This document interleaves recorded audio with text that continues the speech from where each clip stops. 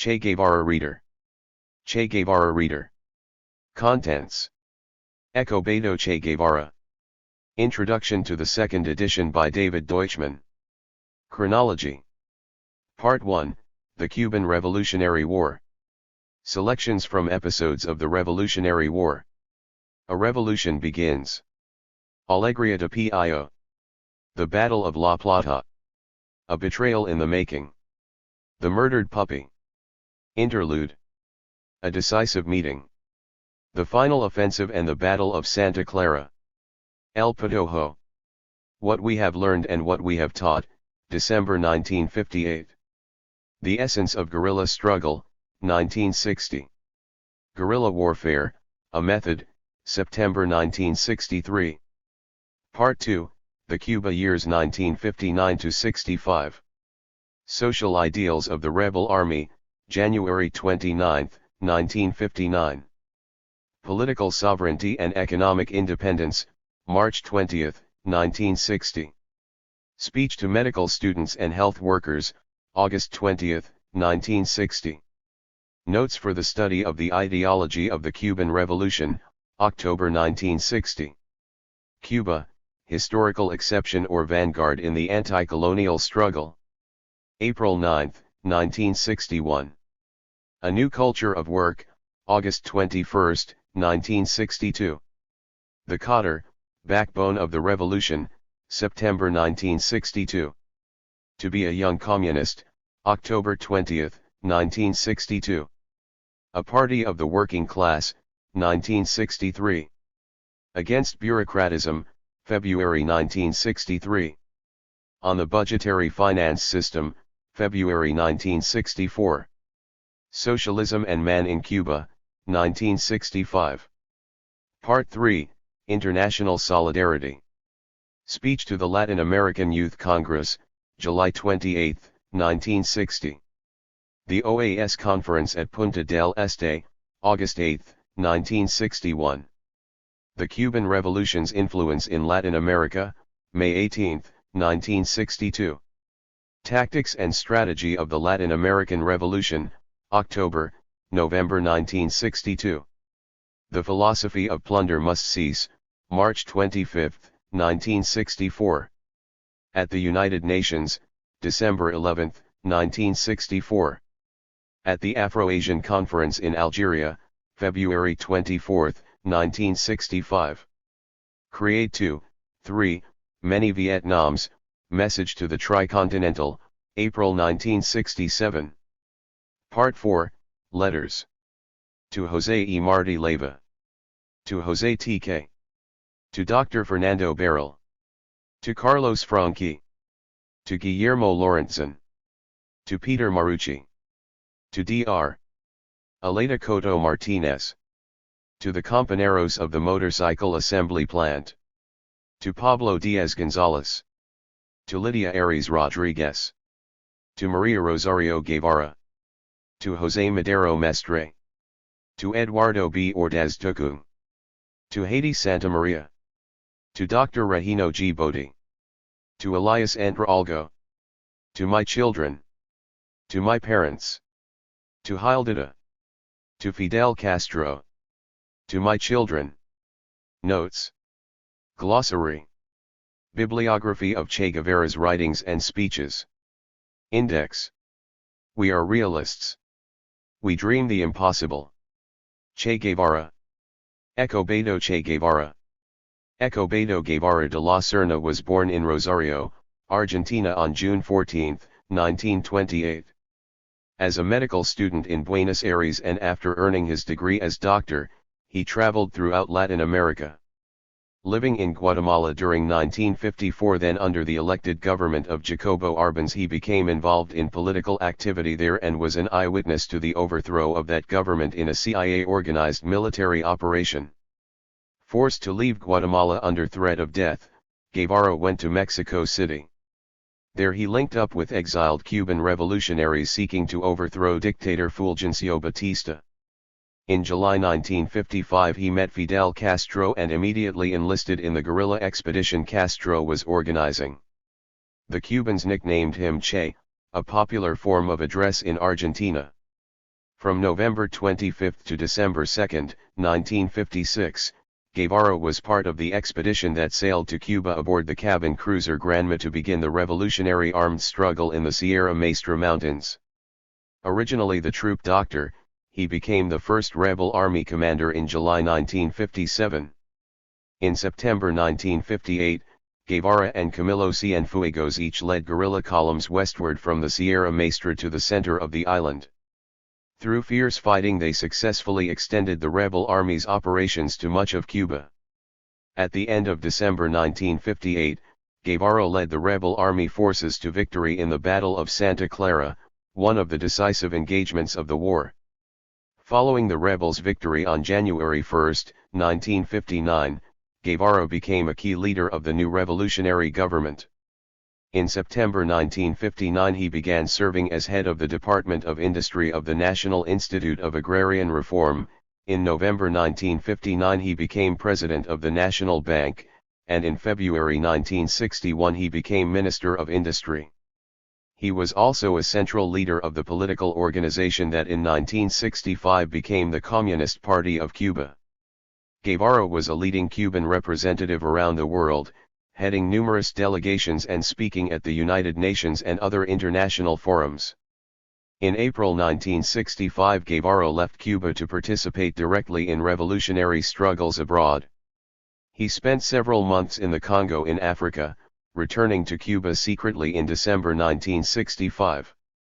In November 1966 he arrived in Bolivia where he led a guerrilla detachment fighting that country's military dictatorship. Wounded and captured by U.S. trained and supervised Bolivian counterinsurgency troops on October 8, 1967, he was murdered the following day. Introduction. This expanded edition of a book first published in 1997 on the 30th anniversary of Che Guevara's death has a simple purpose: to make available to an English reading audience a selection of articles, speeches, and letters by Beto Che Guevara. It is not a biography nor a book of reminiscences by others, it is Che Guevara in his own words. In the almost 4 decades since his death, the world's image of Che Guevara has become increasingly distorted and somewhat one-dimensional.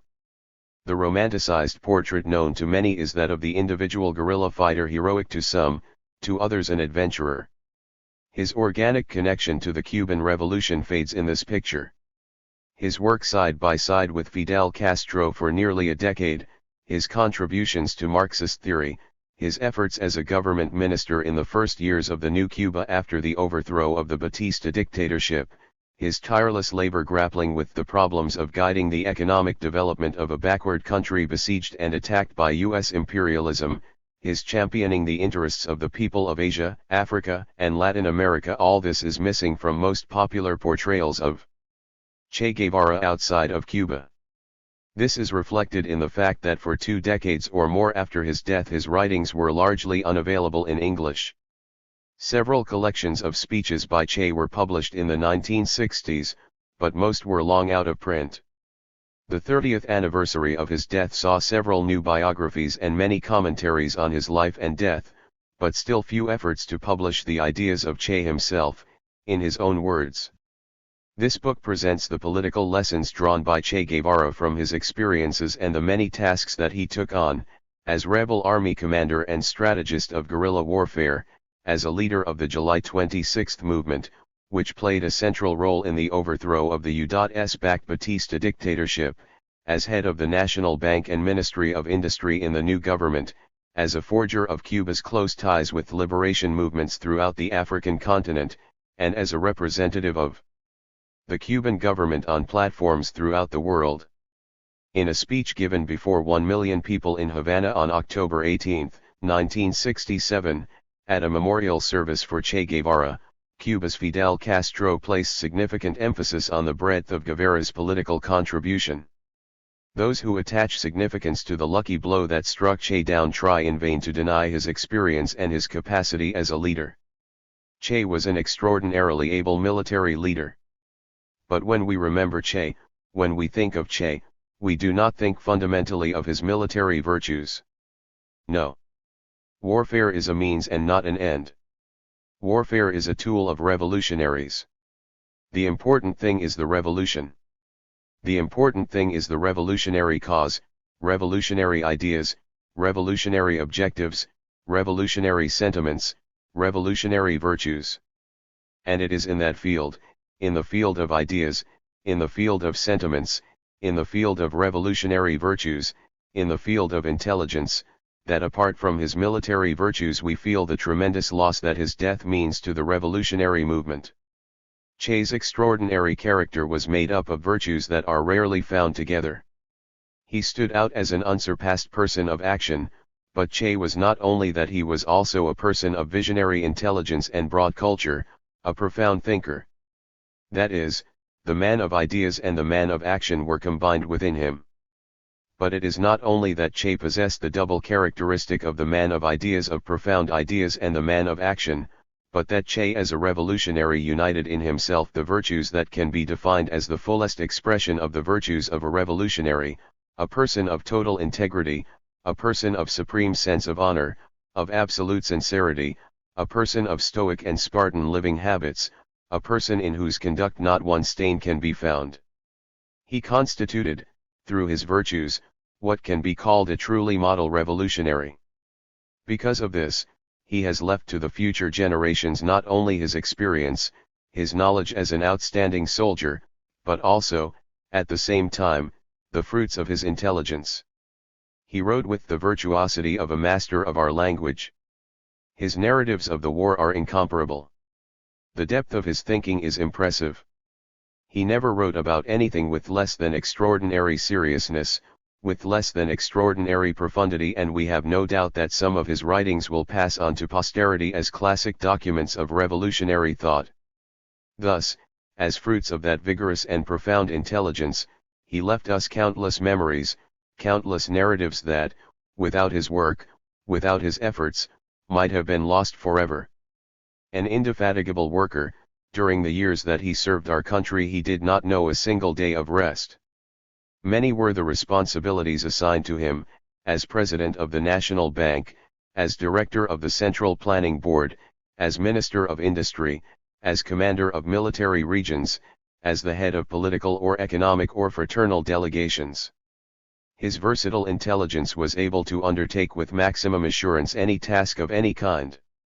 Thus he brilliantly represented our country in numerous international conferences, just as he brilliantly led soldiers in combat, just as he was a model worker in charge of any of the institutions he was assigned to.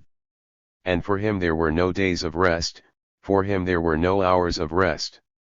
If we looked through the windows of his offices, he had the lights on all hours of the night, studying, or rather, working or studying. For he was a student of all problems, he was a tireless reader.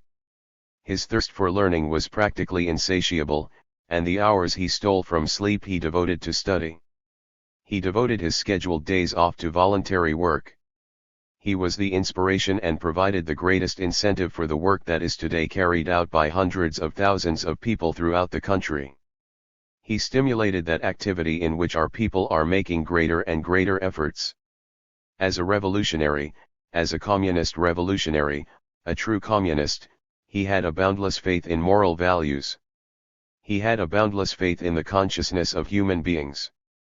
And we should say that he saw, with absolute clarity, the moral impulse as the fundamental lever in the construction of communism in human society. He thought, developed, and wrote many things. And on a day like today it should be stated that Che's writings, Che's political and revolutionary thought, will be of permanent value to the Cuban revolutionary process and to the Latin American revolutionary process. And we do not doubt that his ideas as a man of action, as a man of thought, as a person of untarnished moral virtues, as a person of unexcelled human sensitivity, as a person of spotless conduct have and will continue to have universal value. The imperialists boast of their triumph at having killed this guerrilla fighter in action. The imperialists boast of a triumphant stroke of luck that led to the elimination of such a formidable man of action.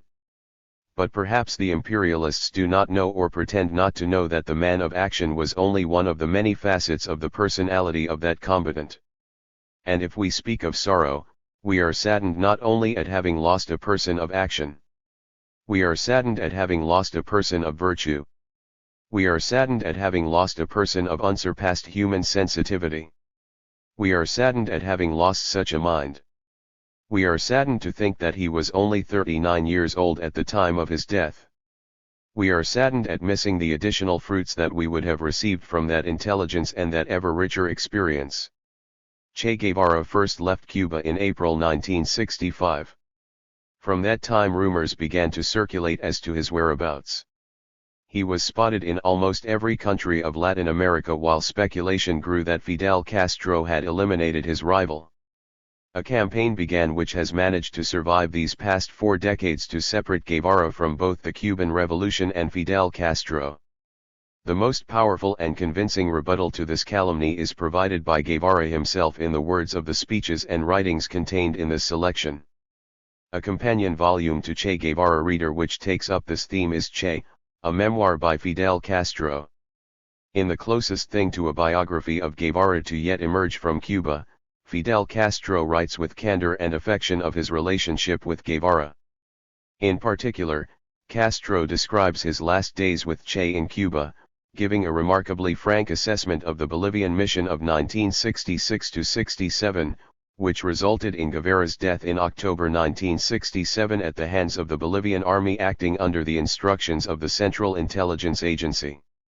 This wide-ranging selection of Guevara's speeches and writings includes 4 parts: the Cuban Guerrilla War, 1956-58, the years in government in Cuba, 1959-65, Guevara's views on the major international issues of the time, including documents written from Africa and Latin America after his departure from Cuba in 1965, and a selection of letters written by Guevara, including his farewell letters to Fidel Castro and his children and family.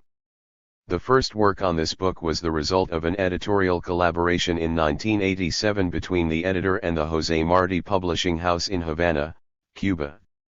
Subsequently, the participation of the Havana-based Centro de Estudios Che Guevara Studies Center has led to a major expansion of the first edition of this anthology. An invaluable aid in the preparation of the first edition of this volume were 2 comprehensive Spanish-language selections of Che Guevara's works, the 9-volume Escobedo Che Guevara, Escritos y Discursos Writings and Speeches, Havana, Ciencias Sociales, 1977, and the 2-volume Escobedo Che Guevara, Obras Escogidas 1956-67 selected works, Havana, Casa de las Americas, 1970. As an aid to the reader, the book contains a chronology of significant events in the life of Escobedo Che Guevara and of the Cuban Revolution during his lifetime, a bibliography of Guevara's published writings and speeches, which provides an overview of his broad political responsibilities, interests, and activities in the years 1958-67. A glossary of the names of many individuals, organizations, and publications referred to in the text. These annotations will help readers to place Guevara's writings in the appropriate political and historical context. The new, expanded edition includes several new chapters that among other goals seeks to highlight Che Guevara's vision toward Latin America. Readers of this volume will want to explore this further in the anthology of Che's writings on Latin America contained in Latin America, Awakening of a Continent, an editorial project of Ocean Press and the Che Guevara Studies Center. In coming years, the principal writings of Che Guevara will be published in a series of books prepared by the Che Guevara Studies Center of Havana and Ocean Press. Although perhaps best known as a guerrilla fighter, this multi-volume series will show Che Guevara as a profound thinker with a radical worldview that still strikes a chord with young rebels in every country today. Eager readers will be introduced to Che the political economist and philosopher, Che the revolutionary humanist. Some of these works have never before been published, such as Che's critical notes on political economy. Other works have only recently been uncovered, while many have been overlooked or available intermittently. A number of the books will be thematic anthologies. It is necessary to acknowledge the support given to the preparation of this volume by the Che Guevara Studies Center. Special gratitude needs to be given to the center's director, Aleta March, and its research coordinator, Maria del Carmen Ariet Garcia. They made suggestions on how the selection could be expanded as well as alerted us to various errors. Although this is a joint editorial project with the Che Guevara Studies Center, full responsibility for annotation is taken by Ocean Press. David Deutschman. 2003. Chronology.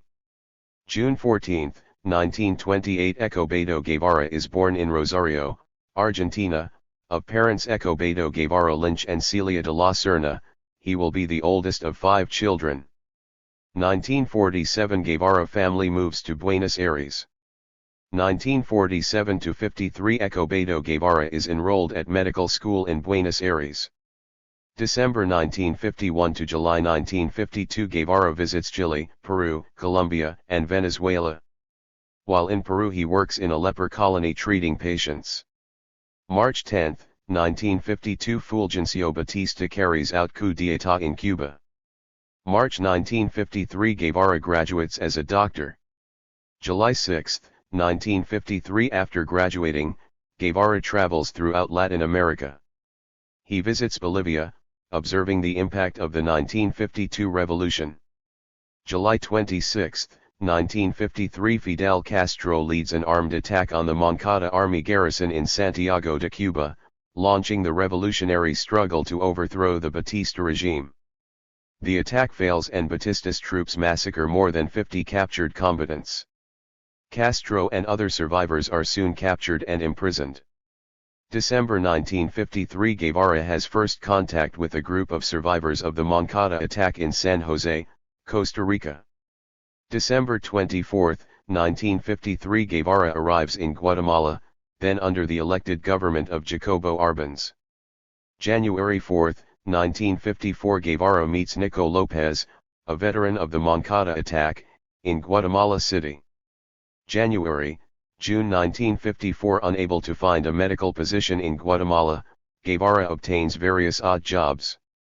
He studies Marxism and becomes involved in political activities, meeting exiled Cuban revolutionaries. June 17, 1954 Mercenary forces backed by the CIA invade Guatemala. Guevara volunteers to fight. June 27, 1954 Arbenz resigns. August 1954 Mercenary troops enter Guatemala City and begin massacring supporters of the Arbenz regime.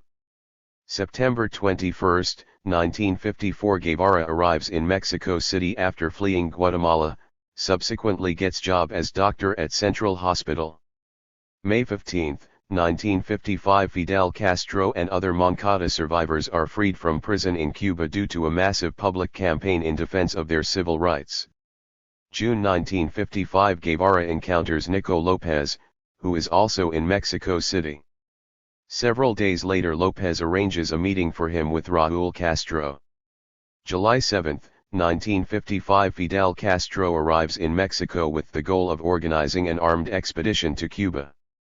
July 1955 Guevara meets Fidel Castro and immediately enrolls as the third confirmed member of the future guerrilla expedition. Guevara subsequently becomes involved in training combatants, with the Cubans giving him the nickname Che, an Argentine term of greeting. June 24, 1956 Guevara is arrested as part of a roundup by Mexican police of 28 expeditionaries, including Fidel Castro. Guevara is detained for 57 days. November 25, 1956 82 combatants, including Guevara as doctor, sail for Cuba aboard the small cabin cruiser Granma, leaving from Tuxpan in Mexico.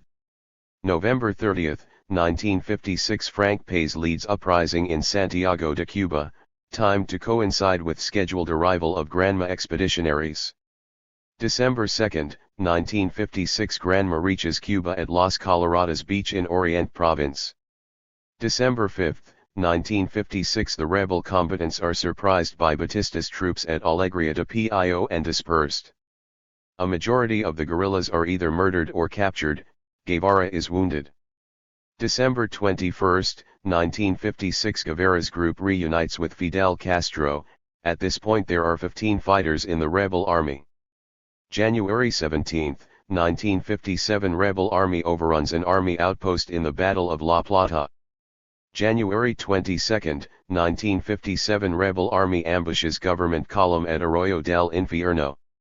March 13, 1957 Fighters from the Revolutionary Directorate attack the presidential palace in Havana, attack fails and a number of students are killed, including José Antonio Echeverría.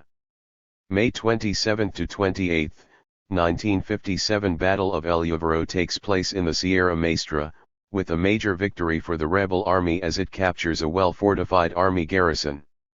July 1957 Rebel army organizes a second column. Guevara is selected to lead it and is promoted to the rank of commander. April 9, 1958 July 26 movement calls for a general strike throughout Cuba, strike fails. May 24, 1958 Batista launches an all-out military offensive against the rebel army in the Sierra Maestra. The offensive eventually fails. July 1958 Battle of El Jig, decisive rebel army victory marks beginning of rebel counteroffensive. August 31, 1958 Guevara leads an invasion column from the Sierra Maestra toward Las Villas province in central Cuba, and days later signs the Pedrero Pact with the March 13 Revolutionary Directorate, which had a strong guerrilla base there. Several days earlier Camilo Cienfuegos had been ordered to lead another column toward Pina del Rio province on the western end of Cuba. October 16, 1958 The rebel army column led by Guevara arrives in the Escambray Mountains. December 1958 Rebel columns of Guevara and the March 13 Revolutionary Directorate, and Cienfuegos with a small guerrilla troop of the Popular Socialist Party, capture a number of towns in Las Villas province and effectively cut the island in half. December 28, 1958 Guevara's column begins the Battle of Santa Clara, the capital of Las Villas. January 1, 1959 Batista flees Cuba. A military junta takes over. Fidel Castro opposes the new junta and calls for the revolutionary struggle to continue. Santa Clara falls to the rebel army. Guevara and Cienfuegos are ordered immediately to Havana.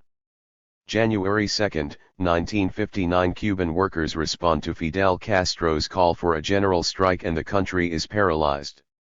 The rebel army columns of Guevara and Cienfuegos arrive in Havana. Guevara's column occupies La Cabana fortress, a former bastion of Batista's army. January 5, 1959 Manuel Urrutia, the designated choice of the July 26 movement, assumes presidency. January 8, 1959 Fidel Castro arrives in Havana, greeted by hundreds of thousands of people. February 9, 1959 Guevara is declared a Cuban citizen in recognition of his contribution to Cuba's liberation. February 16, 1959 Fidel Castro becomes Prime Minister. February 27, 1959 Revolutionary government approves law reducing electricity rates. March 6, 1959 Revolutionary government approves law reducing rents by 30 to 50%. March 1959 Revolutionary government outlaws racial discrimination. May 17, 1959 Proclamation of the first agrarian reform law, fixing legal holdings at a maximum of 1,000 acres and distributing land to peasants. June 12 to September 8, 1959 Guevara travels through Europe, Africa, and Asia, signs a number of commercial, technical, and cultural agreements. A central objective of this trip is to visit the countries leading the Bandung Pact. July 16 to 17, 1959 Castro resigns as prime minister because of government crisis stemming from Urrutia's opposition to revolution's measures. In response, a massive popular outpouring forces Urrutia to resign from presidency and he is replaced by Osvaldo Dorticos. July 26, 1959 Castro returns to post as prime minister. October 7, 1959 Guevara is designated head of the Department of Industry of the National Institute of Agrarian Reform, INRA. October 21, 1959 Following an attempt to initiate a counter-revolutionary uprising, Huber Matos, military commander of Camagüey province, is arrested by Army Chief of Staff Camilo Cienfuegos. October 26, 1959 announcement of creation of National Revolutionary Militias, to incorporate thousands of workers and peasants into the fight against counter-revolution. October 28, 1959 Camilo Cienfuegos' plane goes down over sea. Cienfuegos is lost at sea. November 26, 1959 Guevara is appointed President of the National Bank of Cuba. March 4, 1960 La Cabra, a French ship carrying Belgian arms, explodes in Havana harbor as a result of sabotage, killing 81 people. At a mass rally the following day, Fidel Castro proclaims the slogan of the Cuban Revolution, Patria or Muerte. March 17, 1960 President Eisenhower orders the CIA to begin preparation of Cuban exile army to invade Cuba. May 8, 1960 Cuba and the Soviet Union establish diplomatic relations. June 29 to July 1, 1960 Revolutionary government nationalizes Texaco, Esso, and Shell refineries following their refusal to refine petroleum purchased by Cuba from the Soviet Union. July 6, 1960 Eisenhower orders reduction by 700,000 tons of sugar that the United States has agreed to purchase from Cuba. July 9, 1960 Soviet Union announces that it will purchase all Cuban sugar that the United States refuses to buy. August 6, 1960 In response to U.S. economic aggression, the Cuban government decrees the nationalization of major U.S. companies in Cuba. October 13, 1960 Revolutionary government nationalizes Cuban and foreign-owned banks as well as 382 large Cuban-owned industries. October 14, 1960 Urban Reform Law approved, nationalizing housing, Cubans are guaranteed the right to their dwellings. October 19, 1960 U.S. government decrees a partial embargo of trade with Cuba. October 21, 1960 Fusion of revolutionary youth movements into Association of Young Rebels. Guevara leaves on extended visit to Soviet Union, German Democratic Republic, Czechoslovakia, China, and North Korea.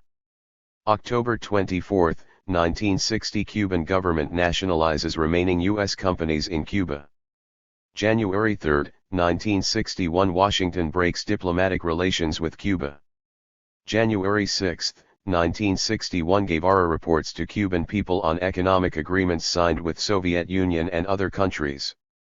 January 17, 1961 U.S. government imposes ban on travel by U.S. citizens to Cuba. February 23, 1961 Ministry of Industry established, headed by Guevara. March 31, 1961 President Kennedy abolishes Cuba's sugar quota.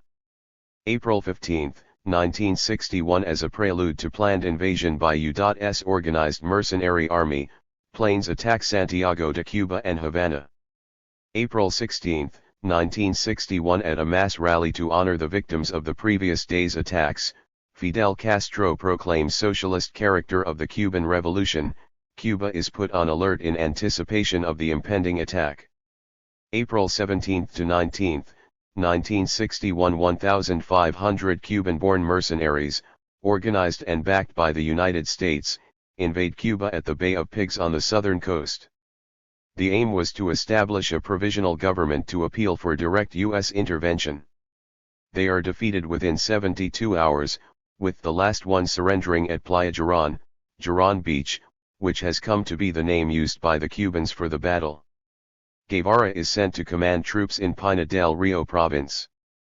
August 8, 1961 Guevara delivers speech to Organization of American States, OAS, Economic and Social Conference in Punta del Este, Uruguay, as head of Cuba's delegation. December 22, 1961 Cuba completes year-long nationwide literacy campaign. January 31, 1962 OAS votes to expel Cuba. February 3, 1962 President Kennedy orders total embargo on U.S. trade with Cuba. March 8, 1962 National Directorate of the Integrated Revolutionary Organizations, ORI, is established, based on fusion of the July 26 movement, Popular Socialist Party and Revolutionary Directorate. Guevara is a member of the National Directorate. August 27 to September 7, 1962 Guevara makes second visit to the Soviet Union. October 22, 1962 President Kennedy initiates the Cuban Missile Crisis, denouncing Cuba's acquisition of missiles capable of carrying nuclear warheads for defense against U.S. attack. Washington imposes a naval blockade on Cuba. Cuba responds by mobilizing its population for defense. Guevara is assigned to lead forces in Pinar del Rio province in preparation for an imminent U.S. invasion. October 28, 1962 Soviet Premier Khrushchev agrees to remove Soviet missiles in exchange for U.S. pledge not to invade Cuba. 1963 United Party of Socialist Revolution, PURS, is formed. Guevara is a member of its national directorate. July 3 to 17, 1963 Guevara visits Algeria, then recently independent under the government of Ahmed Ben Bella. March 1964 Guevara meets with Tamara Bunk, Tanya, and discusses her mission to move to Bolivia in anticipation of a future guerrilla expedition. March 25, 1964 Guevara addresses UN Conference on Trade and Development in Geneva, Switzerland. November 4 to 9, 1964 Guevara visits the Soviet Union. December 9, 1964 Guevara leaves Cuba on a 3-month state visit. December 11, 1964 Guevara addresses the United Nations General Assembly. December 17, 1964 Guevara leaves New York for Africa, where until March 1965 he visits Algeria, Mali, Congo, Brazzaville, Guinea, Ghana, Tanzania, and Egypt. February 24, 1965 Guevara addresses the Second Economic Seminar of the Organization of Afro-Asian Solidarity in Algiers. March 14, 1965 Guevara returns to Cuba and shortly afterwards drops from public view. April 1, 1965 Guevara delivers a farewell letter to Fidel Castro. He subsequently leaves Cuba on an internationalist mission in the Congo, subsequently Zaire, and now the Democratic Republic of the Congo, entering through Tanzania. Guevara operates under the name Tattoo. April 18, 1965 In answer to questions about Guevara's whereabouts, Castro tells foreign reporters that Guevara will always be where he is most useful to the revolution. June 16, 1965 Castro announces Guevara's whereabouts will be revealed when Commander Guevara wants it known. October 1, 1965 Communist Party of Cuba officially formed. October 3, 1965 Castro publicly reads Guevara's letter of farewell at a meeting to announce the Central Committee of the newly formed Communist Party of Cuba. December 1965 Guevara returns to Cuba in secret, and prepares for an expedition to Bolivia. January 3 to 14, 1966 Tricontinental Conference of Solidarity of the Peoples of Asia, Africa, and Latin America is held in Havana. March 1966 Arrival in Bolivia of the first Cuban combatants to begin advance preparations for a guerrilla detachment. July 1966 Guevara meets with Cuban volunteers selected for the mission to Bolivia at a training camp in Cuba's Pinar del Rio province. November 3, 1966 Guevara arrives in Bolivia in disguise and using an assumed name. November 7, 1966 Guevara arrives at site where Bolivian guerrilla movement will be based, first entry in Bolivian diary. December 1966 more guerrilla combatants arrive and base camps are established. December 31, 1966 Guevara meets with Bolivian Communist Party Secretary Mario Monge. There is disagreement over perspectives for the planned guerrilla expedition. February 1 to March 20, 1967 guerrilla detachment leaves the base camp to explore the region. April 1967 U.S. Special Forces arrive in Bolivia to train counterinsurgency troops of the Bolivian Army. March 23, 1967 First guerrilla military action takes place with combatants successfully ambushing a Bolivian army column. April 10, 1967 guerrilla column conducts a successful ambush of Bolivian troops.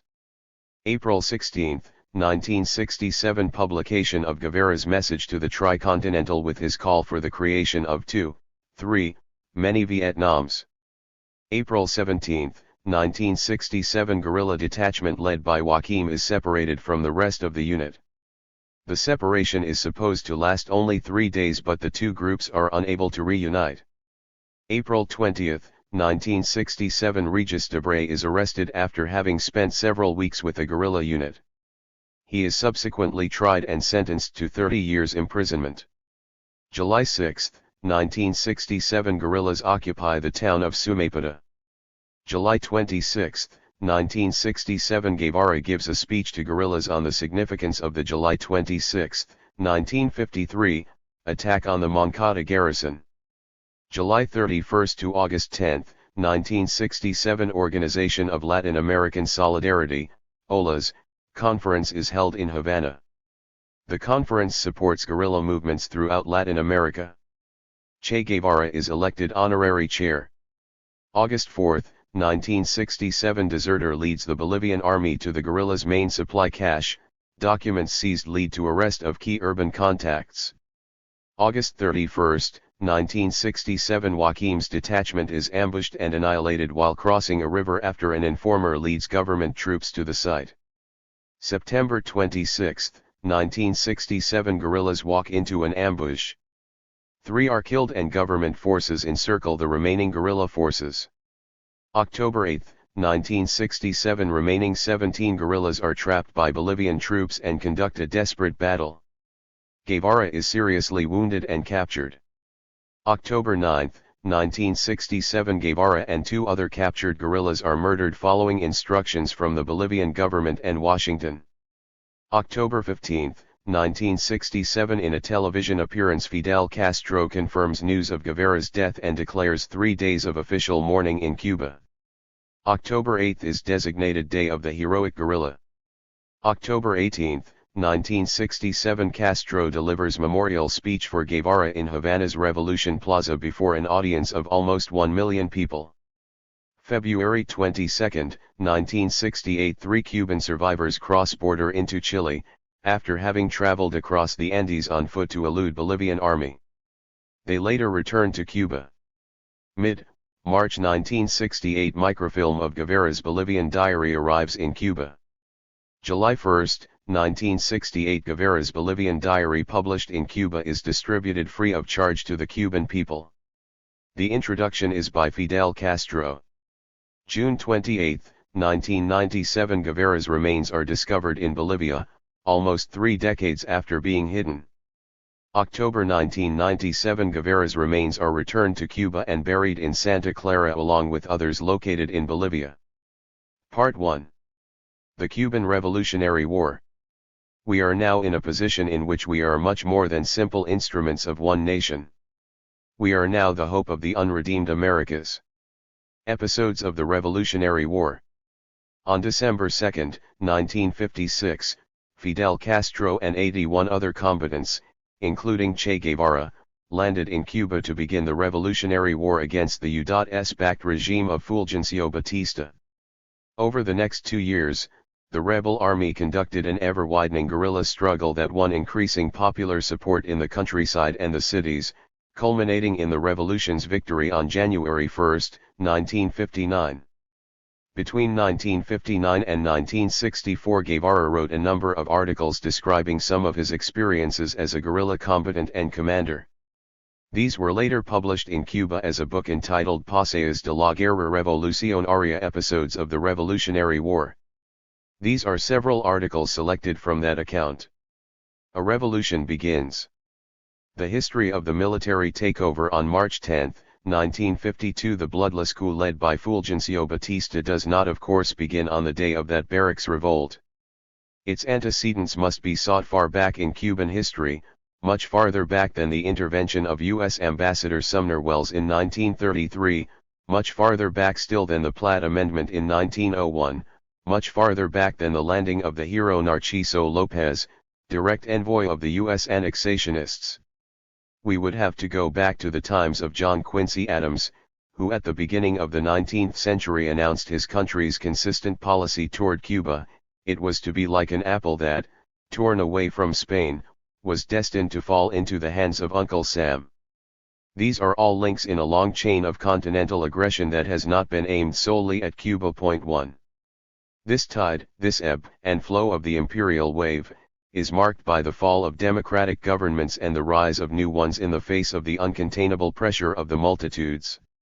History exhibits similar characteristics in all of Latin America. Dictatorial governments represent a small minority and come to power through a coup d'état.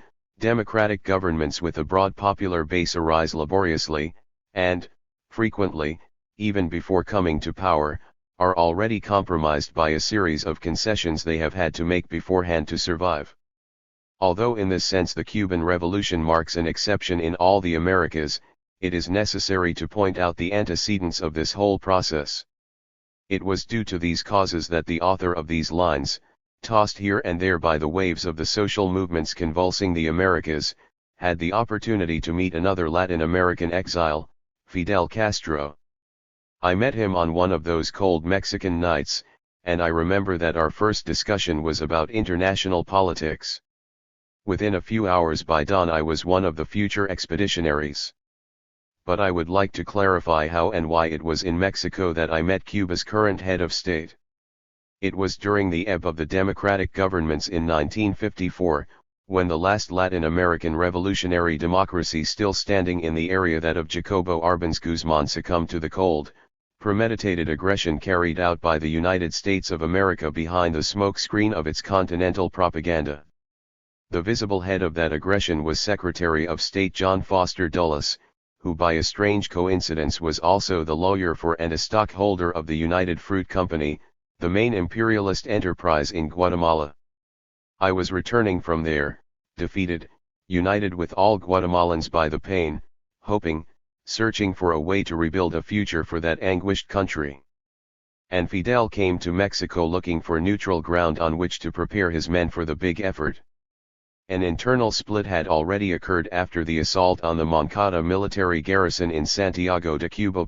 2 All the weak-spirited had split away, all those who for one reason or another joined the political parties or revolutionary groups that demanded less sacrifice. The new recruits were already joining the freshly formed ranks of what was called the July 26 movement, named after the date of the 1953 attack on the Moncada garrison. An extremely difficult task was beginning for those in charge of training these people under necessarily clandestine conditions in Mexico.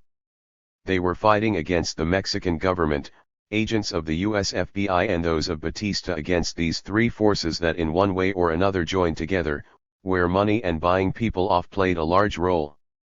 In addition, we had to struggle against Trujillo's spies and against the poor selection made of the human material, especially in Miami. And after overcoming all these difficulties we had to accomplish an extremely important thing: depart, and then, arrive, and all the rest, which, at the time, seemed easy to us. Today we can weigh all the costs in effort, sacrifice and lives. Fidel Castro, helped by a small team of intimate collaborators, gave himself over entirely, with all his energies and his extraordinary spirit of work, to the task of organizing the armed fighters that would leave for Cuba. He almost never gave classes on military tactics, since for him time was in short supply. The rest of us were able to learn quite a bit from General Alberto Bayo. Listening to the first classes, my almost instantaneous impression was that victory was possible. I had thought it quite doubtful when I first enrolled with the rebel commander, to whom I was linked from the beginning by a liking for romantic adventure and the thought that it would be well worth dying on a foreign beach for such a pure ideal. Several months passed in this way. Our marksmanship began to improve, and the best shots emerged. We found a ranch in Mexico where, under the direction of General Bayo and with myself as head of personnel, the final preparations were made, aiming to leave in March 1956. Around that time, however, two Mexican police units, both on Batista's payroll, were hunting for Fidel Castro, and one of them had the good fortune, in financial terms, of capturing him. But they made the absurd error, also in financial terms, of not killing him after taking him prisoner. Within a few days many of his followers were captured. Our ranch on the outskirts of Mexico City also fell into the hands of the police and we all went to jail. All of this postponed the beginning of the last part of the first stage. Some of us were imprisoned for 57 days, which we counted off one by one, with the perennial threat of extradition hanging over our heads, as Commander Calixto Garcia and I can attest. But at no time did we lose our personal confidence in Fidel Castro. Fidel did some things that we might almost say compromised his revolutionary attitude for the sake of friendship. I remember that I explained to him my specific case, a foreigner, illegally in Mexico, with a whole series of charges against me. I told him that by no means should the revolution be held up on my account, and that he could leave me behind, that I understood the situation and would try to go fight wherever I was ordered, and that the only effort on my behalf should be to have me sent to a nearby country and not to Argentina. I also remember Fidel's sharp reply, "I will not abandon you." And that's what happened, because precious time and money had to be diverted to get us out of the Mexican jail.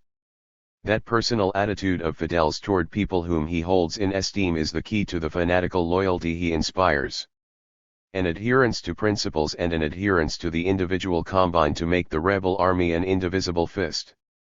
The days passed as we worked in clandestinity, hiding ourselves where we could, shunning any public presence to the extent possible, hardly going out into the street.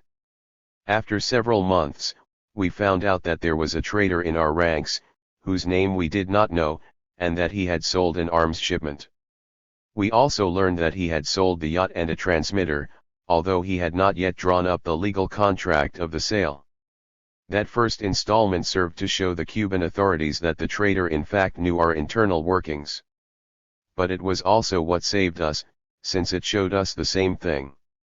From that moment on, we had to undertake feverish preparations. The Granma was put into shape at an extraordinary speed. We piled up as many provisions as we could get, very little, in fact, along with uniforms, rifles, equipment, and 2 anti-tank guns with hardly any ammunition. At any rate, on November 25, 1956, at 2 o'clock in the morning, we began to make a reality of Fidel's words, scoffed at by the official press, "In 1956 we will be free or we will be martyrs." With our lights out we left the port of Tuxpan in the midst of an infernal heap of men and equipment of every type.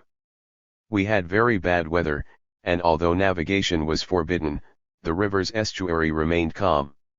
We crossed the entrance into the Gulf of Mexico and shortly thereafter turned on the lights. We began a frantic search for the antihistamines for seasickness and could not find them. We sang the Cuban national anthem and the July 26th hymn for perhaps 5 minutes total, and then the whole boat took on a ridiculously tragic appearance, men with anguished faces holding their stomachs, some with their heads in buckets, and others lying immobile on the deck, in the strangest positions, with their clothing soiled by vomit. With the exception of 2 or 3 sailors, and 4 or 5 others, the rest of the 82 crew members were seasick. But after the 4th or 5th day the general panorama improved a bit. We discovered that what we thought was a leak in the boat was actually an open plumbing faucet. We had already thrown overboard everything unnecessary in order to lighten the ballast. The route we had chosen involved making a wide turn south of Cuba, bordering Jamaica and the Grand Cayman Islands, with the landing to be someplace close to the village of Niquero in Orient Province. The plan was being carried out quite slowly. On November 30th we heard over the radio the news of the uprising in Santiago de Cuba that our great Frank Pace had started, aiming to coincide with the expedition's arrival. The following day, December 1st, at night, we set the bow on a straight line toward Cuba, desperately seeking the Cape Cruz lighthouse, as we ran out of water, food, and fuel. At 2 o'clock in the morning, on a dark and stormy night, the situation was disturbing. The lookouts walked back and forth, searching for the ray of light that would not appear on the horizon. Roque, an ex-lieutenant in the Navy, once again got up on the small upper bridge, to look for the light from the Cape. Losing his footing, he fell into the water. Shortly after continuing on our way, we saw the light. but the labored advance of our boat made the final hours of the trip interminable. It was already daylight when we reached Cuba at a place known as Bilic on the beach at Las Coloradas. A Coast Guard boat spotted us and telegraphed the discovery to Batista's army. No sooner had we disembarked and entered the swamp, in great haste and carrying only what was absolutely necessary, than we were attacked by enemy planes. Naturally, walking through the mangrove-covered swamps, we were not seen or harassed by the planes, but the dictatorship's army was already on our trail. It took us several hours to get out of the swamp, where we had ended up due to the inexperience and irresponsibility of a campanero who said he knew the way. We wound up on solid ground, lost, walking in circles.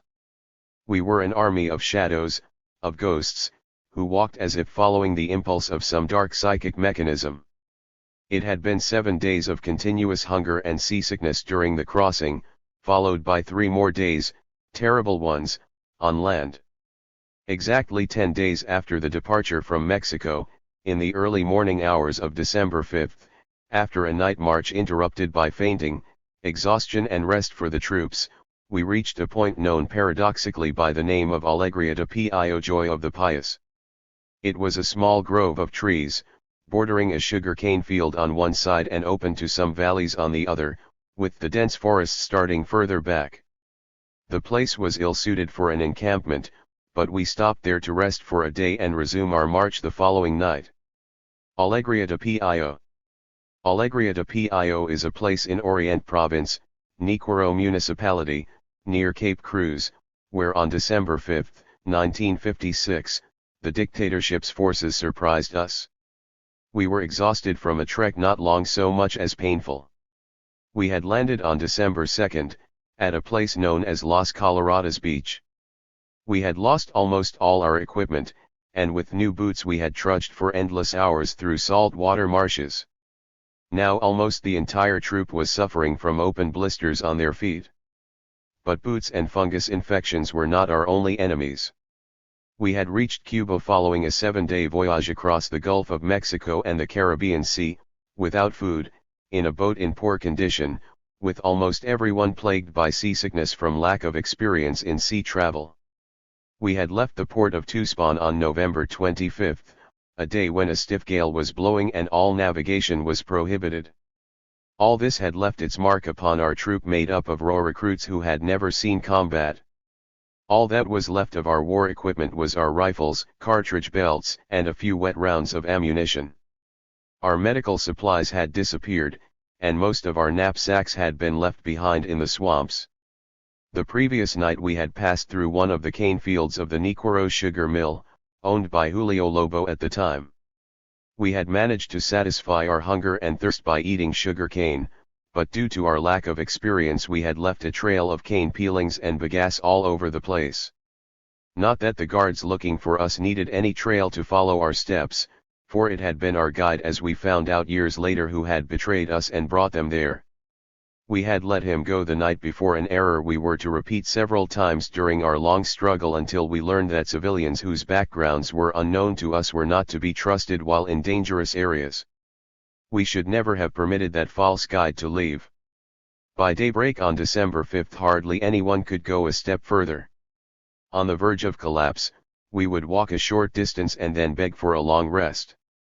Because of this, orders were given to halt at the edge of a cane field, in a thicket close to the dense woods. Most of us slept through the morning hours. At noon we began to notice unusual signs of activity. Piper planes as well as other types of small army planes together with small private aircraft began to circle around us. Some of our group went on peacefully cutting and eating sugar cane without realizing that they were perfectly visible to those flying the enemy planes, which were now circling at slow speed and low altitude. I was the troop physician, and it was my duty to treat the blistered feet. I recall my last patient that morning. His name was Humberto Lamotte and it was to be his last day on earth. I still remember how tired and worn out he looked as he walked from my improvised first aid station to his post, still carrying in one hand the shoes he could not wear. Campanero Jesus Montaigne and I were leaning against a tree talking about our respective children, eating our meager rations, half a sausage and 2 crackers, when we heard a shot. Within seconds, a hail of bullets, at least that's the way it seemed to us, this being our baptism of fire, descended upon our 82-man troop. My rifle was not one of the best. I had deliberately asked for it because I was in very poor physical condition due to an attack of asthma that had bothered me throughout our ocean voyage, and I did not want to be held responsible for wasting a good weapon. I can hardly remember what followed the initial burst of gunfire. One Almeida, then a captain, approached us requesting orders, but there was nobody there to issue them. Later I was told that Fidel had tried vainly to get everybody together into the adjoining cane field, which could be reached by simply crossing a path. The surprise had been too great and the gunfire had been too heavy. Almeida ran back to take charge of his group. A companero dropped a box of ammunition at my feet. I pointed to it, and he answered me with an anguished expression, which I remember perfectly, that seemed to say it's too late for ammunition boxes, and immediately went toward the cane field. He was murdered by Batista's henchmen some time later. Perhaps this was the first time I was faced with the dilemma of choosing between my devotion to medicine and my duty as a revolutionary soldier. There, at my feet, were a knapsack full of medicine and a box of ammunition. I couldn't possibly carry both of them, they were too heavy. I picked up the box of ammunition, leaving the medicine, and started to cross the clearing, heading for the cane field. I remember Faustino Perez, kneeling and firing his submachine gun. Near me, a companero named Emilio Albentosa was walking toward the cane field. A burst of gunfire hit us both. I felt a sharp blow on my chest and a wound in my neck, and I thought for certain I was dead. Albentosa, vomiting blood and bleeding profusely from a deep wound made by a .45 caliber bullet, shouted, "They've killed me," and began to fire his rifle at no one in particular. Flat on the ground, I turned to Faustino, saying, "I've been hit." Only I used a stronger word, and Faustino, still firing away, looked at me and told me it was nothing, but I could see by the look in his eyes that he considered me as good as dead. Still on the ground, I fired a shot in the direction of the woods, following an impulse similar to that of the other wounded man. Immediately, I began to think about the best way to die, since all seemed lost. I recalled an old Jack London story where the hero, aware that he is bound to freeze to death in the wastes of Alaska, leans calmly against a tree and prepares to die in a dignified manner. That was the only thing that came to my mind at that moment. Someone on his knees said that we had better surrender, and I heard a voice later. I found out it was that of Camilo Cienfuegos shouting, "Nobody surrenders here," followed by a 4-letter word. Jose Ponce approached me, agitated and breathing hard, and showed me a bullet wound, apparently through his lungs. He said, "I'm wounded," and I replied indifferently, "Me, too." Then Ponce and other companeros who were still unhurt, crawled toward the cane field. For a moment I was left alone, just lying there waiting to die. Almeida approached, urging me to go on, and despite the intense pain I dragged myself into the cane field. There I met Companero Raúl Suarez, whose thumb had been blown away by a bullet, being attended by Faustino Perez, who was bandaging his hand. Then everything became a blur of airplanes flying low and strafing the field, adding to the confusion, amid dantesque as well as grotesque scenes such as a companero of considerable corpulence who was desperately trying to hide behind a single stalk of sugar cane, while in the midst of the din of gunfire another man kept on yelling silence, for no apparent reason. A group was organized, headed by Almeida, including Lt. Ramiro Valdez, now a commander, and companeros Rafael Chao and Reynaldo Benitez.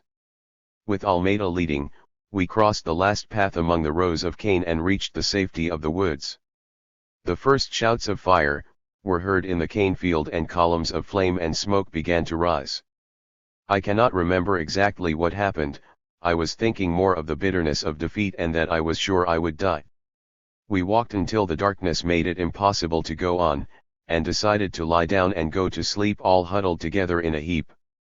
We were starving and thirsty, and the mosquitoes added to our misery. This was our baptism of fire on December 5, 1956, in the outskirts of Nicoro.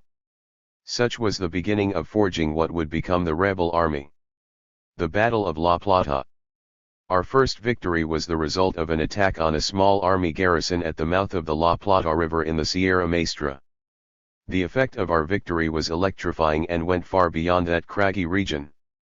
It was like a clarion call, proving that the rebel army really existed and was ready to fight. For us, it was the reaffirmation of our chances for the final victory. On January 14, 1957, a little more than a month after the surprise attack at Alegria de Pio, we came to a halt by the Magdalena River, which is separated from La Plata by a piece of land originating at the Sierra Maestra and ending at the sea. Fidel gave orders for target practice as an initial attempt at some sort of training for our troop. Some of the men were using weapons for the first time in their lives.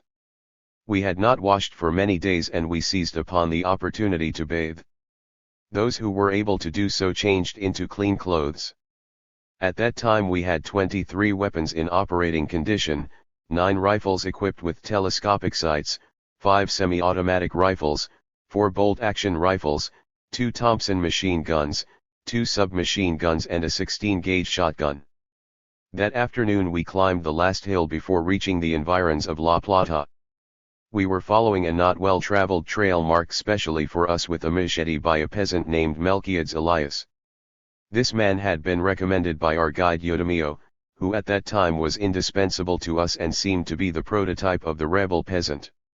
He was later apprehended by Casillas, however, who, instead of killing him, bribed him with an offer of $10,000 and a rank in the army if he managed to kill Fidel.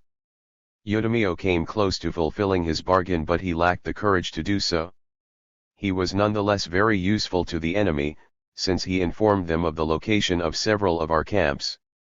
At the time, Eudemio was serving us loyally. He was one of the many peasants fighting for their land in the struggle against the landowners, and anyone fighting them was also fighting against the rural guards, who did the landowners' bidding. That day we captured 2 peasants who turned out to be our guide's relatives. One of them was released but we kept the other one as a precautionary measure. The next day, January 15, we sighted the La Plata Army Barracks, under construction, with its zinc roof. A group of half-naked men were moving about but we could nevertheless make out the enemy uniform. Just before sundown, about 6 p.m., a boat came in, some guards landed and others got aboard. We did not quite make out the maneuver, so we postponed the attack to the following day. At dawn on the 16th we began watching the barracks.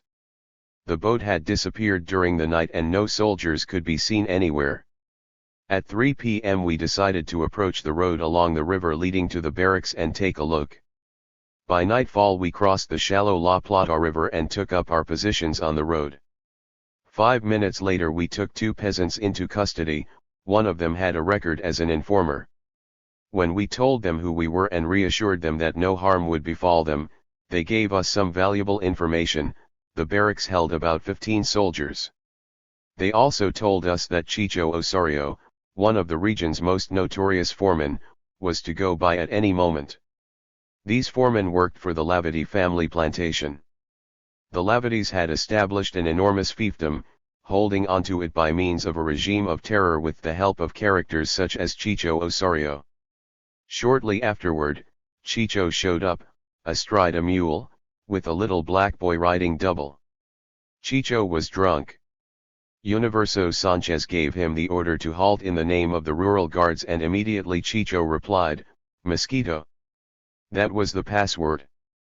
We must have looked like a bunch of pirates, but Chicho Osorio was so drunk we were able to fool him.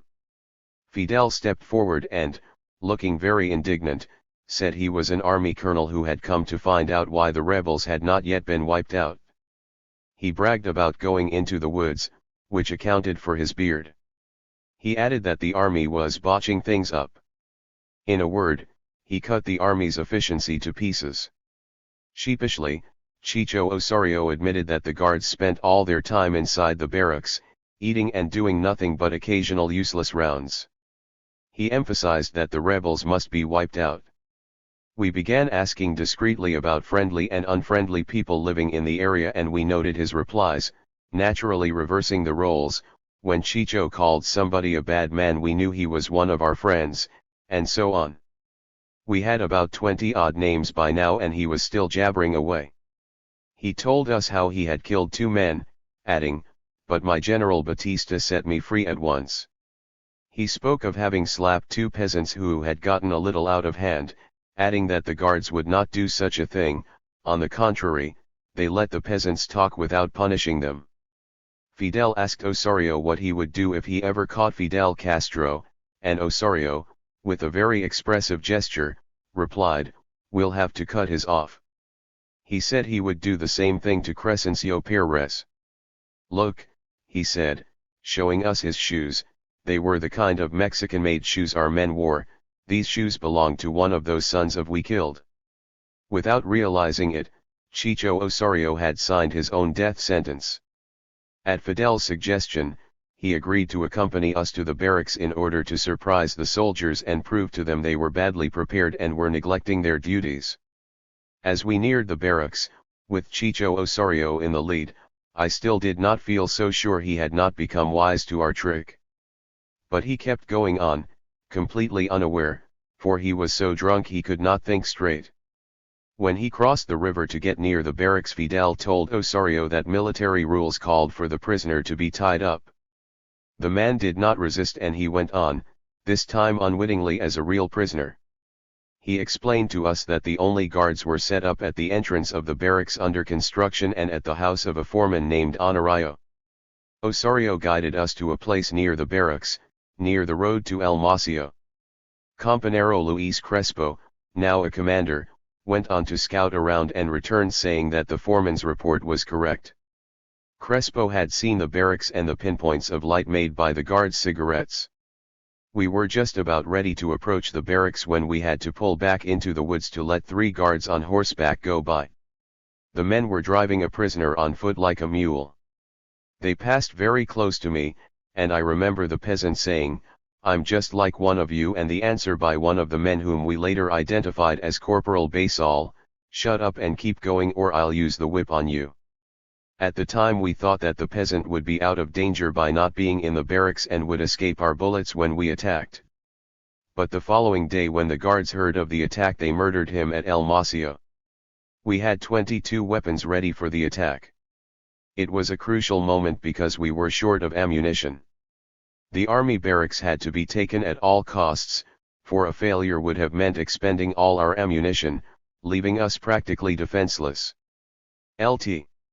Julio Diaz, who later died heroically at the Battle of El Llovero, Camilo Cienfuegos, Reynaldo Benitez, and Calixto Morales, armed with semi-automatic rifles, were to surround the palm-thatched house on the right side. Fidel, Universo Sanchez, Luis Crespo, Calixto Garcia, Manuel Fajardo, today a commander with the same last name as our physician, Pity Fajardo, killed in the Escambre, and myself, would attack the center. Raúl Castro and his squad, and Almeida with his, would attack the barracks from the left. We approached to within 40 meters of the barracks. By the light of a full moon, Fidel opened the hostilities with 2 bursts of machine gun fire, and all available rifles joined in. Immediately, we demanded the enemy's surrender, but we got no results. Murderer informer Chicho Osorio was executed as soon as the shooting broke out. The attack had begun at 2:40 a.m., and the guards put up a much stiffer resistance than we had expected. A sergeant, armed with an M1, opened up with a burst every time we asked them to surrender. We were given orders to use our old Brazilian-type hand grenades. Luis Crespo and I threw ours, but they did not go off. Raúl Castro threw a stick of dynamite with the same negative result. It became necessary to get close to the houses and set them on fire, even at the risk of our own lives. Universo Sanchez made a futile attempt, and Camilo Cienfuegos also failed. Finally, Luis Crespo and I got close to one of the buildings and set it on fire. The light from the blaze allowed us to see that it was simply a place for storing coconuts, but the soldiers had been intimidated and gave up the fight. One of them, trying to escape, ran smack into Luis Crespo's rifle. Luis shot him in the chest, took the man's rifle, and continued firing toward the house. Camilo Cienfuegos, sheltered behind a tree, fired on the fleeing sergeant and ran out of ammunition. The soldiers, almost defenseless, were being cut to pieces by our bullets. Camilo Cienfuegos was first into the house, where shouts of surrender were being heard. Quickly, we took stock of our booty: 8 Springfields, 1 Thompson machine gun and about 1,000 rounds. We had fired approximately 500 rounds. In addition, we now had cartridge belts, fuel, knives, clothing, and some food. Casualties: they lost 2 dead, 5 wounded. Some, along with the wretched Honorario, had fled. We took 3 prisoners. On our side, not a scratch. We withdrew after setting fire to the soldiers' quarters, and after taking care of the wounded, 3 of them were seriously wounded, and we were told after the final victory that they had died, leaving them in the care of the prisoners. One of the soldiers later joined the forces under Commander Raúl Castro, was promoted to lieutenant, and died in an airplane accident following the war. Our attitude toward the wounded was in open contrast to that of Batista's army. Not only did they kill our wounded men, they abandoned their own. This difference made a great impact on the enemy over time, and it was a factor in our victory. Fidel gave orders that the prisoners be given all the medicines to take care of the wounded. I was pained at this decision because, as a physician, I felt the need to save all available medicine and drugs for our own men. We freed all the civilians, and at 4:30 on the morning of January 17 we started for Palma Mocha, arriving there at dawn and seeking out the most inaccessible zones of the Sierra Maestra. A most pitiful scene awaited us. The day before, an army corporal and one of the foremen had warned all the families living in the area that the Air Force was going to bomb the entire zone, and the exodus toward the coast had begun. No one knew of our presence in the area, so it was evidently a maneuver on the part of the foremen and the rural guards to take the land and belongings away from the peasants. But their lie had coincided with our attack and now became a reality. Terror was rampant among the peasants, and it was impossible for us to stop their flight. This was the first victorious battle of the rebel army. This battle and the one following it were the only times that we had more weapons than men. Peasants were not yet ready to join in the struggle, and communication with the city bases was practically non-existent. A betrayal in the making. It was a pleasure to look at our troop again. 3 Close to 200 men, well disciplined, with increased morale, and with some new weapons. The qualitative change I mentioned before was now quite evident in the Sierra. There was a true liberated territory, and safety measures were not as necessary. There was a little freedom to carry on relaxed conversations at night while resting in our hammocks. We were allowed to visit the villages of the people in the Sierra, developing closer ties with them. It was also a real joy to see the welcome given us by our old compañeros. Felipe Pazos and Raúl Chivas were the stars of those days, although they had 2 totally different personalities. Raúl Chivas lived solely off the reputation of his brother Eduardo, who had been a real symbol of an era in Cuba, but he had none of his brother's virtues. He was neither expressive nor wise nor even intelligent. Only his absolute mediocrity allowed him to be a unique and symbolic figure in the Orthodox Party. He spoke very little, and he wanted to get out of the Sierra at once. Felipe Pazos had a personality of his own. He had the standing of a great economist and the reputation of being an honest person, won by not stealing from the public treasury while president of the National Bank under Carlos Prioso Carraz's regime, a regime marked by gross larceny and embezzlement. How magnificent, one might think, to remain unpolluted throughout those years. A great merit, perhaps, for a functionary who pursued his administrative career, indifferent to the country's grave problems.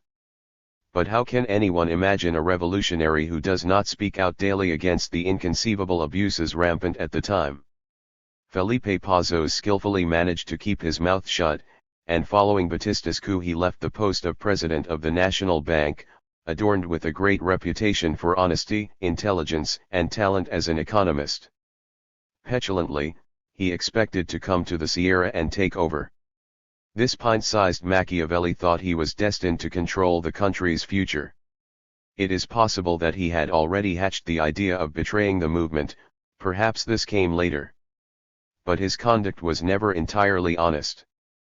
Basing himself on the joint declaration, the Sierra Manifesto, that we will analyze later on, Pazos appointed himself representative of the July 26 movement in Miami, and he was going to be designated provisional president of the Republic. In this way, Prio was assured that he had a man he could trust in the leadership of the provisional government. We did not have much time to talk in those days, but Fidel told me about his efforts to make the document a really militant one that would lay the basis for a declaration of principles. This was a difficult task when faced by those two Stone Age mentalities immune to the call of the people's struggle. Fundamentally, the manifesto issued the slogan of a great civic revolutionary front comprising all opposition political parties, all civic institutions and all revolutionary forces. It made a series of proposals: the formation of a civic revolutionary front in a common front of struggle, the appointment of an individual to head the provisional government. It contained an explicit declaration that the front would neither call for nor accept intervention by another nation in Cuba's internal affairs and would not accept any sort of military junta as a provisional government of the Republic. The document expressed the determination to remove the army from politics entirely and guarantee the non-political nature of the armed forces. It declared that elections would be held within 1 year. The program, which was to serve as a basis for a provisional government, proclaimed freedom for all political prisoners, civilian and military, absolute guarantee of freedom of the press and radio, with all individual and political rights to be guaranteed by the Constitution, appointment of provisional mayors in all municipalities, after consultation with the civic institutions of the locality, suppression of all forms of government corruption, and adoption of measures designed to enhance the efficiency of all state bodies, establishment of a civil service, democratization of trade union politics, promoting free elections in all trade unions and industry-wide union federations, immediate launching of an all-out drive against illiteracy and for civic education, stressing the rights and duties of the citizen in relation to society and the homeland. Putting in place the foundations for an agrarian reform designed to distribute unused land and transform into owners all the cane growers who rent their land and all the sharecroppers, tenant farmers, and squatters who work small plots of land owned either by the state or private persons, after payment of compensation to the former owners, adoption of a healthy fiscal policy to safeguard our currency's stability and aimed at investing the nation's credit in productive works, acceleration of the industrialization process and creation of new jobs. In addition, there were 2 points of special emphasis. First, the need to appoint, at this time, the person who will preside over the provisional government of the Republic, to show to the entire world that the Cuban people can unite behind a call for freedom, and support the person who, for his impartiality, integrity, capabilities, and decency, can personify such a call. There are more than enough able men in Cuba who can preside over the Republic. Naturally, Felipe Pazos, at least, one of the signers, knew in his heart of hearts that there were not more than enough men, there was only one and it was he. Second, that this person shall be appointed by all the civic, and therefore apolitical, institutions, whose support would free the provisional president from any commitments to any party, thus ensuring absolutely clean and impartial elections. The document also stated, it is not necessary to come to the Sierra for discussions. We can have representatives in Havana, Mexico, or wherever necessary. Fidel had pressed for more explicit statements regarding the agrarian reform, but it was very difficult to crash through the monolithic front of the two cavemen. Putting in place the foundations for an agrarian reform designed to distribute unused land, that was precisely the kind of policy that the Diario de la Marina might agree with. To make it worse, there was the part reading, after payment of compensation to the former owners. The revolution did not carry out some of the commitments as originally stated. We must emphasize that the enemy broke the tacit pact expressed in the manifesto when they refused to acknowledge the authority of the rebel army and made an attempt to shackle the future revolutionary government. We were not satisfied with the agreement, but it was necessary. At the time it was progressive. It could not last beyond the moment when it would represent a break on the revolution's development. But we were ready to comply with it. By their treachery, the enemy helped us to break uncomfortable bonds and show the people what these individuals' true intentions were. We knew that this was a minimum program, a program that limited our efforts, but we also had to recognize that it was impossible to impose our will from the Sierra Maestra. For a long period of time, we would have to depend upon a whole series of friends who were trying to use our military strength and the great trust that the people already felt in Fidel Castro for their own macabre maneuvers. Above all, they wanted to maintain imperialist domination of Cuba, through its comprador bourgeoisie closely linked with their masters to the north. The manifesto had its positive sides. It mentioned the Sierra Maestra and stated explicitly, "Let no one be deceived by government propaganda about the situation in the Sierra. The Sierra Maestra is already an indestructible bulwark of freedom, which has taken root in the hearts of our countrymen, and it is here that we will know how to do justice to the faith and the confidence of our people." The words "we will know how" meant that Fidel Castro knew how. The other two proved incapable of following the development of the struggle in the Sierra Maestra. Even as spectators, they came down immediately. One of them, Chibas, was surprised and roughed up by Batista's police. Both of them afterward went to the United States. It was a well-planned coup. A group of the most distinguished representatives of the Cuban oligarchy arrived in the Sierra Maestra in defense of freedom, signed a joint declaration with the guerrilla chief isolated in the wilds of the Sierra, and left with full freedom to play their trump card in Miami. What they failed to take into account was that political coups always depend on the opponent's strength, in this case, the weapons in the hands of the people. Quick action by our leader, who had full confidence in the guerrilla army, prevented the betrayal's success. Months later, when the results of the Miami Pact became known, Fidel's fiery reply paralyzed the enemy. We were accused of being divisive and of trying to impose our will from the Sierra, but they had to change their tactics and prepare a new trap, the Caracas Pact. 4. The Sierra Manifesto, dated July 12, 1957, was published in the newspapers at the time. To us, this declaration was simply a brief pause on the road. Our main task to defeat the oppressor's army on the battlefield had to go on. A new column was being organized then, with myself in charge, and I became a captain. There were other promotions. Ramiro Valdez was promoted to captain and his platoon joined my column. Ciro Redondo, too, was promoted to captain, and was to lead a platoon. The column was made up of 3 platoons. The first one, the vanguard, was led by Lalo Sardinas, who was also the detachment's second in command. Ramiro Valdez and Ciro Redondo led the other 2 platoons. This column, which was called the Dispossessed Peasants, was made up of close to 75 men, heterogeneously dressed and armed. Nonetheless, I was very proud of them. A few nights later, I was to feel even prouder, with greater affinity to the revolution, if that were possible, more anxious to prove that my officer's insignia was well deserved. We wrote a letter of congratulations and appreciation to Carlos, the underground name of Frank Paez, who was living his final days. It was signed by all the officers of the guerrilla army who knew how to write. Many of the Sierra peasants were not very skilled in this art but were already an important component of the guerrillas. The signatures appeared in 2 columns, and as we wrote down the ranks on the second one, when my turn came, Fidel simply said, "Make it commander." Thus, in a most informal manner, almost in passing, I was promoted to commander of the second column of the guerrilla army, which would later become known as column number 4.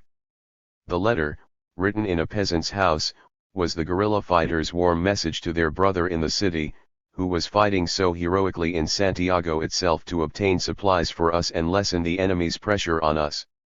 There is a bit of vanity hiding somewhere within every one of us. It made me feel like the proudest man in the world that day. My insignia, a small star, was given to me by Celia Sanchez. The award was accompanied by a gift, one of the wristwatches ordered from Manzanillo.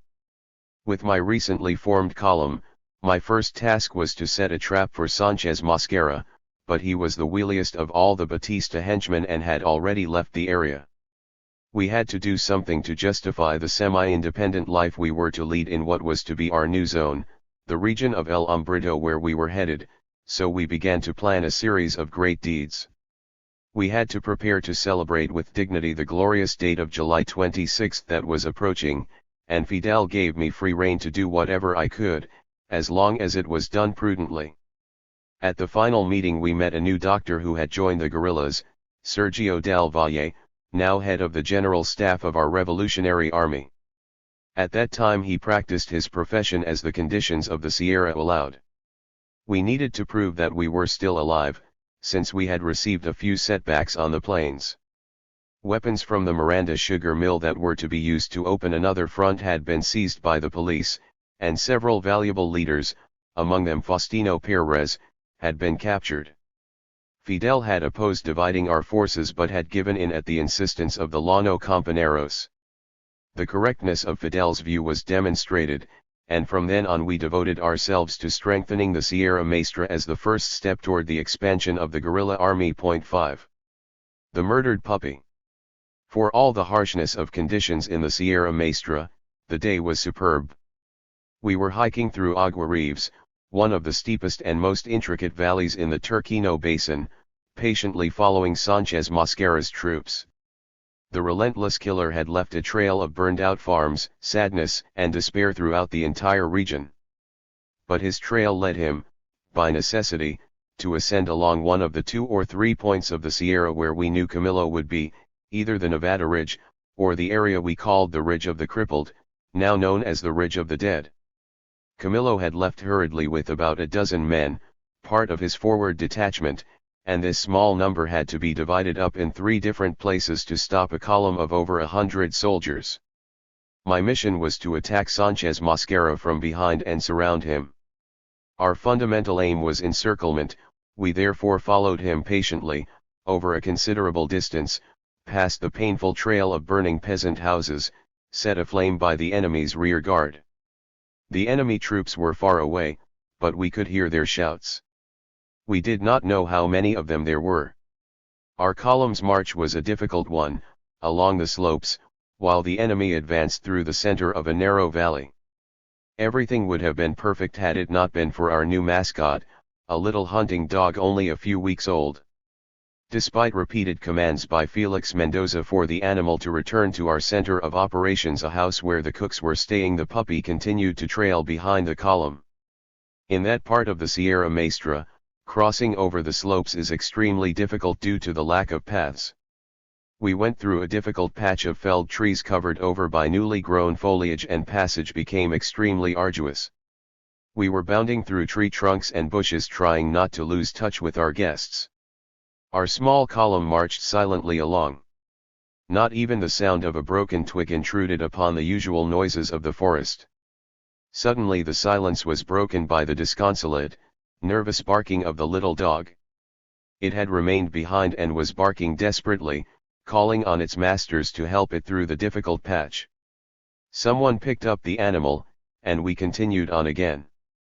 However, as we rested in the middle of a creek bed with a lookout keeping watch on the enemy's movements, the little dog once again began to howl hysterically. Comforting words no longer had any effect. The animal, afraid we would leave it behind, barked desperately. I remember my emphatic order, "Felix, that dog must stop its howling once and for all. You're in charge, strangle it. There will be no more barking." Felix looked at me with eyes that said nothing. He and the little dog were in the center of all the troops. Very slowly he took out a rope, wrapped it around the animal's neck, and began to tighten it. The cute little movements of the dog's tail suddenly became convulsive, before gradually dying out, accompanied by a steady moan that escaped from its throat, despite the firm grip. I don't know how long it took for the end to come, but to all of us it seemed like forever. With one last nervous twitch, the puppy stopped moving. There it lay, sprawled out, its little head spread over the twigs. We continued the march without even a word about the incident. Sanchez Mosquera's troops had moved ahead of us somewhat, and within moments, shots were heard. We quickly descended the slopes, amid the difficult terrain, searching for the best path to reach the rear guard. We knew that Camillo had attacked. It took us a considerable amount of time to reach the last house before the ascent. We were taking many precautions as we walked, thinking we would confront the enemy at any moment. The exchange of fire had been intense, but it did not last long. We all waited tensely. The last house was also abandoned. The soldiers had left no traces. 2 scouts climbed the ridge of the crippled and soon returned with the news, "There is a grave up above." We dug it up and found an enemy soldier buried. They also brought the identity papers of the victim, found in his shirt pocket. There had been a clash with one dead. The dead was theirs, but nothing more was known. We returned slowly, discouraged. 2 scouting parties came upon a large number of footprints along both sides of the ridge of the Maestra, but nothing else. We made the return trip slowly, this time through the valley. We arrived during the night at a house, also vacant. It was in the settlement of Mar Verde, and there we were able to rest. Soon a pig was cooked along with some yucca, and we ate. Someone sang a tune on a guitar, since the peasant houses had been hastily abandoned with all their belongings still inside. I don't know whether it was the sentimental tune, or the darkness of night, or just plain exhaustion. What happened, though, is that Felix, while eating seated on the floor, dropped a bone, and a house dog came out meekly and grabbed it up. Felix patted its head, and the dog looked at him. Felix returned the glance, and then he and I exchanged a guilty look. Suddenly everyone fell silent. An imperceptible stirring came over us, as the dog's meek yet roguish gaze seemed to contain a hint of reproach. There in our presence, although observing us through the eyes of another dog, was the murdered puppy. Interlude. In the months of April and June 1958 2 poles could be seen in the insurrectional wave. Beginning in February, after the battle at Pino del Agua, the wave gradually increased until it threatened to become an uncontainable avalanche. The people were rising in insurrection against the dictatorship throughout the country, and particularly in Orient province. After the failure of the April 9 general strike called by the July 26 movement, the wave subsided until it reached its lowest point in June, when the dictatorship's troops more and more tightened their encirclement of column number 1. In the first days of April, Camillo had left the protection of the Sierra area of El Cauto, where he would be appointed commander of the Antonio Maceo column number 2, and carried out a series of impressive feats in the plains of Orient. Camillo was the first army commander who went out on the plains to fight with the morale and effectiveness of the army of the Sierra, putting the dictatorship in hard straits until several days after the April 9 failure, when he returned to the Sierra. Taking advantage of the situation, during the days of the height of the revolutionary wave, a whole series of camps was set up, composed of some people who were yearning to fight and others who were thinking only of keeping their uniforms clean so as to enter Havana in triumph. After April 9, when the dictatorship's counteroffensive began to step up, those groups disappeared or joined the Sierra forces. Morale fell so much that the army considered it opportune to offer pardons, and it prepared some leaflets, which it dropped by air in the rebel zones. The leaflets read: "Compatriots, if by having gotten yourself involved in insurrectional plots, you are still in the countryside or in the mountains, now you have the opportunity to make amends and return to your family. The government has issued orders to offer respect for your life and your home if you lay down your weapons and abide by the law. Report to the governor of the province, the mayor of your municipality, the friendly congressman, the nearest military, navy, or police post, or to any ecclesiastic authority. If you are in a rural area, come with your weapon on one shoulder and with your hands up. If you come forward in an urban zone, leave your weapon hidden in a safe place so that it may be collected immediately after you report it. Do so without wasting time, because the operations for total pacification will continue with greater intensity in the area where you are. Then they would publish photos of people who had turned themselves in, some real, others not. What was clear was that the counter-revolutionary wave was growing. In the end, it would crash against the peaks of the Sierra, but at the end of April and the beginning of May, it was in full ascent.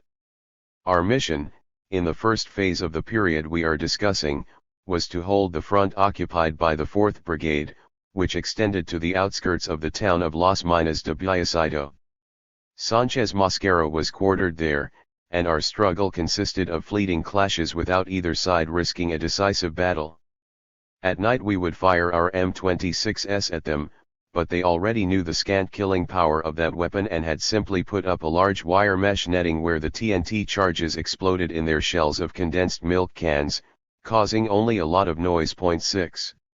Our camp was set up about 2 kilometers from Las Minas, in a place called La Odalia, in the house of a local landowner. From there we kept watch on Sanchez Mosquera's movements, and there were odd skirmishes every day. The henchmen would go out at dawn, burning the peasants' huts, looting all their belongings, and withdrawing before we intervened. At other times, they would attack some of our rifle units scattered through the area, making them flee. Any peasant suspected of an understanding with us was murdered. I have never been able to find out why Sanchez Mosquera allowed us to be comfortably settled in a house, in a relatively flat area with no vegetation, without calling the enemy air force to attack us. Our guess was that he was not interested in fighting and that he did not want to let the air force see how close the troops were, because he would then have to explain why he did not attack. Nevertheless, there were repeated skirmishes, as I have said, between our forces. One of those days I left with an aide to see Fidel, who was then located in El Hibaro. It was a long walk, practically a whole day. After spending a day with Fidel, we left the following day to return to our camp in La Odalia. For some reason that I do not remember, my aide had to stay behind and I had to accept a new guide. Part of the route ran along a roadway and later through rolling pastures. In this last leg of the trip, already near the house, a strange spectacle presented itself by the light of a full moon that clearly illuminated the surroundings. In one of those rolling fields, with scattered palm trees, there appeared a row of dead mules, some with their harnesses on. When we got down from our horses to examine the first mule and saw the bullet holes, the guide's expression as he looked at me was an image out of a cowboy movie. The hero of the film arrives with his partner and sees a horse killed by an arrow. He says something like, "The Sioux," and makes a special face for the occasion. That's what the man's face was like, and perhaps my own as well, but I did not bother to look at myself. A few meters further on was the second, then the third, then the fourth or fifth dead mule. It had been a convoy of supplies for us, captured by one of Sanchez Mosquera's expeditions. I think I remember that a civilian was also murdered. The guide refused to follow me. He claimed he did not know the terrain and simply got on his mount. We separated amicably. I had a Beretta, and with it cocked, taking the horse by the reins, I went on into the first coffee field. When I reached the abandoned house, a loud noise startled me to such an extent that I almost fired, but it was only a pig, also frightened by my presence. Slowly, and very carefully, I covered the few hundred meters left to reach our position, which I found totally abandoned. After much searching, I found a campanero who had stayed sleeping in the house. Universo Sanchez, who had remained in command of the troops, had ordered the house evacuated, foreseeing some nocturnal or dawn attack. As our troops were well spread out, defending the place, I lay down to sleep with my lone companion.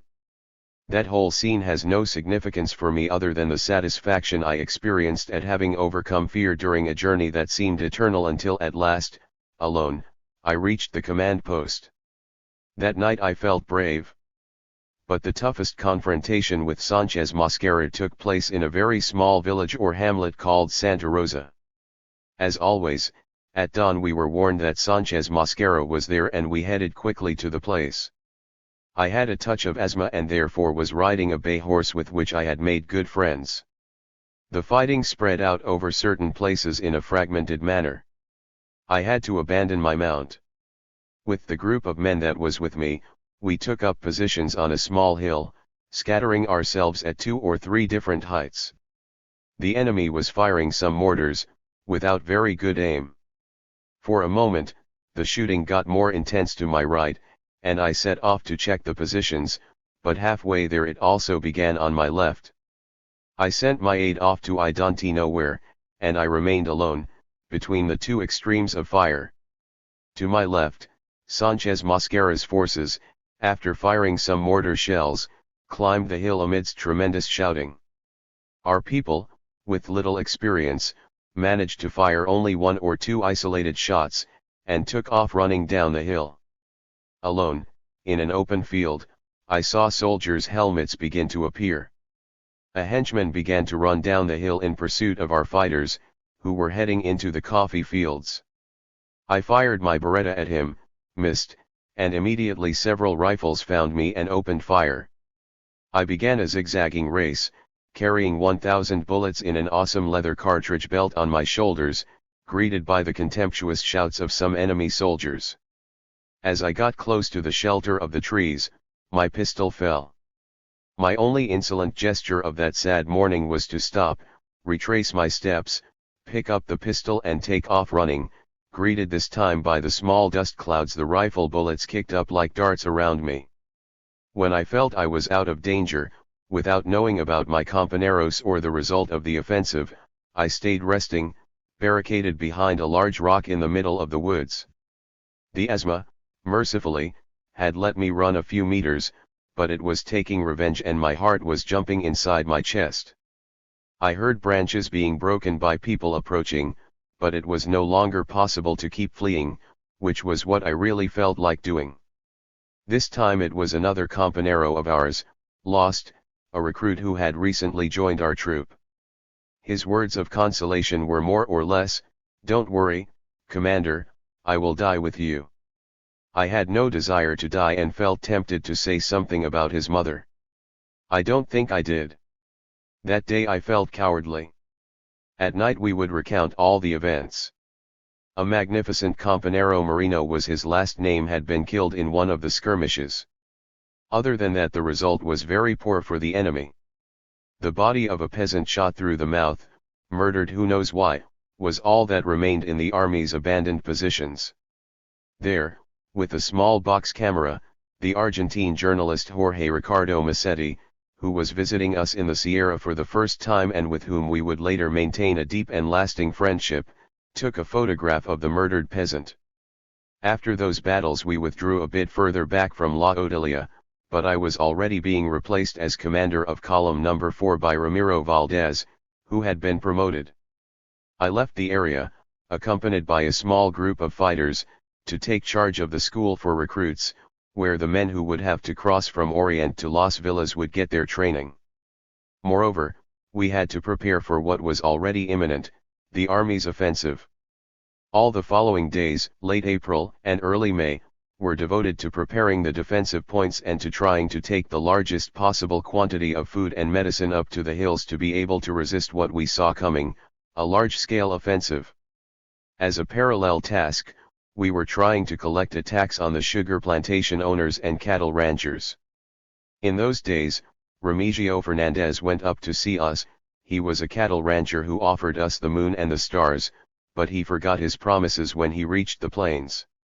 The sugar plantation owners did not give us anything either. But later, when our strength was solid, we got even, although we spent those days of the offensive without the necessary elements for our defense.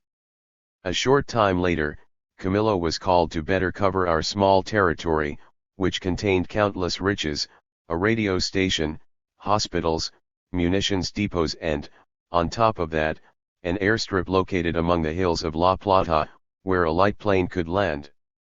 Fidel maintained the principle that what mattered was not the enemy soldiers, but the number of people we needed to make a position invulnerable, and that this was what we should rely on. That was our tactic, and that's why all our forces gathered around the command post to form a compact front. There were not many more than 200 usable rifles when the expected offensive began on May 25, in the middle of a meeting Fidel was having with some peasants, discussing the conditions under which the coffee harvest could be carried out, since the army did not allow day laborers to go up to pick the crop. He had called together some 350 peasants, who were very interested in resolving their crop problems. Fidel had proposed creating a Sierra currency to pay the workers, to bring the straw and the bags for packing, to set up producer and consumer cooperatives and a supervisory commission. Moreover, he offered the rebel armies help for the harvest. Everything was approved, but just as Fidel himself was going to end the meeting, the machine gunning began. The enemy army had clashed with Capt. Angel Verdecia's men and its air force was punishing the area. A decisive meeting. Throughout the entire day of May 3, 1958, a meeting, practically unknown until now, took place in the Sierra Maestra, in Los Altos de Mompi. This gathering, nonetheless, was of extraordinary importance in guiding our revolutionary strategy. From the early hours of the day until 2 o'clock the following morning the meeting analyzed the consequences of the April 9 failure and why that defeat took place. It also took the necessary measures to reorganize the July 26 movement and to overcome the weaknesses resulting from the dictatorship's victory. Although I was not a member of the National Directorate, I was invited to participate in the meeting at the request of compañeros Faustino Pérez and René Ramos Latour, Daniel, whom I had strongly criticized earlier. In addition to those named, also present were Fidel, Vilma Espin, Deborah in the Underground, Nico Torres, Luis Book, Celia Sanchez, Marcelo Fernandez, Zoolo at that time, Haiti Santamaria, David Salvador, and Enzo Infante, Bruno, who joined us at midday. The gathering was tense, since it had to judge the actions of the Llano Compañeros, who in practice had run the affairs of the July 26 movement until that moment. At that meeting decisions were taken that confirmed Fidel's moral authority, his indisputable stature, and the conviction among the majority of revolutionaries present that errors of judgment had been committed. The Llano leadership had underestimated the enemy's strength and subjectively overestimated their own, without taking into account the methods necessary to unleash their forces. But most importantly, the meeting discussed and judged two conceptions that had been at odds throughout the whole previous stage of the leadership of the war. The guerrilla conception would emerge triumphant from that meeting. Fidel's standing and authority were consolidated, and he was named commander-in-chief of all forces, including the militias which until then had been under Llano leadership. Fidel was also named General Secretary of the July 26 movement. There were many heated discussions when the meeting analyzed each person's participation in the events under discussion. But perhaps the most violent discussion was the one with the workers' representatives, who were opposed to any participation by the Popular Socialist Party in the organization of the struggle. The analysis of the strike demonstrated that subjectivism and putschist conceptions permeated its preparation and execution. The formidable apparatus that the July 26 movement seemed to have in its hands, in the form of organized workers' cells, fell apart the moment the action took place. The adventurist policy of the workers' leaders had failed in the face of an inexorable reality. But they were not the only ones responsible for the defeat. Our opinion was that the largest share of the blame fell on the workers' delegate David Salvador, on Faustino Pérez, who was responsible for Havana, and on the leader of the militias for the Llano, René Ramos Latour. Salvador's fault was having held and put into practice his conception of a sectarian strike, in which the other revolutionary movements would be forced to follow our lead. Faustino's was his lack of perspective in thinking that it would be possible to seize the capital with his militias, without closely examining the forces of reaction inside their principal bastion.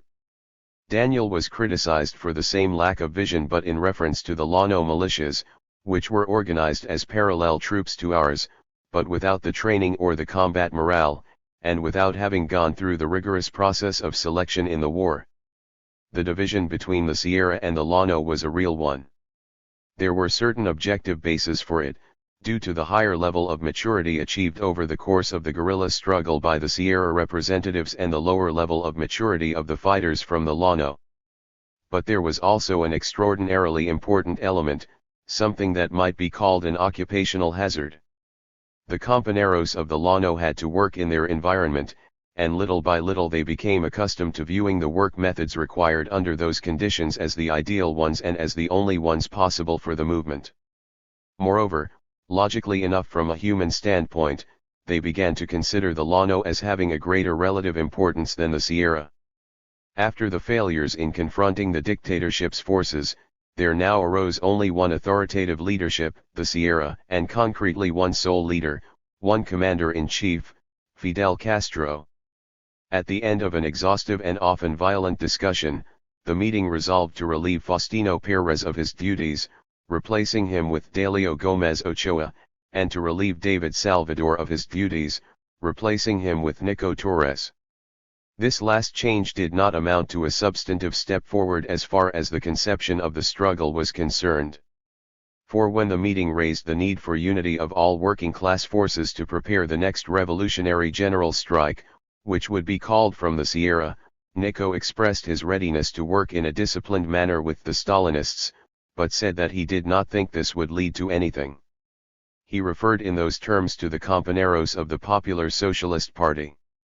The third change, regarding Daniel, did not lead to a replacement, since Fidel directly became commander-in-chief of the Llanos militias. The meeting also decided to send Haiti Santamaria to Miami as a special representative of the July 26 movement, putting her in charge of finances in the exile community. In the political sphere, the National Directorate was to be moved to the Sierra Maestra, where Fidel would occupy the post of General Secretary. A secretariat of 5 members was constituted with one person each in charge of finances, political affairs, and workers' affairs. I don't remember now who the compañeros assigned to these positions were. But everything related to arms shipments or decisions about the arms and foreign relations would from then on be the responsibility of the General Secretary. The 3 compañeros relieved of their duties were to go to the Sierra, where David Salvador would hold a post as workers' delegate and Faustino and Daniel would be commanders. The latter was given command of a column that participated actively in the fighting against the army's final offensive, which was about to be unleashed. He died at the head of his troops while attacking a retreating enemy column. His revolutionary career earned him a place in the select list of our martyrs. Faustino asked for and obtained authorization to return to Havana and take care of a number of the movement's affairs, to hand over the leadership, and later reintegrate himself into the struggle in the Sierra. This he did, finishing the war in the José Martí Column No. 1 commanded by Fidel Castro. Although history must relate the events just as they occurred, it is necessary to make clear the high opinion we always have had of this compañero who at a given moment was our adversary within the movement. Faustino was always considered an irreproachably honest compañero, and he was daring to the extreme. I was an eyewitness of his fearlessness, the time he burned a plane that had brought us weapons from Miami but had been discovered by enemy aircraft and was damaged. Under machine gun fire, Faustino carried out the necessary operation to prevent it from falling into the army's hands, setting it on fire with the gasoline pouring out through the bullet holes. His whole history shows his revolutionary mettle. At that meeting other decisions of lesser importance were made, and a whole series of obscure aspects of our reciprocal relations were clarified. We heard a report, by Marcelo Fernandez on the organization of the movement in the cities, and he was assigned to prepare another report for the movement's cells, detailing the results and decisions of the National Directorate's meeting. We also heard a report on the organization of the civic resistance, its formation, its methods of work, its components, and how to broaden and strengthen them. Compañero Book reported on the committee in exile, on Mario Larina's half-hearted position and his incompatibility with Urrutia. It was decided to ratify Urrutia as our movement's candidate for president and transfer to him a stipend that until then Larina had been receiving as the movement's only professional cadre in the exile community. In addition, the meeting decided that if Larina continued his interference he would be relieved of his position as chairman of the committee in exile. There were many problems abroad, in New York, for example, the groups of Arnaldo Barron, Angel Perez Vidal, and Pablo Diaz worked separately, and at times clashed or interfered with each other. It was resolved that Fidel would send a letter to the emigrant and exile groups recognizing the Committee in Exile of the July 26 movement as the sole official body. The meeting analyzed all the possibilities for support by the Venezuelan government headed at that time by Wolfgang Larrazabal. He had promised to support the movement, which in fact he did. The only complaint we might have with Larrazabal was that along with a plane load of weapons he sent us the worthy Manuel Urrutia Leo. But actually we ourselves were the ones who had made such a deplorable choice. Other agreements were reached during the meeting. In addition to Haiti Santamaria, who would go to Miami, Luis Buc was to travel to Caracas with precise instructions regarding Urrutia. Carlos Franqui was ordered to the Sierra to take charge of the leadership of Radio Rebelde. The contacts would be made by radio via Venezuela, through codes made up by Luis Buc that worked until the end of the war. As can be appreciated from the decisions emanating from this meeting, it was of capital importance. Various concrete problems of the movement were finally clarified. In the first place, the war would be led militarily and politically by Fidel in his dual role as commander-in-chief of all forces and as general secretary of the organization. The line of the Sierra would be followed, that of direct armed struggle, extending it to other regions and in that way taking control of the country. We did away with various naive illusions of attempted revolutionary general strikes when the situation had not matured sufficiently to bring about an explosion of that type, and without having laid the groundwork of adequate preparations for an event of that magnitude. In addition, the leadership lay in the Sierra, which objectively eliminated some practical decision-making problems that had prevented Fidel from actually exercising the authority he had earned. In fact, this did nothing more than register a reality, the political predominance of the Sierra people, a consequence of their correct position and interpretation of events. The meeting corroborated the correctness of our earlier doubts, when we considered the possibility of a failure of the movement's forces in attempting a revolutionary general strike, if carried out in the manner outlined at a meeting prior to April 9. Certain very important tasks still remained, above all resisting the approaching offensive, since the army's forces were taking up positions in a ring around the revolution's principal bastion, the command post of Column No. 1, led by Fidel. Afterward, the tasks would be the invasion of the plains, the seizure of the central provinces, and finally, the destruction of the regime's entire political military apparatus. It would take us 7 months to complete those tasks in full. What was most urgent at the time was to strengthen the Sierra front, and to assure that a small bastion could continue speaking to Cuba and sowing the revolutionary seed among our people.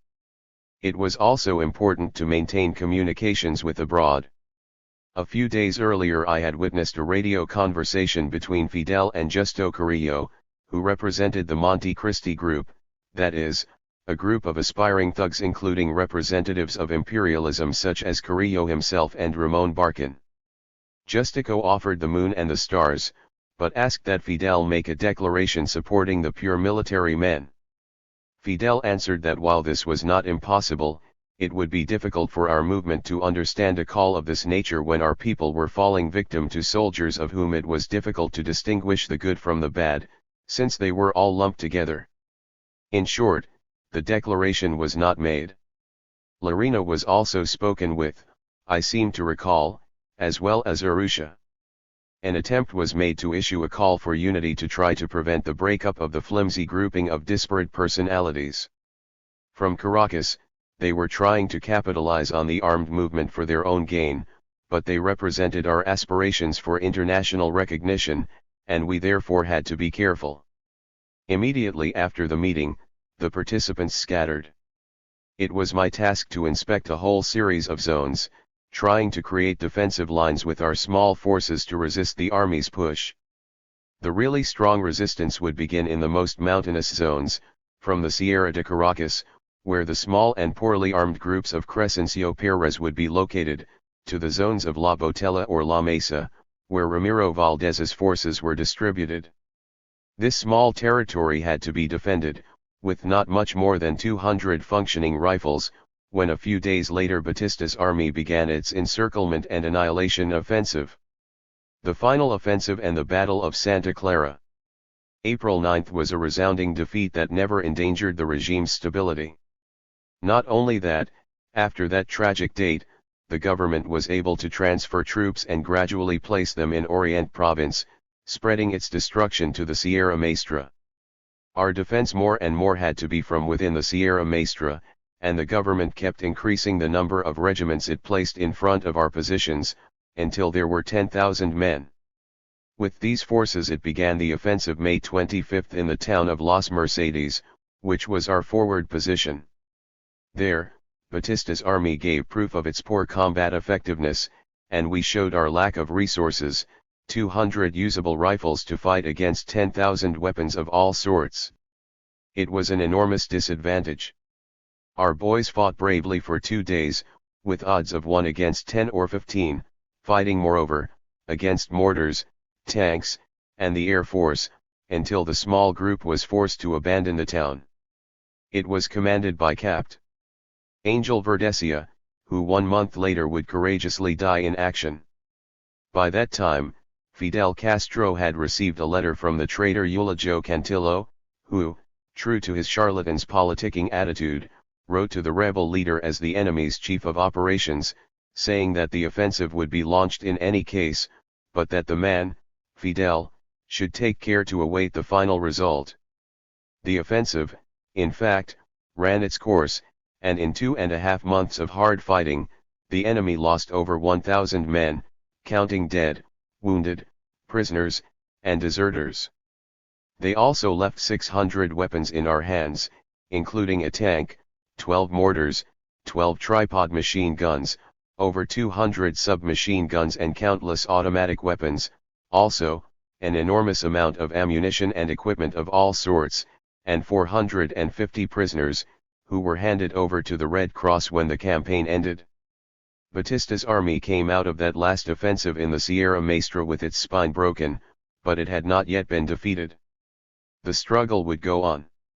It was then that the final strategy was established, attacking through 3 points: Santiago de Cuba, which had been under a flexible siege, Las Villas, where I was to go, and Pina del Rio, at the other end of the island, where Camilo Cienfuegos, who was now commander of the Antonio Maceo Column No. 2, was to march in remembrance of the historic invasion by the great leader of 1895, when Maceo crossed the length of Cuban territory with epic acts, culminating in Mantua. Camilo Cienfuegos was not able to fulfill the second part of his program, as the exigencies of the war forced him to remain in Las Villas. Once the regiments that assaulted the Sierra Maestra had been wiped out, once the front had returned to its normal level, and once our troops had increased their strength and morale, it was decided to begin the march on the central province of Las Villas. My orders were that the main strategic task was to systematically cut off communications between the two ends of the island. I was also ordered to establish relations with all the political groups that might be in the mountains of that region, and I was given broad powers to militarily govern my assigned area. With those instructions and thinking that we would make the trip in 4 days, we were to begin our march, by truck, on August 30, 1958, when an unexpected accident upset our plans. A pickup truck carrying uniforms and gasoline necessary for the vehicles that were ready was arriving that night, when a cargo of arms also arrived, by air, at an airstrip near the road. The plane was sighted just as it landed, even though it was at night, and the airstrip was systematically bombed from 8 p.m. until 5 o'clock in the morning, when we burned the plane to prevent it from falling into the enemy's hands and to prevent the enemy from continuing the bombardment during the day, which would have been even worse for us. The enemy troops advanced on the airstrip. They intercepted the pickup truck carrying the gasoline, and we were left on foot. So it was that we began the march on August 31st, without trucks or horses, hoping to find them after crossing the highway from Manzanillo to Bayamo. In fact, having crossed it we found the trucks, but also on September 1st we encountered a fierce hurricane that made all roads impassable except for the central highway, the only paved one in this region of Cuba, forcing us to give up on using vehicles for transportation. From that moment on, we had to use horses, or walk. We were loaded down with quite a bit of ammunition, a bazooka with 40 shells and everything necessary for a long march and for rapidly establishing a camp. One day after another went by, and they already were becoming difficult even though we were in the friendly territory of Orient, crossing rivers that were overflowing, canals and streams that had become rivers, struggling with difficulty to prevent our ammunition, arms and shells from getting wet, looking for horses and leaving the tired ones behind, avoiding inhabited zones as we moved away from the eastern province. We walked through difficult flooded terrain, suffering attacks by swarms of mosquitoes that made the rest periods unbearable, eating little and poorly, drinking water from swampy rivers or simply from swamps. Each day of travel became longer and truly horrible. A week after we had left camp, by the time we crossed the Jababo River, which marks the border between Orient and Camagüey provinces, our forces were greatly weakened. This river, like all the previous ones and like those we would cross later, was flooded. We were also feeling the effects of lack of footwear among our troops, many of whom were walking barefoot through the swamps of southern Camagüey. On the night of September 9, as we were approaching a place known as La Federal, our advance guard fell into an enemy ambush, and 2 valuable companeros were killed. But the most regrettable result was being sighted by the enemy forces, who from then on gave us no respite. After a brief clash, the small garrison there surrendered and we took 4 prisoners. Now we had to march very carefully, since the Air Force knew our approximate route.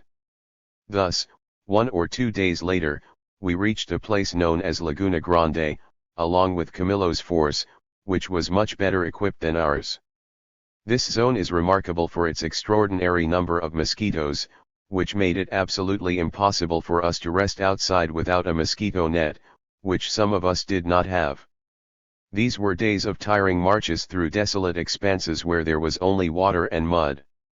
We were hungry, thirsty, and could hardly advance because our legs were as heavy as lead and the weapons were enormously heavy. We continued advancing with better horses that Camillo left for us when his column got on trucks, but we had to give them up near the Macareno sugar mill. The guides they were supposed to send us did not arrive and we set out as we were, onto the adventure. Our vanguard clashed with an enemy outpost in a place called Cuatro Companeros and the exhausting battle began. It was daybreak, and with great effort we managed to gather a large part of our troop in the largest woods in the area. But the army was advancing along its sides and we had to fight hard to make it possible for some of our men, who had fallen behind, to cross a railroad line, toward the woods. The Air Force sighted us then and the B-26S, the C-47S, the big C-3 reconnaissance planes, and the light planes began bombing an area no more than 200 meters wide. Finally, we withdrew, leaving one of our men killed by a bomb and carrying several wounded, including Captain Silva, who went through the rest of the invasion with a broken shoulder. The following day the picture was less discouraging, since many of those who had fallen behind showed up, and we managed to gather the whole troop, except for 10 men who would go on to join Camillo's column and with him get as far as the northern front of Las Villas province, in Yaguaje. Despite the difficulties, we were never without the encouragement of the peasants. We always found someone who would serve as a guide, or who would give us the food without which we could not go on. Naturally, it was not the unanimous support of the whole people we had enjoyed in Orient, but there was always someone who helped us. At times we were reported to the enemy as soon as we crossed a farm, but that was not because of a direct action by the peasants against us.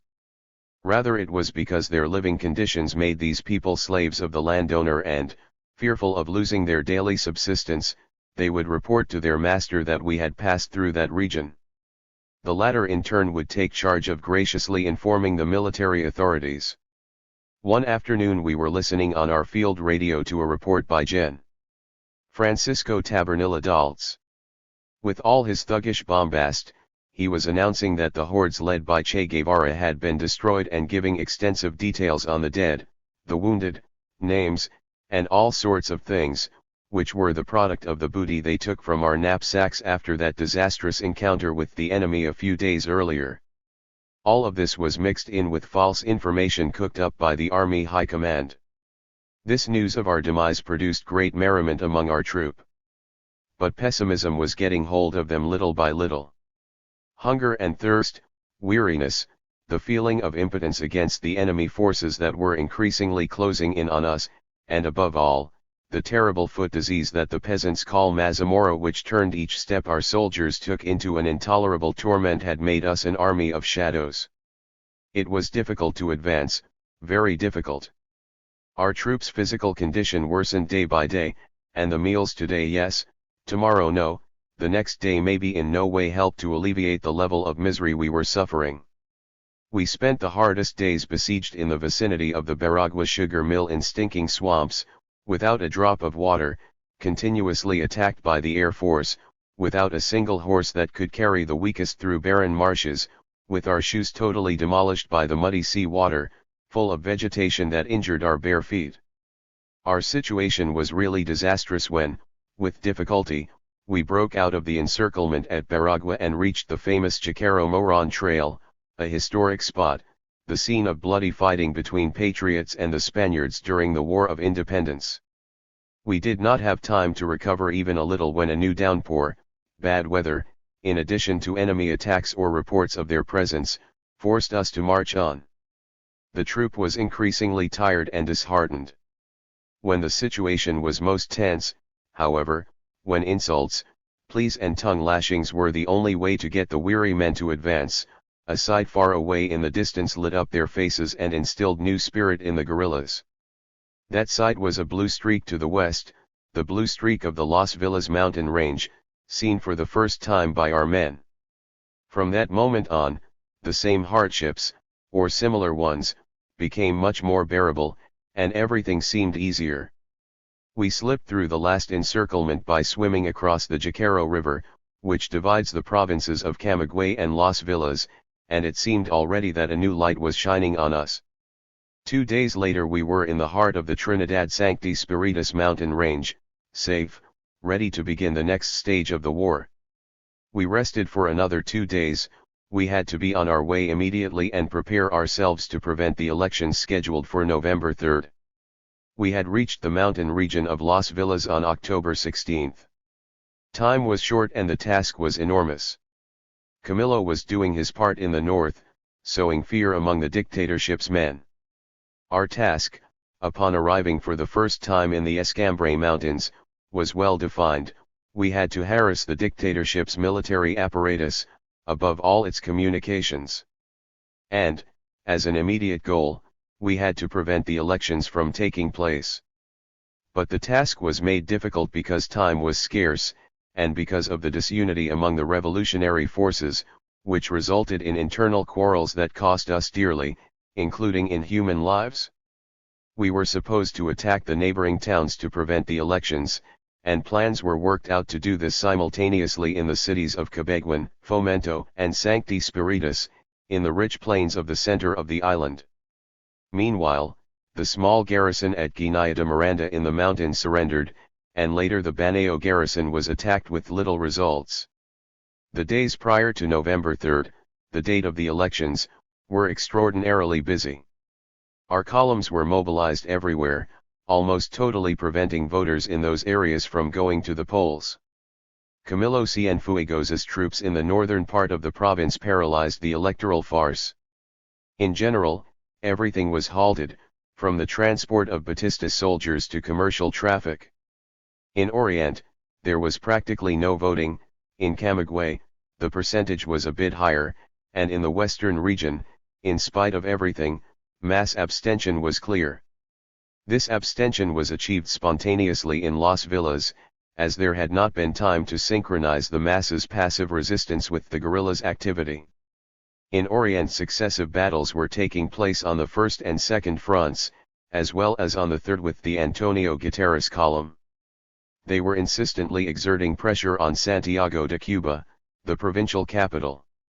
Except for the seats of the municipalities, the government had nothing left in Orient. The situation was also becoming very serious in Las Villas, with stepped-up attacks on communications routes. When we arrived, we completely changed the system of struggle in the cities, as we rapidly sent the best militiamen from the cities to the training camp to receive instruction in sabotage, which proved effective in suburban areas. During the months of November and December 1958, we gradually closed the highways. Captain Silva totally blocked the highway from Trinidad to Sancti Spiritus, and the island's central highway was seriously damaged when the bridge across the Tuanaku River was dynamited, although it did not completely collapse. The Central Railroad was blocked at several points. Moreover, the southern route had been cut by the Second Front and the northern route had been closed by Camilo Cienfuegos's troops. Therefore the island was divided into two parts. The region most in upheaval, Orient, received aid from the government only by air and sea, and this became increasingly uncertain. The symptoms of the enemy's disintegration were increasing. An extremely intense campaign for revolutionary unity had to be carried out in the Escambray Mountains because operating there was a group led by Commander Eloy Gutierrez Menoyo, 2nd National Front of the Escambray, another of the Revolutionary Directorate, led by Commanders Forcoman and Rolando Cubala, another smaller one of the Authentic Organization, another of the Popular Socialist Party, commanded by Felix Torres, and us. In other words, there were 5 different organizations operating under different commands and in the same province. After laborious talks that I had to have with their respective leaders, we reached a series of agreements and it was possible to go on to form a more or less common front. From December 16 onward, systematic cutting off of bridges and all kinds of communication had made it very difficult for the dictatorship to defend its forward positions and even those on the Central Highway. Early that day, the bridge across the Falcon River, on the Central Highway, was destroyed, and communications between Havana and the cities to the east of Santa Clara, the capital of Las Villas Province, were virtually cut off. Also, a number of towns the southernmost being Fomento were besieged and attacked by our forces. The commander of the city defended his position more or less efficiently for several days. Despite the Air Force's punishment of our rebel army, however, the dictatorship's demoralized troops would not advance overland to support their compañeros. Realizing that all resistance was useless, they surrendered, and more than 100 rifles joined the forces of freedom. Without giving the enemy any respite, we decided to paralyze the Central Highway immediately, and on December 21 we simultaneously attacked Cabeguan and Gudayas, both on the Central Highway.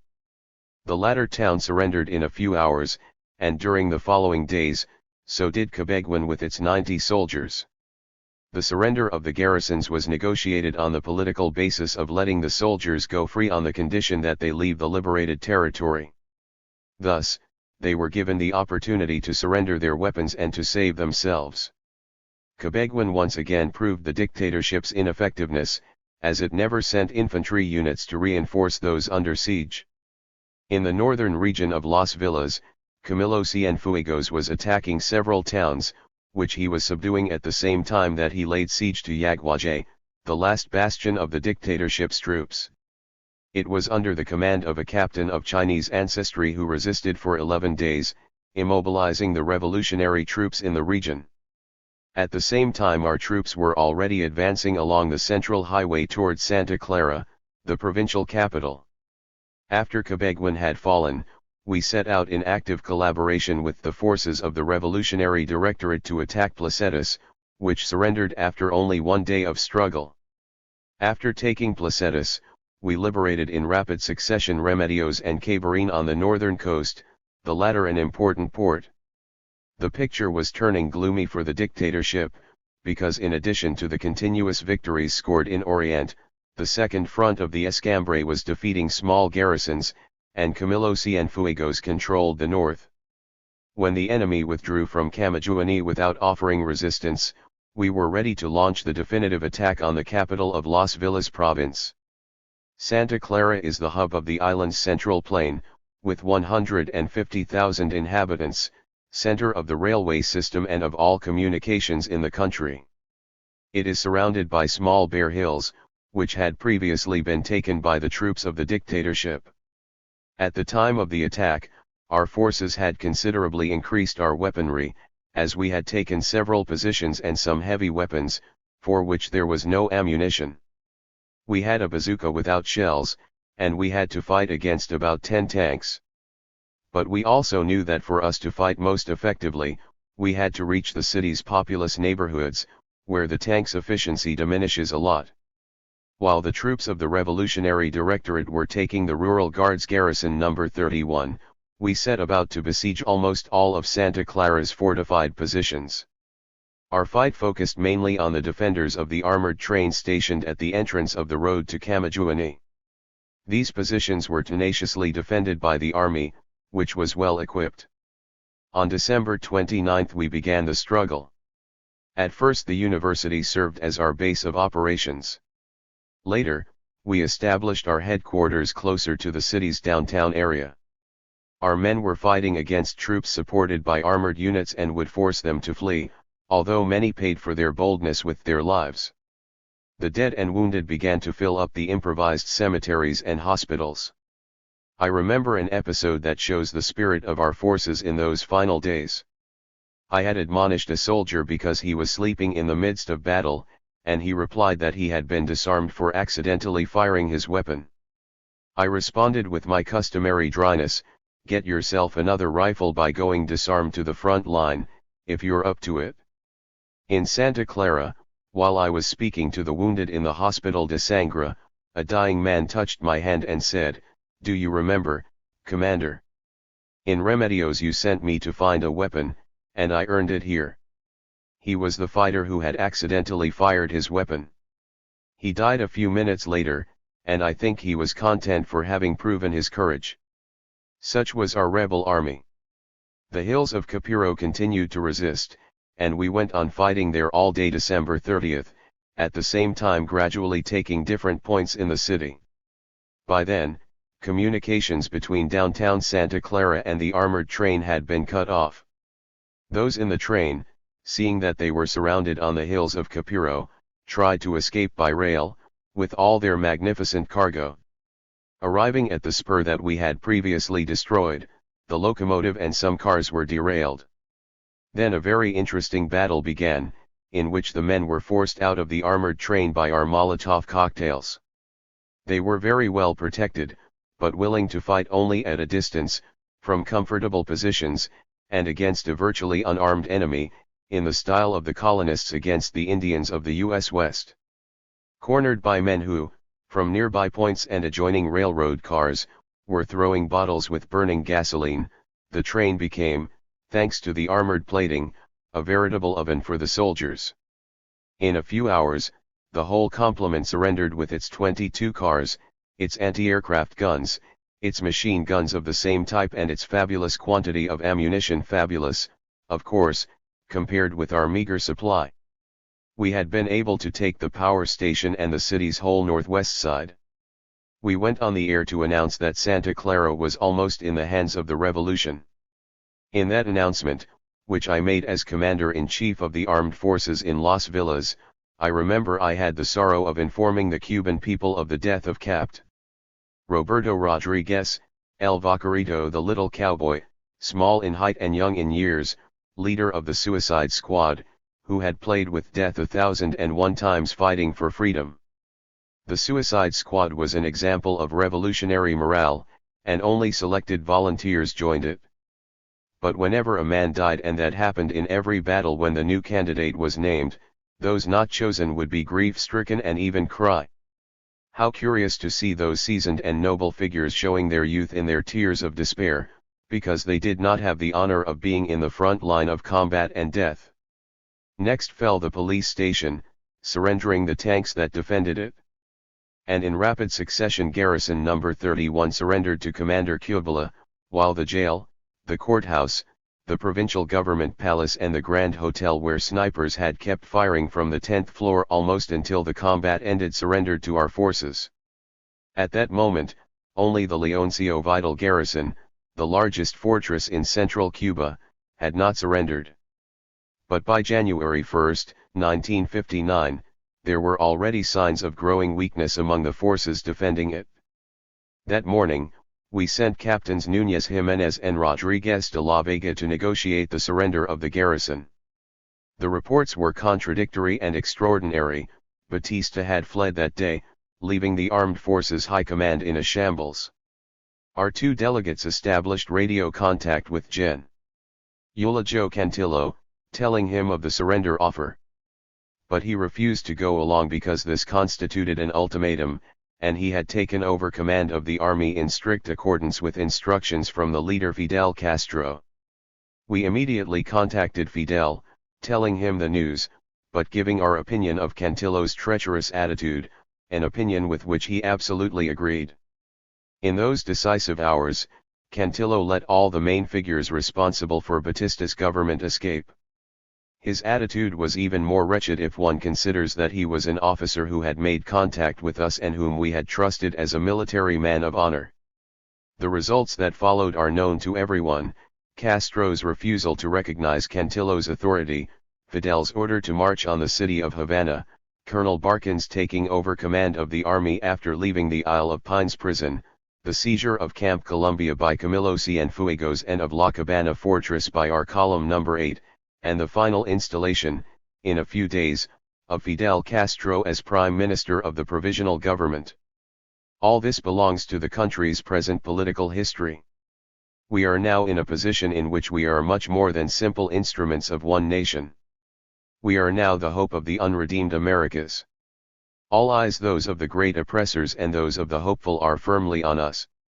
In great measure, the development of the popular movements in Latin America depends on the future stance that we take, on our capacity to resolve so many problems. And every step we take is being observed by the ever-watchful eyes of the big creditor and by the optimistic eyes of our brothers in Latin America. With our feet planted firmly on the ground, we are beginning to labor and produce our first revolutionary works, confronting the first difficulties. But what is Cuba's main problem if not the same as of all Latin America, the same as even enormous Brazil with its millions of square kilometers and with its land of marvels that is a whole continent? The one-crop economy. In Cuba, we are slaves to sugarcane, the umbilical cord that binds us to the large northern market. We must diversify our agricultural production, stimulate industry. And we must ensure that our minerals and agricultural products, and in the near future our industrial production, go to the markets that are best suited for us and by means of our own transportation lines. The government's first big battle will be the agrarian reform, which will be audacious, thorough, but flexible. It will destroy the latifundia in Cuba, although not Cuba's means of production. It will be a battle that will absorb a great part of the strength of the people and the government during the coming years. The land will be given free to the peasant. Landowners who prove that they came by their holdings honestly will be compensated with long-term bonds. But the peasantry will also be given technical assistance. There will be guaranteed markets for the products of the soil. And production will be channeled with a broad national sense of development in conjunction with the great battle for agrarian reform, so that within a short time the infant Cuban industries can compete with the monstrous ones of the countries where capitalism has reached its highest level of development. Simultaneously with the creation of the new domestic market that the agrarian reform will bring about, and the distribution of new products to satisfy a growing market, there will arise the need to export some products and to have the adequate instrument to take them to this or that part of the world. That instrument will be a merchant fleet, which the already approved maritime development law envisages. With those elementary weapons, we Cubans will begin the struggle for our territory's total freedom. We all know it will not be easy, but we are all aware of the enormous historic responsibility of the July 26 movement, of the Cuban Revolution, of the nation in general, to be an example for all peoples of Latin America, whom we must not disappoint. Our friends of the indomitable continent can be sure that, if need be, we will struggle no matter what the economic consequence of our acts may be. And if the fight is taken further still, we shall struggle to the last drop of our rebel blood to make this land a sovereign republic, with the true attributes of a nation that is happy, democratic, and fraternal with its brothers of Latin America. El Patojo. A few days ago a cable brought the news of the death of some Guatemalan patriots, among them Julio Roberto Caceres Valle. In this difficult profession of a revolutionary, In the midst of class wars that are convulsing the entire continent, death is a frequent accident. But the death of a friend, a comrade during difficult hours and a sharer in dreams of better times, is always painful for the person who receives the news, and Julio Roberto was a great friend. He was short and frail, for that reason we called him El Patojo, Guatemalan slang meaning shorty or kid. El Patojo had witnessed the birth of our revolution while in Mexico and had volunteered to join us. Fidel, however, did not want to bring any more foreigners into that struggle for national liberation in which I had the honor to participate. A few days after the revolution triumphed, El Patojo sold his few belongings and, with only a small suitcase, appeared in Cuba. He worked in various branches of public administration, and he was the first head of personnel of the Department of Industrialization of INRA, National Institute of Agrarian Reform. But he was never happy with his work. El Patojo was looking for something different, he was seeking the liberation of his own country. The revolution had changed him profoundly, as it had all of us. The bewildered boy who had left Guatemala without fully understanding the defeat had now become the fully conscious revolutionary. The first time we met we were on a train, fleeing Guatemala, a couple of months after the 1954 fall of Arbenz. We were going to Tapachula, from where we could reach Mexico City. El Patojo was several years younger than I, but we immediately formed a lasting friendship. Together we made the trip from Chiapas to Mexico City, together we faced the same problems. We were both penniless, defeated and forced to earn a living in an indifferent if not hostile environment. El Patojo had no money and I only a few pesos. I bought a camera and, together, we undertook the illegal job of taking pictures of people in the city parks. Our partner was a Mexican who had a small darkroom where we developed the film. We got to know all of Mexico City, walking from one end to another, delivering the atrocious photographs we had taken. We battled with all kinds of clients, trying to convince them that the little boy in the photo was really very cute and it was really a great bargain to pay a Mexican peso for such a marvel. This is how we ate for several months. Little by little the contingencies of revolutionary life separated us. I have already said that Fidel did not want to bring him to Cuba, not because of any shortcomings of his, but so as to avoid turning our army into a mosaic of nationalities. El Patojo had been a journalist, had studied physics at the University of Mexico, had left his studies and then returned to them, without ever getting very far. He earned his living in various places, at various jobs, and never asked for anything. I still do not know whether that sensitive and serious boy was overly timid, or too proud to recognize his weaknesses and his personal problems to approach a friend for help. El Patojo was an introvert, highly intelligent, broadly cultured, sensitive. He matured steadily and in his last moments was ready to put his great sensibilities at the service of his people. He belonged to the Partido Guatemalteco de Trabajo Guatemalan Labor Party and had disciplined himself in that life. He was developing into a fine revolutionary cadre. By then, little remained of his earlier hypersensitivity. Revolution purifies people, improves and develops them, just as the experienced farmer corrects the deficiencies of their crops and strengthens their good qualities. After he came to Cuba we almost always lived in the same house, as was fitting for two old friends. But we no longer maintained the early intimacy in this new life, and I only suspected El Patojo's intentions when I sometimes saw him earnestly studying one of the native Indian languages of his country. One day he told me he was leaving, that the time had come for him to do his duty. El Patojo had had no military training, he simply felt that duty called him. He was going to his country to fight, gun in hand, to somehow reproduce our guerrilla struggle. It was then that we had one of our few long talks. I limited myself to recommending strongly these three things: constant movement, constant wariness, and eternal vigilance. Movement: never stay put, never spend 2 nights in the same place, never stop moving from one place to another. Wariness: at the beginning, be wary even of your own shadow, friendly peasants, informants, guides, contacts, mistrust everything until you hold a liberated zone. Vigilance, constant guard duty, constant reconnaissance, establishment of a camp in a safe place, and, above all, never sleep beneath a roof, never sleep in a house where you can be surrounded. This was the synthesis of our guerrilla experience. It was the only thing, along with a warm handshake, which I could give to my friend. Could I advise him not to do it? With what right? We had undertaken something at a time when it was believed impossible, and now he saw that it had succeeded. El Patojo left, and in time came the news of his death. At first we hoped there had been a confusion of names, that there had been some mistake, but unfortunately his body had been identified by his own mother. There could be no doubt he was dead. And not only he, but a group of comrades with him, all of them as brave, as selfless, as intelligent perhaps as he, but not known to us personally. Once more there is the bitter taste of defeat and the unanswered question, why did he not learn from the experience of others? Why did those men not heed more carefully the simple advice which we had given them? There is an urgent investigation into how it came about, how El Patojo died.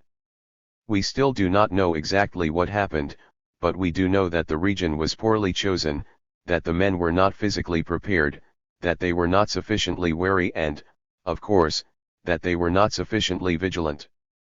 The repressive army took them by surprise, killed a few, dispersed the rest, then returned to pursue them, and virtually annihilated them. They took some prisoners, others, like El Patojo, died in battle. After being dispersed, the guerrillas were probably hunted down, as we had been after Alegria de Pio. Once again youthful blood has fertilized the fields of the Americas to make freedom possible. Another battle has been lost. We must make time to weep for our fallen comrades while we sharpen our machetes. From the valuable and tragic experience of the cherished dead, we must firmly resolve not to repeat their errors, to avenge the death of each one of them with many victories, and to achieve definitive liberation. When El Patojo left Cuba, he left nothing behind, nor did he leave any messages. He had few clothes or personal belongings to worry about. Old mutual friends in Mexico, however, brought me some poems he had written and left there in a notebook.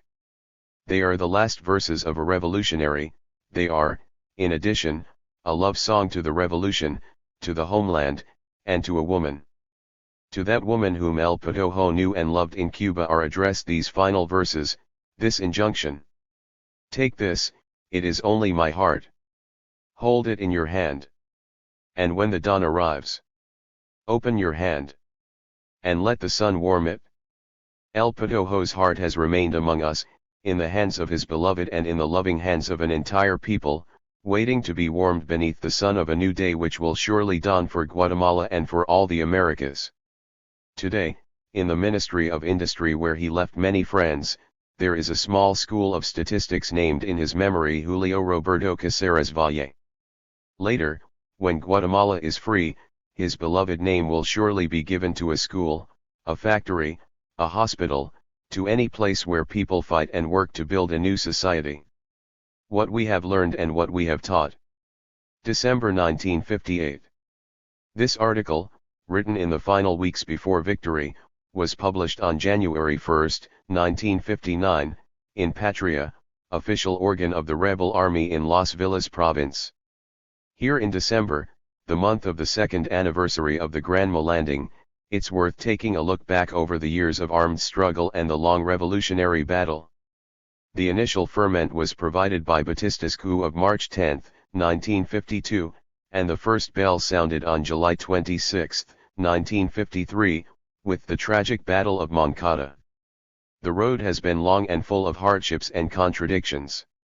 In the course of every revolutionary process that is led honestly and not held back by those in positions of responsibility, there are a series of reciprocal interactions between the leaders and the revolutionary masses. The July 26 movement has also felt the effects of this historical law. There is a gulf between the group of enthusiastic youths who attacked the Moncada garrison at dawn on July 26, 1953, and the movement's current leaders, even though many of the individuals are the same. The 5 years of head-on struggle, including 2 of open war, have molded the revolutionary spirit of us all in the course of daily clashes with reality and with the people's instinctive wisdom. Indeed, our contact with the peasant masses has taught us the great injustice that the current system of agrarian property relations entails. The peasants convinced us of the justice of a fundamental change in this property system. They enlightened us in daily practice about the Cuban peasants' capacity for self-sacrifice and their unbounded nobility and loyalty. But we have also taught. We have taught how to lose all fear of the enemy's repression. We have taught that weapons in the hands of the people are superior to mercenary battalions. We have taught, in short, the popular maxim that can never be repeated enough: in unity there is strength. And the peasant who became aware of his own strength pressed the movement, his combative vanguard, to put forward ever more consciously bold demands that finally took shape in the recently issued Sierra Maestra Agrarian Reform Law No. 3.7. Today this law is our pride, our battle flag, our reason for existence as a revolutionary organization. But this was not always our approach to social questions. Besieged in our bastion in the Sierra, without vital links with the mass of the people, we could sometimes begin to feel more confident in the might of our weapons than in the correctness of our ideas. Because of this, we had our April 9th, a sad date to remember, a date that represents with regard to the social struggle what Alegria de Pio, our only defeat in the field of battle, signified in the development of the armed struggle. From Alegria de Pio we drew the revolutionary lessons necessary to not lose a single other battle. From April 9th we have also learned that the strategy of mass struggle follows established laws that cannot be bent or evaded. The lesson is clearly learned.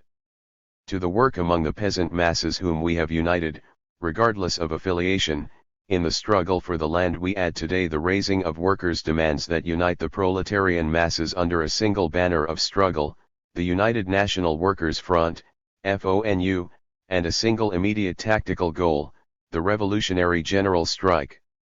This does not represent the use of demagogic tactics in order to display political cleverness. We do not investigate the feelings of the masses out of simple scientific curiosity, we respond to their call. Because we, the combative vanguard of the workers and peasants who are shedding our blood in the mountains and plains of Cuba, are not elements isolated from the popular masses, we are very much part of the people. Our leadership role does not isolate us, rather it imposes obligations on us. The fact that we are a movement of all classes in Cuba, however, makes us also fight for the professional and the small business person who aspire to live in a framework of decent laws, for the Cuban industrialist whose efforts contribute to the nation by creating jobs, for every good man who wants to see a Cuba free from the daily sorrow of these painful times. Now more than ever, the July 26 movement, committed to the highest interests of the Cuban nation, wages its battle, without arrogance but without wavering, for the workers and peasants, for the professionals and small business person, for the national industrialists, for democracy and freedom, for the right to be the free children of a free people, for our daily bread to become the exact measure of our daily effort. On this second anniversary, we are changing the formulation of our pledge. We will no longer be free or be martyrs. We will be free by the action of the entire people of Cuba, who are breaking chain after chain with the blood and suffering of their best sons and daughters. The essence of guerrilla struggle. 1960. This is the first part of Chapter 1 of Guevara's book La Guerra de Guerrillas, Guerrilla Warfare. The armed victory of the Cuban people over the Batista dictatorship has not only been the epic triumph as reported by broadcasts all over the world, it has also forced a change in the old dogmas concerning the conduct of the popular masses of Latin America. It has tangibly shown the capacity of the people to free themselves through guerrilla struggle from a government that oppresses them. We believe that the Cuban Revolution made 3 fundamental contributions to the conduct of revolutionary movements in Latin America. They are: 1. Popular forces can win a war against the army. 2. It is not always necessary to wait until all the conditions for revolution exist, the insurrectional center can create them. 3. In underdeveloped Latin America the arena for armed struggle must be basically the countryside. Of these 3 contributions, The first two counter the passive attitude of revolutionaries or pseudo-revolutionaries who shelter themselves and their inactivity using the pretext that nothing can be done against the professional army, and of some others who sit and wait until in some mechanical way all the necessary objective and subjective conditions come about, without working to accelerate them. Clear as these two undeniable truths appear today for the whole world, they were discussed in Cuba in the past, and are probably being discussed throughout Latin America, as well. Naturally, when one speaks of the conditions for revolution, it must not be thought that they will all be created by the impulse given by the guerrilla center. It must always be kept in mind that there are certain minimum requirements that make feasible the establishment and consolidation of the first center. That is, it is necessary to clearly demonstrate to the people that it is impossible to keep the struggle for social demands within the framework of civic dispute. The peace is broken precisely by the forces of the aggressors, who maintain their power in violation of established law. Under these conditions, popular discontent takes on ever more active shape and dimensions, and at a given moment, a stance of resistance crystallizes in the outbreak of fighting, provoked initially by the attitude of the authorities. Where a government has come to power through some form of popular vote, fraudulent or not, and maintains at least an appearance of constitutional legality, it is impossible to produce the guerrilla outbreak, since the possibilities of civic struggle have not yet been exhausted. The third contribution is fundamentally of a strategic nature, and is a rebuke to those who dogmatically assert that the struggle of the masses is centered in urban movements, totally forgetting the immense participation of the people from the countryside in the life of all the underdeveloped countries of Latin America. It is not a matter of slighting the struggles of the masses of organized workers. It is simply a matter of realistically analyzing the possibilities, under the difficult conditions of armed struggle, where the guarantees that usually adorn our constitutions are suspended or ignored. Under these conditions, the workers' movements must go underground, without arms, illegal, and facing enormous dangers. The situation is not as difficult in the open countryside, where the inhabitants can be supported by the armed guerrillas in places beyond the reach of the repressive forces. Although we will later make a detailed analysis, we point to these three conclusions drawn from the Cuban revolutionary experience at the start of this work because we consider them to be our fundamental contribution. Guerrilla warfare, the basis of the struggle of a people to free itself, has diverse characteristics, different facets, even though the essential will for liberation remains the same. It is obvious, and writers on the theme have said it time and again, that war is governed by a specific set of scientific laws, and whoever goes against them will go down to defeat. Guerrilla warfare as a phase of war must be governed by all of these laws. Because of its special aspects, however, it also has an additional set of laws that must be followed in order to carry it forward. Naturally, geographical and social conditions in each country determine the mode and particular forms that guerrilla warfare will take, but its essential laws hold true for all struggles of this type. Our task at the moment is to discover the fundamentals of this kind of struggle, the rules to be followed by people seeking liberation, to develop theory on the basis of the facts, to generalize and give structure to this experience for the benefit of others. The first thing to establish is, who are the combatants in guerrilla warfare? On one side there is the group of oppressors and their agent, the professional army, well armed and disciplined, who in many cases can count on support from abroad and from small groups of bureaucrats, servants of that group of oppressors. On the other side is the population of the nation or region involved. It is important to emphasize that the guerrilla struggle is a mass struggle, it is the struggle of a people. The guerrillas, as an armed nucleus, are the fighting vanguard of the people, and their great strength is rooted in the mass of the population. The guerrillas should not be considered numerically inferior to the army against which it fights, although its firepower may be inferior. That is precisely why guerrilla warfare is turned to when you have majority support but possess an infinitely smaller number of arms with which to defend yourselves against oppression. The guerrilla fighter therefore relies on the complete support of the people of the area. This is absolutely indispensable. And this can be seen very clearly by taking as an example gangs of bandits that operate in a region. They have all the characteristics of a guerrilla army, homogeneity, respect for the leader, bravery, knowledge of the terrain, and often even a complete understanding of the tactics to be employed. The only thing they lack is the support of the people, and inevitably these gangs are captured or exterminated by government forces. Having analyzed the mode of operation of the guerrillas, their form of struggle, and understanding that their base is among the masses, all that is left is the question, what is the guerrilla fighting for? We must come to the inevitable conclusion that the guerrilla is a social reformer, who takes up arms responding to the angry protest of the people against their oppressors, and who fights to change the social system that keeps all his unarmed brothers in ignominy and poverty. He rises up against the special conditions of the reigning institutional structure at a particular moment and dedicates himself with all the vigor that circumstances permit to breaking the mold of those institutions.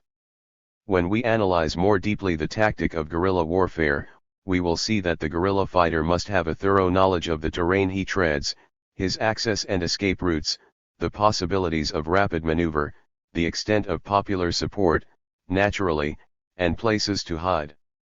All this indicates that the guerrilla fighter will carry out his actions in rugged, sparsely populated areas. In these places the struggle of the people for their demands is aimed primarily and almost exclusively at changing the social form of land ownership. In other words, the guerrilla fighter is above all an agrarian revolutionary. He interprets the desires of the great peasant masses to be owners of the land, of their means of production, of their livestock, of all that they have yearned for over the years, of what makes up their lives and will also be their grave. It should be noted that in current interpretations there are two different types of guerrilla warfare, one of which is struggle complementary to large regular armies, as in the case of the Ukrainian guerrillas in the Soviet Union, is not of interest for this analysis. We are interested in the case of an armed group that develops in the struggle against the existing power, whether colonial or not, that establishes itself as the only base, and that develops in rural areas. In all such cases, whatever the ideological aims that may inspire the struggle, the economic basis is given by the aspiration for ownership of the land. Mao's China begins as an outbreak of workers' groups in the south, which is defeated and almost annihilated. It is able to stabilize itself and begin its forward march only when, after the long march to Yan'an, it settles in rural territories and makes agrarian reform the basis of its demands. The struggle of Ho Chi Minh in Indochina is based on the rice-growing peasants, oppressed under the French colonial yoke. With this force it goes forward until it defeats the colonialists. In both cases there is an interlude of patriotic war against the Japanese invader, but the economic basis of the struggle for the land does not disappear. In the case of Algeria, the great idea of Arab nationalism has its economic counterpart in the control of nearly all of the arable land by 1 million French settlers. And in some countries, such as Puerto Rico, where the particular conditions of the island have not allowed a guerrilla outbreak, the nationalist spirit, deeply wounded by the acts of discrimination committed against them daily, has as its basis the aspiration of the peasants, even though often already proletarianized, for the land that the Yankee invader seized from them. This same central idea, though in different forms, inspired the small farmers, peasants, and slaves of the eastern haciendas of Cuba to close ranks and together defend the right to possess land during the 30-year War of Liberation of Cuba against Spain from 1868 to 1898. Despite the special characteristics that turn guerrilla warfare into a particular type of war, and taking into account the possibilities of its development, with the growth of the group's potential, into a war of positions, we should consider this type of struggle as an embryo of a war of positions, a plan for it. The possibilities for the growth of the guerrillas, and for changes in the type of fighting until conventional warfare is reached, are as great as the possibilities of defeating the enemy in each of the different battles, combats or skirmishes that may take place. Therefore, it is a fundamental principle that no battle, combat, or skirmish is to be fought unless it can be won. There is a malicious definition that states that the guerrilla fighter is the Jesuit of warfare. By this is meant a quality of secretiveness, of treachery, of surprise that is obviously an essential element of guerrilla struggle. It is naturally a special kind of Jesuitism, prompted by circumstances that necessitate acting at certain moments in ways different from the romantic and sporting conceptions with which we are taught to believe war is fought. War is always a struggle in which both contenders try to annihilate the other. Besides using force, they will have recourse to all possible tricks and stratagems in order to achieve these results. Military strategy and tactics are an expression of the guerrilla group's aspirations and of the means to carry them out, and those methods seek to take advantage of the enemy's weak points. Examined up close, the action of each platoon in a large army in a war of positions will present the same characteristics, in terms of individual combat, as those of the guerrilla unit. It uses secretiveness, treachery, and surprise, and when these are not present, it is because vigilance on the other side makes surprise impossible. But since the guerrilla unit is a division in itself, and since there are large zones of territory not guarded by the enemy, it is always possible to carry out these tasks in such a way as to assure surprise, and it is the duty of the guerrilla fighter to do so. Hit and run, some people scornfully call this, and that's accurate. Hit and run, wait, lie in ambush, hit and run again, and do so repeatedly, without giving the enemy a moment's rest. There is in all this, it would appear, a negative attitude, an attitude of retreat, of avoiding direct confrontation. All this is consistent with the general strategy of guerrilla warfare, however, which is the same in its ultimate end as that of any warfare, to win, to annihilate the enemy. Thus it is clear that guerrilla warfare is a phase that does not in itself afford opportunities to achieve complete victory. It is one of the primary phases of warfare and will develop and unfold until the guerrilla army, through steady growth, acquires the characteristics of a regular army. At that moment it will be ready to deal definitive blows to the enemy and register victory. Triumph will always be the product of a regular army, though its origins may be that of a guerrilla army. Now, just as the general of a division in a modern war does not have to die at the head of his soldiers, the guerrilla fighter, who is his own general, should not die in every battle. He is ready to give his life, but the positive quality of guerrilla warfare is precisely that each one of the guerrilla fighters is ready to die, not to defend an ideal, but rather to make that ideal a reality. This is the basis, the essence of guerrilla struggle, the miracle whereby a small nucleus of men, the armed vanguard of the great popular force that supports them, able to see farther than the immediate tactical objective, advances decisively to achieve an ideal, to establish a new society, to break the mold of the old society, and to achieve, once and for all, the social justice for which they fight. Seen in this light, all disparaging words acquire a true nobility, the nobility of what the guerrilla aims to accomplish, and mark well that we are not speaking of twisted means of reaching an end. The fighting attitude, this attitude of never losing heart, this inflexibility in confronting the great problems of the final objective, this too is the nobility of the guerrilla fighter. Guerrilla warfare, a method. September 1963. Guerrilla warfare has been employed throughout history on innumerable occasions and in different circumstances to obtain different objectives. Lately it has been employed in various people's wars of liberation when the vanguard of a people have chosen the road of irregular armed struggle against enemies of superior military power. Asia, Africa, and Latin America have been the scenes of such actions in attempts to obtain power in the struggle against feudal, neocolonial, or colonial exploitation. In Europe, guerrilla units have been used as supplements to native or allied regular armies. Guerrilla warfare has been employed in the Americas on several occasions.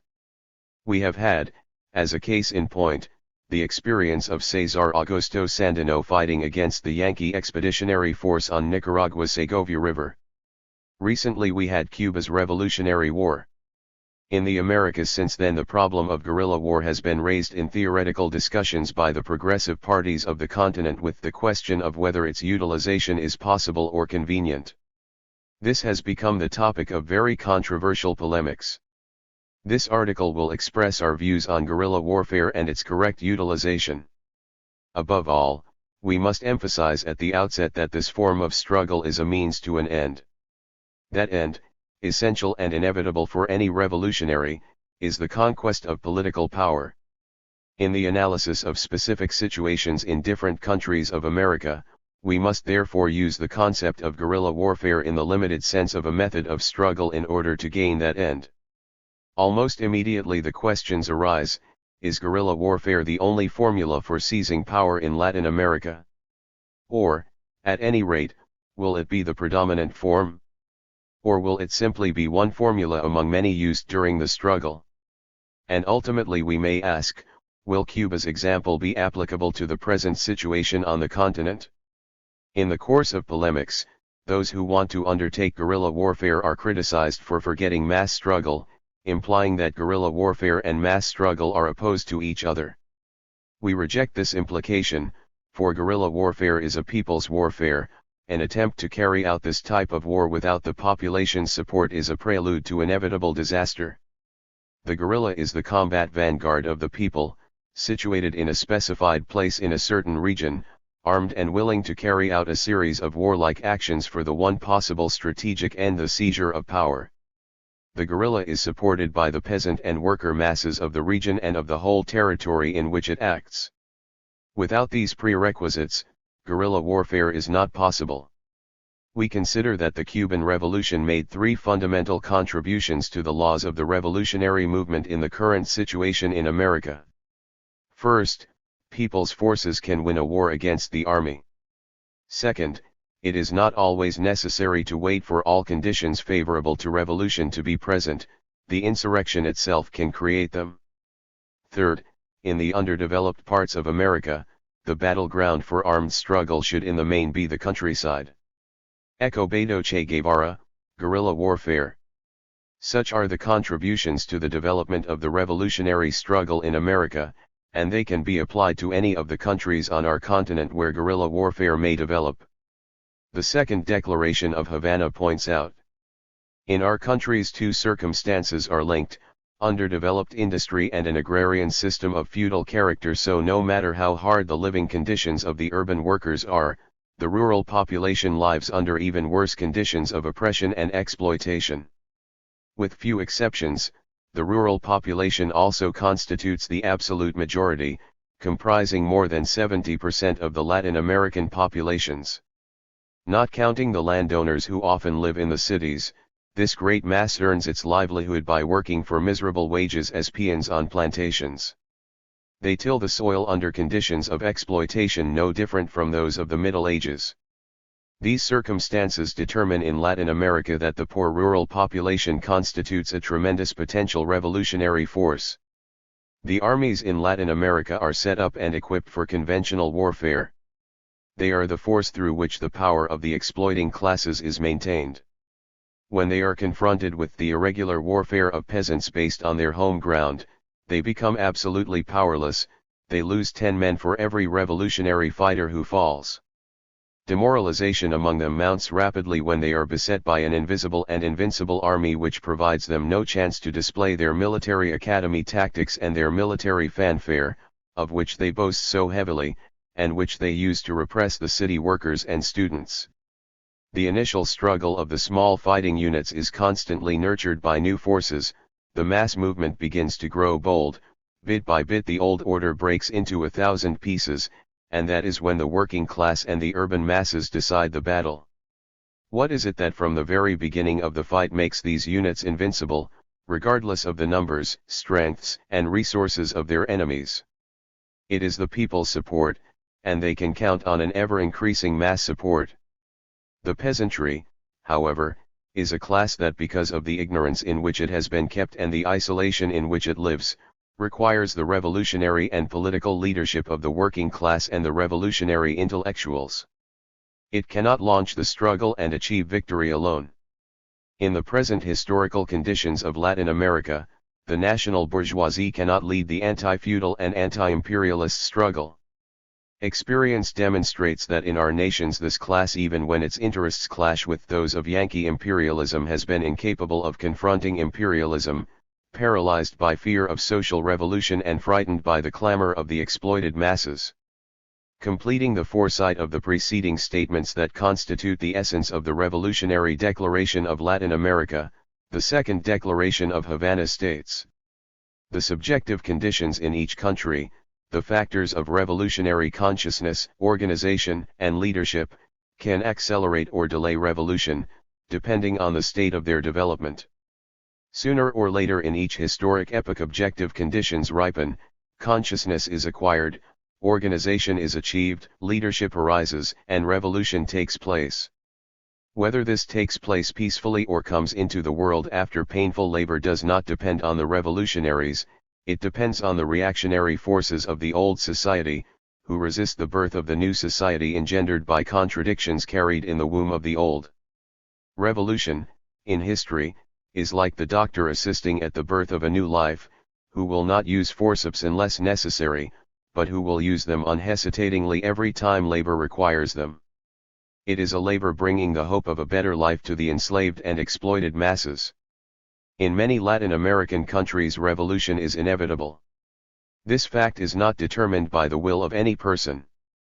It is determined by the horrifying conditions of exploitation under which the Latin American people live, the development of a revolutionary consciousness in the masses, the worldwide crisis of imperialism and the universal liberation movements of the subjugated nations. We shall begin from this basis to analyze the whole matter of guerrilla warfare in Latin America. We have already established that it is a means of struggle to attain an end. First, our concern is to analyze the end in order to determine whether the winning of power in Latin America can be achieved in ways other than armed struggle. Peaceful struggle can be carried out through mass movements that compel in special situations of crisis governments to yield. Thus, the popular forces would eventually take over and establish a dictatorship of the proletariat. Theoretically this is correct. When analyzing this in the Latin American context, we must reach the following conclusions. Generally on this continent objective conditions exist that propel the masses to violent action against their bourgeois and land-holding governments. In many countries there are crises of power and also some subjective conditions necessary for revolution. It is clear, of course, that in those countries where all of these conditions are found, it would be criminal not to act to seize power. In other countries where these conditions do not occur, it is right that different alternatives will appear and out of theoretical discussions the tactic suitable to each country should emerge. The only thing history does not allow is that the analysts and executors of proletarian politics be mistaken. No one can solicit the role of vanguard party as if it were a diploma given by a university. To be the vanguard party means to be at the forefront of the working class through the struggle for achieving power. It means to know how to guide this fight through shortcuts to victory. This is the mission of our revolutionary parties, and the analysis must be profound and exhaustive so that there will be no mistakes. At the present time we can observe in America an unstable balance between oligarchical dictatorship and popular pressure. We mean by oligarchical the reactionary alliance between the bourgeoisie and the landowning class of each country in which feudalism remains to a greater or lesser degree. These dictatorships carry on within a certain legal framework adjudicated by themselves to facilitate their work throughout the unrestricted period of their class domination. Yet we are passing through a stage in which pressure from the masses is very strong and is straining bourgeois legality so that its own authors must violate it in order to halt the impetus of the masses. Barefaced violation of all legislation or of laws specifically instituted to sanction ruling class deeds only increases the pressure from the people's forces. The oligarchical dictatorships then attempt to use the old legal order to alter constitutionality and further oppress the proletariat without a frontal clash. At this point a contradiction arises. The people no longer support the old, and much less the new, coercive measures established by the dictatorship and try to smash them. We should never forget the class character, authoritarian and restrictive, that typifies the bourgeois state. Lenin refers to it in the following manner in State and Revolution: the state is the product and the manifestation of the irreconcilability of class antagonisms. The state arises when, where, and to the extent that class antagonisms objectively cannot be reconciled. And, conversely, the existence of the state proves that class antagonisms are irreconcilable. In other words, we should not allow the word democracy to be utilized apologetically to represent the dictatorship of the exploiting classes, to lose its deeper meaning and acquire that of granting the people certain liberties, more or less adequate. To struggle only to restore a certain degree of bourgeois legality without considering the question of revolutionary power is to struggle for the return of a dictatorial order established by the dominant social classes. In other words, it is to struggle for a lighter iron ball to be fixed to the prisoner's chain. In these conditions of conflict, the oligarchy breaks its own contracts, its own mask of democracy, and attacks the people, though it will always try to use the superstructure it has formed for oppression. We are faced once again with a dilemma: what must be done? Our reply is, violence is not the monopoly of the exploiters, and as such the exploited can use it too and, moreover, ought to use it when the moment arrives. José Martí said, "He who wages war in a country when he can avoid it is a criminal, just as he who fails to promote war which cannot be avoided is a criminal." Lenin said, "Social democracy has never taken a sentimental view of war. It unreservedly condemns war as a bestial means of settling conflicts in human society. But social democracy knows that as long as society is divided into classes, as long as there is exploitation of human by human, wars are inevitable. In order to end this exploitation we cannot walk away from war, which is always and everywhere begun by the exploiters, by the ruling and oppressing classes." He said this in 1905. Later, in Military Program of the Proletarian Revolution, a far-reaching analysis of the nature of class struggle, he affirmed, "Whoever recognizes the class struggle cannot fail to recognize civil wars, which in every class society are the natural, and under certain conditions, inevitable continuation, development, and intensification of the class struggle. All the great revolutions prove this. To repudiate civil war, or to forget about it, would mean sinking into extreme opportunism and renouncing the socialist revolution. That is to say, we should not fear violence, the midwife of new societies, but violence should be unleashed at that precise moment in which the leaders have found the most favorable circumstances. What will these be? Subjectively, they depend on two factors that complement each other and which deepen during the struggle: consciousness of the necessity of change and confidence in the possibility of this revolutionary change. Both of these factors combined with the objective conditions, favorable in all of Latin America for the development of the struggle, and the firm will to achieve revolutionary change, as well as the new correlation of forces in the world, will determine the mode of action. Regardless of how far away the socialist countries may be, their favorable influence will be felt by the people who struggle, just as their example will give the people further strength. Fidel Castro said on July 26, 1963. The duty of the revolutionaries, especially at this moment, is to know how to recognize and how to take advantage of the changes in the correlation of forces that have taken place in the world, and to understand that these changes facilitate the people's struggle. The duty of revolutionaries, of Latin American revolutionaries, is not to wait for the change in the correlation of forces to produce a miracle of social revolutions in Latin America, but to take full advantage of everything that is favorable to the revolutionary movement and to make revolution. There are some who say, let us admit that in certain specific cases revolutionary war is the best means to achieve political power, but where do we find the great leaders, the Fidel Castros, who will lead us to victory? Fidel Castro, like any other human being, is the product of history. The political and military leaders who will lead the insurrectional uprisings in the Americas, merged if possible in one person, will learn the art of war during the course of war itself. There exists neither trade nor profession that can be learned from books alone. In this case, the struggle itself is the great teacher. Of course, the task will not be easy and it is not exempt from grave dangers.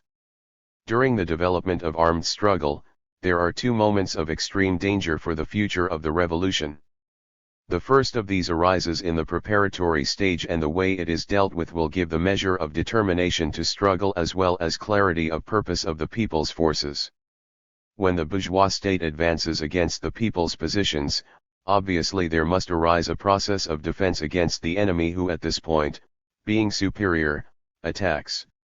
If the basic subjective and objective conditions are ripe, the defense must be armed so that the popular forces will not merely become recipients of the enemy's blows. Nor should the armed defense camp be allowed to be transformed into the refuge of the pursued. The guerrilla army, the defensive movement of the people, at a given moment carries within itself the capacity to attack the enemy and must develop this constantly. This capacity is what determines, with the passing of time, the catalytic character of the people's forces. That is, guerrilla warfare is not passive self-defense, it is defense with attack. From the moment we recognize it as such, it has as its final goal the conquest of political power. This moment is important. In social processes, the difference between violence and nonviolence cannot be measured by the number of shots exchanged, rather it lies in concrete and fluctuating situations. We must be able to see the right moment in which the people's forces, conscious of their relative weakness and their strategic strength, must take the initiative against the enemy so the situation will not deteriorate. The equilibrium between oligarchic dictatorship and popular pressure must be changed. The dictatorship tries to function without resorting to force, so we must try to oblige it to do so, thereby unmasking its true nature as the dictatorship of the reactionary social classes. This event will deepen the struggle to such an extent that there will be no retreat from it. The success of the people's forces depends on the task of forcing the dictatorship to a decision to retreat, or to unleash the struggle, thus beginning the stage of long-range armed action. Skillful avoidance of the next dangerous moment depends on the growing power of the people's forces. Marx always recommended that once the revolutionary process has begun, the proletariat should strike blows again and again without rest. A revolution that does not constantly expand is a revolution that regresses. The fighters, if weary, begin to lose faith, and at this point some of the bourgeois maneuvers may bear fruit. For example, the holding of elections to turn a government over to another gentleman with a sweeter voice and a more angelic face than the outgoing tyrant, or the staging of a coup by reactionaries, generally led by the army, with the direct or indirect support of the progressive forces. There are others, but it is not our intention to analyze all such tactical stratagems. Let us focus on the military coup mentioned previously. What can the military contribute to democracy? What kind of loyalty can be asked of them if they are merely an instrument of domination for the reactionary classes and imperialist monopolies, and if, as a caste whose worth rests on the weapons in their hands, they aspire only to maintain their prerogatives? When, in difficult situations for the oppressors, the military establishment conspires to overthrow a dictator who in reality has already been defeated, it can be said that they do so because the dictator is unable to preserve their class prerogatives without extreme violence, a method that generally does not suit the interests of the oligarchies at that point. This statement does not mean to reject the service of military men as individual fighters who, once separated from the society they served, have in fact now rebelled against it. They should be utilized in accordance with the revolutionary line they adopt as fighters and not as representatives of a caste. A long time ago Engels, in the preface to the third edition of Civil War in France, wrote, "The workers were armed after every revolution, for this reason the disarming of the workers was the first commandment for the bourgeois at the helm of the state. Hence, after every revolution won by the workers there was a new struggle ending with the defeat of the workers." Quoted by Lenin in State and Revolution. This play of continuous struggle, in which some change is obtained and then strategically withdrawn, has been repeated for many dozens of years in the capitalist world.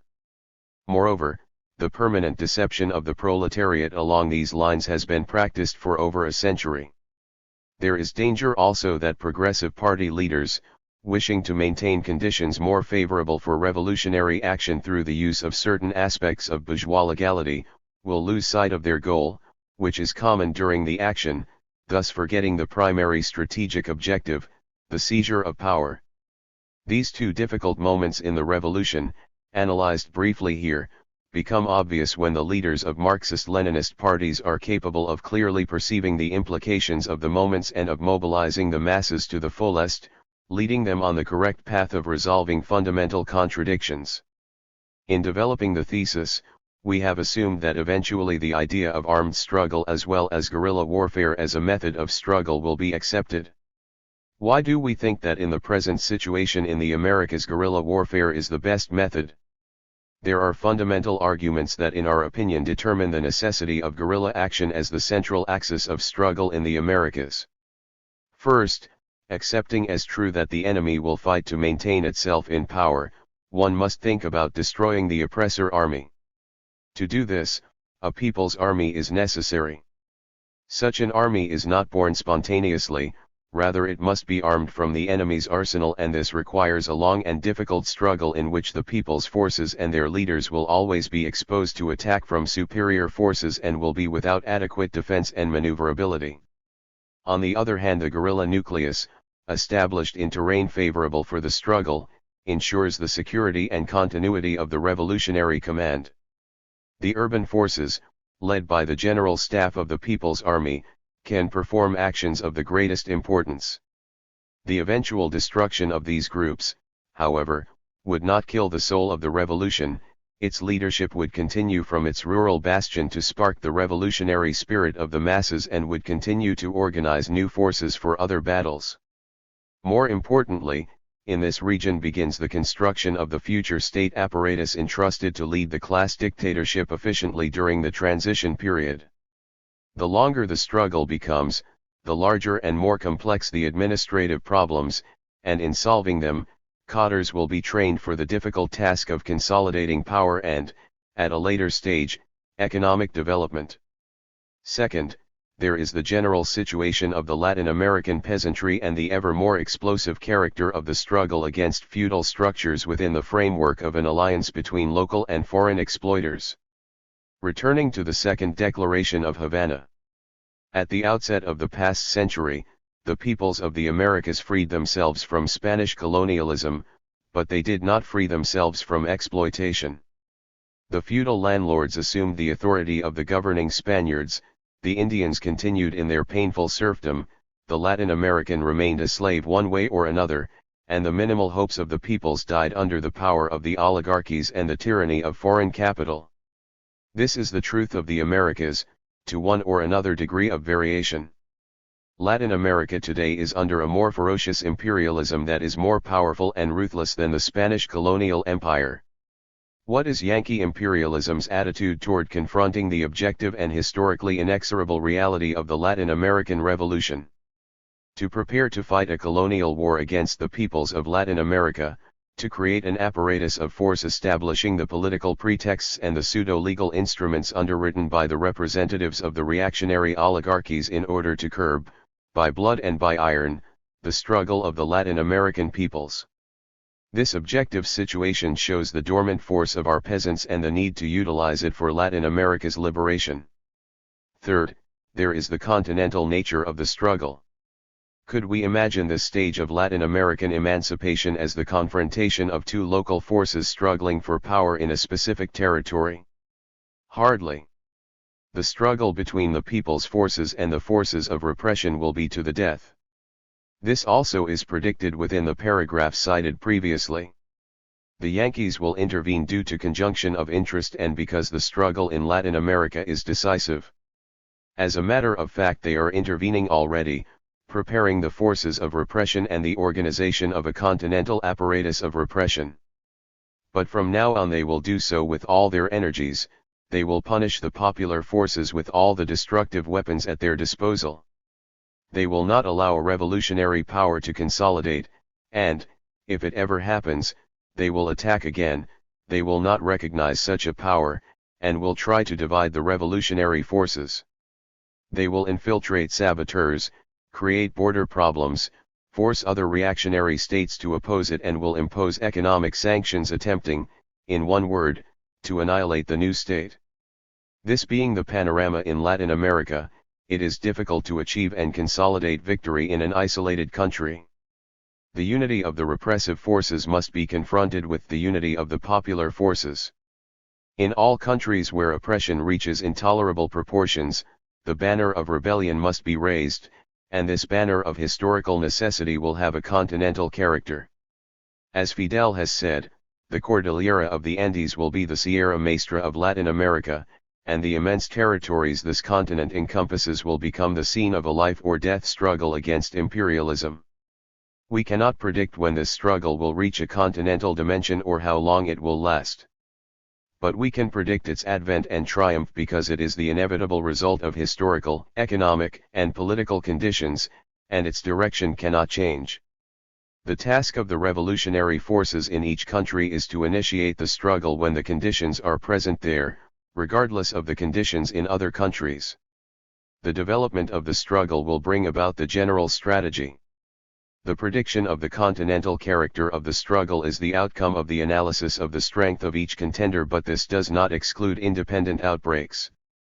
The beginning of the struggle in one area of a country is bound to cause its development throughout the region. The beginning of a revolutionary war contributes to the development of new conditions in the neighboring countries.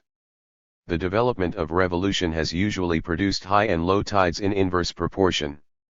To the revolution's high tide corresponds the counter-revolutionary low tide and vice versa, as there is a counter-revolutionary ascendancy in moments of revolutionary decline.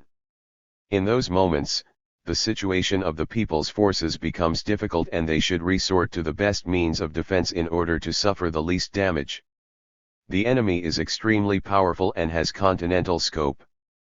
The relative weakness of the local bourgeoisie cannot therefore be analyzed with a view to making decisions within restricted boundaries. Still less can one think of an eventual alliance by these oligarchies with a people in arms. The Cuban Revolution sounded the bell that raised the alarm. The polarization of forces will become complete, exploiters on one side and exploited on the other.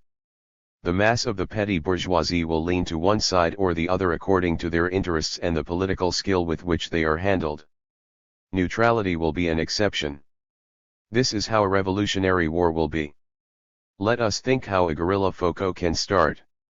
Nuclei with relatively few people choose places favorable for guerrilla warfare with the intention of either unleashing a counterattack or weathering the storm, and from there they start taking action. What follows, however, must be very clear. At the beginning the relative weakness of the guerrilla is such that they should work only toward becoming acquainted with the terrain and its surroundings while establishing connections with the population and fortifying the places that will eventually be converted into bases. There are three conditions for survival that a guerrilla force must embrace if it is emerging subject to the premises described here: constant mobility, constant vigilance, and constant distrust. Without these three elements of military tactics, the guerrilla will find it hard to survive.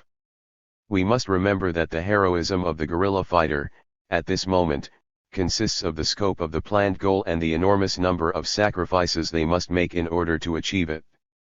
These sacrifices are not made in daily combat or in face-to-face battle with the enemy, rather they will take subtler forms, more difficult for the guerrilla fighter to resist both physically and mentally.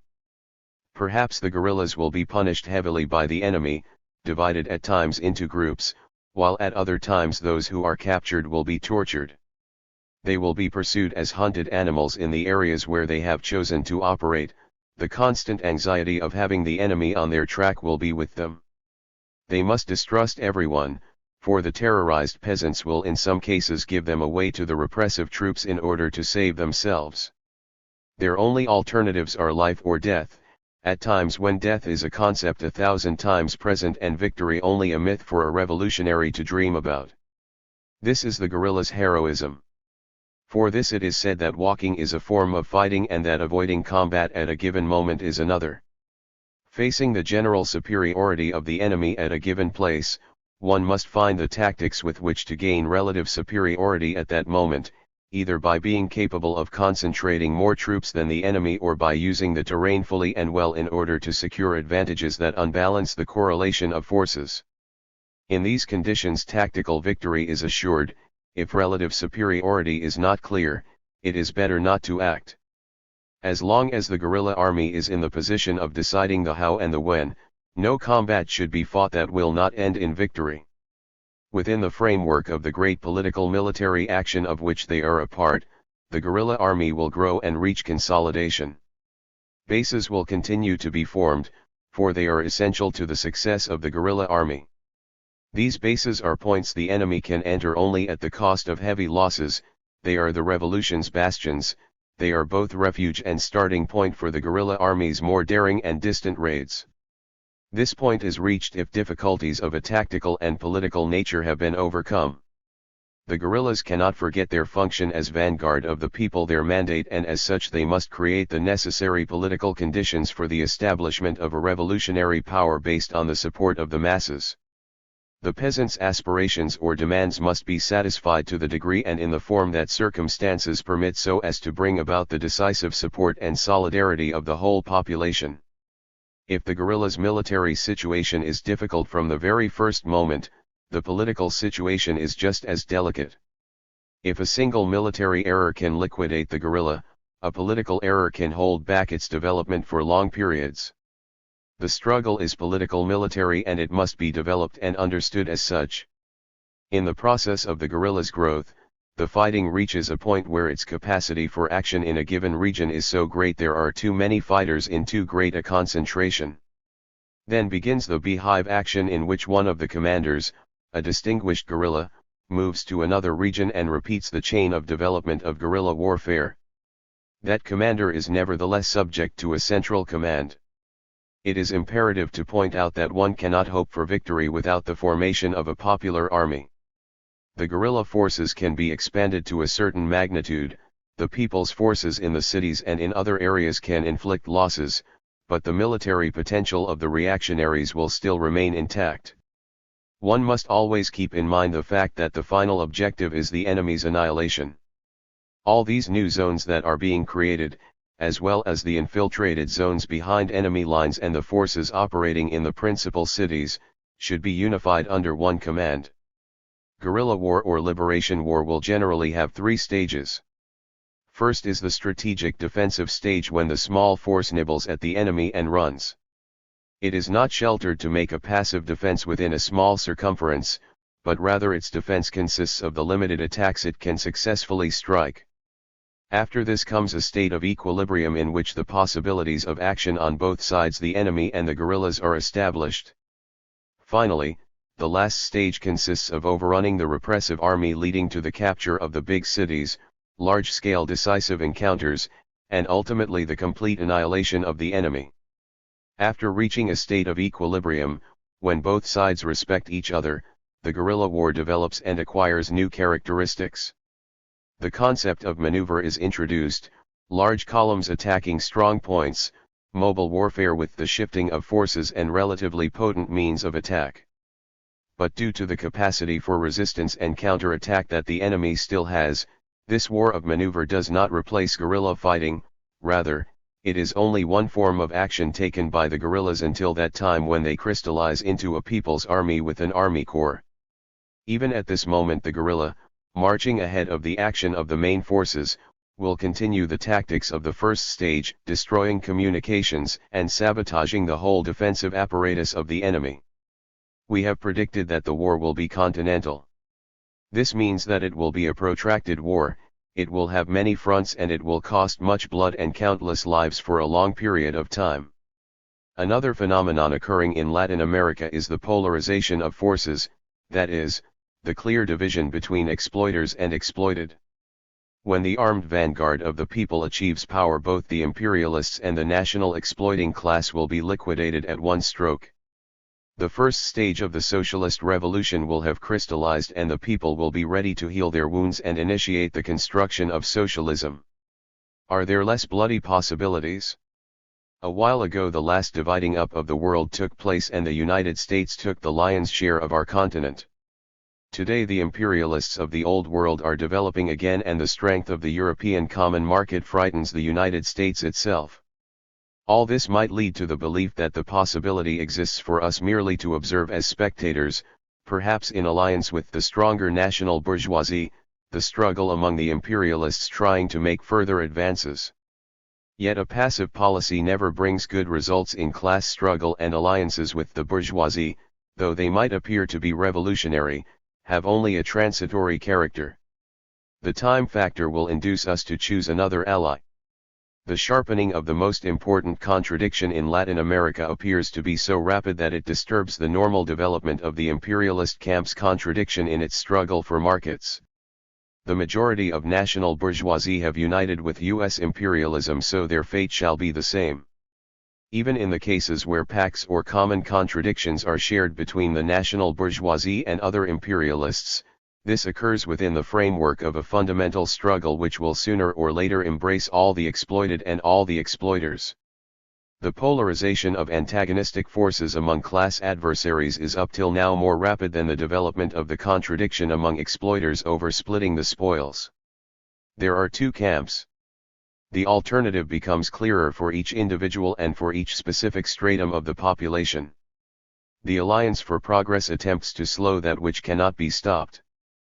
But if the advance on the U.S. market by the European Common Market, or any other imperialist group, were more rapid than the development of the fundamental contradiction, the forces of the people would only have to penetrate into the open breach, carrying on the struggle and utilizing the new intruders whilst having a clear awareness of what their true intentions are. Not a single position, weapon, or secret should be given to the class enemy, under penalty of losing all. In fact, the eruption of the Latin American struggle has begun. Will its storm center be in Venezuela, Guatemala, Colombia, Peru, Ecuador? Are today's skirmishes only manifestations of a restlessness that has not come to fruition? The outcome of today's struggles does not matter.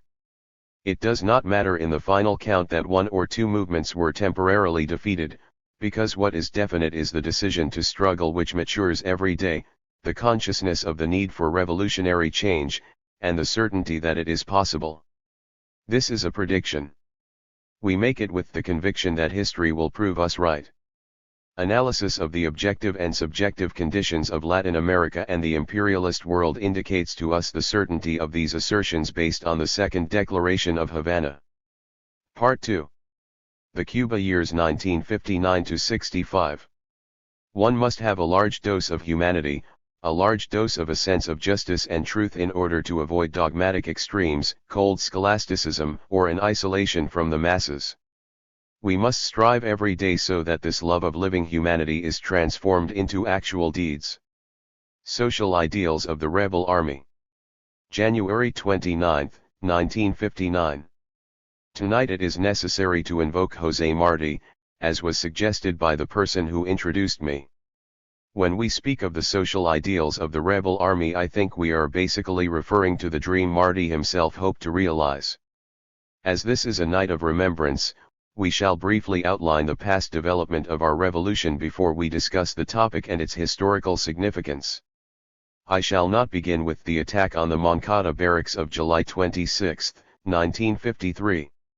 I shall refer only to those events in which I participated and which resulted in the revolution of January 1 of this year. Let us begin this story in Mexico, where it began for me.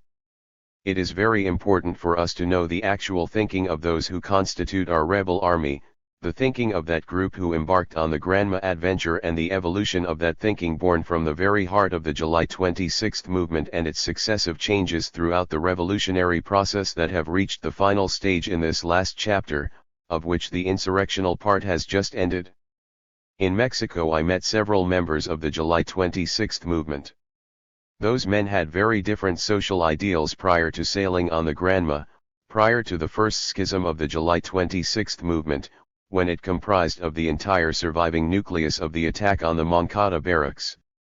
I recall an intimate discussion in a Mexico home when I spoke of the need to offer the people of Cuba a revolutionary program, and a member of the July 26 movement who had participated in the Moncada barracks assault, he fortunately later left the movement, answered me in a way I shall always remember: the matter is simple. What we want to accomplish is a coup d'état. Batista staged a coup and took power in one day.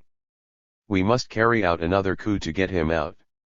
Batista has given 100 concessions to the United States and we must give them 101. For him the main objective was achieving power. I argued that a coup must be based on principles, for it was important to know what we would do once we had taken over government. This was the thinking of a member of the July 26 movement in its first stage. Those who held these ideas have fortunately for us left our revolutionary movement and taken other paths. From that time on, the group constituting the Granma crew began to take shape, going through many difficult periods. We suffered continuous persecution from Mexican authorities that at one point almost endangered the whole expedition. In addition, certain individuals who at first wanted to participate in the adventure later left us under one pretext or another, reducing the number of expeditionaries. In the end, 82 men boarded the Granma. The rest is well known by the Cuban people. What I am concerned with and what I believe to be primarily important is the social thought of those who survived Alegría de Pio, the first and only disaster the rebels suffered throughout the insurrection. 15 men regrouped afterward, physically and morally destroyed. We were able to move forward only because of the enormous confidence Fidel Castro gave us in those decisive moments, with his strong revolutionary caudillo's personality and his unshakable faith in the people. We were a group with civilian origins, attached but not grafted to the Sierra Maestra. Thus we went from hut to hut, we touched nothing that did not belong to us, we did not eat unless we could pay for it, and many times we went hungry because of this principle. Our group was tolerated but not joined by the peasants, and in this situation a great deal of time went by. For a few months we led a nomadic life high in the Sierra Maestra mountains. We made sporadic attacks. We went from one mountain to the next. Most of the time there was no water and living conditions were extremely difficult. Bit by bit the peasants' attitude toward us began to change, propelled by the actions of the repressive forces of Batista, who dedicated themselves to assassination and the destruction of the peasants' houses. Batista's men were hostile toward all who came in contact with the rebel army. This change in attitude translated into the incorporation of peasants into our guerrilla army, and in this way an army of civilians began to change into an army of peasants. As the peasants were incorporated into the armed struggle for liberty and social justice, the magic words began simultaneously to spread to the oppressed masses of Cuba in their struggle for land: agrarian reform. In this manner the first great social issue was established. Later, agrarian reform became the predominant banner of our movement, even though earlier we went through a stage of much restlessness due to our natural preoccupation with the policy and conduct of our neighbor to the north. At the time, the presence of foreign reporters, preferably U.S. reporters, was more important to us than a military victory. More important than the incorporation in the struggle of the peasantry, who gave the revolution their ideals and faith, was to have U.S. supporters who served to export our revolutionary propaganda. At that time a tragic event occurred in Santiago de Cuba, the assassination of Compañero Frank País, marking a complete change in the structure of the revolutionary movement. The people of Santiago de Cuba, responding to the emotional impact of the assassination, took to the streets spontaneously, producing the first attempt at a general political strike. Even though it had no leadership, it completely paralyzed Oriente province, with repercussions in Las Villas and Camagüey provinces. The dictatorship liquidated this movement that began without preparation or revolutionary control. The phenomenon made us aware of the need to incorporate the workers into our liberation struggle. Immediately, underground work in workers' centers began to prepare a general strike which would aid the rebel army in gaining power. This work led to the creation of underground organizations with an insurrectional philosophy, yet those who encouraged these movements did not really grasp the meaning or the tactics of a people's war. The masses were led down false paths because their leaders did not create revolutionary spirit and unity. They attempted to direct the strike from above without effective links to the workers at the base. The victories of the rebel army and the great efforts of the underground created within the country such a state of unrest that a general strike was called on April 9, 1958. It failed precisely because of organizational errors due primarily to the lack of contact between the leaders and the working masses and the leaders' mistaken attitude. The experience taught us a lesson. An ideological struggle developed within the July 26 movement that brought about a radical change in the analysis of the country's realities and in its activist sectors. The July 26 movement was strengthened by the failure of the strike, and the experience taught us a precious truth that the revolution did not belong to any one group in particular but to all the Cuban people. Consequently, the energies of the movement's members in the mountains and cities were aimed toward that end. Precisely at this time the rebel army took its first steps toward developing the theory and doctrine of the revolution, demonstrating that the insurrectional movement had grown and was achieving political maturity. We moved from an experimental stage to a constructive one, from trials to definite deeds. Immediately we initiated small industries in the Sierra Maestra. Like our ancestors, we moved from nomadic life into a settled life. We created centers of production in accord with our most basic needs. Weapons and shoe factories appeared and we began to build landmines from the bombs Batista dropped on us. The men and women of the rebel army did not forget that their fundamental mission in the Sierra Maestra and elsewhere was the betterment of the peasantry and their incorporation into the struggle for land. We formed schools in the mountainous regions of Orient. There we made our first experiment at distributing land through an agrarian code written by Dr. Humberto Saray-Marin, Fidel Castro, and myself. The land was given to peasants in a revolutionary manner. Great farms owned by Batista's advocates were occupied, and all state land in the region was given to the peasants. We were now fully identified as a peasant movement closely bound to the land and with agrarian reform as our emblem. Later we reaped the consequences of the ill-fated strike of April 9, 1958. The dictatorship increased its repression toward the end of May, provoking in our cadres a loss of morale which could have had catastrophic consequences for our cause. The dictatorship began its most furious offensive. On May 25 of last year 1958, 10,000 well-equipped soldiers attacked our position, centering their offensive on column number 1 led personally by our commander-in-chief, Fidel Castro. At the time the rebel army controlled a very small area.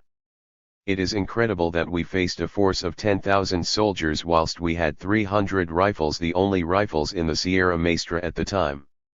Effective tactical leadership resulted, by July 30, in the end of the Batista offensive. From then on the rebels moved from defense into the offensive. We captured more than 600 new arms, more than twice the number of rifles we had when the action was begun. The enemy suffered more than 1,000 casualties in dead, wounded, deserters and prisoners. The rebel army came out of this campaign prepared to initiate the offensive in the lowlands. This was a tactical and psychological offensive because our armaments could not compete in quality or quantity with those of the dictatorship. This was a war in which we always counted on that imponderable, the extraordinary courage of the people. Our columns were able to constantly fool the enemy and place themselves in better positions not only because of our tactical advantage and the high morale of our militia, but also because of the generous support given by the peasants. The peasant was the invisible collaborator who did everything the rebel soldier could not do. They gave us information, watched the enemy, discovered the enemy's weaknesses, rapidly brought us urgent messages and spied within the ranks of the Batista army. None of these was a miracle but a product of our energetic agrarian policy. In light of the attacks made on the Sierra Maestra and the encircling hunger established and enforced by all the landowners in the surrounding areas, 10,000 head of cattle were sent to the mountains to supply the rebel army and the peasants. For the first time the peasants of that region ate meat and their children drank milk. Also for the first time the peasants there received the benefits of education. Our revolution brought schools in its hand. In this way the peasants reached a positive conclusion about our regime. At the same time the dictatorship systematically burned the peasants' houses. The peasants were removed from their land or murdered. Death came sometimes from the skies in the form of napalm given graciously to Batista by that democratic neighbor to the north for terrorizing civilian populations. They gave 500 kilo bombs that destroyed everything within a 100-meter circumference. A napalm bomb dropped over a coffee grove means the destruction of that wealth and all those years of labor. What is destroyed in a minute will take 5 or 6 years to rebuild. At this time we began our march to Las Villas. This is important to point out, not because I participated in it but because on our arrival in Las Villas we found a new socio-political panorama of the revolution. When we arrived at Las Villas with the flag of the July 26 movement, the Revolutionary Directorate, groups of the Second Front of Escambray, groups of the Popular Socialist Party, and smaller ones of the Autentica organization were already there fighting against the dictatorship. It was necessary to begin to work to achieve unity, an important factor in any revolutionary struggle. The July 26 movement, with the rebel army at its head, had to promote unity among the different elements that were disgruntled with one another and who had as their only unifying element the work done in the Sierra Maestra. First, it was necessary to unify these groups of fighters not only in the hills but also in the plains. We therefore had to perform the very important task of classifying all the sections of workers in the province. This task was carried out amid opposition, even within our own movement, still suffering the disease of sectarianism. We had just arrived in Las Villas, and our first governmental edict even before establishing the first school was to pass a revolutionary law establishing an agrarian reform that ordered, among other things, that owners of small parcels of land pay no more rent until the revolution considered each case separately. Agrarian reform was the spearhead with which the rebel army advanced. It was not a demagogic maneuver, it was simply that after 1 year and 8 months of revolution, the close understanding that existed between the leaders and the peasant masses was so great that many times it propelled the revolution to do things it had not even conceived of doing before. We did not invent agrarian reform, it was an idea that came from the peasants, they pushed for it. We convinced the peasants that with the weapons at hand, with organization, and without fear of the enemy, victory was assured. And the peasantry, with good reasons to do so, compelled the revolution to bring about agrarian reform. They compelled the confiscation of cattle and all the other social measures adopted in the Sierra Maestra. In the Sierra Maestra, Law No. 3 was decreed on the day of the November 3, 1958 electoral farce. It established genuine agrarian reform and, though incomplete, contained very positive arrangements. State land was to be distributed as was land owned by those who served Batista, as well as land obtained by fraudulent means, like that of the land grabbers who swallowed thousands of acres of borderlands. It gave small, rent-paying colonos tenant farmers plots not exceeding 2 caballerias. Everything was free. The principle was very revolutionary. Agrarian reform will benefit over 200,000 families. Yet the agrarian revolution is not complete with Law No. 3. To complete it, it will be necessary to establish a law to proscribe large land holdings as stated by the Constitution. We must define exactly the concept of latifundia which characterizes our agrarian structure and is the source of the nation's backwardness and of the miseries of the majority of the peasantry. This has not yet been touched. The organized peasant masses now have the task of demanding a law that will prohibit latifundia just as they once compelled the rebel army to establish Law No. 3. Another aspect must also be considered. The Constitution states that land expropriation must be paid for in advance. If the agrarian reform is to follow that precept, it may be a little slow and expensive. The collective action of the peasantry, who have won their right to freedom since the triumph of the revolution, is needed in order to demand the democratic derogation of that precept so they can advance toward a true and full agrarian reform. Now we begin to consider the social ideals of the rebel army. Today we have an armed democracy. When we plan the agrarian reform and observe the new revolutionary laws that complement it, making it viable and immediate, our main concern is the social justice that land redistribution brings about. The creation of an extensive internal market and agricultural diversification, two of the fundamental and inseparable objectives of the revolutionary government, cannot be postponed because the interests of the people are implied in and through it. All economic activities are related. We must increase the industrialization of the country without ignoring the many problems that this process creates. But a policy to encourage industrialization requires certain tariff measures, to protect our new industries, and an internal market capable of absorbing the new products. This market can only be increased by adding to it the peasant masses, the guajiros who, though they remain needy, have until now had no buying power. We are aware that our goals demand an enormous responsibility on our part, and these are not our only responsibilities. We must await the reaction of those who dominate more than 75% of our commercial trade and our market. We must prepare ourselves before this danger by applying countermeasures such as tariffs and by diversifying our markets abroad. We need to build a Cuban merchant fleet to transport sugar, tobacco, and other products. Its existence will favorably influence the exchange of the type of cargoes on which the progress of underdeveloped countries like Cuba depend. If we are to undertake an industrialization program, what are its most important features? First, the raw materials that the Constitution wisely protected but that have been surrendered to foreign enterprises by the Batista dictatorship. We must rescue our subsoil, our minerals. Another element in the process of industrialization is electricity. We have to be able to rely on it. We are going to make sure that electrical power returns to Cuban hands. We must also nationalize the telephone company because of the poor service it has rendered and the high rates it maintains. What are the tools we possess to carry out a program of this sort? We have the rebel army, and it must be the first instrument in our struggle, our most vigorous and positive weapon. The remains of Batista's army must be destroyed. Let it be understood that this will not be done for revenge or for a love of justice, but to assure that the people achieve their goals in the shortest possible time. We defeated, with the support of the people, an army numerically superior to ours. We did so with appropriate tactics and a revolutionary morale. Now we must face the fact that our rebel army is not yet capable of performing its new responsibilities, such as the integral defense of Cuban territory. We have to rapidly restructure the rebel army.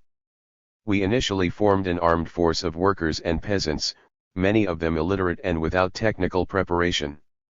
We must now educate this army culturally and technically for the demanding tasks they must face.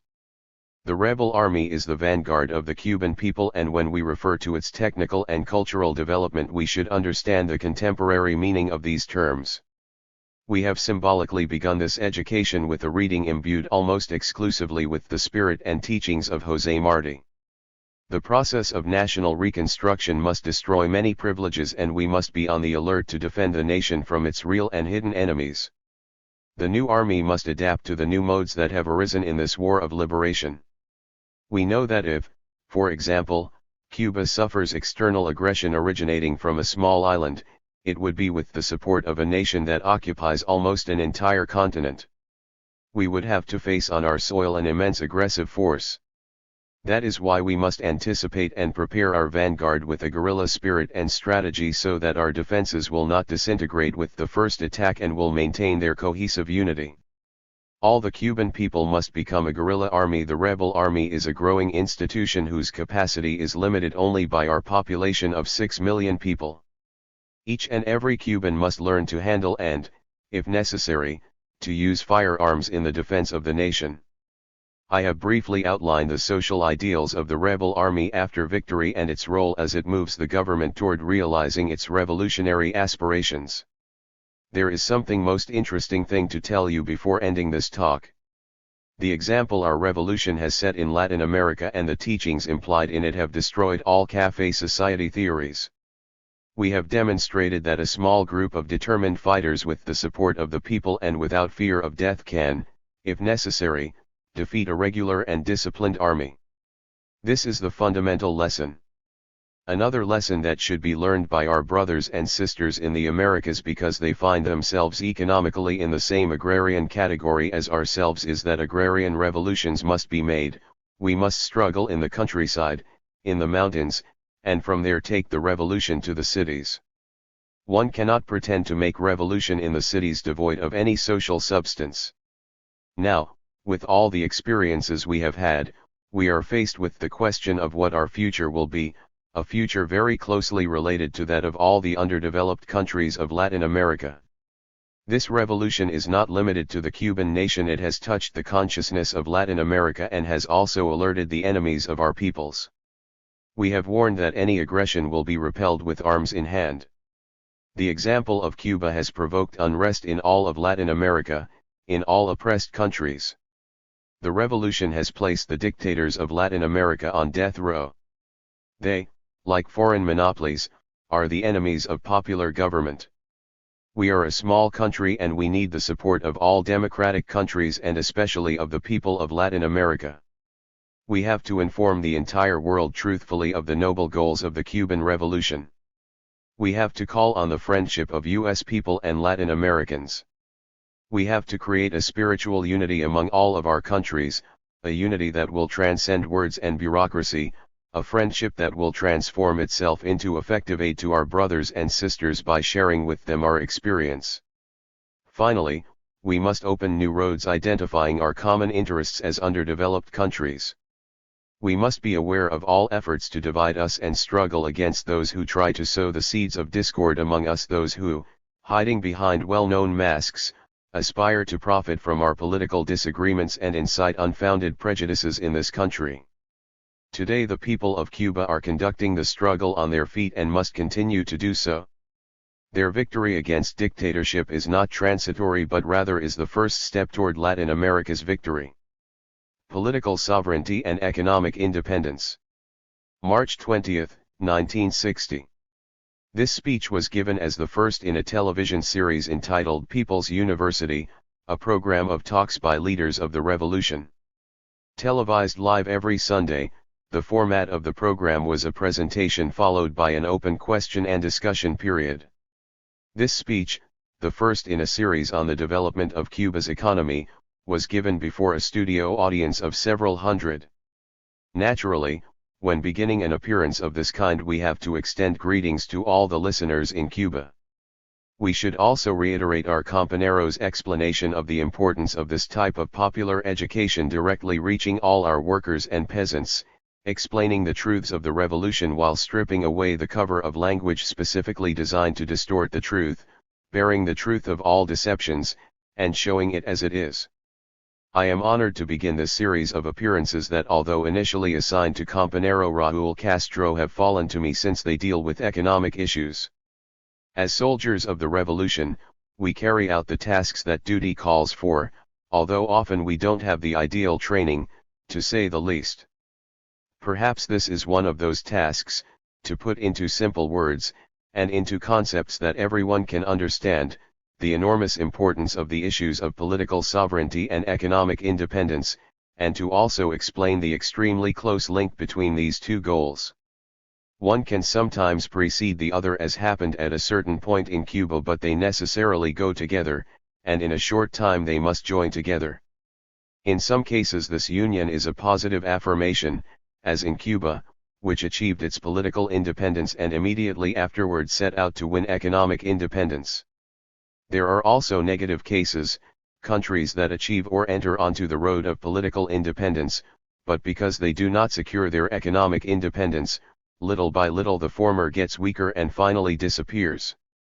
Our revolutionary task today is to think not only of the present, with all the threats being made against us, but also to think of the future.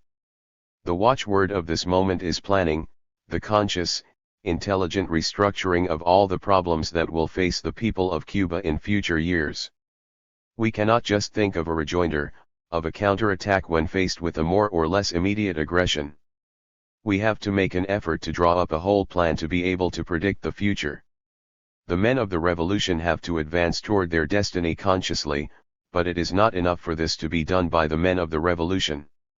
It is also necessary for the entire people of Cuba to understand exactly what all the revolutionary principles are, so they can know that, after these times, in which some feel uncertain about the future, there will be and let there be no doubt about it a happy and glorious future.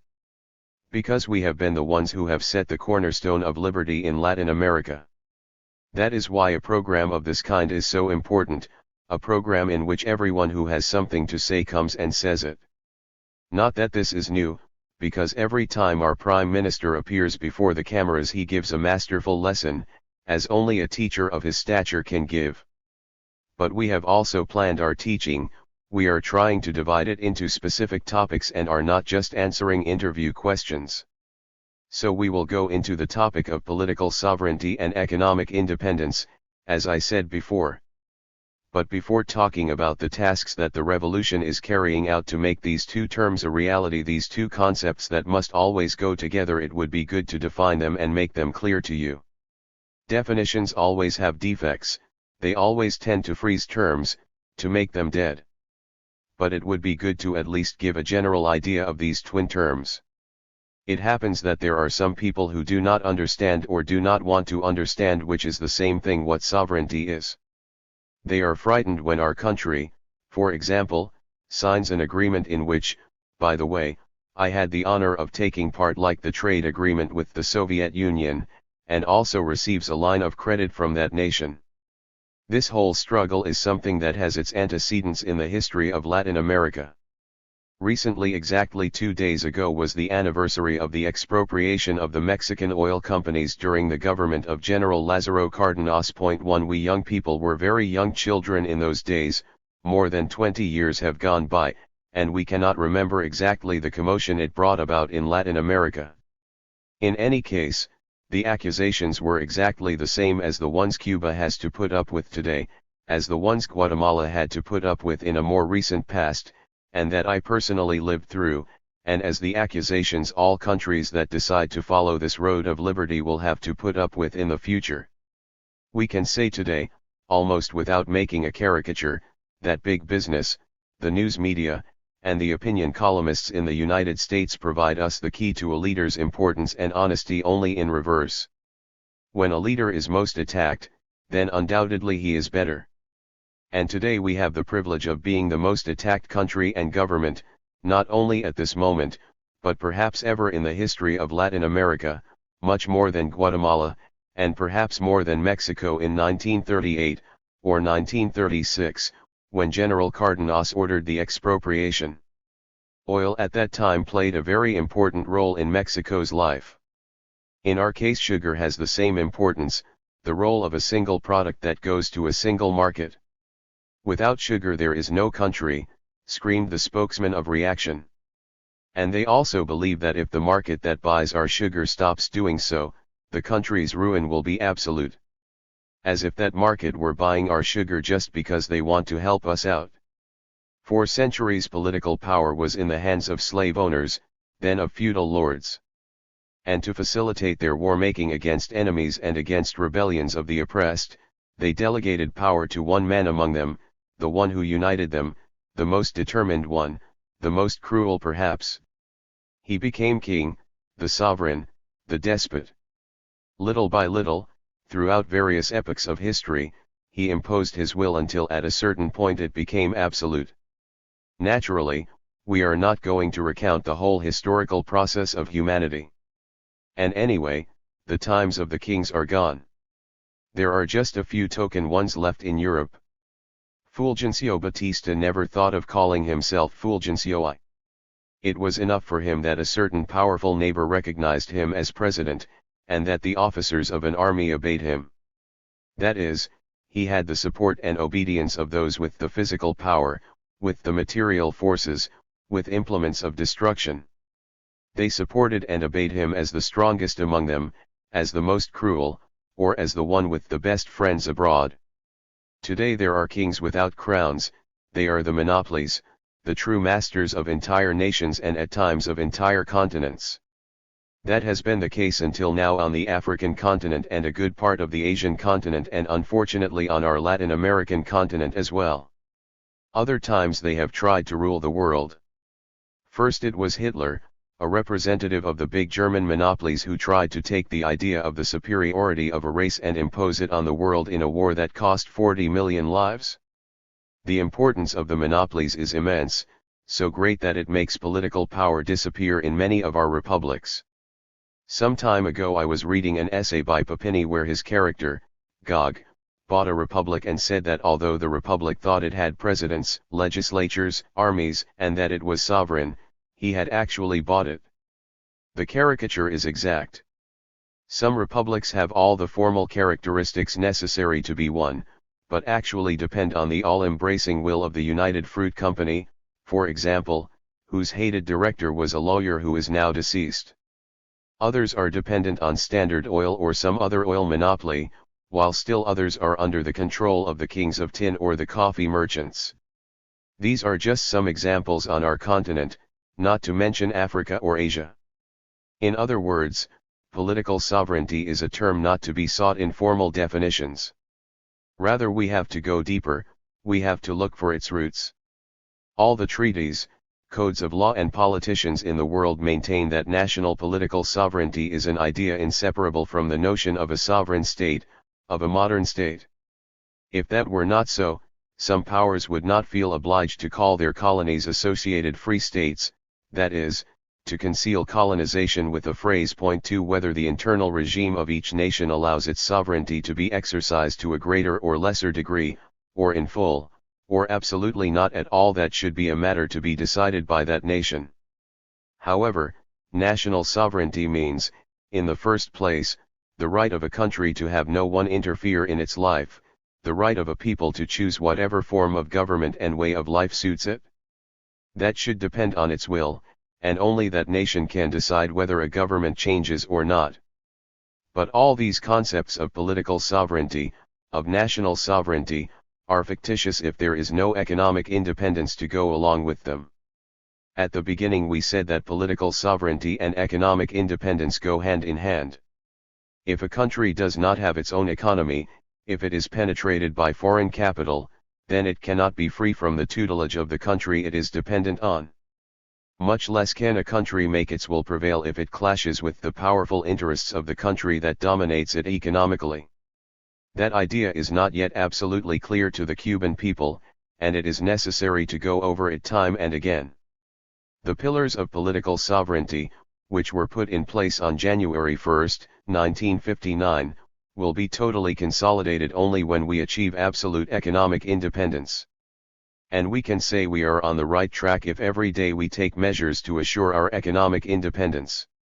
Any time that governmental measures cause a halt along this road or a turning back, even if it's only one step, everything is lost and inevitably begins to return to the more or less covered systems of colonization, according to the given country's characteristics and social context. Right now it is very important to understand these concepts. These days it is very difficult to do away with a country's national political sovereignty by the use of pure and simple violence. The most recent two examples are the merciless and treacherous attack by the English and French colonialists on Port Said in Egypt and the landing of U.S. troops in Lebanon. 3 But the Marines are no longer sent in with the same impunity as before. And it is much easier to put up a veil of lies than to invade a country simply because some big monopoly's interests have been injured. It is difficult in these days of the United Nations, where all peoples want to have a voice and vote, to invade a country that is demanding its right to exercise its sovereignty. It is not easy to calm domestic or international public opinion about this. A tremendous propaganda effort is needed to prepare the conditions to make such an intervention appear less odious. That is precisely what they are doing to us. We should never stop pointing out that they are preparing the conditions to subdue Cuba in whatever way necessary, and that it is up to us alone not to let that aggression take place. Economically they can go as far as they want, but we must secure a consciousness in our country such that if they want to launch physical aggression, directly with soldiers from the same country as the monopolies or with mercenaries from other countries, it would be so costly they cannot do it. They are trying to drown us, preparing the necessary conditions to drown this revolution in blood if need be, just because we are on the road toward economic liberation, because we are setting an example of measures aimed at totally liberating our country and at making our level of economic liberty equal the level of our political liberty and of our political maturity today. We have taken political power. We have begun our struggle for liberation with this power firmly in the hands of the people. The people cannot even dream of sovereignty unless there is a power that defends their interests and aspirations. People's power means not only that the Council of Ministers, the police, the courts and all other government bodies are in the hands of the people. It also means that economic bodies are being transferred to the people. Revolutionary power or political sovereignty is the instrument for the conquest of the economy and for making national sovereignty a reality in its broadest sense. In Cuban terms, it means that the revolutionary government is the instrument so that in Cuba only Cubans have power, in every sense of the word, from politics, to being able to decide what to do with the riches of our land and our industry. We cannot yet swear on our martyrs' graves that Cuba is economically independent. It cannot be so when having just one ship detained in the United States forces a factory in Cuba to stop production, when simply at the command of any of the monopolies a workplace here is paralyzed. Cuba will be independent when it has developed all its means, all its natural resources, when it makes sure through agreements, through trade with the whole world, that no unilateral action by any foreign power can prevent it from maintaining its rhythm of production, and keeping its factories and farms producing at the best possible rate according to plans that we have drawn up.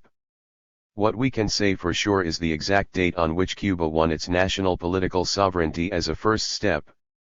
That was the day that people's power was victorious, the day that the revolution triumphed, that is, January 1, 1959. This was a day that more and more is being established as the beginning not only of an extraordinary year in the history of Cuba, but also as the beginning of an era.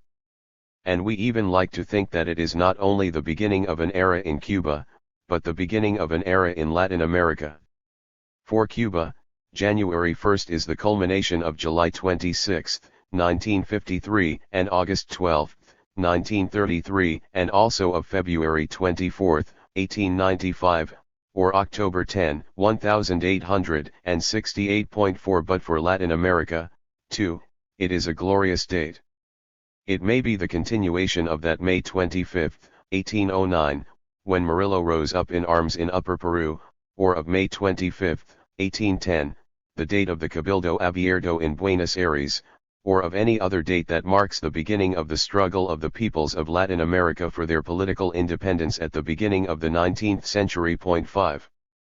This date, January 1, won at an enormously high price for the people of Cuba, sums up the struggle of generations and generations of Cubans, since the formation of the nationality, for sovereignty, for the homeland, for Cuba's liberty, and for full political and economic independence. No one can talk now of reducing it to a bloody episode, a decisive and spectacular one perhaps, but only a moment in Cuban history. Because January 1 is the date of the death of the despotic regime of Fulgencio Batista, that small native version of Whaler. 6. But it also is the birth date of the true republic, politically free and sovereign, that takes as its supreme law the full dignity of man. This January 1 means victory for all the martyrs who came before us, since José Martí, Antonio Maceo, Máximo Gómez, Calixto Garcia, Guillermo Moncada, or Juan Guilberto Gómez, whose antecedents are to be found in Narciso López, in Ignacio Agramonte, and Carlos Manuel de Cespedes. What they started was continued by the whole constellation of martyrs from our Republican history, the Julio Antonio Melas, the Antonio Guterreses, the Frank Pazes, the José Antonio Echeverrías, and the Camilo Cienfuegoses. As always, Fidel, having devoted everything to battles on behalf of his people, has been aware of the magnitude of revolutionary firmness, of the greatness of the date that made possible the collective heroism of an entire people, this marvelous Cuban people from which sprang the rebel army, a continuation of the Mumbai Army. 7. That is why Fidel always likes to compare the tasks now to be undertaken with those that lay ahead for the handful of survivors of the legendary Granma landing. When they disembarked the Granma, all individual hopes were left behind. They were beginning the struggle in which an entire people had to either triumph or fail. Because of this, because of that great faith and that great union between Fidel and his people, they never lost heart, not even in the most difficult moments of the campaign. They knew that the struggle was not centered and isolated in the mountains of the Sierra Maestra, but that the struggle was taking place everywhere in Cuba, wherever a man or a woman raised the banner of dignity. Fidel knew, as all of us knew later, that it was a struggle like today's, in which the entire Cuban people would triumph or be defeated. Now he insists on the same terms and says, either we are all saved or we all sink. You know the phrase. The obstacles to overcome are difficult, as they were in those days following the Granma landing. But now our fighters are not to be counted by the ones or by the dozens but by the millions. All of Cuba has become a Sierra Maestra to fight, wherever the enemy may be, the decisive battle for freedom, for our homeland's future and honor.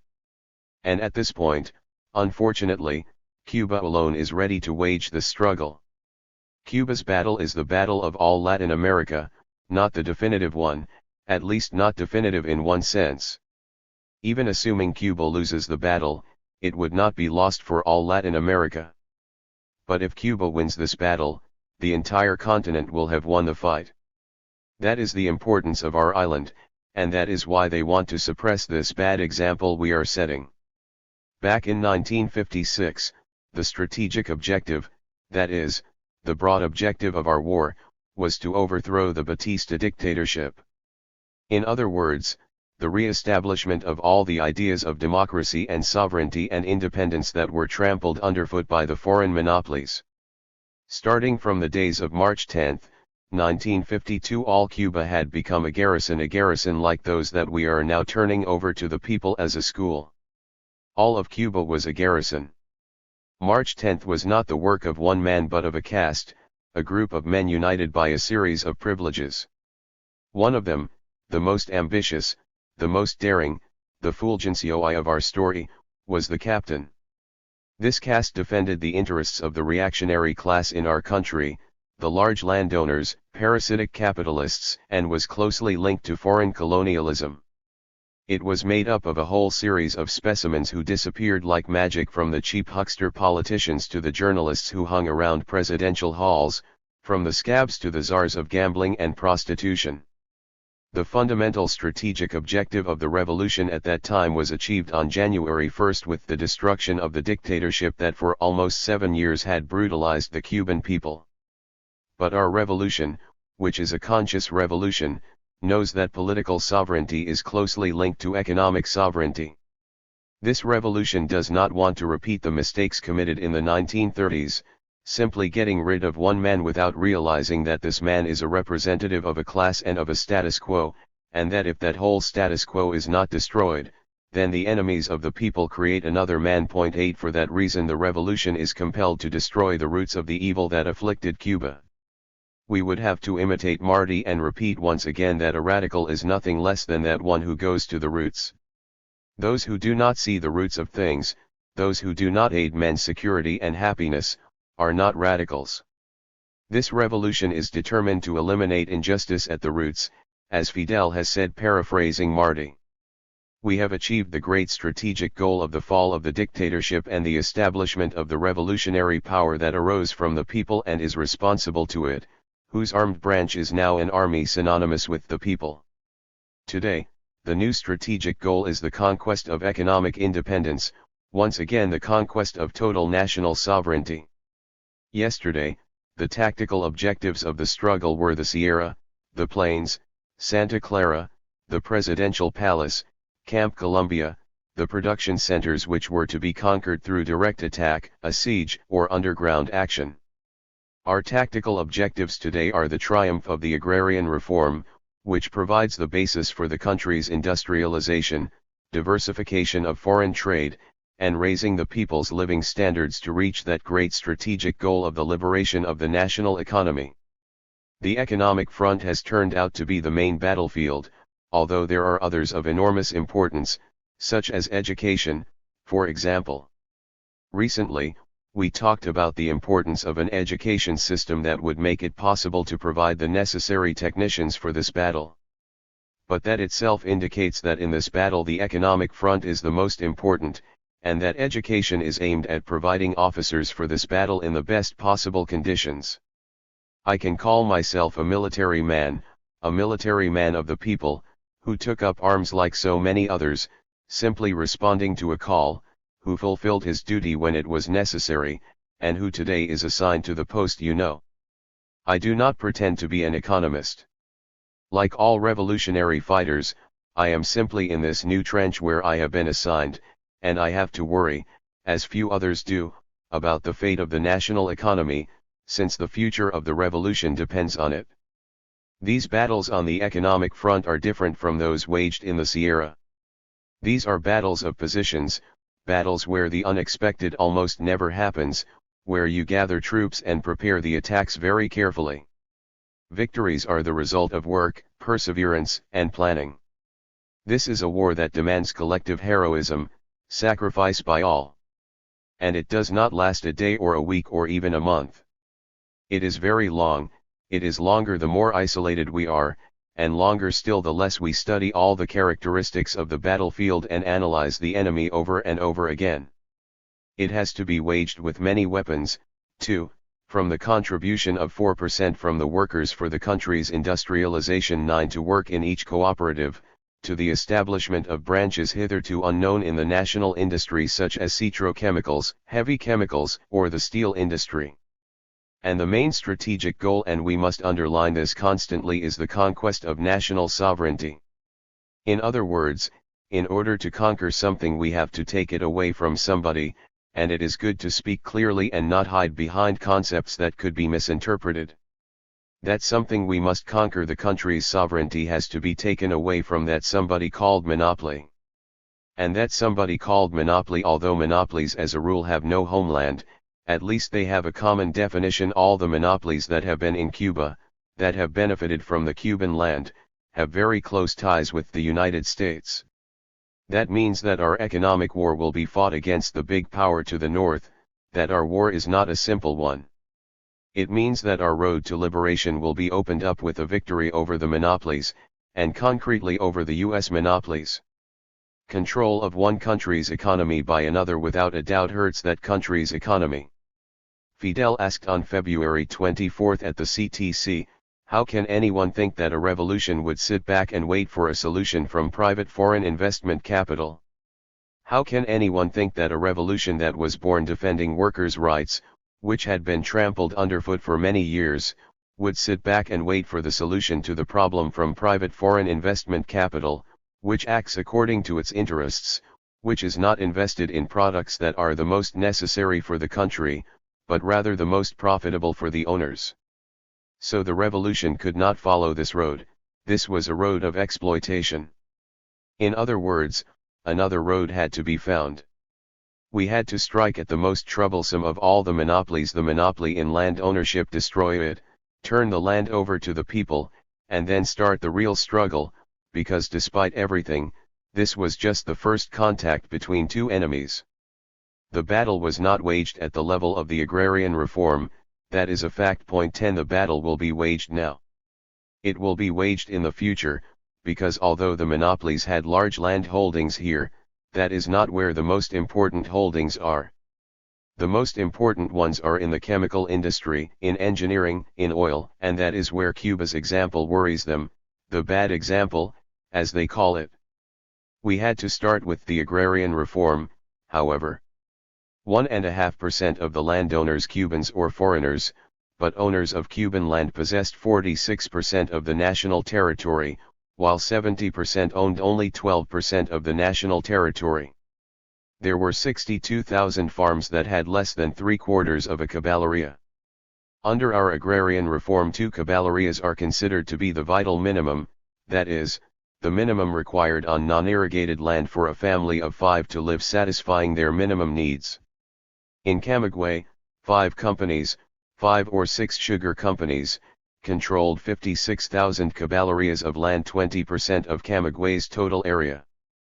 Besides that, the monopolies own the nickel, the cobalt, the iron, the chromium, the manganese, and all the oil concessions. In the case of oil, for example, the concessions, adding those granted and those requested, came to 3 times the national territory. In other words, the entire national territory had been granted, as had the Keys and the Cuban continental shelf. Besides that, there were zones that had been requested by 2 or 3 companies that were in litigation.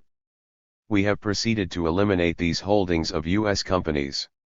Housing speculation was also hit, first by the lowering of rents and now by INAV's National Institute of Savings and Housing plans to provide low-cost housing. Here there used to be many housing monopolies, and even though perhaps they were not U.S. owned, they were parasitic capital linked to the U.S. monopolies, at least in regard to the ideological conception of private property in the service of one person for the exploitation of a people. We put an end to speculation and the monopoly in domestic trade, or took the first step toward ending it with the revolutionary government's intervention in the big markets and the creation of people's stores, of which there are 1,400 in the Cuban countryside. You know how prices go up. If there are peasants listening to us, you will know of the great difference between the current prices and the prices charged by the cutthroats throughout the Cuban countryside in those ghastly days. The unbridled actions of the public utility monopolies have at least been reined in. Telephones and electricity are two examples. Monopolies figured in all aspects of the Cuban people's life. Not only in the economy, which we are talking about today, but also in politics and culture. Now we had to take another important step in our struggle for liberation, dealing a blow against the monopoly's stranglehold on foreign trade. Several trade agreements have already been signed with various countries, and new countries are constantly coming to seek the Cuban market on an absolutely equal footing. Of all the agreements signed, the most important, without a doubt, is with the Soviet Union. It is good to emphasize this, because at this point we have already sold something unprecedented, our entire sugar quota, without having to sell anything on the world market. And we still have requests estimated at between 1 million or 800,000 to a million tons, if we do not make new contracts, new agreements, with other nations. In addition, we have secured the sale of 1 million tons a year for 5 years. It is true that we are not being paid in dollars, except for 20% of that sugar. But the dollar is nothing more than an instrument for buying, the dollar has no value other than its buying power. So by getting paid with manufactured products or raw materials, we are simply using sugar like a dollar. Somebody told me that such a contract was ruinous, since the distance separating the Soviet Union from Cuba would significantly increase the price of all the goods we would import. The oil agreement has torn apart all these predictions. The Soviet Union is committed to sell Cuba oil of different specifications at a price 33% lower than the US monopoly companies, which are but a step away from us. That is called economic liberation. Naturally, there are some who claim all these sales by the Soviet Union are political sales. Some claim that it is being done only to annoy the United States. We can admit that this may be true. The Soviet Union, making use of its sovereignty, can, if it feels like annoying the United States, sell us oil and buy sugar from us to annoy the United States. But what do we care? That's a separate question. What their intentions may or may not be is a separate question. In our trade we are simply selling merchandise, not our national sovereignty as we used to do. We simply intend to talk on equal terms. Every time a representative of a new nation of the world comes here, now, he comes to talk on equal terms. No matter what size country he comes from, or the power of its guns. As an independent nation, Cuba has one vote at the United Nations, just like the United States and the Soviet Union. That has been the spirit in which all the treaties have been made, and that will be the spirit in which all new trade agreements will be made. We have to insist on what Marty understood and clearly stated many years ago, that the nation that buys is the one that commands and the nation that sells is the one that obeys. When Fidel Castro explained that the trade agreement with the Soviet Union was very advantageous for Cuba, he was simply explaining, more than explaining, we could say he was synthesizing the sentiments of the Cuban people. Really, everyone felt a bit freer when we learned that we could sign trade agreements with whomever we pleased. Everyone should feel even freer today when we fully realize that we not only exercised the country's national sovereignty by signing a commercial agreement, but that it was also one of Cuba's most advantageous commercial agreements. When the time comes to analyze the onerous loans of the U.S. companies, and to compare them with the loan or credit granted by the Soviet Union for a 12-year term at a 2.5% interest rate, the lowest in the history of international trade relations, then we will see its importance. It is true that this credit is for purchasing Soviet goods. But it is no less true that the loans, for example, from the Export Bank, which supposedly is an international agency, are made to buy goods in the United States. And furthermore, that they are granted to acquire specific goods from foreign monopolies. The Export Bank, for instance, lends, of course, this is a hypothetical example, the Burmese Electricity Company. Let us assume the Burmese Electricity Company is foreign-owned just like the Cuban Electricity Company, so it lends that company 8, 10, or 15 million pesos. The company then sets up its equipment, begins to supply electricity at a very high price and with very bad service, charges huge prices, and then the nation pays. Those are the international credit systems. There is a tremendous difference between that and a loan granted to really benefit a nation, so that it is worthwhile for its sons and daughters to make a sacrifice for that loan. It would be very different if the Soviet Union had loaned 100 million pesos to a subsidiary firm it owned to establish a business here and then export the dividends back to the Soviet Union. But instead we have now planned to build a big steel plant and an oil refinery, totally national and at the service of the people.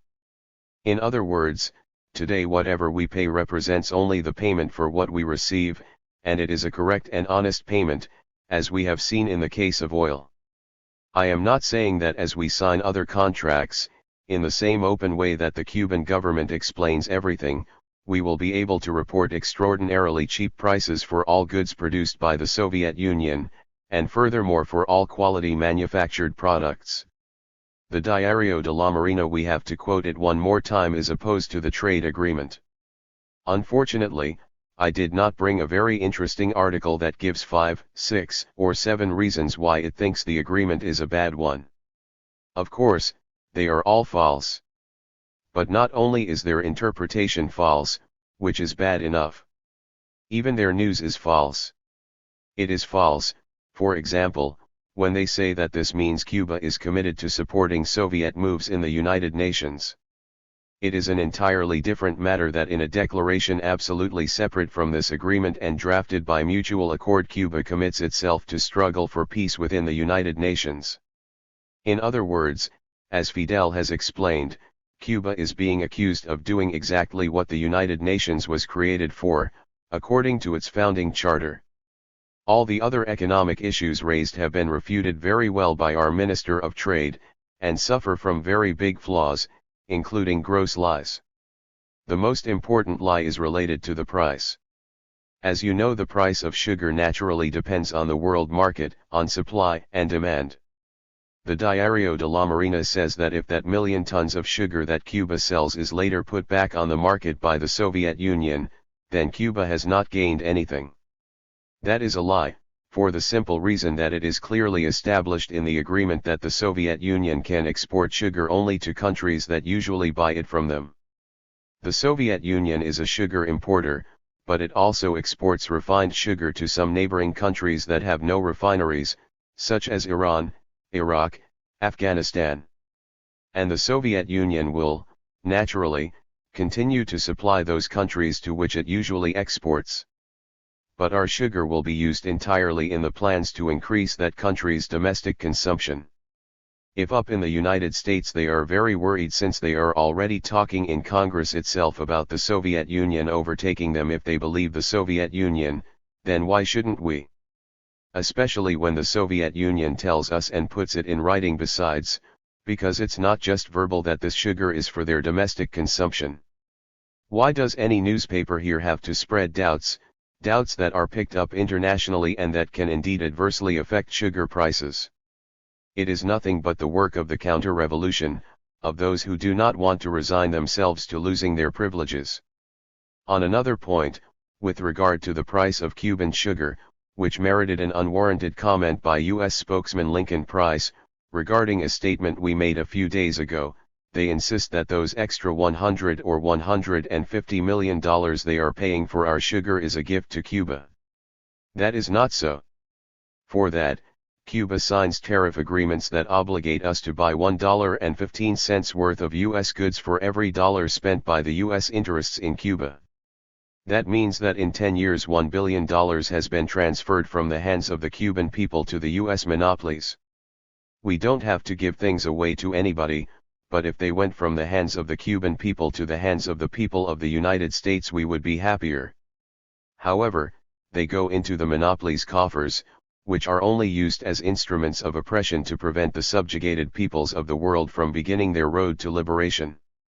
The loans the United States has granted Cuba have cost Cuba 61% interest on every dollar, and that's on a short-term agreement, not to mention what the cost would be on a long-term agreement like the one signed with the Soviet Union. That's why at every step we have followed Marty's teachings, and in foreign trade we have insisted on diversifying as much as possible, not tying ourselves to any one buyer.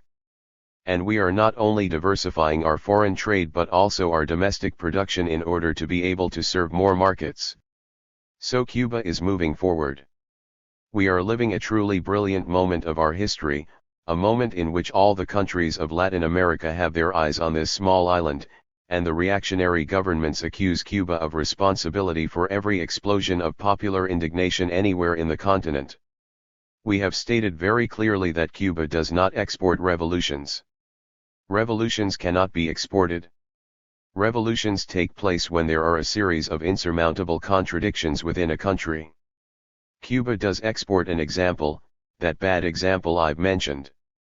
It is the example of a small people that challenges the laws of a false science called geopolitics, and in the very jaws of the monster, as Marty called it, ventures to hurl its cries of liberty. That is the crime, and that is the example feared by the imperialists, the US colonialists. They want to crush us because we are a banner for Latin America. They want to apply the Monroe Doctrine to us, as there is a new version of the one stated by Monroe that has been presented in the US Senate. Fortunately for them, I think that it was not approved or did not go beyond some committee. I had the opportunity to read the whereas it shows such a cave dweller mentality, such an extraordinarily colonialist mentality, that I think adopting it would have been a disgrace to the people of the United States. That motion revived the Monroe Doctrine, but it was much clearer. I remember perfectly that one of the paragraphs said, whereas, the Monroe Doctrine establishes very clearly that no country outside the Americas can enslave the American countries. In other words, countries inside the Americas can. And this new version of the Monroe Doctrine went on to say that now the United States could intervene without having to notify the OAS, afterward presenting the OAS with a fait accompli. Well, these are the political dangers that stem from our campaign to win our economic liberation. First of all, we have a time crunch, but anyway, we have the last problem, how to invest our foreign exchange reserves, how to invest the nation's efforts so that we can rapidly move our economic aspirations forward.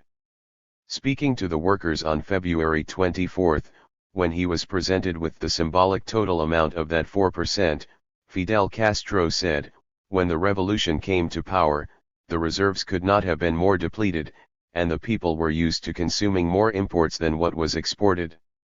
In that situation, a country has to invest. It has to save, or it has to receive capital from abroad. Now, what was our idea? To save, and save, especially our foreign exchange, to develop our own industry. It replaced the idea of importing private capital. When it is a matter of private national capital, that capital is already in the country. But when it is a matter of imports because you need capital, and the advisable solution is the investment of private capital, we have that situation.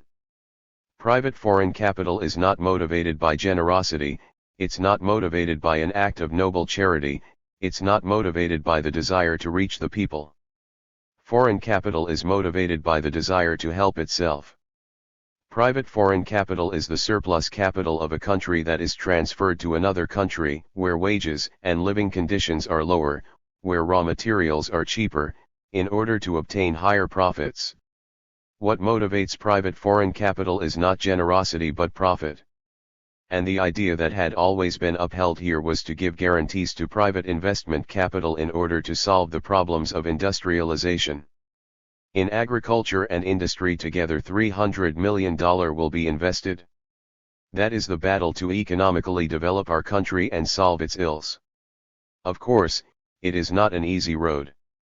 You know we are being threatened, you know there is talk of economic retaliation, you know there is talk of maneuvers, of taking away our quota, and so on. Meanwhile we are trying to sell our products. Does this mean we have to retreat? Does this mean that because they threaten us we have to abandon all hopes of improvement? What is the correct road for the people? Does our desire for progress harm anyone? Do we want to live off the labor of other peoples? Do we want to live off the wealth of other peoples? What do we Cubans want here? We do not want to live off the sweat of others, but to live off our own sweat. Not to live off the wealth of others, but off our own wealth, so that all the material needs of our people are satisfied, and on that basis to solve the country's other problems. We don't talk of economics purely for the sake of economics, but of economics as a foundation for meeting all the country's other needs: education, a clean and healthy life, the need for a life not only of work but of recreation. How are we going to spend all those millions? That is something another companero will explain to you in one of these talks, showing not only how but why they will be spent along the road we have chosen. Now for the weak, for those who are afraid, for those who think that we're in a unique situation in history, that this is an insurmountable situation, and that if we don't stop or turn back we're lost, I want to read you one last quotation. It is a brief anecdote by Jesus Silva Herzog, a Mexican economist who was the author of the oil expropriation law. It refers precisely to that period Mexico lived through, when international capital was also moving threateningly against the spiritual and cultural values of the peoples. The quotation is a synthesis of what is now being said about Cuba. It says, "Of course, it was said that Mexico was a communist country. The ghost of communism appeared. Ambassador Daniels, in the book I have quoted in other lectures, tells the story of going to Washington on a visit in those difficult days, and an English gentleman speaks to him about Mexican communism. Mr. Daniels says to him, 'Well, in Mexico the only communist I know is Diego Rivera, but, what is a communist?' Daniels then asks the English gentleman. The latter sits back in an easy chair, ponders, stands up, and tries to offer a definition. It does not satisfy him. He sits down again, ponders once more, perspires a little, stands up once more, and gives another definition. It is not satisfactory either. And he goes on like that until finally, desperate, he says to Daniels, 'Mister, a communist is anybody who annoys us.'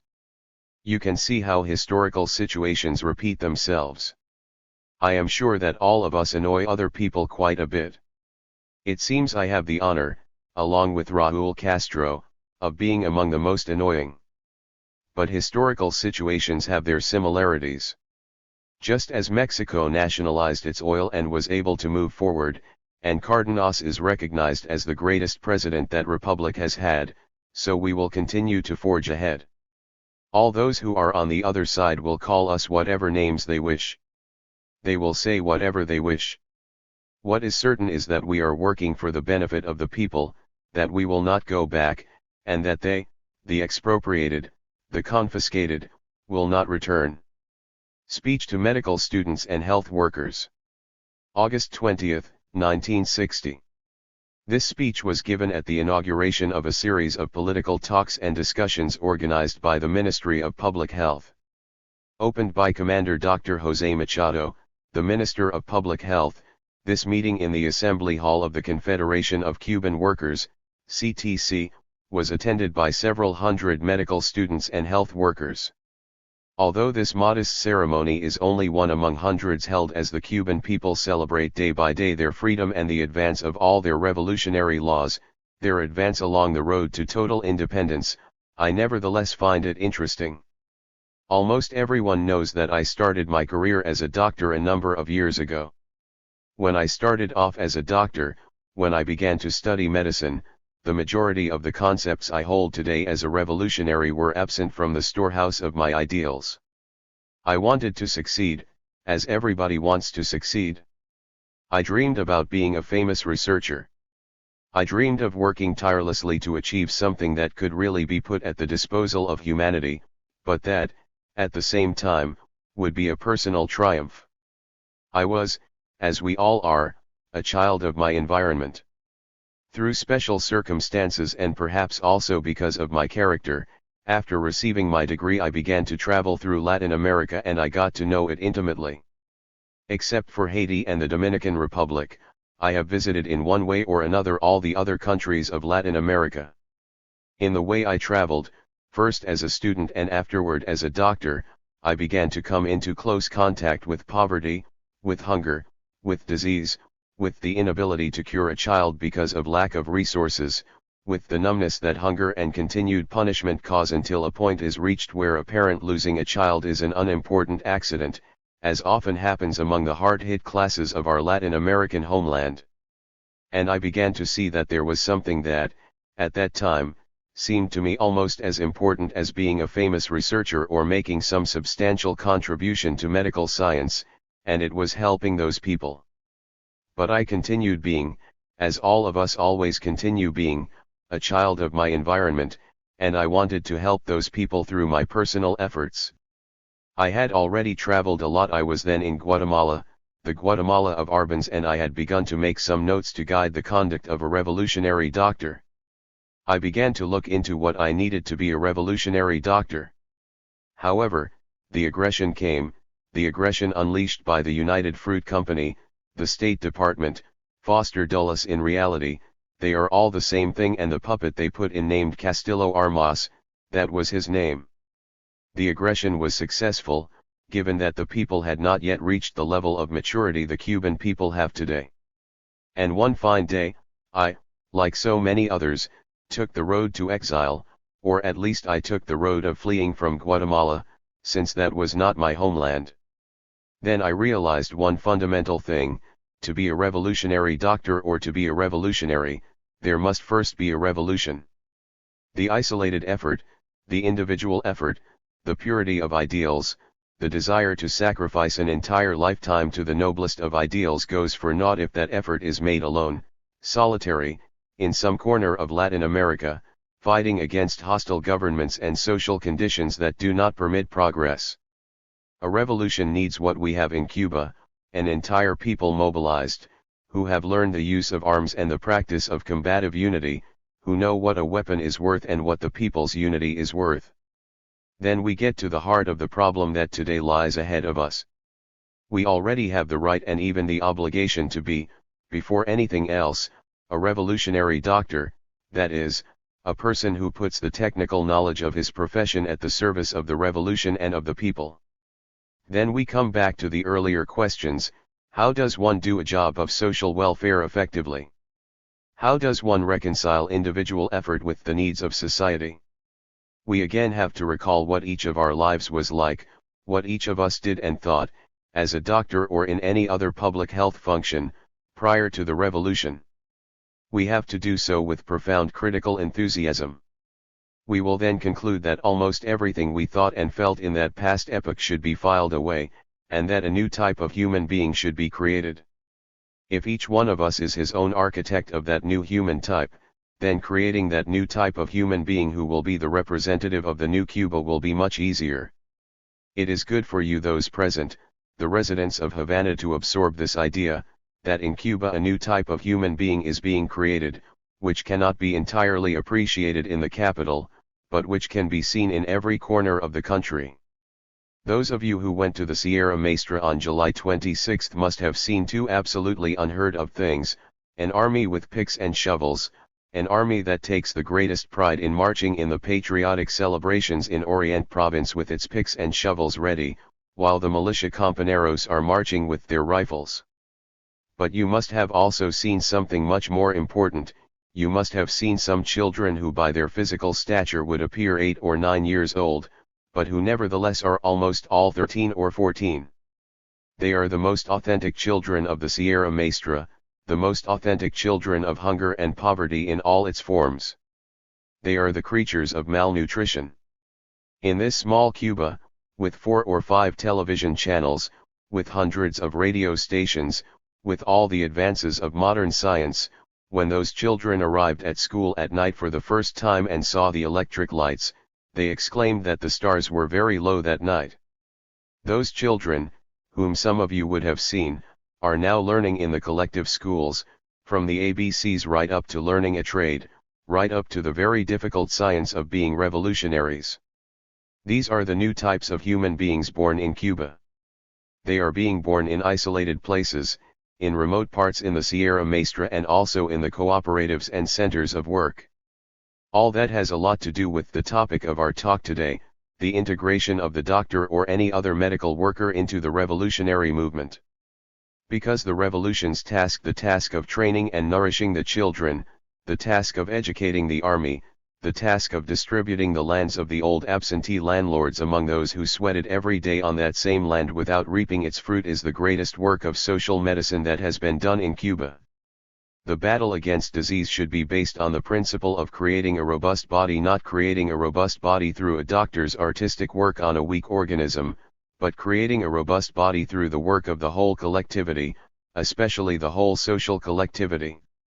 One day medicine will have to become a science that serves to prevent diseases, to orient the entire public toward their medical obligations, and that only has to intervene in cases of extreme urgency to perform some surgical operation or to deal with something uncharacteristic of that new society we are creating. The work that is today entrusted to the Ministry of Health, to all the institutions of this type, is to organize public health in such a manner that it aids the greatest possible number of people, that it prevents everything foreseeable related to diseases, and that it orients the people. But for the organizational task, as for all revolutionary tasks, what is required, fundamentally, is the individual.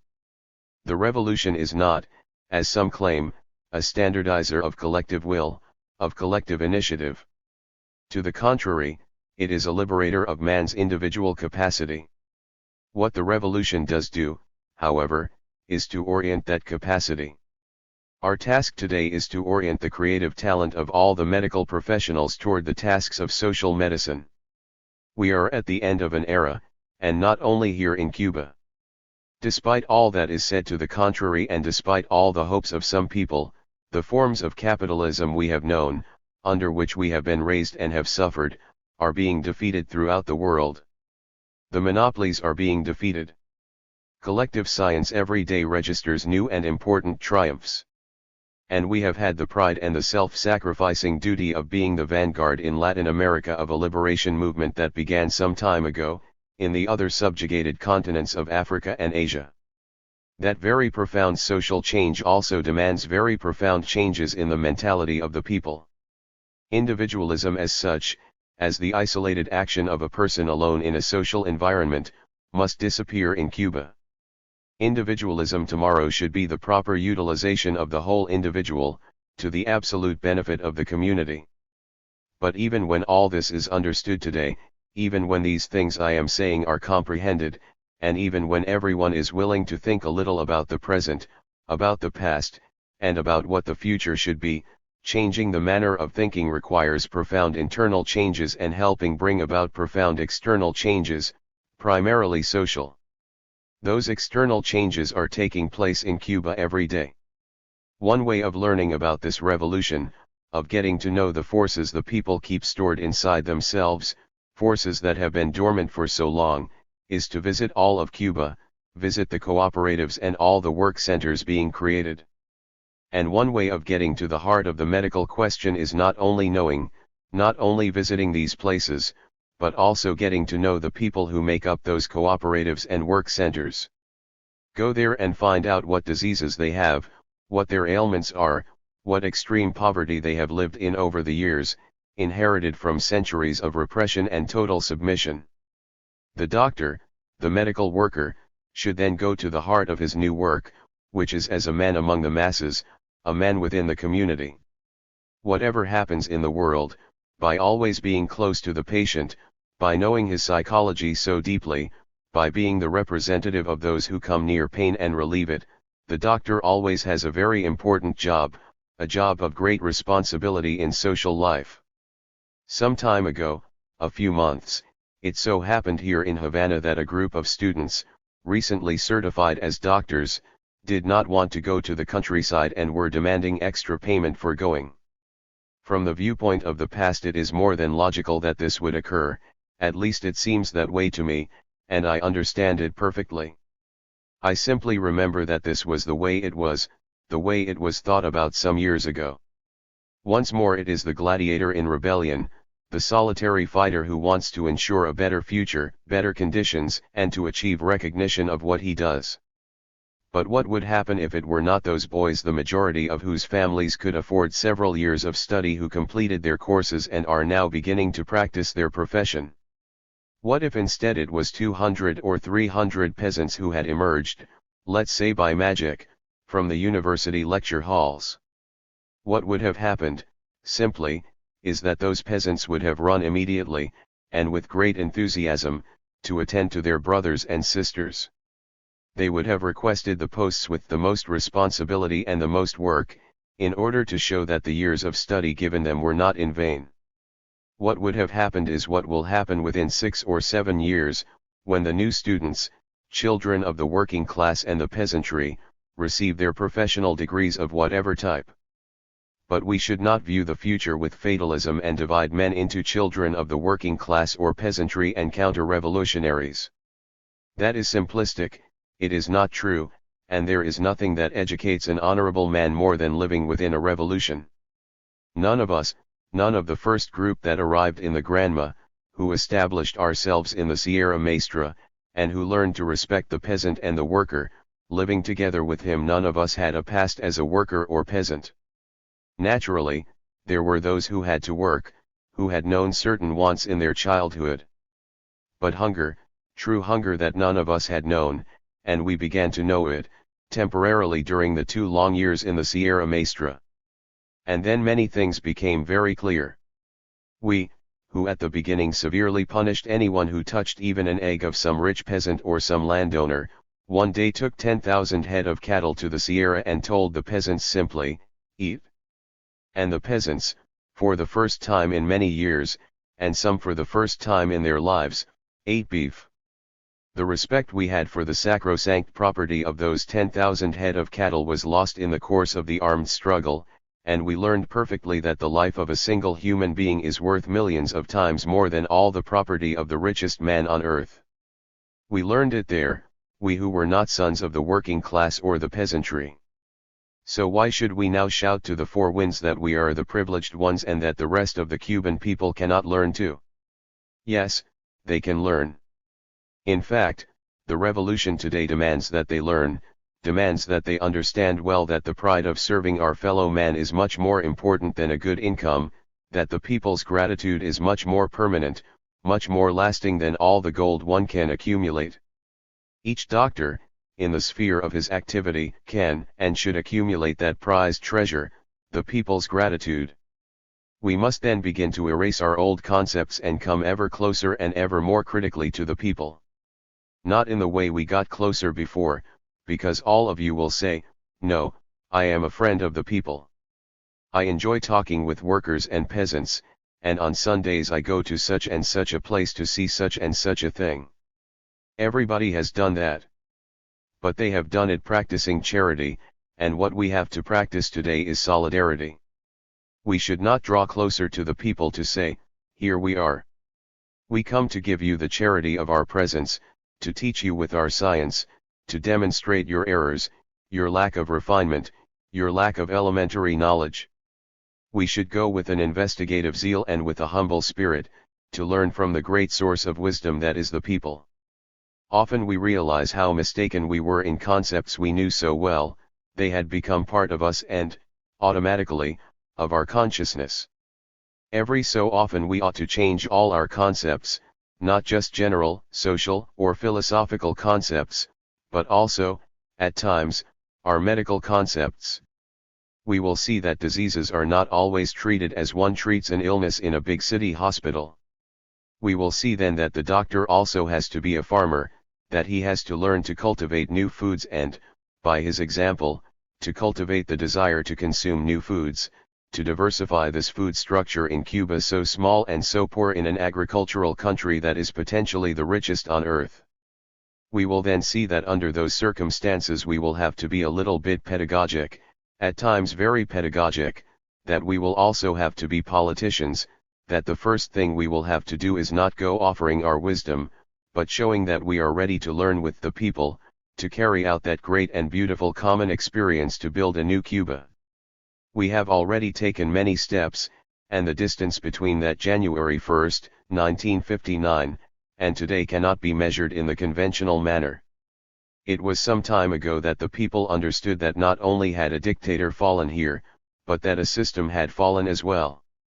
Now the people should learn that upon the ruins of a crumbled system, one must build a new one that brings about the people's absolute happiness.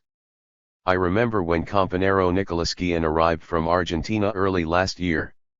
He was the same great poet he is today. Perhaps his books were translated into one fewer language, because every day he wins new readers in all the languages of the world, but he was the same as today.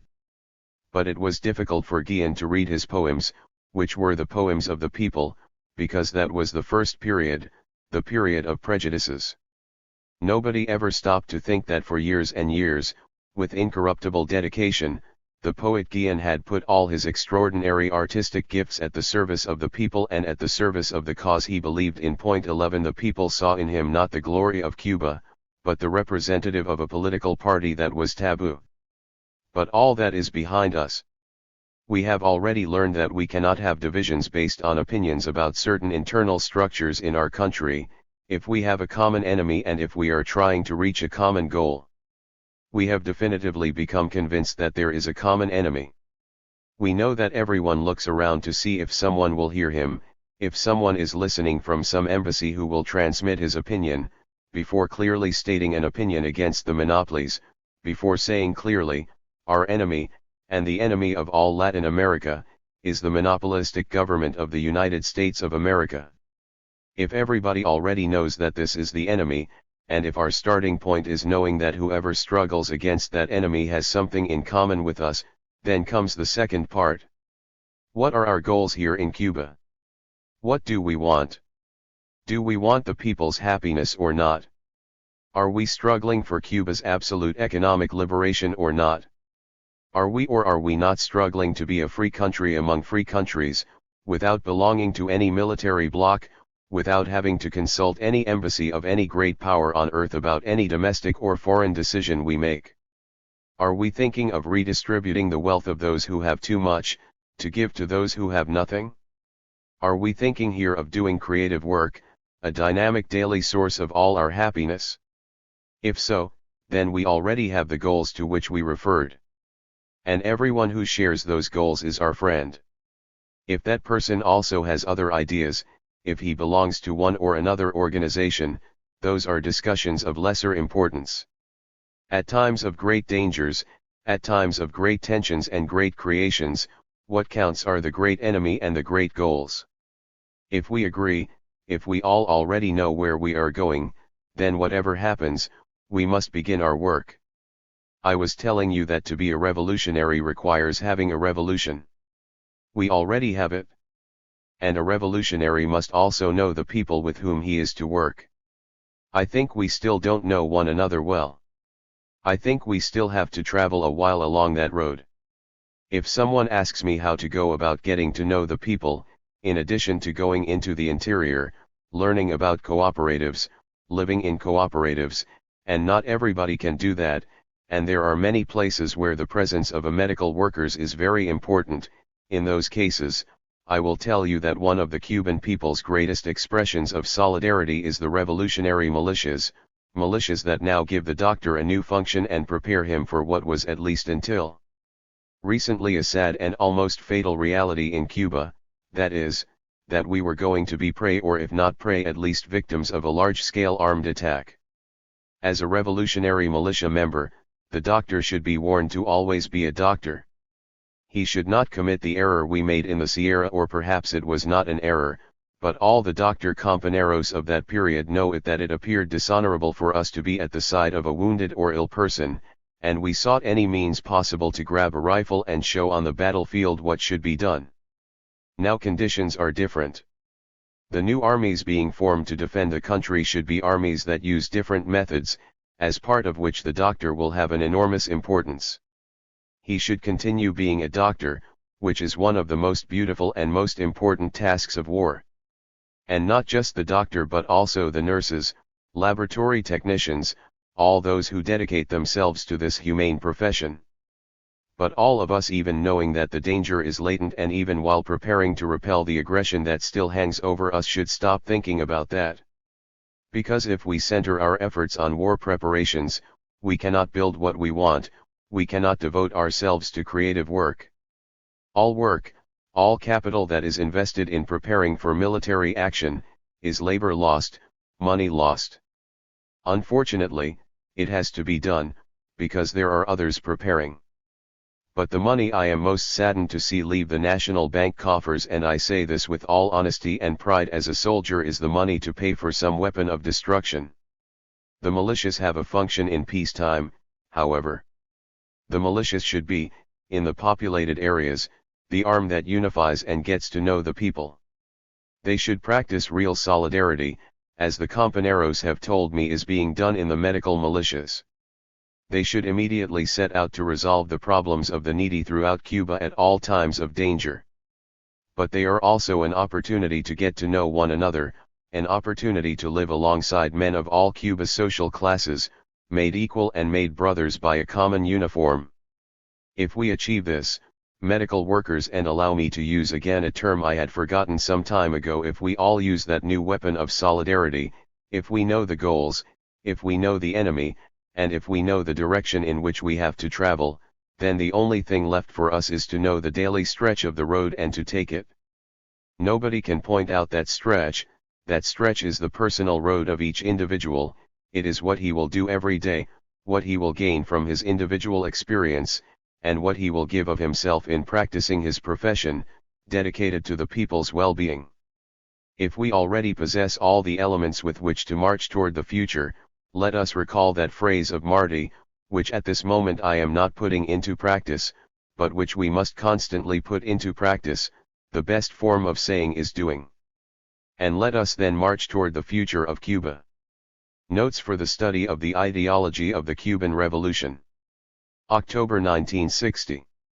This is a unique revolution, which for some does not fit in with one of the most orthodox premises of the revolutionary movement, expressed by Lenin: without revolutionary theory there can be no revolutionary movement. 12. It should be said that revolutionary theory, as the expression of a social truth, stands above any particular presentation of it.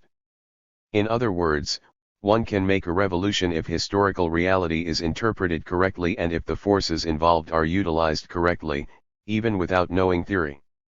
In every revolution there is always involvement by people from very different tendencies who, nevertheless, come to agreement on action and on the most immediate objectives. It is clear that if the leaders have adequate theoretical knowledge prior to taking action, many errors can be avoided, as long as the adopted theory corresponds to reality. The principal actors of this revolution had no coherent viewpoint. But it cannot be said that they were ignorant of the various concepts of history, society, economics, and revolution being discussed in the world today.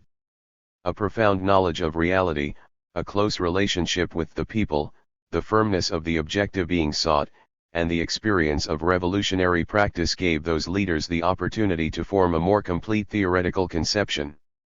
The foregoing should be considered an introduction to the explanation of this curious phenomenon that has intrigued the entire world, the Cuban Revolution. How and why did a group of men, cut to ribbons by an army enormously superior in technique and equipment, manage first to survive, then to become strong, later to become stronger than the enemy in the battle zones, move into new combat zones still later, and finally defeat that enemy in pitched battles even though their troops were still vastly outnumbered? This is a deed that deserves to be studied in the history of the contemporary world. Naturally we, who often do not show due concern for theory, will not proceed today to expound the truth of the Cuban Revolution as if we were its owners. We are simply trying to lay the foundation for being able to interpret this truth. In fact, the Cuban Revolution must be separated into two absolutely different stages, that of the armed action up to January 1, 1959, and the political, economic, and social transformations from then on. Even these two stages deserve further subdivisions. We will not deal with them from the viewpoint of historical exposition, however, but from the viewpoint of the evolution of the revolutionary thinking of its leaders through their contact with the people. Incidentally, here we must introduce a general attitude toward one of the most controversial terms of the modern world, Marxism. When asked whether or not we are Marxists, our position is the same as that of a physicist when asked if he is a Newtonian, or of a biologist when asked if he is a Pasteurian. There are truths so evident, so much a part of the people's knowledge, that it is now useless to debate them. One should be a Marxist with the same naturalness with which one is a Newtonian in physics or a Pasteurian. If new facts bring about new concepts, the latter will never take away that portion of truth possessed by those that have come before. Such is the case, for example, of Einsteinian relativity or of Planck's quantum theory in relation to Newton's discoveries. They take absolutely nothing away from the greatness of the learned Englishman. Thanks to Newton, physics was able to advance until it achieved new concepts of space. The learned Englishman was the necessary stepping stone for that. Obviously, one can point to certain mistakes of Marx, as a thinker and as an investigator of the social doctrines and of the capitalist system in which he lived. We Latin Americans, for example, cannot agree with his interpretation of Bolivar, or with his and Engels' analysis of the Mexicans, which accepted as fact certain theories of race or nationality that are unacceptable today. But the great men who discover brilliant truths live on despite their small faults, and these faults serve only to show us they were human. That is to say, they were human beings who could make mistakes, even given the high level of consciousness achieved by these giants of human thought. This is why we recognize the essential truths of Marxism as part of humanity's body of cultural and scientific knowledge. We accept it with the naturalness of something that requires no further argument. The advances in social and political science, as in other fields, belong to a long historical process whose links are constantly being connected, added up, bound together and perfected. In early human history, there existed Chinese, Arab, or Hindu mathematics. Today, mathematics has no frontiers. A Greek Pythagoras, an Italian Galileo, an English Newton, a German Gauss, a Russian Lobachevsky, an Einstein, etc., all have a place in the history of the peoples. Similarly, in the field of social and political sciences, a long series of thinkers, from Democritus to Marx, have added their original investigations and accumulated a body of experience and doctrines. The merit of Marx is that he suddenly produces a qualitative change in the history of social thought. He interprets history, understands its dynamic, foresees the future. But in addition to foreseeing it, by which he would meet his scientific obligation, he expresses a revolutionary concept: it is not enough to interpret the world, it must be transformed. Man ceases to be the slave and instrument of his environment and becomes an architect of his own destiny. At that moment Marx begins to put himself in a position where he becomes the necessary target of all those who have a special interest in maintaining the old, like what happened to Democritus, whose work was burned by Plato himself and his disciples, the ideologues of the Athenian slave-owning aristocracy. Beginning with the revolutionary Marx, a political group is established with concrete ideas, which, based on the giants, Marx and Engels, and developing through successive stages with individuals such as Lenin, Stalin, Mao Zedong, and the new Soviet and Chinese rulers, establishes a body of doctrine and, shall we say, examples to follow. The Cuban Revolution takes up Marx at the point where he put aside science to pick up his revolutionary rifle. And it takes him up at that point not in a spirit of revisionism, of struggling against that which came after Marx, of reviving a pure Marx, but simply because up to that point Marx, the scientist, standing outside of history, studied and predicted. Afterward, Marx the revolutionary took up the fight as part of history. We, practical revolutionaries, by initiating our struggle were simply fulfilling laws foreseen by Marx the scientist. Along that road of rebellion, by struggling against the old power structure, by basing ourselves on the people to destroy that structure, and by having the well-being of the people as the foundation of our struggle, we are simply fitting into the predictions of Marx the scientist. That is to say, and it is well to emphasize this once again, the laws of Marxism are present in the events of the Cuban Revolution, independently of whether its leaders profess or fully know those laws from a theoretical point of view. To better understand the Cuban revolutionary movement up to January 1, 1959, we should divide it into the following stages: before the Granma Landing, from the Granma Landing until after the victories of La Plata and Arroyo del Infierno, from those days until El Lluvero and the formation of the guerrilla's second column, from then until the formation of the third and fourth columns, the invasion of the Sierra de Cristal, and the establishment of the Second Front, the April strike and its failure. The beating back of the enemy's big offensive, the invasion of Las Villas. Each one of those small historical moments of the guerrilla war framed different social concepts and different appraisals of Cuban reality.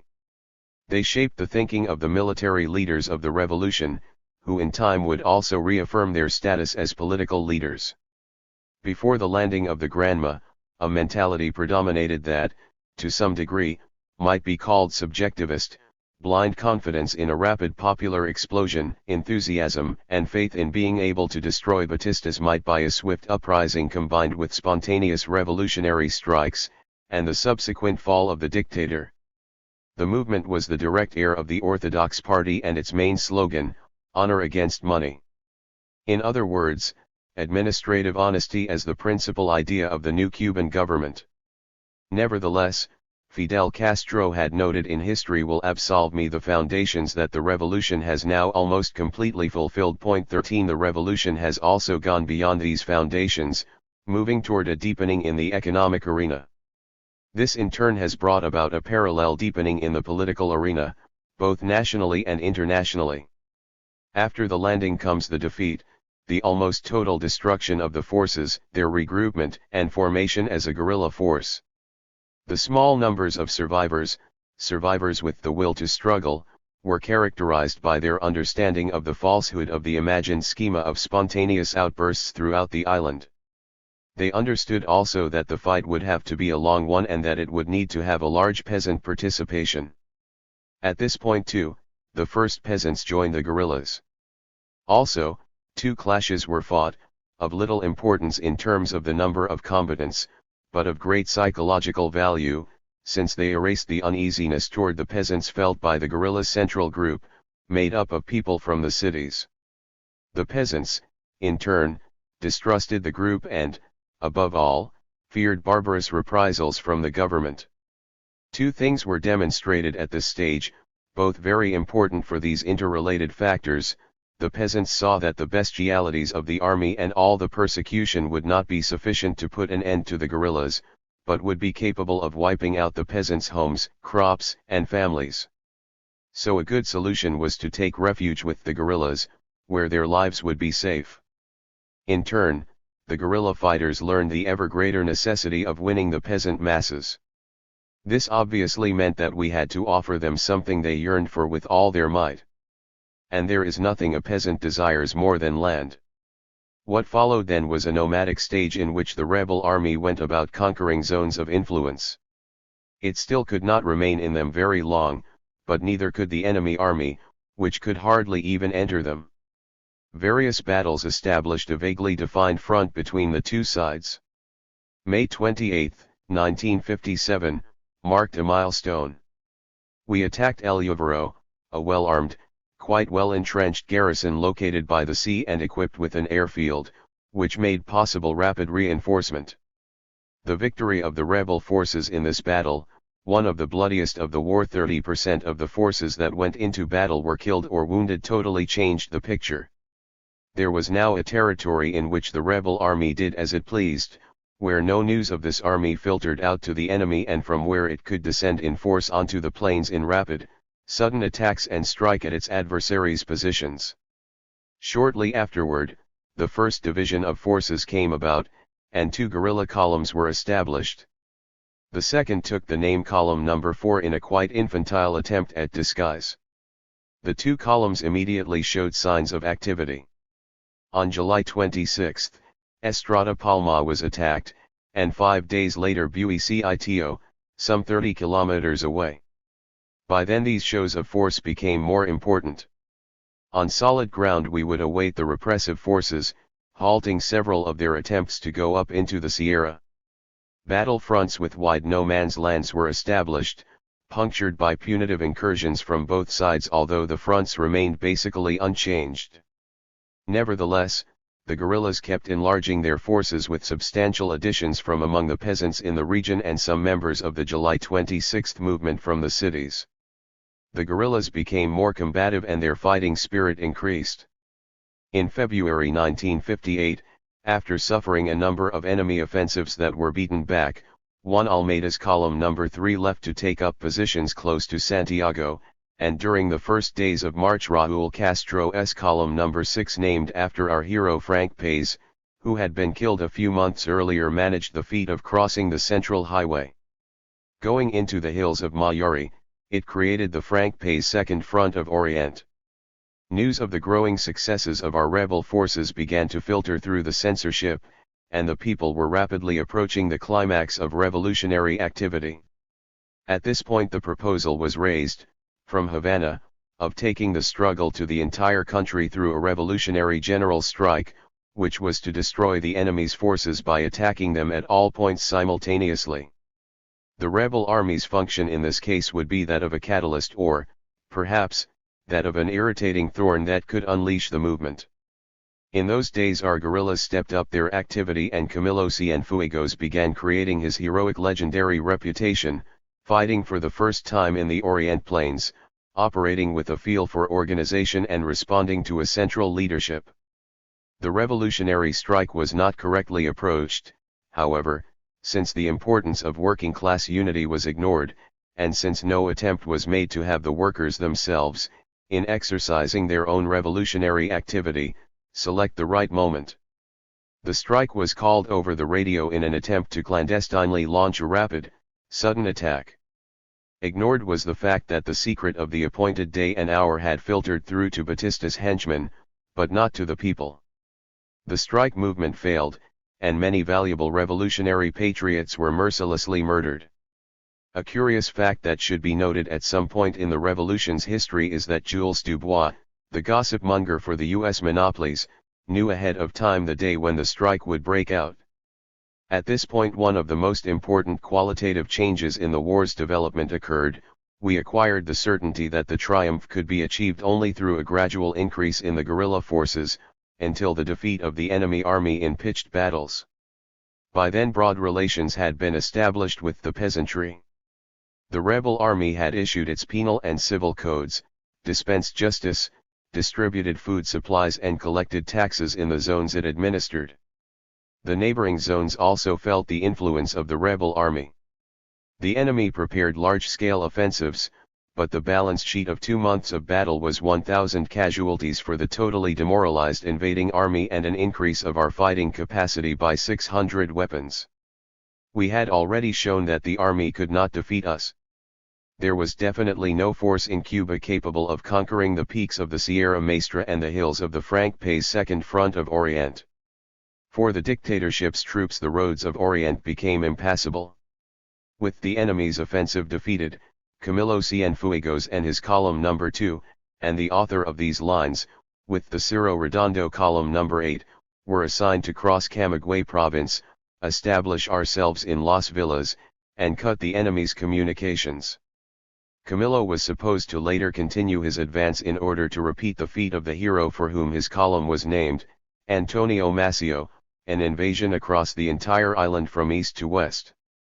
At this point the war shows a new characteristic: the relationship of forces turns in favor of the revolution.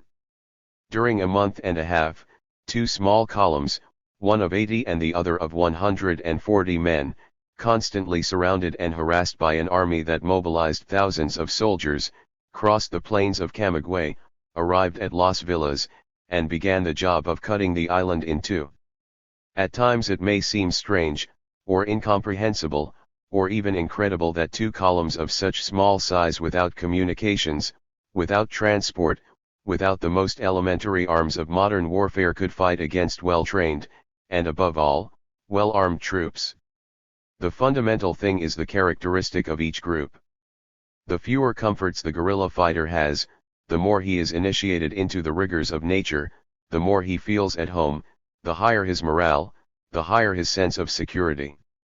At the same time, under whatever circumstances, the gorilla has come to put his life on the line, to trust it to the luck of a tossed coin. And in general, whether or not the individual gorilla lives or dies weighs little in the final outcome of the battle. The enemy soldier, in the Cuban example that we are now considering, is the junior partner of the dictator. He is the man who gets the last crumbs left by the next to last hanger-on in a long chain that begins on Wall Street and ends with him. He is ready to defend his privileges, but only to the degree that they are important. His salary and his benefits are worth some suffering and some dangers, but they are never worth his life. If that is the price of keeping them, better to give them up, in other words, to retreat from the guerrilla danger. From these two concepts and these two morals springs the difference that would reach the crisis point on December 31, 1958.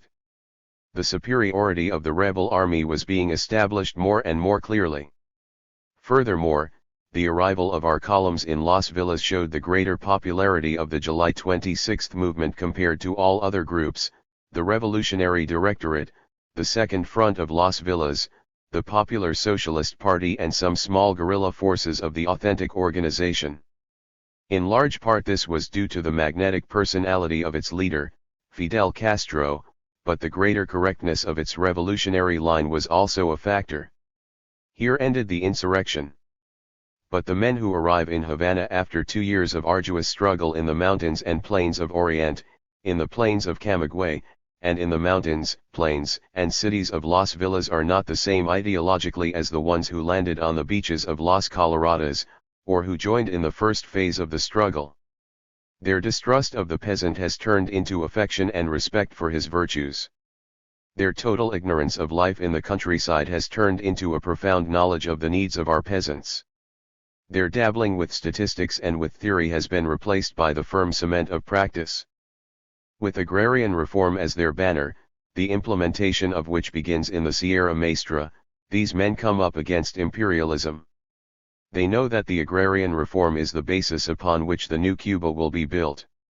They know also that the agrarian reform will give land to all the dispossessed, but that it will dispossess its unjust possessors.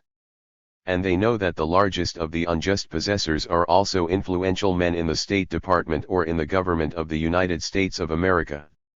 They have learned to conquer difficulties with courage, with audacity, and above all, with the support of the people. And they have now seen the future of liberation that awaits us on the other side of our sufferings. To reach this final understanding of our goals has been a long road, and many changes have taken place. Parallel to the successive qualitative changes that occurred on the battlefronts came the changes in the social composition of our guerrillas, and also the ideological transformations of its leaders. This came about because each one of these processes, of these changes, indeed constitutes a qualitative change in the composition, in the strength, in the revolutionary maturity of our army. The peasant contributes his vigor, his capacity to withstand suffering, his knowledge of the terrain, his love for the land, his hunger for agrarian reform. The intellectual, of whatever type, adds his small grain of sand beginning to sketch out a theory. The worker imparts his organizational sense, his innate tendency to band together and to unite. Standing over all of this was the example of the rebel forces themselves, who had already shown themselves to be much more than an irritating thorn and whose lessons aroused and awakened the masses until they lost their fear of the hangman. Never before was the conception of this interaction as clear to us as now. We were able to feel how this interaction matured, as we taught the efficacy of armed insurrection, the strength that man has when he is called on to defend himself with a weapon in his hand and with the resolve to triumph in his eyes. And the peasant showed us the tricks of the Sierra, the strength necessary to live and triumph in it, and the dose of tenacity, of willingness to sacrifice, that it is necessary to have to be able to carry forward a people's destiny. That's why, when the rebel leader and his procession entered Havana, bathed in the peasant's sweat, with a horizon of mountains and clouds, beneath the burning island sun, up a new stairway of the Winter Garden, climbed history with the feet of the people. Cuba, historical exception or vanguard in the anti-colonial struggle. April 9, 1961. The working class is the creative class. The working class produces what material wealth exists in a country. And while power is not in their hands, while the working class allows power to remain in the hands of the bosses who exploit them, in the hands of landlords, the speculators, the monopolies, and in the hands of foreign and national interest groups, while armaments are in the hands of those in the service of these interest groups and not in their own hands, the working class will be forced to lead a miserable existence no matter how many crumbs those interest groups should let fall from their banquet table. Fidel Castro. Never in the Americas has an event of such extraordinary character, with such deep roots and such far-reaching consequences for the destiny of the continent's progressive movements taken place as our Revolutionary War. This is true to such an extent that it has been appraised by some to be the decisive event of the Americas, on a scale of importance second only to that great trilogy, the Russian Revolution, the victory over Nazi Germany and the subsequent social transformations, and the victory of the Chinese Revolution. Our revolution, unorthodox in its forms and manifestations, has nevertheless followed the general lines of all the great historical events of this century that are characterized by anti-colonial struggles and the transition towards socialism. Nevertheless, some sectors, whether out of self-interest or in good faith, claim to see in the Cuban Revolution exceptional origins and features whose importance for this great historical social event they inflate even to the level of decisive factors. They speak of the exceptionalism of the Cuban Revolution as compared with the course of other progressive parties in Latin America. They conclude that the form and road of the Cuban Revolution are unique and that in the other countries of the Americas the historical transition will be different. We accept that exceptions exist which give the Cuban Revolution its peculiar characteristics. It is clearly established that in every revolution there are specific factors, but it is no less established that all follow laws that society cannot violate. Let us analyze, then, the factors of this purported exceptionalism. The first, and perhaps the most important and original, is that cosmic force called Fidel Castro Ruz, whose name in only a few years has attained historic proportions. The future will provide the definitive appraisal of our Prime Minister's merits, but to us they appear comparable to those of the great historic figures of Latin America. What is exceptional about Fidel Castro's personality? Various features of his life and character make him stand out far above his compañeros and followers. Fidel is a person of such tremendous personality that he would attain leadership in whatever movement he participated. It has been like that throughout his career, from his student days to the premiership of our country and as a spokesperson for the oppressed peoples of the Americas. He has the qualities of a great leader, added to which are his personal gifts of audacity, strength, courage, and an extraordinary determination always to discern the will of the people, and these have brought him the position of honor and sacrifice that he occupies today. But he has other important qualities: his ability to assimilate knowledge and experience in order to understand a situation in its entirety without losing sight of the details, his unbounded faith in the future, and the breadth of his vision to foresee events and anticipate them in action, always seeing farther and more accurately than his compañeros. With these great cardinal qualities, his capacity to unite, resisting the divisions that weaken, his ability to lead the whole people in action, his infinite love for the people, his faith in the future, and with his capacity to foresee it, Fidel Castro has done more than anyone else in Cuba to create from nothing the present formidable apparatus of the Cuban Revolution. No one, however, could assert that specific political and social conditions existed in Cuba that were totally different from those in the other countries of the Americas, or that precisely because of those differences the revolution took place. Neither could anyone assert, conversely, that Fidel Castro made the revolution despite a lack of difference. Fidel, a great and able leader, led the revolution in Cuba, at the time and in the way he did, by interpreting the profound political disturbances that were preparing the people for their great leap onto the revolutionary road. Certain conditions were not unique to Cuba, but it will be hard for other peoples to take advantage of them because imperialism, in contrast to some progressive groups, does learn from its errors. The condition we would describe as exceptional was the fact that U.S. imperialism was disoriented and was never able to accurately assess the true scope of the Cuban Revolution. This partly explains the many apparent contradictions in U.S. policy. The monopolies, as is habitual in such cases, began to think of a successor for Batista precisely because they knew that the people were opposed to him and were looking for a revolutionary solution. What more intelligent and expert stroke than to depose the now unsurvivorable little dictator and to replace him with the new boys who would in turn serve the interests of imperialism? The empire gambled for a time on this card from its continental deck, and lost miserably. Prior to our military victory they were suspicious of us, but not afraid. Actually, with all their experience at this game they were so accustomed to winning, they played with two decks. On various occasions emissaries of the U.S. State Department came, disguised as reporters, to investigate our rustic revolution, yet they never found any trace of imminent danger. By the time the imperialists wanted to react when they discovered that the group of inexperienced young men marching in triumph through the streets of Havana had a clear awareness of their political duty and an iron determination to carry out that duty, it was already too late. Thus, in January 1959, the first social revolution in the Caribbean and the most profound of the Latin American revolutions dawned. It could not be considered exceptional that the bourgeoisie, or at least a part of it, favored the Revolutionary War over the dictatorship at the same time as it supported and promoted movements seeking negotiated solutions that would permit them to substitute elements disposed to curb the revolution for the Batista regime.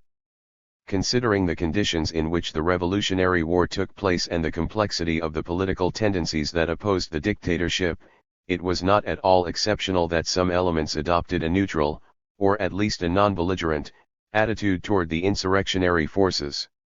It is understandable that the national bourgeoisie, choked by imperialism and the dictatorship whose troops sacked small properties and made extortion a daily way of life, felt a certain sympathy when they saw those young rebels from the mountains punish the mercenary army, the military arm of imperialism.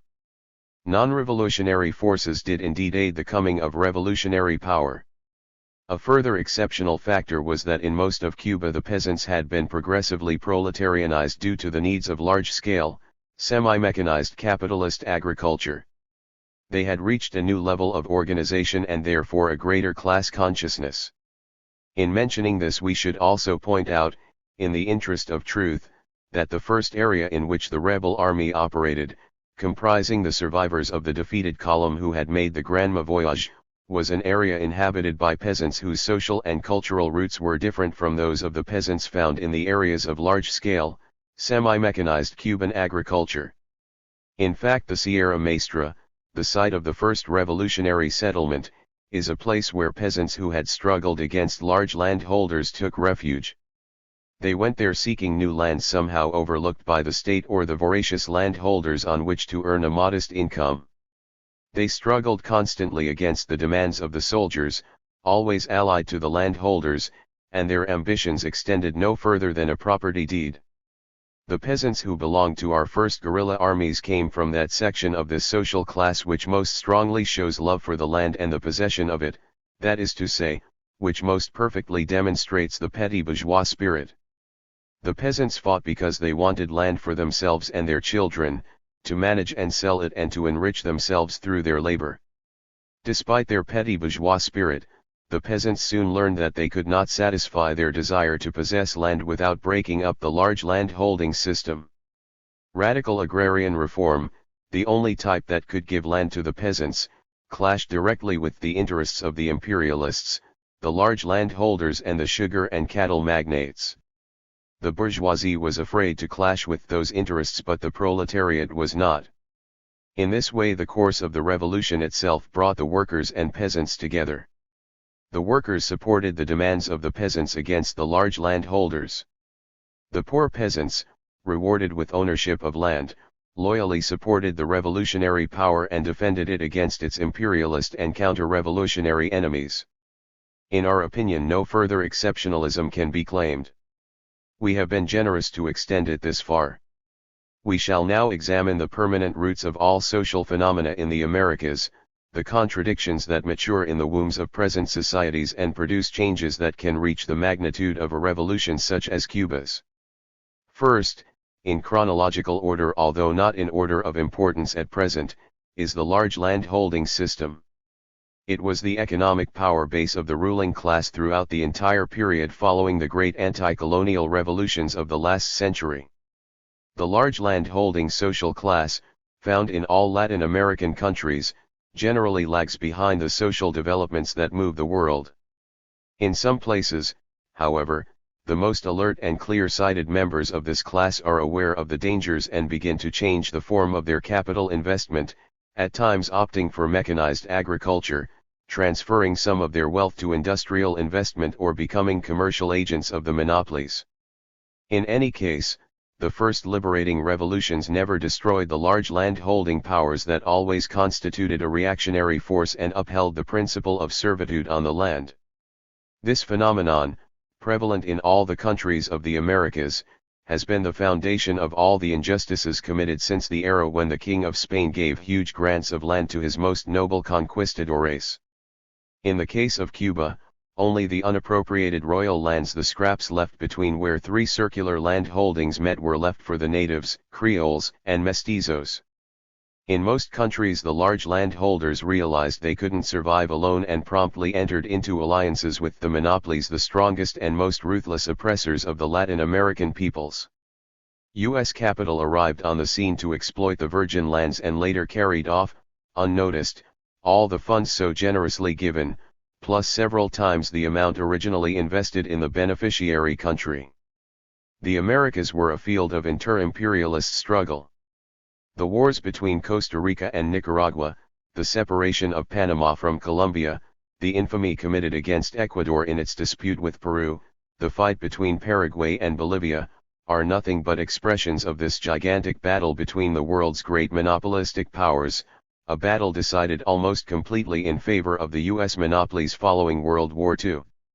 From that point on, the empire dedicated itself to strengthening its grip on its colonial possessions and perfecting the whole structure to prevent the intrusion of old or new competitors from other imperialist countries.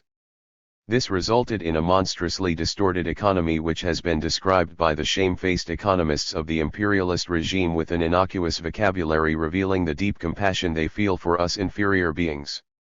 They call our miserably exploited Indians, persecuted and reduced to utter wretchedness, little Indians, and they call blacks and mulattoes, disinherited and discriminated against, colored, all this as a means of dividing the working masses in their struggle for a better economic future.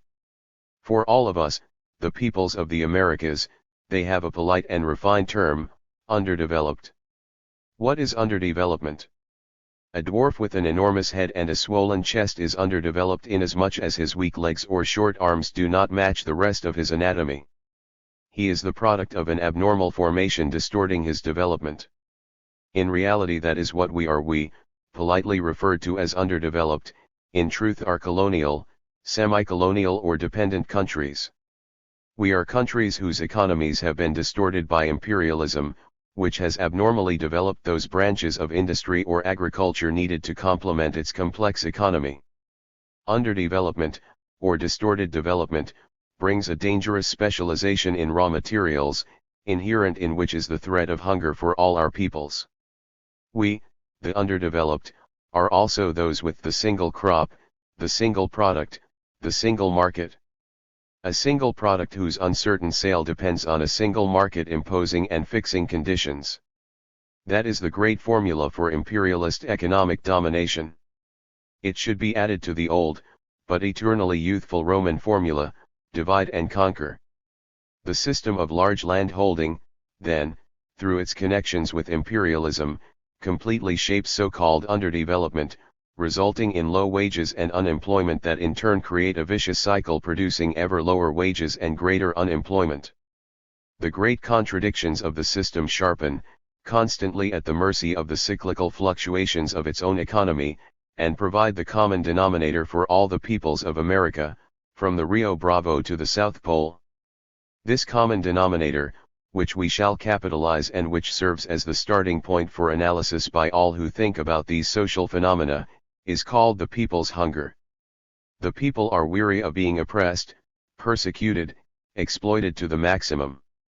They are weary of the wretched selling of their labor power day after day, faced with the fear of joining the enormous mass of unemployed so that the greatest profit can be wrung from each human body, profit later squandered in the orgies of the masters of capital.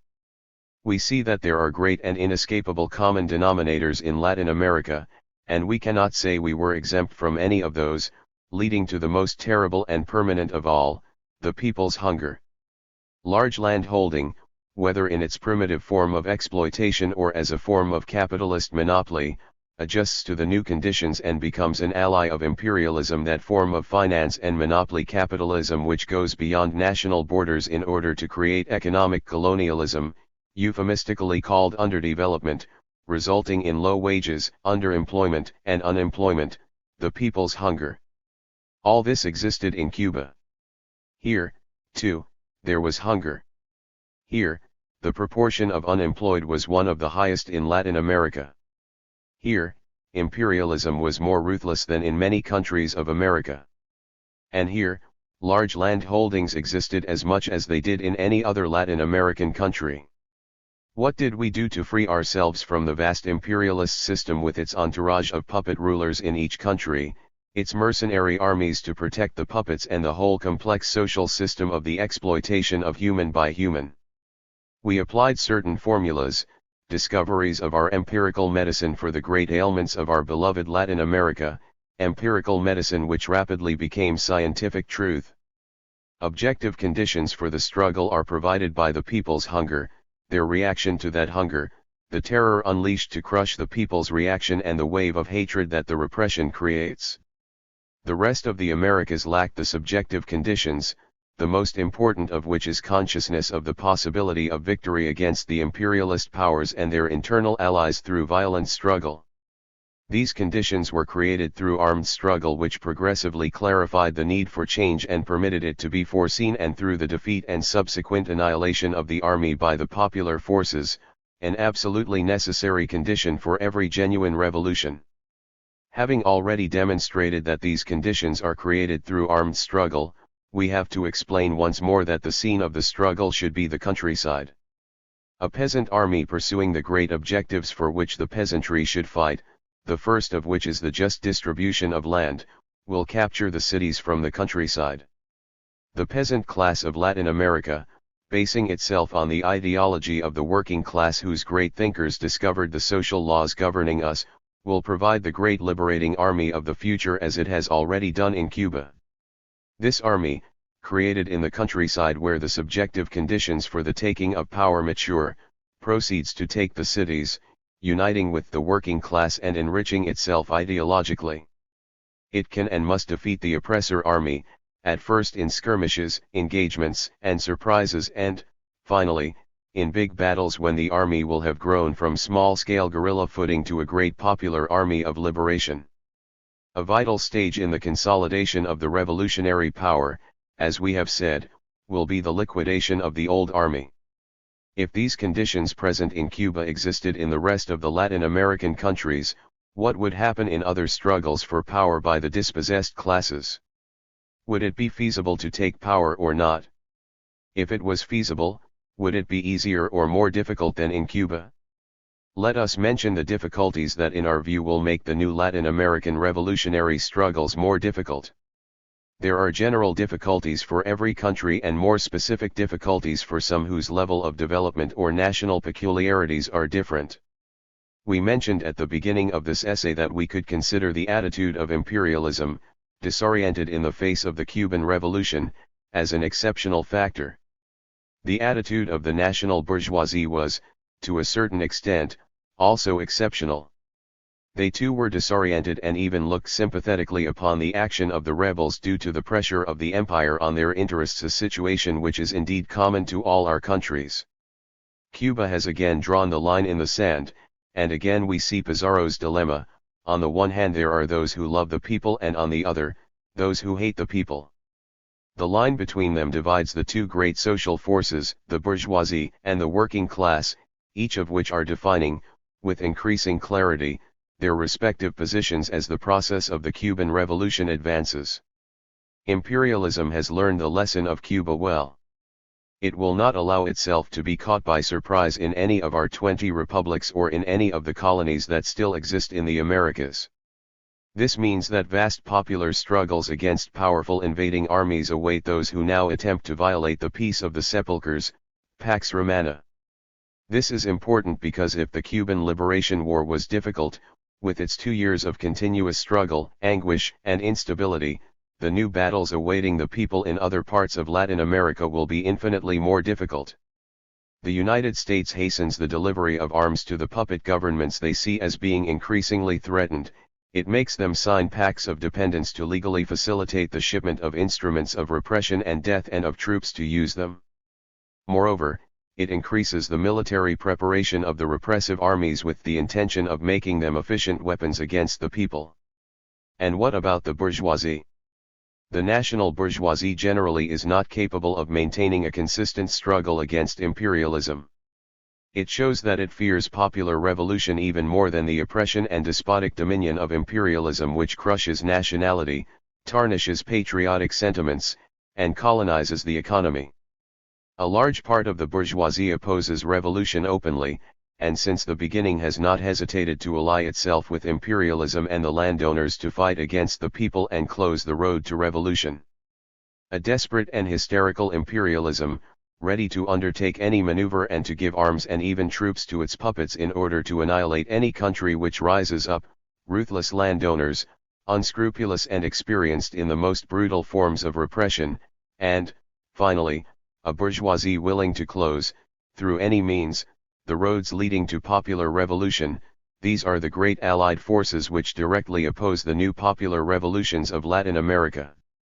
Such are the difficulties that must be added to those arising from struggles of this kind under the new conditions found in Latin America following the consolidation of that irreversible phenomenon represented by the Cuban Revolution. There are still other, more specific problems. It is more difficult to prepare guerrilla groups in those countries that have a concentrated population in large centers and a greater amount of light and medium industry, even though it may not be anything like effective industrialization. The ideological influence of the cities inhibits the guerrilla struggle by increasing the hopes for peacefully organized mass struggle. This gives rise to a certain institutionalization, which in more or less normal periods makes conditions less harsh than those usually inflicted on the people. The idea is even conceived of possible quantitative increases in the congressional ranks of revolutionary forces until a point is someday reached which allows a qualitative change. It is not probable that this hope will be realized given present conditions in any country of the Americas, although a possibility that the change can begin through the electoral process is not to be excluded. Current conditions, however, in all countries of Latin America make this possibility very remote. Revolutionaries cannot foresee all the tactical variables that may arise in the course of the struggle for their liberating program. The real capacity of a revolutionary is measured by their ability to find adequate revolutionary tactics in every different situation and by keeping all tactics in mind so that they might be exploited to the maximum. It would be an unpardonable error to underestimate the gain a revolutionary program could make through a given electoral process, just as it would be unpardonable to look only to elections and not to other forms of struggle, including armed struggle, to achieve power, the indispensable instrument for applying and developing a revolutionary program. If power is not achieved, all other conquests, however advanced they appear, are unstable, insufficient and incapable of producing necessary solutions. When we speak of winning power via the electoral process, our question is always the same: if a popular movement takes over the government of a country by winning a wide popular vote and resolves as a consequence to initiate the great social transformations which make up the triumphant program, would it not immediately come into conflict with the reactionary classes of that country? Has the army not always been the repressive instrument of that class? If so, it is logical to suppose that this army will side with its class and enter the conflict against the newly constituted government. By means of a more or less bloodless coup d'état, this government can be overthrown and the old game renewed again, never seeming to end. It could also happen that an oppressor army could be defeated by an armed popular reaction in defense and support of its government. What appears difficult to believe is that the armed forces would accept profound social reforms with good grace and peacefully resign themselves to their liquidation as a caste. Where there are large urban concentrations, even when economically backward, it may be advisable in our humble opinion to engage in struggle outside the limits of the city in a way that can continue for a long time.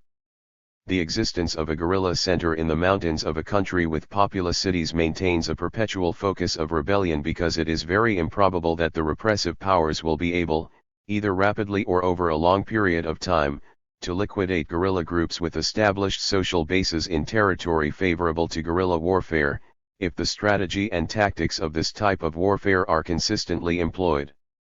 What would happen in the cities is quite different. Armed struggle against the repressive army can develop to an unanticipated degree, but this struggle will become a frontal one only when there is a powerful army to fight against the enemy army. A frontal fight against a powerful and well-equipped army cannot be undertaken by a small group. For the frontal fight, many arms will be needed, and the question arises, where are these arms to be found?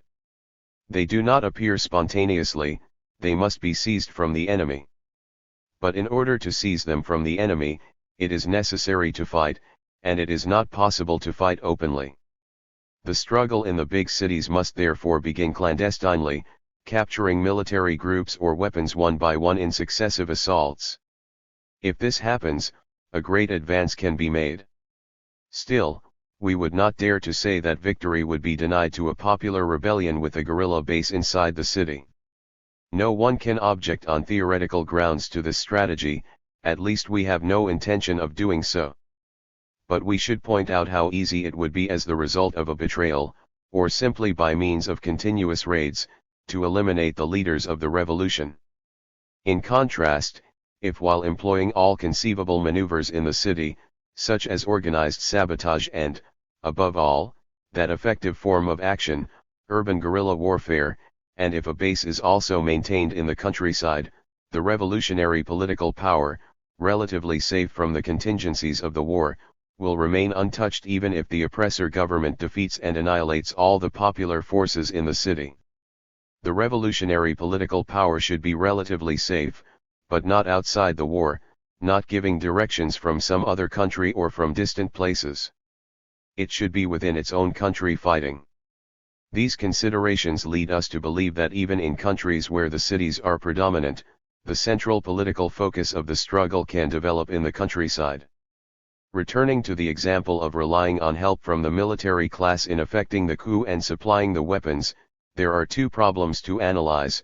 First, supposing it was an organized nucleus and capable of independent decisions, if the military really joins with the popular forces to strike the blow, there would in such a case be a coup by one part of the army against another, probably leaving the structure of the military caste intact. The other problem, in which armies unite rapidly and spontaneously with popular forces, can occur only after the armies have been violently beaten by a powerful and persistent enemy, that is, in conditions of catastrophe for the constituted power. With an army defeated and its morale broken, this phenomenon can occur. For that, struggle is necessary, we always return to the question of how to carry on that struggle. The answer leads us toward developing guerrilla struggle in the countryside, on favorable ground and supported by struggle in the cities, always counting on the widest possible participation of the working masses and guided by the ideology of that class. We have sufficiently analyzed the obstacles revolutionary movements in Latin America will encounter. It can now be asked whether or not there are favorable conditions for the preliminary stage, like, for example, those encountered by Fidel Castro in the Sierra Maestra. We believe that here, too, general conditions can facilitate these centers of rebellion and specific conditions in certain countries exist which are even more favorable. Two subjective factors are the most important consequences of the Cuban Revolution. The first is the possibility of victory, knowing that the capability exists to crown an enterprise like that of the group of idealistic Granma expeditionaries who successfully struggled for 2 years in the Sierra Maestra.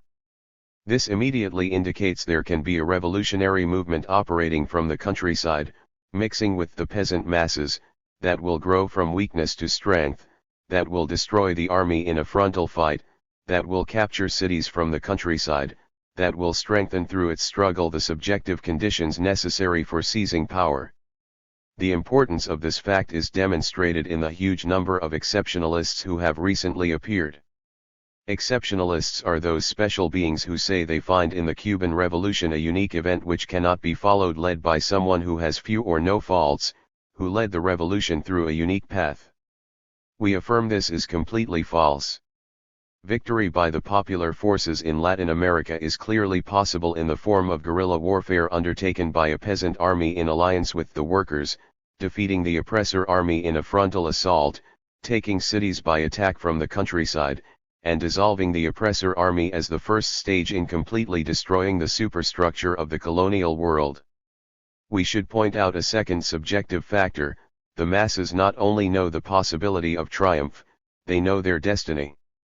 They know with increasing certainty that whatever the tribulations of history during short periods, the future belongs to the people, the future will bring about social justice. This knowledge will help raise revolutionary ferment to even greater heights than those prevailing in Latin America today. Some less general factors do not appear with the same intensity from country to country. One very important one is the greater exploitation of the peasants in Latin America than there was in Cuba. Let us remind those who pretend to see the proletarianization of the peasantry in our insurrectionary stage, that we believe it was precisely this which accelerated the emergence of cooperatives as well as the achievement of power and the agrarian reform. This is in spite of the fact that the peasant of the first battles, the core of the rebel army, is the same one to be found today in the Sierra Maestra, proud owner of their parcel of land and intransigently individualistic. There are, of course, characteristics specific to the Latin American countries. An Argentine peasant does not have the same outlook as a communal peasant in Peru, Bolivia, or Ecuador. But hunger for land is permanently present in the peasants, and they generally hold the key to the Americas. In some countries they are even more exploited than they were in Cuba, increasing the possibility that this class will rise up in arms. Another fact is Batista's army, which with all its enormous defects, was structured in such a way that everyone, from the lowest soldier to the highest general, was an accomplice in the exploitation of the people. They were complete mercenaries, and this gave the repressive apparatus some cohesiveness. The armies of Latin America generally include a professional officers' corps and recruits who are called up periodically. Each year, young recruits leave their homes where they have known the daily sufferings of their parents, have seen them with their own eyes, where they have felt poverty and social injustice. If one day they are sent as cannon fodder to fight against the defenders of a doctrine they feel in their own hearts is just, their capacity to fight aggressively will be seriously affected. Adequate propaganda will enable the recruits to see the justice of and the reasons for the struggle, and magnificent results will be achieved. After this brief study of the revolutionary struggle, we can say that the Cuban Revolution had exceptional factors giving it its own peculiarities as well as factors which are common to all the countries of the Americas and which express the internal need for revolution. New conditions will make the flow of these revolutionary movements easier as they give the masses consciousness of their destiny and the certainty that it is possible. On the other hand, there are now obstacles making it harder for the armed masses to achieve power rapidly, such as imperialism's close alliance with the bourgeoisie, enabling them to fight to the utmost against the popular forces. Dark days await Latin America. The latest declarations of those that rule the United States seem to indicate that dark days await the world. Lumumba, savagely assassinated, in the greatness of his martyrdom showed the tragic mistakes that cannot be committed. Once the anti-imperialist struggle begins, we must constantly strike hard, where it hurts the most, never retreating, always marching forward, counter-striking against each aggression, always responding to each aggression with even stronger action by the masses. This is the way to victory. We will analyze on another occasion whether the Cuban Revolution, having taken power, followed these new revolutionary paths with its own exceptional characteristics, or if, as in this analysis, while respecting the existence of certain special characteristics, it fundamentally followed a logic derived from laws intrinsic to the social process. A new culture of work. August 21, 1962. This speech was delivered to a meeting in Havana, organized by the Central Organization of Cuban Trade Unions, CTC, of workers from 4 factories that had surpassed their production quotas. At the meeting, CTC General Secretary Lázaro Pina also spoke. Compañero, acting head of the mission of the sister German Democratic Republic, Compañeros all. As Compañero Lázaro already pointed out, this ceremony has a dual purpose. One is to express our gratitude to the workers of the German Democratic Republic, who extended their hands in friendship across the sea, helping us in the stage of socialist construction with one of our most cherished weapons, the tools of work. The other purpose of this gathering is for all of us here to celebrate that a group of several of our ministry's factories, despite the difficult conditions created by the imperialist blockade, have nevertheless been able to surpass their production goals. These factories belong to different enterprises, but all are closely linked to the people's consumption. The 2 flour mills that are part of the Consolidated Flour Enterprise, one of the factories of the Consolidated Tire Enterprise, and the ice factory that is part of the Consolidated Beer and Malt Enterprise. Unfortunately, due to present conditions, the other factories that are part of the Beer and Malt Enterprise, the breweries, have not been able to surpass many goals. We've had to significantly cut back their production, because all the raw materials must be imported. That, in general, is the tragedy of our industry, an industry created in semi-colonial conditions, dependent on getting supplies from abroad. Under these conditions we've had to develop new techniques to adapt our industry to the raw materials that come from the socialist countries. These new techniques will allow us to save more material, in some cases to find raw materials here in Cuba. We cannot stress enough the importance that saving raw materials has for our development. We have to accomplish all these things simultaneously. We must try to raise our revolutionary consciousness so that work becomes the center of our efforts in the hard struggle to build socialism. Emulation will play a major role in this effort. And these compañeros, involved at times in emulation between factories, at other times between trade unions or enterprises, have topped numerous goals. A few days ago we celebrated the production of the 100,000th sack in a month by the Echevarria flour mill of Havana. Hours earlier its rival, the Frank Pays flour mill in Santiago, had broken its mark of 50,000 sacks. In this way, emulation becoming a kind of collective competition in which the consciousness of the workers intervenes to make it work and to turn it into almost a sports competition has little by little been attracting the interest of the working masses. This assembly today is a demonstration of the advances we have made. Like any other serious gathering of revolutionaries during this period, however, this one must include a self-criticism of the systems and methods that we have used up until now to make emulation a real vehicle to mobilize the masses. All of you worker compañeros know that we have been working on emulation for some time now, and that we presented some guidelines to the last Congress, to the CTC Workers' Congress last November. But we could not get away from a certain formal and bureaucratic spirit. So at this point it would take a highly trained specialist to wade through all the rules and regulations for emulation and determine who is the winner or who is ahead in the competition. We have turned emulation into a formal competition. We have separated it from its logical strong point, the masses. But the workers, conscious of its importance, full of revolutionary enthusiasm, broke down the formal barriers and began on their own to organize emulation in different production units. We have to gather the experience of our errors and talk constantly with the masses, talk things over so that emulation becomes a really collective effort. So that winners of emulation will be not only the workers who successfully reach their goals, or surpass them, as they have been surpassed in some cases. Rather, the winners will be those who surpass the goals because they have doubled or tripled them, because they have achieved fabulous results. In the future no one should win in emulation simply by meeting the goal. In other words, every worker at every factory must be conscious that emulation is something more than a competition during a given period. It is a vital part of our nation's work. Every worker should take an interest in emulation. Every worker should understand well the importance of the results of emulation, which is to produce more and better, increase production, increase productivity, improve the quality of products, and save raw materials. And we should strive for these basic tenets to become systematic. It is fine for us to organize on the national level so we are able to establish who the winners are after complicated tallies. But all of you should engage in emulation on all levels, shop to shop, department to department, factory to factory, enterprise to enterprise, state institution to state institution. Emulation should be part of the worker's day-to-day discussions during the hours he is not working. That would really mark the triumph of emulation.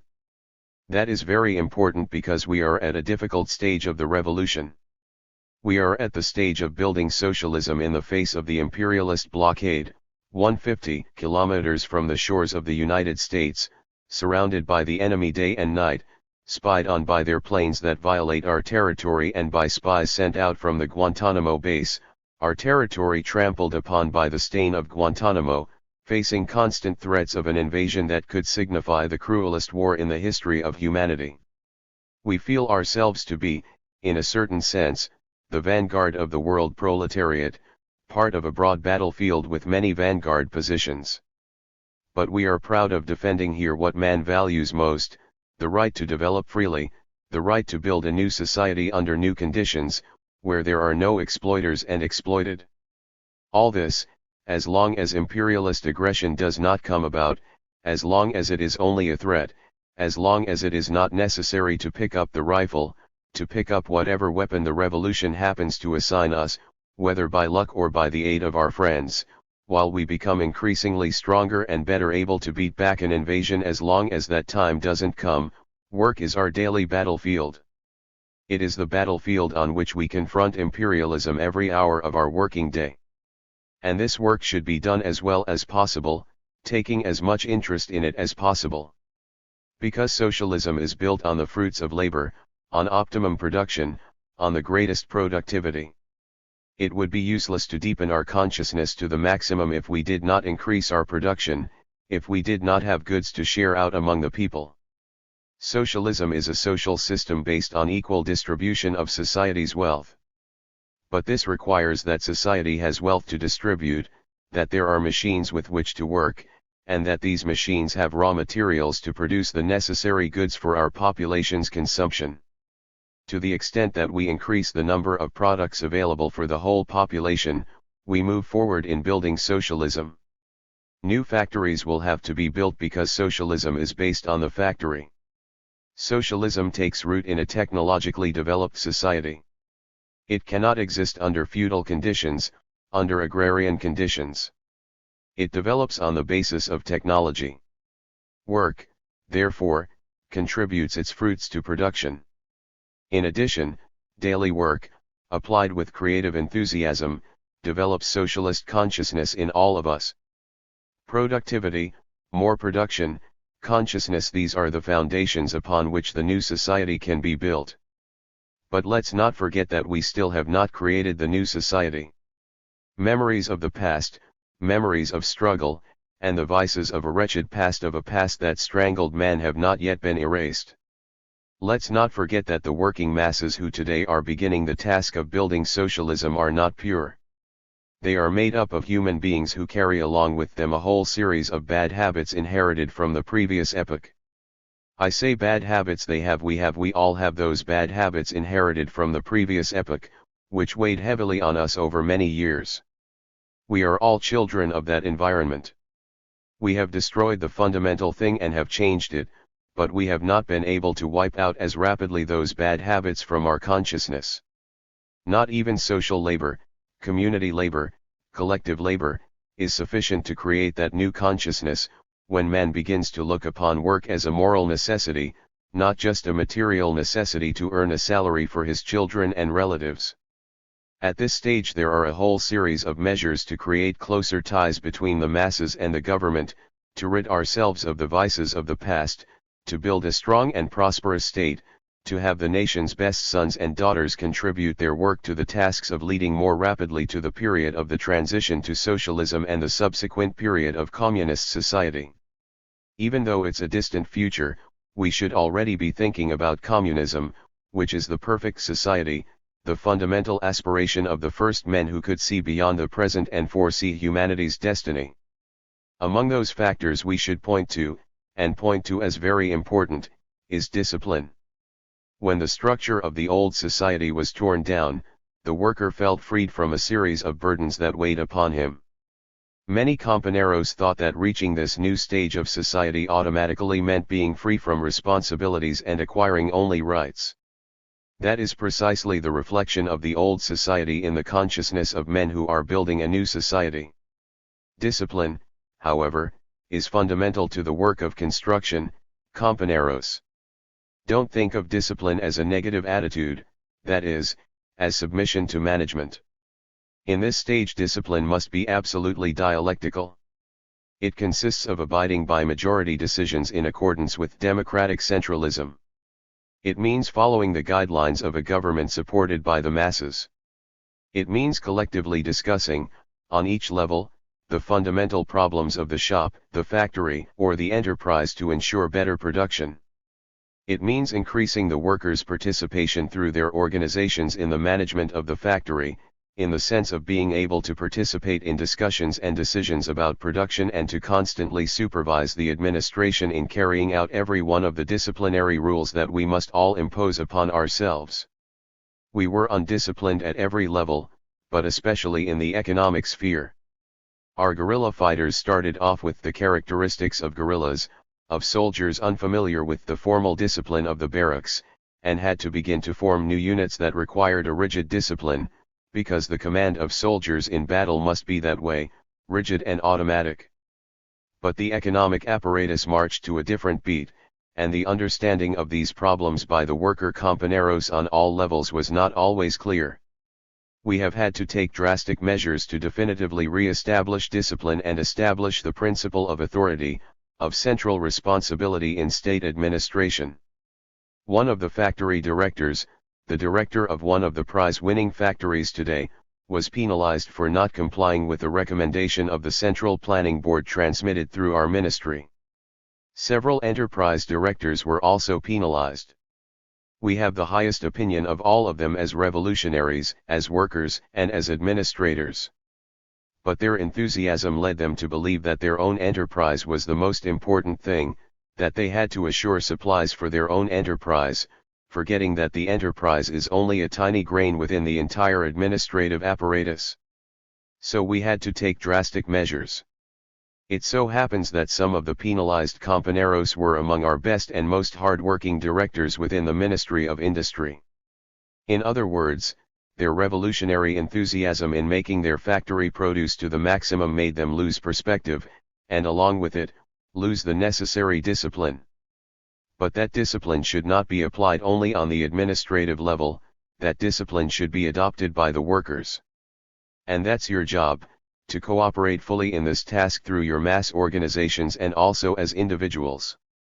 We lack two fundamental things, two pillars upon which this new society must be built: the establishment of work norms and salaries for all categories of the country's workers. We are way behind in these tasks. Several months ago we promised to complete them right away. On the eve of May Day we announced that we would start with the mining enterprise, and we did so. Today, by the middle of August, we have established work norms in one mine and we are studying them in a few others. We cannot permit this sluggishness. Establishing norms and salaries in order to come up with new collective contracts should be the work of the masses. It must be the work of the masses not only in the sense of having lively discussion when it comes up at the workplace. Rather, the masses themselves must take initiative in the work of standardizing job categories on the national level and fixing new salaries. This should be everyone's concern: the national trade unions, the revolutionary nuclei of the party, the entire government, and the workers.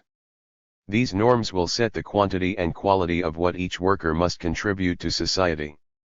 Every worker in every workplace must be capable of providing society with products of labor of a given quantity and quality. We should always remember that by no means is quality at odds with this stage in the construction of socialism. We should always remember that our obligation as producers in a society that is freeing itself is to give the people the best we can, our best efforts embodied in the form of products of the highest quality. But of course discipline is only one of the factors that will move us forward, there are many others. We can take an example from today, the aid of friendly countries that extend a hand in the form of technical assistance, advice, material goods, and entire factories so that we can develop our society. All new value comes from human labor, and this labor will be embodied in the large factories and big machines we're going to build in our country during this 4-year plan and in the planning periods that follow. If we had to carry out the gigantic effort we are projecting alone, we would have to call upon the people to make the greatest sacrifices to get the wherewithal to build these factories. The aid of friendly countries spares us a large part of that sacrifice, and for that reason our task seems easier. Nevertheless, sacrifice is part of building a new society. We cannot hope to destroy an agency of US imperialism, like our comprador bourgeoisie was, or like the big landowners who spent their summers in the United States or Europe, or the US companies themselves. We cannot hope to challenge the most powerful oppressor on earth and at the same time try to do so without sacrifices. We must be ready to make the relative sacrifices we have made, as well as new ones. We must be prepared for tighter blockades, to beat back who knows what attempts by the invader to destroy our society. We must always hold aloft our banner as the first to begin building the socialist society in Latin America. That is an honor and an example. It is an example that will nourish the countries of Latin America. Every time visitors come here, or every time our truths are heard over Radio Havana, a new consciousness grows throughout Latin America. Already the oppressed masses of the continent know that change is necessary, that they can no longer continue living under centuries of oppression, where injustice is the instrument for the enrichment of a few. But they know something else. The consciousness of the masses throughout Latin America, peasants and workers mistreated, attacked, murdered, that consciousness has been transformed into something new, the certainty that change is possible. And many machetes are being sharpened throughout Latin America. Whenever we start to lament our sacrifices, we should remember that our responsibility transcends the borders of Cuba, that we are a living example, that we are showing something new in Latin America.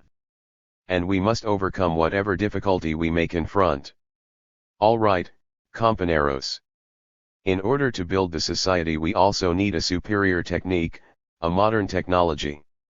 An example of what can be accomplished is shown by the visit of a Soviet technician to the 2 flour mills that compete each month in surpassing production goals. This compañero, after investigating the capacity of the flour mills, discovered some bottlenecks, places where production was held up. He recommended the necessary measures to eliminate these bottlenecks. All the measures were implemented. Today, with a very small investment and with the talent and capacity of this Soviet compañero and his revolutionary enthusiasm on top of that, because he's an untiring worker, we now have almost the equivalent of an additional flour mill in Cuba. In other words, the compañeros of the flour mill who have the moral incentive of being at the head of the people, being recognized as exemplary workers, must recognize that a part of this achievement belongs to that compañero who over several months provided all of his technical knowledge with unsurpassed enthusiasm. To achieve this higher technology, to overcome all the stumbling blocks along our way, we need systematic training, systematic study. One of the prize-winning enterprises today, a factory that is part of the tire enterprise, although the entire enterprise worked in the same way, looked up one day, shortly after the factories were nationalized, and realized that the foreign technicians, and some Cubans too, had left the country.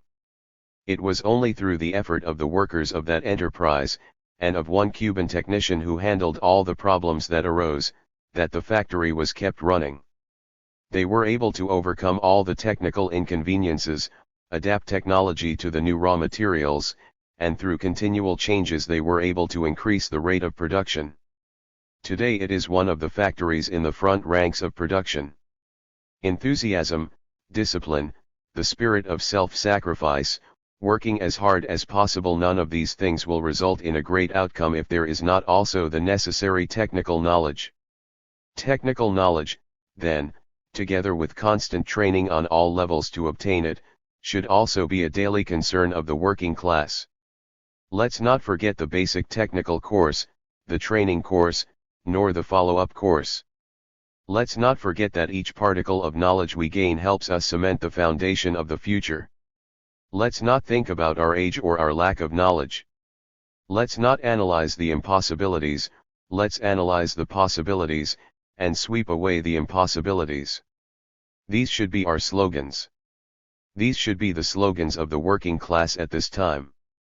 In other words, compañeros, work, the center of human activity and of the building of socialism, is what we are indirectly honoring here today. The efficiency of that work is determined by one's attitude toward it. Once again we have to look at the past that spilled over the barriers when the old society was destroyed and that continues in the workers' consciousness. In this case the past is reflected in the consciousness of many workers who see having to work every day as an oppressive necessity, a necessity one tries to avoid, thinking that the factory is still under the old boss, is still the way it was in the past. Our attitude should be totally different. Work should be a moral necessity for us. Work should be somewhere we go every morning, every afternoon, or every night, with renewed enthusiasm and interest.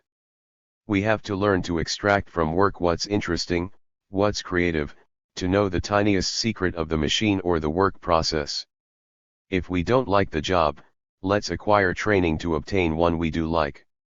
Work should always be part of the good life, something exciting, something associated with life's happiest moments, not its burdens. This will be the great result when communist society is achieved in full. But in social processes, changes in men that appear abrupt actually come about little by little. At a given moment it appears that there may have been a great commotion and a single great change. But that change has been gestating among men day by day, and sometimes generation by generation.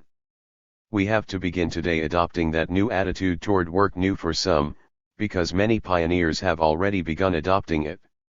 Each person should feel happy at work. They should feel happy with their task as creators. They should instill all those around them with their revolutionary and creative enthusiasm. They should spread their knowledge along with their enthusiasm. They should mobilize by example. They should not remain the only meritorious worker, the only exemplary worker, but should bring along all those capable of following their example. They should engage in emulation with everyone and should help them at the same time. They should make his enthusiasm take form among groups of workers. They should engage in emulation with other workers. This attitude toward work should be at the center of society, and we should always remember that the worker with the most dignity in the country is the one who can bear the title of outstanding worker in any sphere of production. If we are going to achieve this, compañeros, let's not say if we'll do it today, tomorrow, or yesterday, because it's a process. Alongside the most revolutionary workers there are some who don't yet feel the revolution as their own, and still others who have not resigned themselves to forgetting the past. But if we keep on achieving as we have up to now and at a faster pace than now, if every day each one of us who feels creative enthusiasm inside himself is able to incorporate one additional compañero, or can simply get him interested so that little by little he becomes incorporated into the work, if we do this, we'll advance with 7 league boots.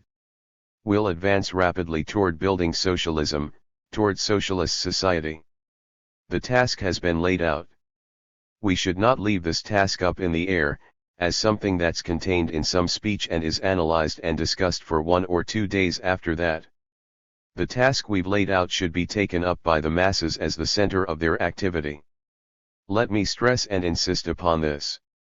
Building socialism is based on the work of the masses, on the capacities of the masses to be able to organize themselves and to better guide industry, agriculture, and the country's economy.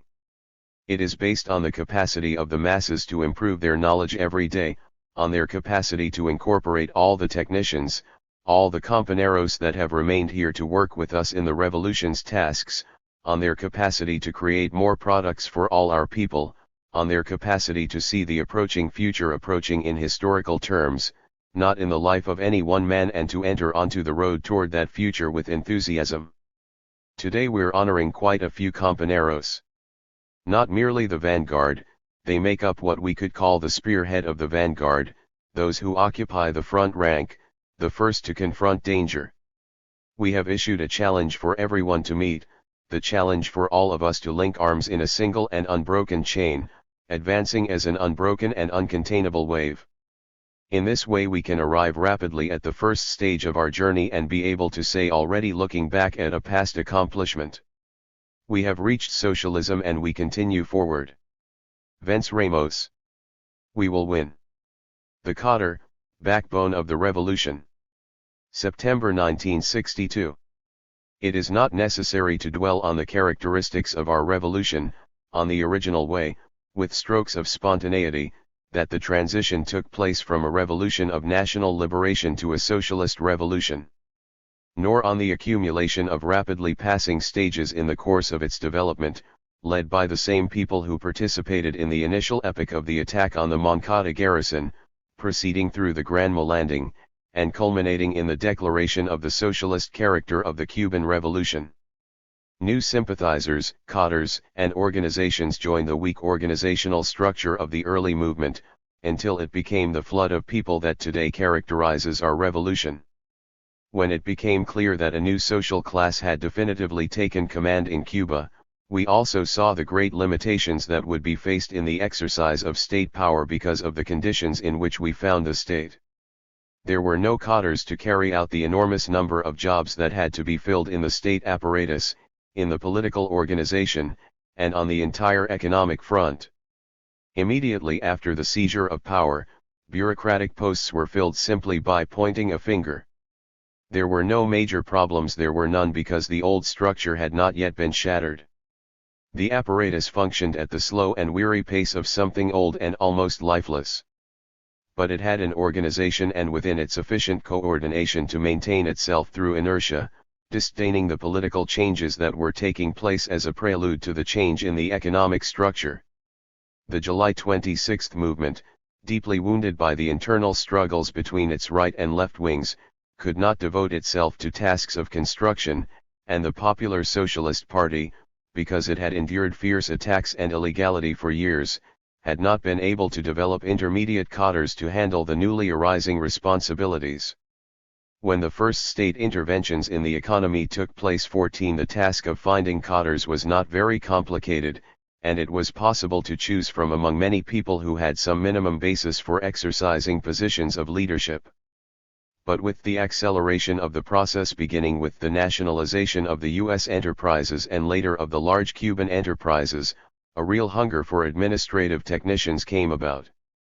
On the other hand, an urgent need was felt for production technicians because of the exodus of many who were attracted by better positions offered by the imperialist companies in other parts of Latin America or in the United States itself.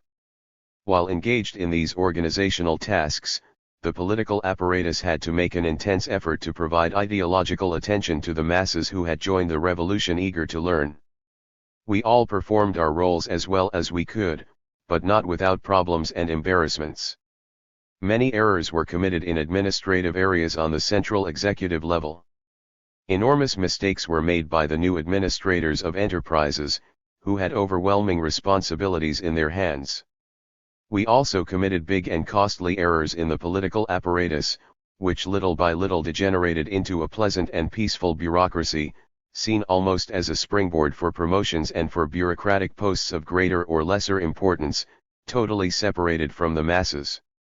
The main cause of our errors was our lack of a sense of reality at a given moment.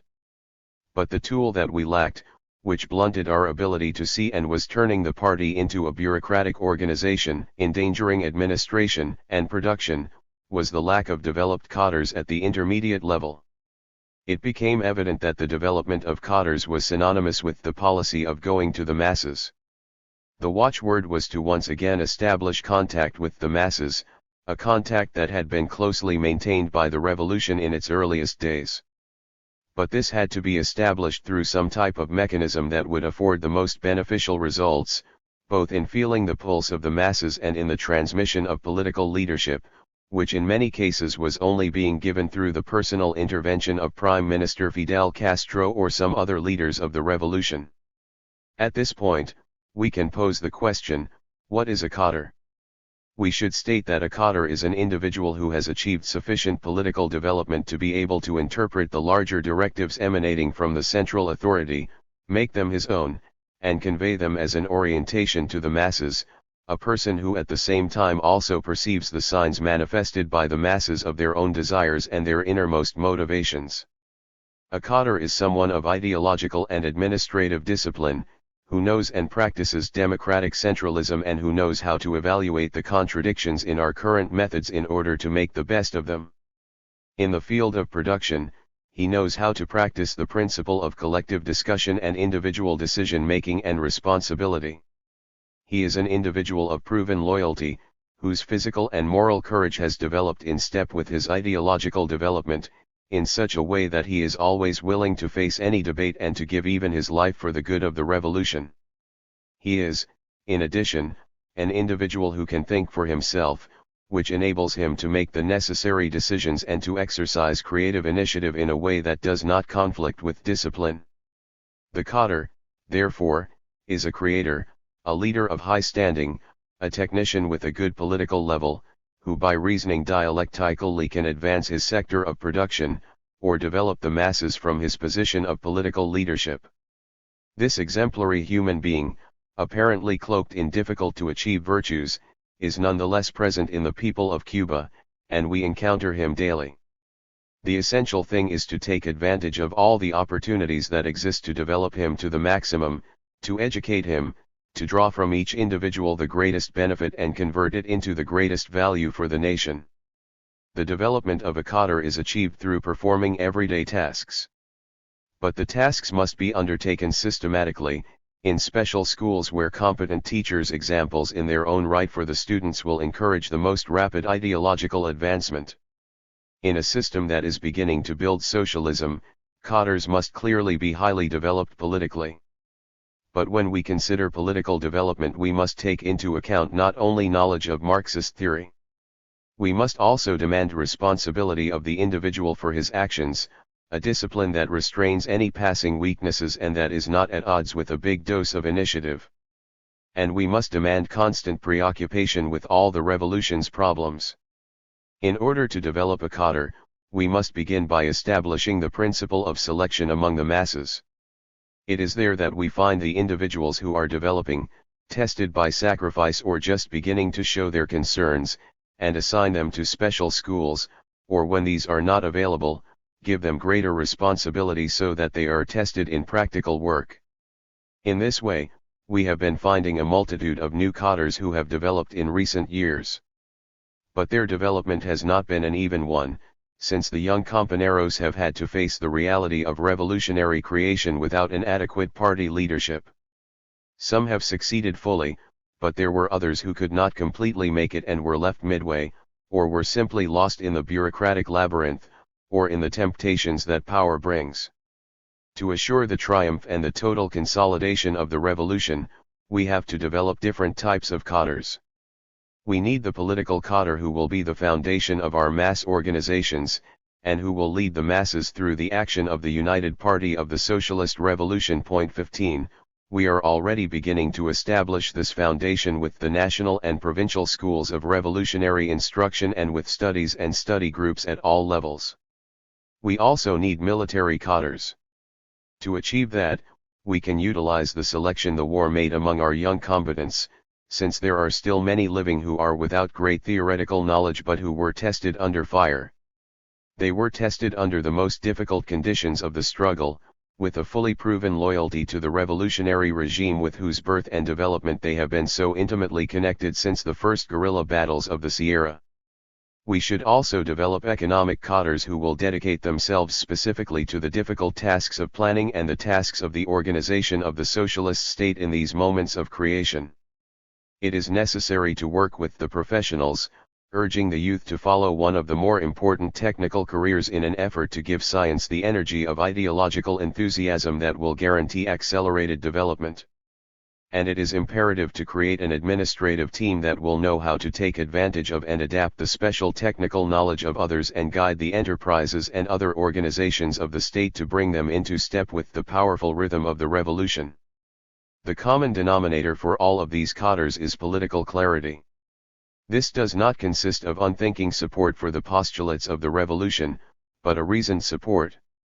It requires great capacity for sacrifice and a capacity for dialectical analysis, which will enable them to make continuous contributions on all levels to the rich theory and practice of the revolution. These compañeros should be selected from the masses solely by application of the principle that the best will come to the fore and that the best should be given the greatest opportunities for development. In all these situations, the function of the cadre is the same, on each of the different fronts. The cadre is the key component of the ideological motor that is the united party of the revolution.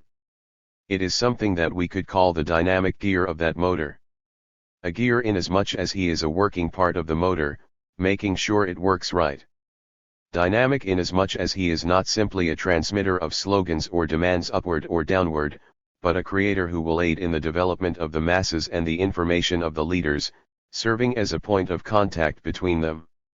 The cadre has the important mission of seeing to it that the great spirit of the revolution is not dissipated, that it will not become dormant nor slacken its rhythm. It is a sensitive position. He transmits what comes from the masses and instills in the masses the party's orientation. Therefore, the development of cadres is now a task that cannot be postponed.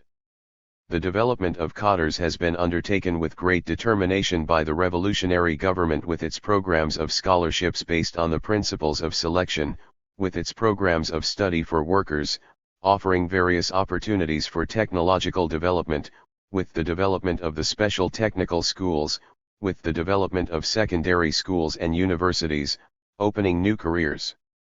It has been done, in short, with the development of study, work, and revolutionary vigilance as watchwords for our entire country, fundamentally based on the UJC, from which all types of cadres should emerge in the future, even the leading cadres of the revolution. Intimately linked to the concept of cadre is the concept of capacity for sacrifice, for demonstrating through personal example the truths and watchwords of the revolution. The cadres, as political leaders, should gain the respect of the workers by their actions. It is absolutely imperative that they have the respect and affection of their compañeros, whom they must guide along the vanguard paths. Because of all this, there are no better cadres than those chosen by the masses in the assemblies that select the exemplary workers, those who will join the PURS along with the old members of the ORI who pass all the required tests of selection. At the beginning they will constitute a small party, but with enormous influence among the workers. Later it will grow when the advance of socialist consciousness begins making work and total devotion to the cause of the people into a necessity.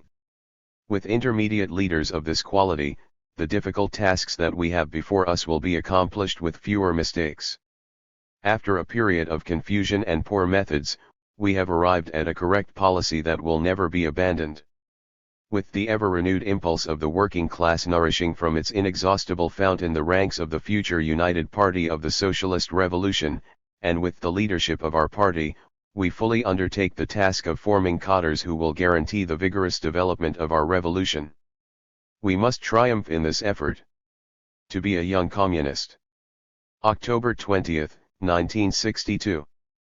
On October 21, 1960, youth from the July 26 movement, the Revolutionary Directorate and the PSP's Socialist Youth merged into the Association of Young Rebels. On April 4, 1962, this organization adopted the name Union of Young Communists, UJC. The following speech was presented at a ceremony marking the second anniversary of the unification. One of the most pleasant tasks of a revolutionary is observing over the years of revolution how the institutions that were born at the very beginning are taking shape, being refined and strengthened, how they are being turned into real institutions with power, vigor, and authority among the masses. Those organizations that started off on a small scale with numerous difficulties and hesitations became, through daily work and contact with the masses, powerful representatives of today's revolutionary movement. The Union of Young Communists UJC, with different names and organizational forms, is almost as old as the revolution. At the beginning it emerged out of the rebel army, perhaps that's where it also got its initial name, Association of Young Rebels. But it was an organization linked to the army in order to introduce Cuba's youth to the massive tasks of national defense, the most urgent problem at the time and the one requiring the most rapid solution. The Association of Young Rebels and the Revolutionary National Militia grew out of what used to be the rebel army's Department of Instruction. Later, each took on a life of its own. One became a powerful formation of the armed people, representing the armed people, with a standing of its own but united with our army in the tasks of defense. The other became an organization whose purpose was the political advancement of Cuban youth. Later, as the revolution was consolidated and we could finally talk about the new tasks ahead, Compañero Fidel proposed changing the name of the organization, a change of name that fully expresses a principle. The UJC has its face to the future. It is organized with the bright future of socialist society in mind. After we travel the difficult road we are now on of constructing a new society, then the road of completely solidifying the class dictatorship expressed throughout the socialist stage of society, to finally arrive at a society without classes, the perfect society, the society you will be in charge of building, guiding and leading in the future. For that, the UJC raises as its symbols those of all Cubans: study, work, and the rifle. On its medallions appear two of the finest examples of Cuban youth, both of whom met tragic deaths before being able to witness the final results of this battle we are all engaged in, Julio Antonio Mella and Camilo Cienfuegos. On this second anniversary, at this time of hectic construction, of ongoing preparations for the country's defense and of the speediest possible technical and technological advance, we must always ask ourselves first and foremost, what is the Union of Young Communists and what should it be? The Union of Young Communists should be defined by a single word: vanguard. You, compañeros, must be the vanguard of all movements, the first to be ready to make the sacrifices demanded by the revolution, whatever they might be. You must be the first in work, the first in study, the first in defense of the country. You must view this task not only as the full expression of Cuba's youth, not only as a task of the organized masses, but as the daily task of each and every member of the UJC. In order to do that, you have to set yourself real, concrete tasks, tasks in your daily work that won't allow the slightest let-up. The job of organizing must constantly be linked to all the work carried out by the UJC. Organization is the key to grasping the initiatives presented by the revolution's leaders, the many initiatives proposed by our Prime Minister, and the initiatives from the working class, which should also lead to precise directives and ideas for subsequent action. Without organization, ideas, after an initial momentum, start losing their effect. They become routine, degenerate into conformity, and end up simply a memory. I make this warning because too often, in this short but rich period of our revolution, many great initiatives have failed. They have been forgotten because of the lack of the organizational apparatus needed to keep them going and accomplish something. At the same time, each and every one of you should know that being a young communist, belonging to the UJC, is not a favor someone has done for you, nor is it a favor that you are doing for the state or the revolution. Membership in the UJC should be the highest honor for a young person in the new society, an honor that you fight for at all times. In addition, the honor of remaining in and keeping a high individual standing in the UJC should be an ongoing effort. In that way we will advance even faster, as we become used to thinking collectively and acting on the initiatives of the working masses and of our top leaders. At the same time, in everything we do as individuals, we should always be making sure our actions will not tarnish our own name or the name of the association to which we belong. Now, 2 years later, we can look back and observe the results of our work. The UJC has tremendous achievements, one of the most important and spectacular being in defense. Those young people, or some of them, who first climbed the 5 peaks of Turkey, no 16 others who were enrolled in a whole series of military organizations, all those who picked up their rifles at moments of danger. They were ready to defend the revolution each and every place where an invasion or enemy action was expected. The highest honor, that of being able to defend our revolution, fell to the young people at Playajiran. 17 At Playajiran they had the honor of defending the institutions we have created through sacrifice, defending the accomplishments won by all the people over years of struggle. Our entire revolution was defended there in 72 hours of battle.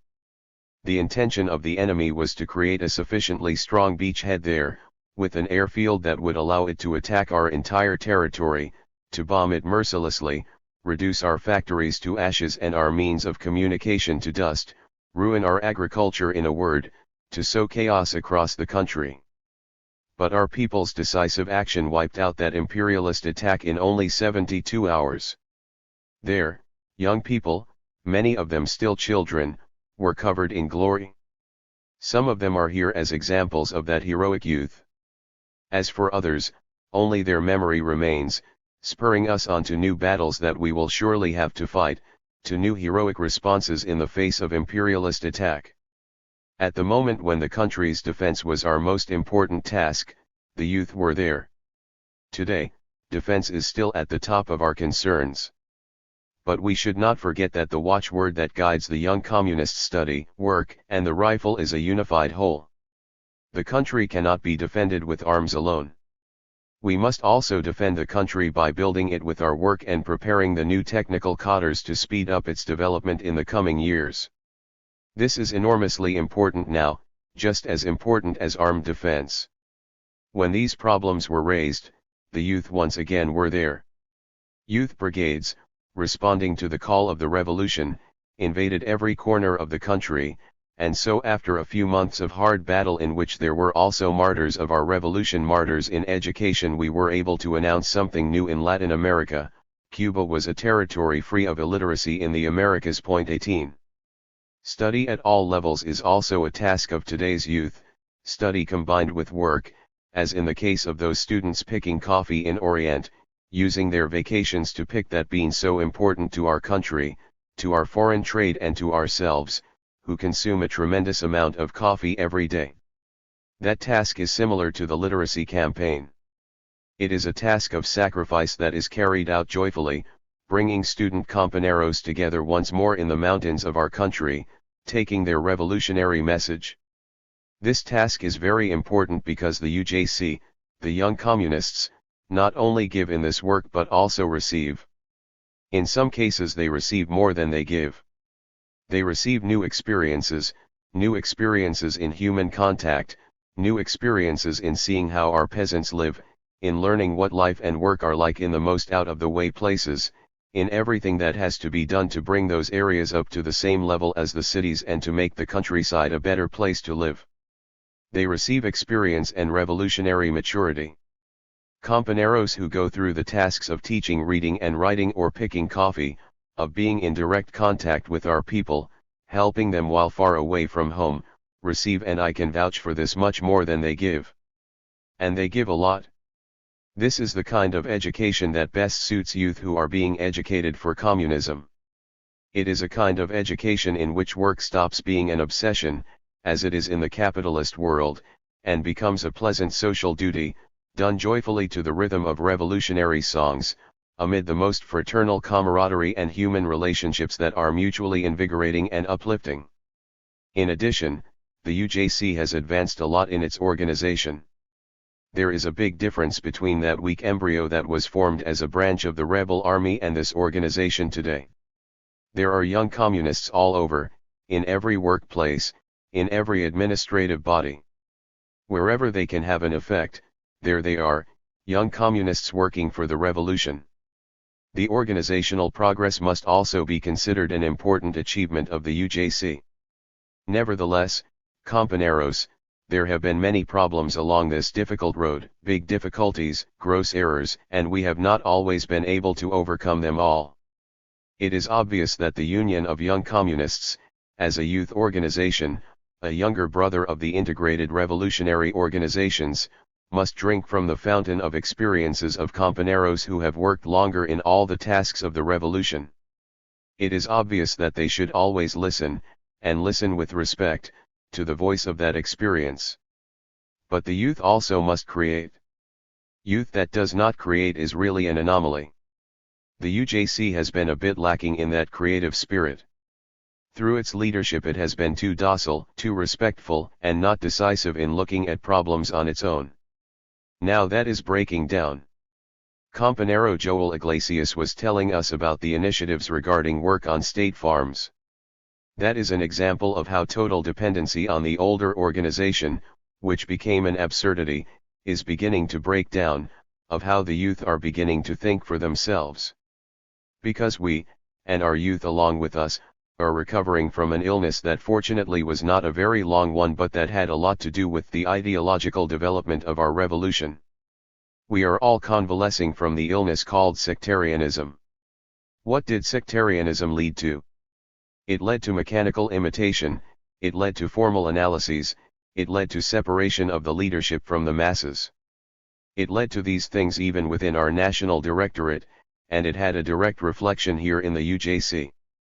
If we, also disoriented by sectarianism, could not hear the voice of the people, which is the wisest and most instructive voice, if we could not feel the pulse of the people to be able to turn it into concrete ideas, precise guidelines, how could we communicate these guidelines to the UJC? Since the dependency was absolute and the docility very great, the UJC was like a small boat adrift, depending upon the big ship, our integrated revolutionary organizations, which was also adrift. So, the UJC took a series of minor initiatives, all it was capable of then, which at times became transformed into crude slogans, manifestations of a lack of ideological depth. Compañero Fidel made a series of criticisms of extremism and sloganeering, some well known to all of you such as the Ori lights the way and we are socialists, go, go, go. All those things you are so familiar with and that Fidel criticized were a reflection of the illness affecting our revolution. That era is over. We have completely wiped it out. Nevertheless, organizations always lag behind a bit. It's like a disease that makes a person lose consciousness. Once the illness goes away, the brain recuperates and mental clarity returns, but the arms and legs remain slightly uncoordinated. Those first days after getting out of bed, walking is shaky, then little by little it becomes surer. That is the road we are now on.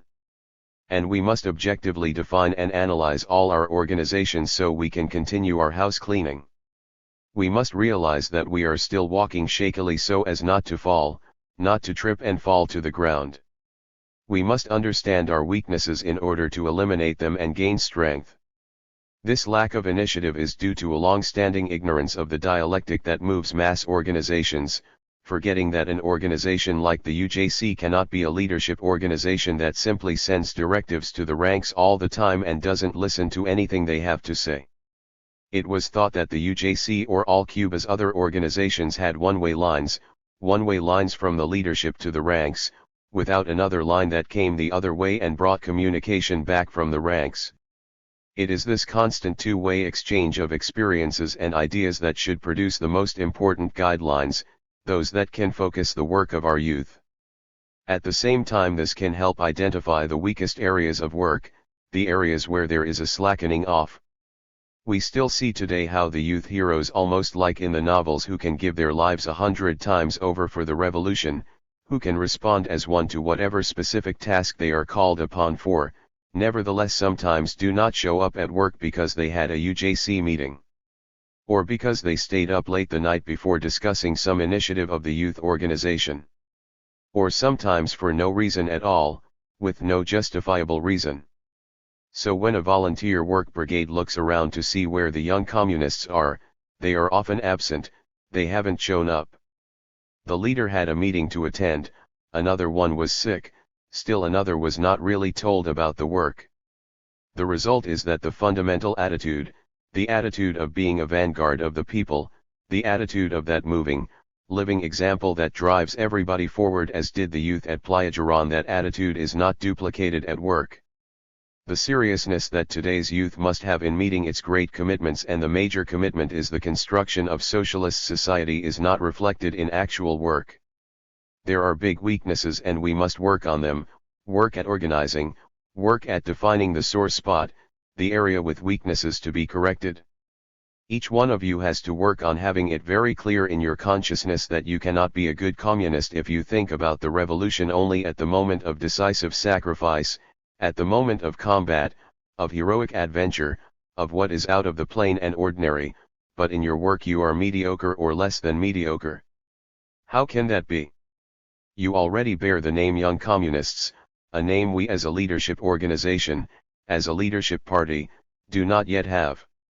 You have to build a future in which work will be man's greatest dignity, a social duty, a pleasure given to man, the most creative activity there is. Everyone will have to be interested in their work and the work of others, in society's daily advance. How can it be that you who bear that name today can disdain work?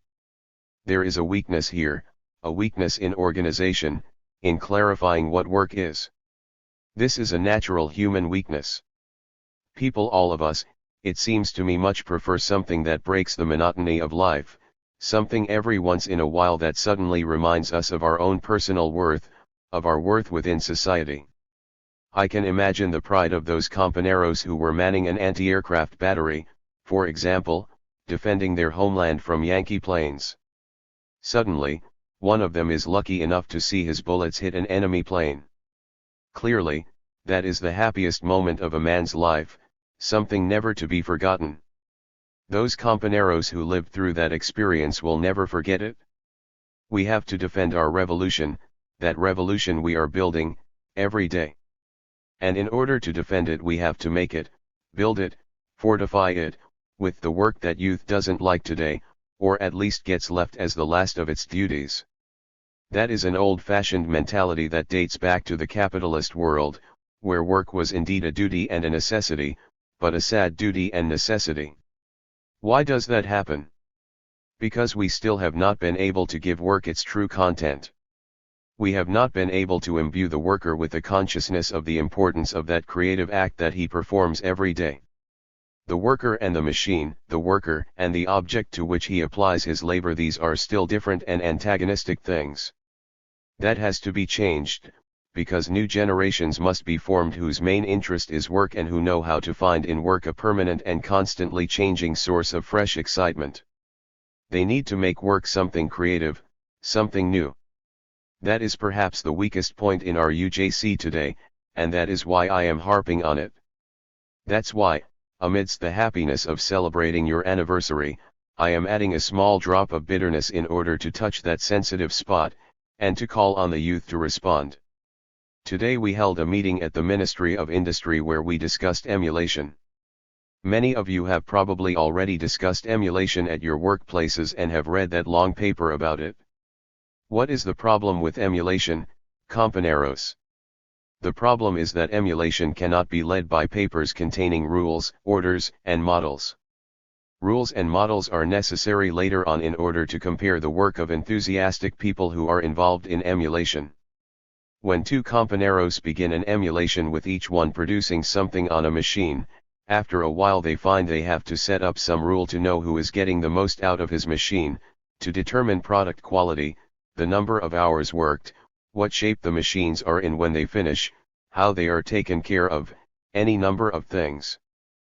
But if instead of giving the set of rules to these two companeros who are involved in emulation, all we do is give the set of rules to two others who are thinking only about getting home, then what good are the rules? What purpose do they serve? We often set rules and models for something that does not exist. Models must have content. Rules have to limit and define an already created situation. Rules must be the result of emulation, carried out anarchistically if you will, yes, but enthusiastically, overflowing in every workplace in Cuba, and then, automatically, the need for rules will appear. But doing emulation for the sake of a set of rules, no. That's how we have dealt with a lot of problems.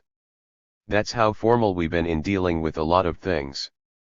I asked at that meeting why the secretary of the Young Communists hadn't been there, or how many times he had been there. He had been there once or a few times, and other Young Communists had never attended. But in the course of the meeting, as we were discussing this and other problems, the Young Communists and the party nucleus and the women and the committees for the defense of the revolution and the union, everyone naturally became very enthusiastic. Or at least they were filled with internal resentment, with bitterness, with a desire to improve, with a desire to show they could do what has not been done, motivate people. And suddenly, everybody made a commitment that the whole ministry would become involved in emulation on all levels, that they would discuss rules later, after setting up the emulation, and that within 2 weeks the whole ministry would be actively involved in emulation. That is mobilization. That is people who have already understood and sensed, because each of those compañeros is a great compañero, that there was a weakness in their work. Their dignity was wounded, and they went about taking care of the problem. That is what has to be done, remembering that work is the most important thing. Pardon me if I repeat it once again, but the point is that without work there is nothing. All the riches in the world, all humanity's values, are nothing but accumulated work. Without that, nothing can exist. Without the extra work that creates more surpluses for new factories and social institutions, the country will not advance. No matter how strong our armies are, we will always have a slow rhythm of growth. We have to break out of this. We have to break with all the old errors, hold them up to the light of day, analyze them everywhere, and then correct them. Now, compañeros, I wanted to share my opinion as a national leader of the ORI on what a young communist should be, to see if we all agree. I believe that the first thing that must characterize a young communist is the honor he feels in being a young communist, an honor that moves him to let the world know he is a young communist. It doesn't make him go underground, nor does he reduce it to formulas. He expresses that honor at all times, so that it comes from the bottom of his soul, and he wants to show it because it is his greatest pride. In addition to that, he should have a great sense of duty, a sense of duty toward the society we are building, toward our fellow men as human beings, and toward all men around the world. That is something that must characterize the young communist. And along with that, deep sensitivity to all problems, sensitivity to injustice, a spirit that rebels against every wrong, whoever commits it, questioning anything not understood, discussing and asking for clarification on whatever is not clear, declaring war on formalism of all types, always being open to new experiences in order to apply the many years of experience of humanity's advance along the road to socialism to our country's concrete conditions, to the realities that exist in Cuba. Each and every one of you must think about how to change reality, how to make it better. The young communist must always strive to be the best at everything, struggle to be the best, feel upset when he is not, and fight to improve, to be the best. Of course, we cannot all be the best. But we can be among the best, in the vanguard. We can be a living example, a model for those compañeros who do not belong to the young communists, an example for older men and women who have lost some of that youthful enthusiasm, who have lost a certain faith in life, and who always respond well to example. That is another task of young communists. Together with that, there should be a great spirit of sacrifice, not only in heroic ventures but at all times, sacrificing to help the next compañero in small tasks so he can finish his work, so he can do his work at school, in his studies, so he can improve in any way. Always paying attention to the mass of human beings he lives among, that is, every young communist must be essentially human and be so human that he draws closer to humanity's best qualities, that he distills the best of what man is through work, study, through ongoing solidarity with the people and all the peoples of the world. Developing to the utmost the sensitivity to feel anguished when a man is murdered in any corner of the world, and to feel enthusiasm when a new banner of freedom is raised in any corner of the world. The young communist cannot be limited by national borders. The young communist must practice proletarian internationalism and feel it as his own, reminding himself and all of us young communists and those aspiring to be communists here in Cuba that we are a real and palpable example for all our America, and for more than our America, for the other countries of the world also fighting on other continents for freedom, against colonialism, against neocolonialism, against imperialism, against all forms of oppression by unjust systems. He must always remember that we are a flaming torch, that just as we are all individually a model for the people of Cuba, we are also a model for the peoples of Latin America and the oppressed peoples of the world who are fighting for their freedom. We must be worthy of that example. At every moment and every hour we must be worthy of that example. That is what we think a young communist should be. If someone says we are just romantics, inveterate idealists, thinking the impossible, that the masses of people cannot be turned into almost perfect human beings, we will have to answer 1,001 times, yes, it can be done, we are right. The people as a whole can advance. They can wipe out all those little human vices as we have been doing in Cuba over these 4 years of revolution, improving themselves as we all improve ourselves daily, intransigently casting off all those who fall back, who cannot march to the rhythm of the Cuban Revolution. So it has to be, so it should be, and so it will be, compañeros.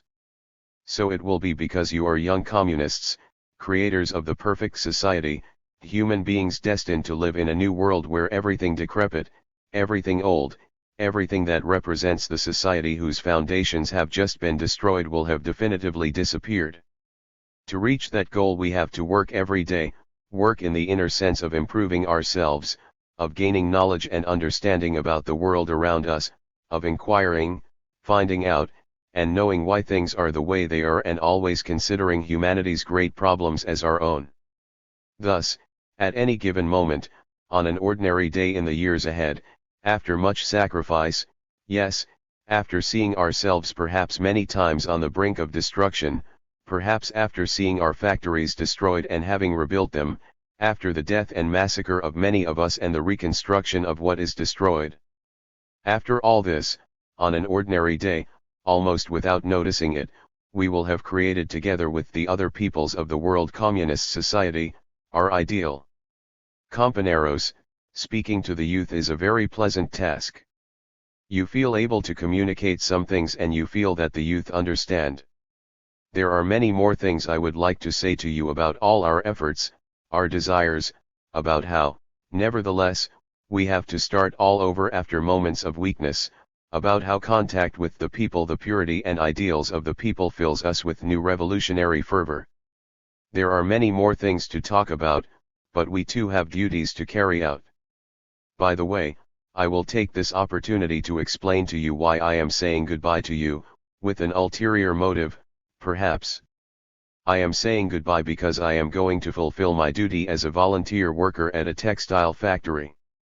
We have been working there for some time now, involved in an emulation with the Consolidated Spinning and Textile Enterprise in another textile plant, and we are also emulating with the Central Planning Board, which works in another textile plant. I want to tell you honestly that the Ministry of Industry is in last place in the emulation.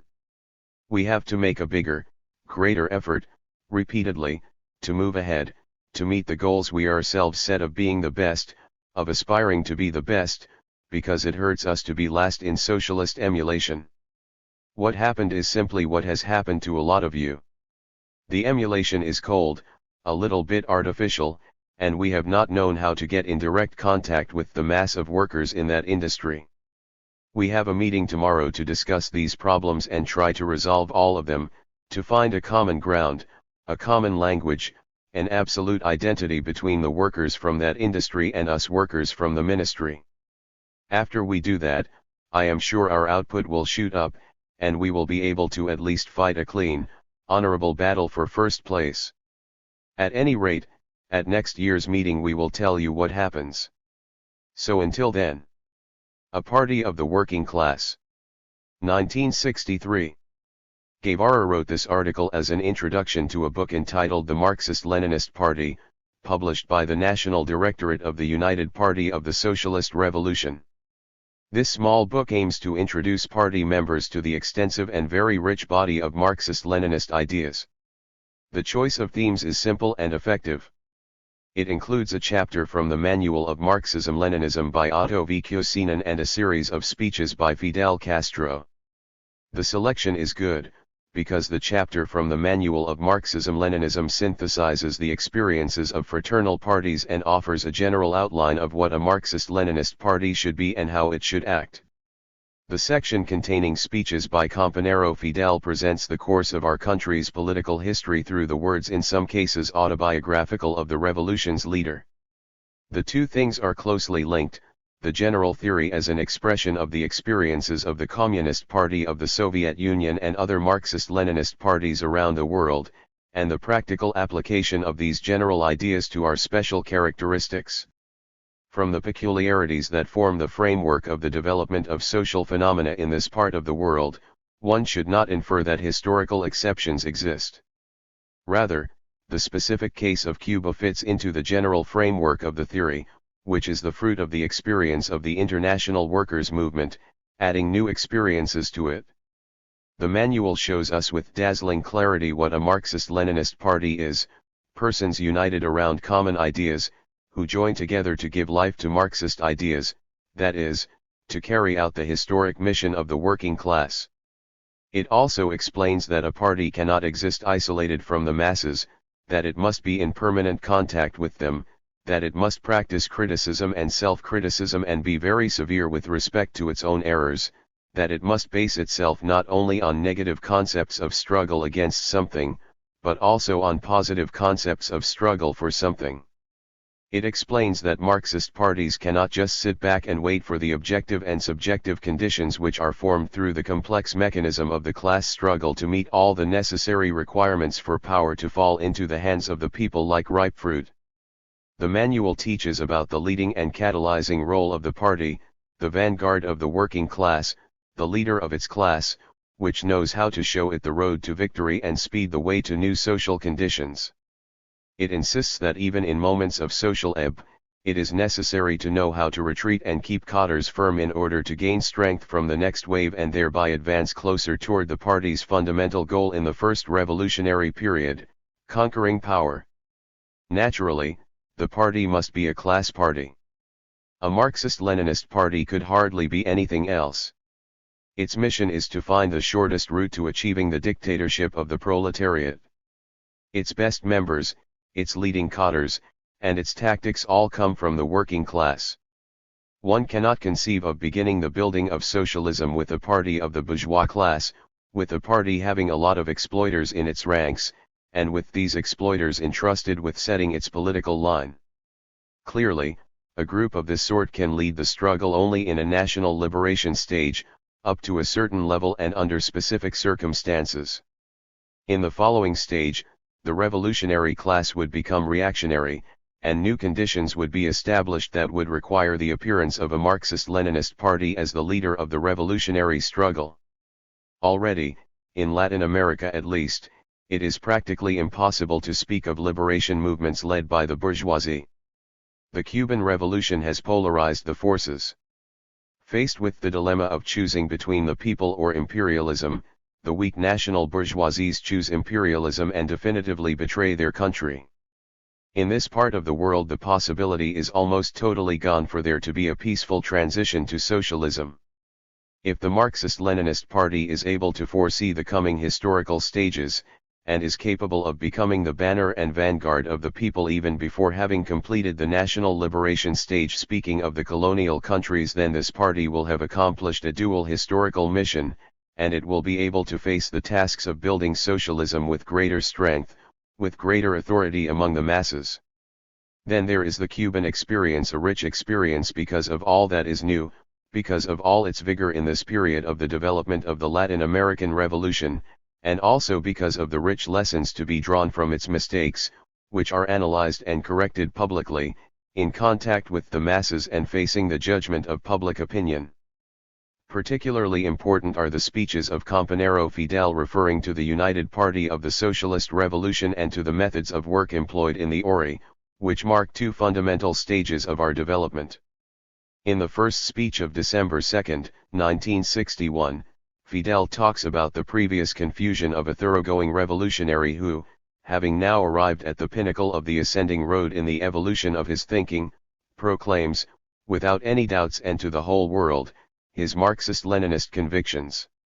He does this not by making a simple verbal affirmation, but by pointing out the features, the most outstanding events in his evolution as a leader, in the evolution of the movement and the party toward a fusion aimed at forming the united party of the socialist revolution. Analyzing himself, Compañero Fidel recognizes that he had absorbed a large number of backward ideas from society. He recounts how instinctively he struggled against these and how he was forged through the struggle. He recounts his doubts and explains the reasons for them and how they were resolved. During this stage, the July 26 movement was something new, something very difficult to define. Fidel Castro, the hero of Moncada, a prisoner on the Isle of Pines, trains a group of expeditionaries who have as their mission to reach the shores of Orient Province, to start the revolutionary fire in that province and separate it from the rest of the island at first, or to advance inexorably, in accordance with objective conditions, to Havana itself, in a succession of more or less bloody victories. Reality struck us hard. The subjective conditions needed to bring about that end had not yet been established. We had not followed all the rules of revolutionary warfare, which we would later learn with our blood and the blood of our brothers during 2 years of hard struggle. We were defeated, and it was then that the most important history of our movement began. Then it showed its true strength, its true historical merit. We realized we had committed tactical errors and that some important subjective factors were missing.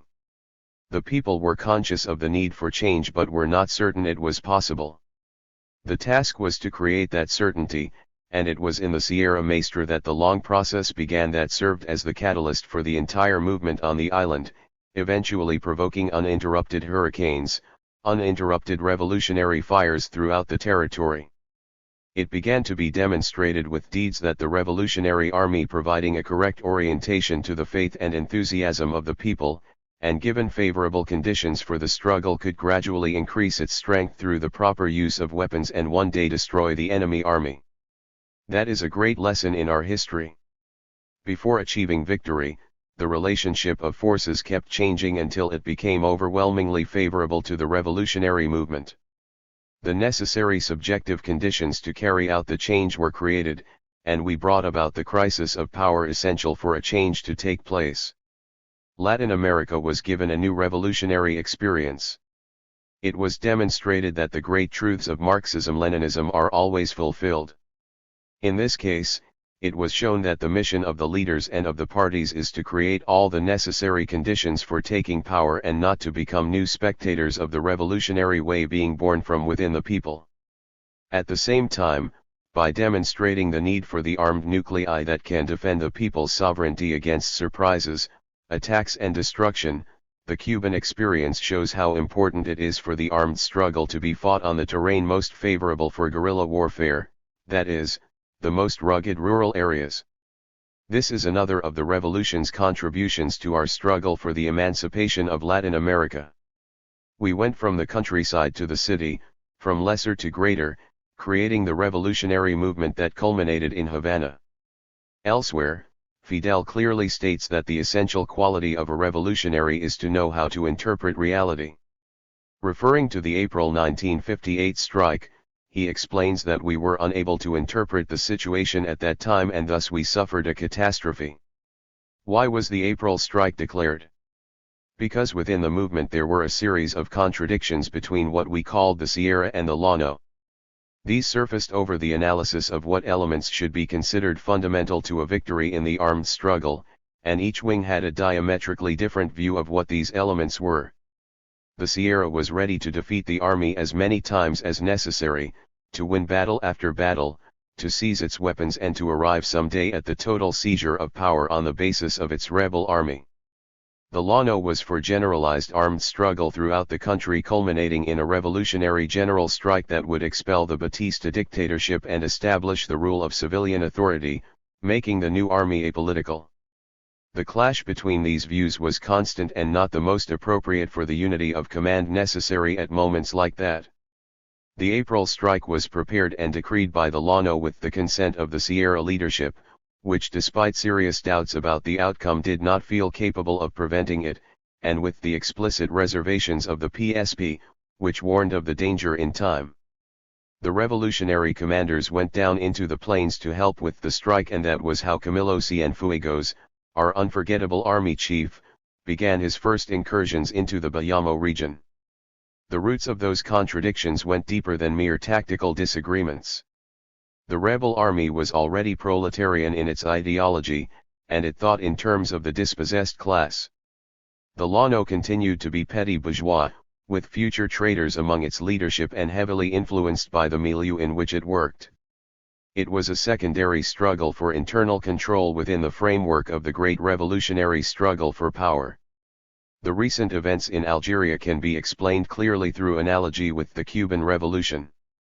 The revolutionary wing did not allow itself to be displaced from power and fought until power was completely in its hands. The Liberation Army was the genuine representative of the revolution that triumphed. The clashes broke out periodically, and a unified command was achieved, although it was still not heeded by everyone, only when Fidel was appointed prime minister, some months after the triumph of the revolution. Until that point, what had we accomplished? As Fidel put it, we had acquired the right to begin. We had only reached the end of one stage, based on a fight to the death against the existing system in Cuba, represented by the dictator Batista. But the fact that we had consistently followed a revolutionary line aimed at improving the condition of our society and liberating it as much as possible from all economic shackles forced us into a head-on struggle with imperialism. Imperialism has been a very important factor in the development and deepening of our ideology. Each blow dealt by imperialism called for a response. Each time the Yankees reacted with their habitual arrogance, by taking some action against Cuba, we had to adopt the necessary countermeasures, and thereby the revolution deepened. The Popular Socialist Party entered this front, and the Compañeros who had long been members of the revolutionary movement and the Compañeros who had come to power through the struggle in the Sierra began the task of fusion.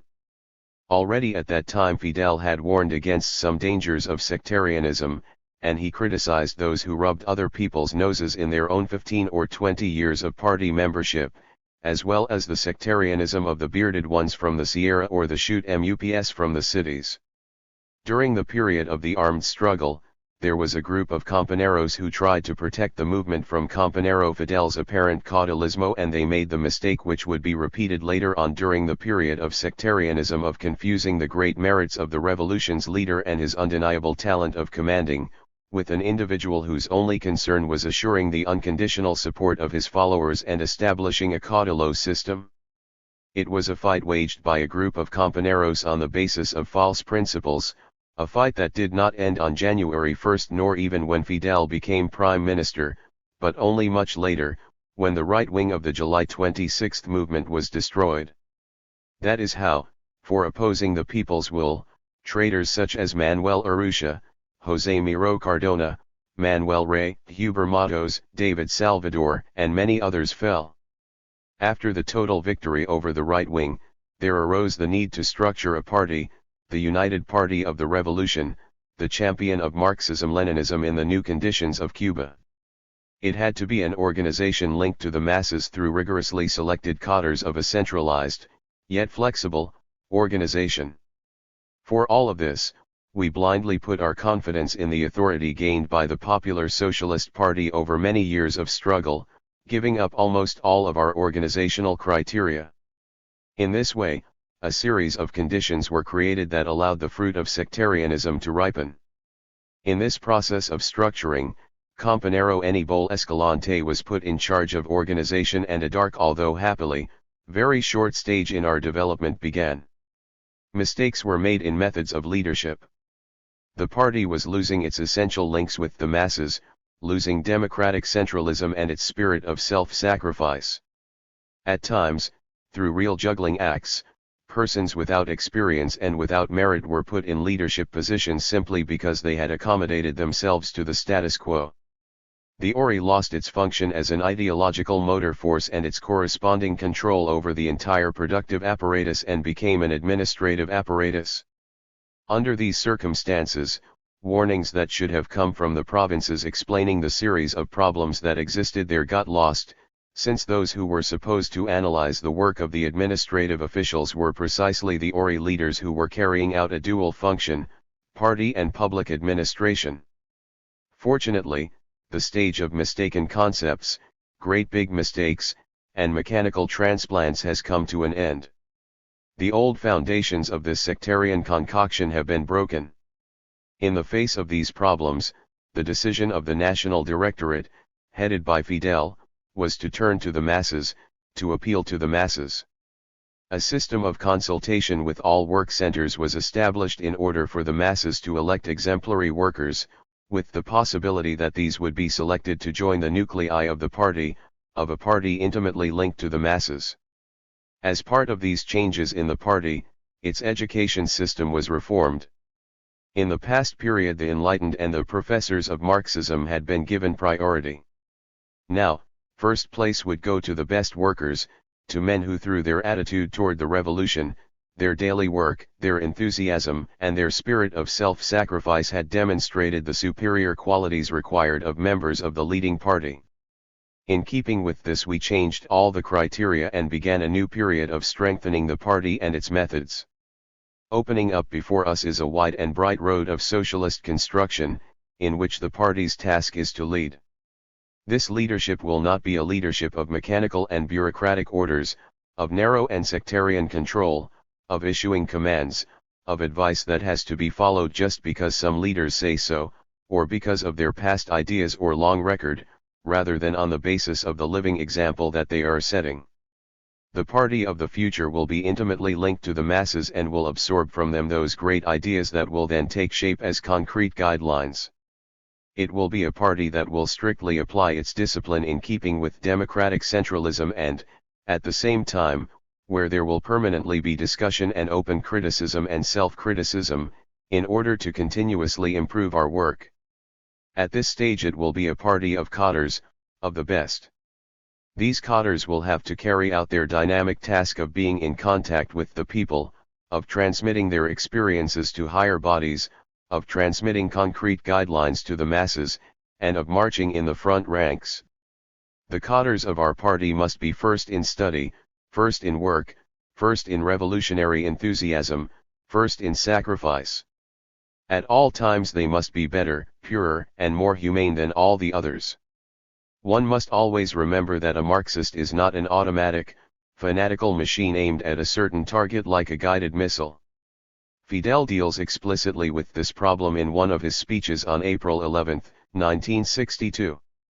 Who says that Marxism is the renunciation of human feelings, comradeliness, love for a compañero, respect for a compañero, consideration for a compañero? Who says that Marxism means not having a soul, not having feelings? Indeed, it was precisely love of man that gave birth to Marxism. It was love of man, of humanity, the desire to combat the distress of the proletariat, the desire to fight poverty, injustice, suffering and all the exploitation of the proletariat, that gave rise to Marxism from Karl Marx's mind precisely when it had become possible for Marxism to emerge. It arose precisely when a real possibility emerged, and more than a real possibility, the historical necessity of the social revolution, of which Karl Marx was the interpreter. But what made him become that interpreter if not the abundance of human feelings of men like him, like Engels, like Lenin? Fidel's assessment is fundamental for the member of the new party. Always keep it in mind, compañeros, engrave it in your memories as the most effective weapon against all deviations. A Marxist must be the best, the fullest, the most complete of human beings, but, above all, a human being. He must be a party member who lives and vibrates in contact with the masses, a leader who shapes into concrete guidelines the masses' sometimes unformulated wishes, a tireless worker who gives all to his people, a self-sacrificing worker who gives up his hours of rest, his personal tranquility, his family, or his life for the revolution, but who is never a stranger to the warmth of human contact. On the international arena our party will have extremely important duties. We are the first socialist country in Latin America, an example for other countries to follow, a living experience for other fraternal parties to grasp, a living, recurring, and changing experience that brings all its successes and errors out into the light of public knowledge. In this way its example is more educational, and its aspiration is not to be held up solely to those already professing their conviction in Marxism-Leninism, but before the popular masses of Latin America. The Second Declaration of Havana of February 4, 1962 is a guide for the proletariat, the peasantry, and the revolutionary intellectuals of Latin America. Our own attitude will be a permanent guide. We must be worthy of the position we hold. We must work every day thinking of our America and must increasingly strengthen the foundations of our state, its economic organization, and its political development. We must do this so that, at the same time that we improve ourselves internally, we can also convince the peoples of Latin America more and more of the practical possibility of starting on the road to socialist development, at the current stage in the world relationship of forces. All this without forgetting that the breadth of our emotions in the face of the aggressor's outrages and the people's sufferings cannot be limited to the framework of Latin America, nor even to the framework of Latin America and the socialist countries together. We must practice true proletarian internationalism and feel as an affront to ourselves every aggression, every insult, every act against human dignity and against man's happiness anywhere in the world. We, the members of a new party in a newly liberated region of the world and in new situations, must always hold high the banner of human dignity raised by our José Martí, who was a guide for so many generations and is present today, as fresh as ever, in Cuba's reality. Every true man must feel on his own cheek every blow dealt against the cheek of another. Against bureaucratism. February 1963. Our revolution was essentially the product of a guerrilla movement that initiated the armed struggle against the dictatorship and brought it to fruition in the seizure of power. The first steps of the revolutionary state, like the whole of the primitive epoch of our management of the government, were strongly tinged by fundamental elements of guerrilla tactics as a form of state administration. Guerrillism translated the experience of the armed struggle in the Cuban mountains and countryside into the work of the different administrative and mass organizations, and this meant that only the main revolutionary slogans were followed and often interpreted in different ways by bodies in the administration and in society in general. The method of solving concrete problems was chosen at will by each leader. Because they occupied the whole complex apparatus of society, the fields of action of these administrative guerrillas clashed among themselves, producing constant friction, orders and counter-orders, and different interpretations of the laws. This reached the point, in some cases, of state institutions countering laws by issuing their own dictates in the form of decrees, ignoring the central administrative apparatus. After a year of painful experiences we reached the conclusion that we had to totally revamp our style of work and reorganize the state apparatus in a rational manner, utilizing planning techniques known in the fraternal socialist countries. As a countermeasure, the strong bureaucratic apparatus that characterized this first period in the building of our socialist state began to be organized. But the swing went too far, and a whole number of institutions, including the Ministry of Industry, initiated a policy of centralization that put too many restrictions on the initiative of administrators. This idea of centralization can be explained by the shortage of middle-level cadres and the previous anarchic spirit, which required enormous zeal in ensuring that instructions were being carried out. At the same time, the lack of adequate control mechanisms made it difficult to correctly spot administrative errors in time, which were often hidden by the general chaos. In this way, cadres, the most conscious ones as well as the most timid ones, curbed their initiatives in order to adjust them to the sluggish motion of the administrative machinery. Others continued doing as they pleased, without feeling obliged to respect any authority, and this called for new control measures to put a stop to their activity. This is how our revolution began to suffer from the evil called bureaucratism. Bureaucratism, obviously, is not the offspring of socialist society, nor is it a necessary component of it. The state bureaucracy existed in the period of bourgeois governments with its retinue of hangers-on and lackeys, as a great number of opportunists who made up the court of the politicians in power flourished in the shade of the government budget. In a capitalist society, where the entire state apparatus is at the service of the bourgeoisie, the state bureaucracy's importance as a leading body is very small. The main thing is that it be permeable enough to allow opportunists to pass through, yet impenetrable enough to keep the people trapped in its nets. Given the weight of the original sins in the old administrative apparatus and the situations created after the triumph of the revolution, the evil of bureaucratism began to develop strongly. If we were to search for its roots today, we would have to add new motives to the old causes, coming up with three fundamental reasons. One is the lack of inner motivation. By this we mean the individual's lack of interest in rendering a service to the state and in overcoming a given situation. It is based on a lack of revolutionary consciousness or, at any rate, on acquiescence in things that are wrong. We can establish a direct and obvious relationship between the lack of inner motivation and the lack of interest in resolving problems.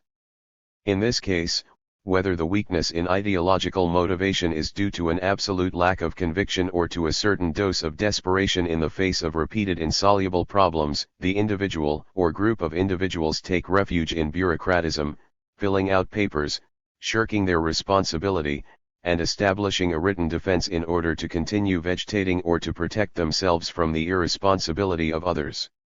Another cause is the lack of organization.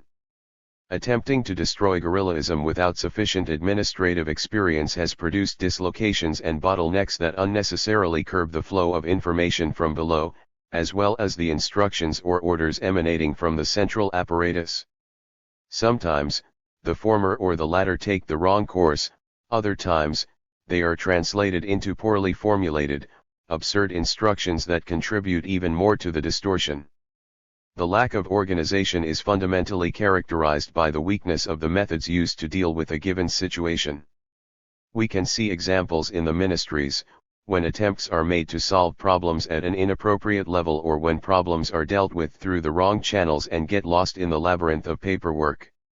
Bureaucratism is like a ball and chain weighing down the type of official who is trying as best he can to solve his problem but keeps crashing time and again into the established way of doing things, without finding a solution. It's common to observe how the only way out for many officials is to ask for more personnel to do a task, when an easy solution requires only a little logic.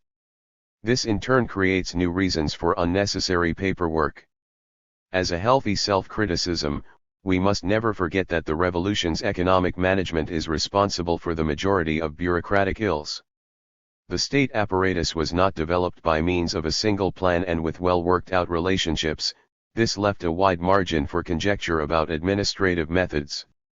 The central economic apparatus, the Central Planning Board, did not fulfill its task of leadership and could not do so because it lacked sufficient authority over the other bodies. It was unable to issue precise orders based on a single system and with adequate supervision, and it lacked the requisite assistance of an overall plan.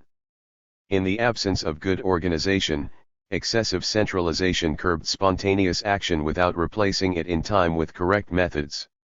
An accumulation of minor decisions obstructed our view of the big problems, and finding solutions for all of them came to a standstill without rhyme or reason. Last-minute decisions, made hastily and without analysis, became characteristic of our work. The third cause, a very important one, is the lack of sufficiently developed technical knowledge to be able to make correct decisions on short notice. Not being able to do this meant we had to gather many experiences of little value and try to draw some conclusion from them. Discussions became endless and no one had sufficient authority to settle things. After 1, 2, or more meetings, the problem remained until it resolved itself or until a decision had to be made willy-nilly, no matter how bad it might be. The almost total lack of knowledge, which as I mentioned earlier was made up for by a long series of meetings, led to meetingitis, basically a lack of perspective for solving problems. In these cases bureaucratism, the brake that endless paper shuffling and indecision place on society's development, becomes the fate of the bodies affected. These three fundamental causes, one by one or acting together in various combinations, affect the country's entire institutional life to a greater or lesser degree.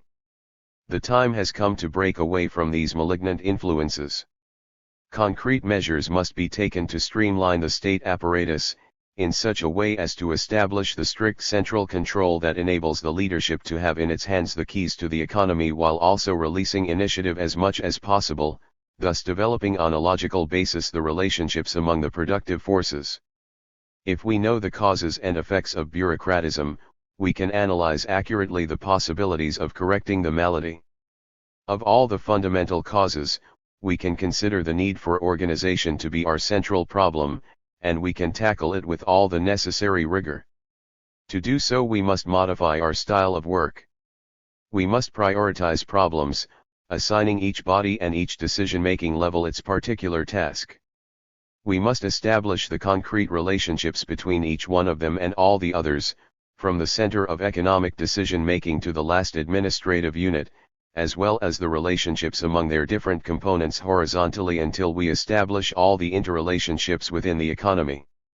This is the task most within our reach at the present time, and it will afford us an additional advantage, redirecting to other areas of work a large number of employees who are not needed, who are not working, who carry out minimal duties, or who duplicate the work of others with no results whatsoever. Simultaneously, we must develop our political work with dogged determination to rid ourselves of the lack of internal motivation, that is, the lack of political clarity, which translates into things not getting done. This can be done, first, through continuous education, through concrete explanations of the tasks, through instilling in administrative employees an interest in their work, and through the example set by the vanguard workers.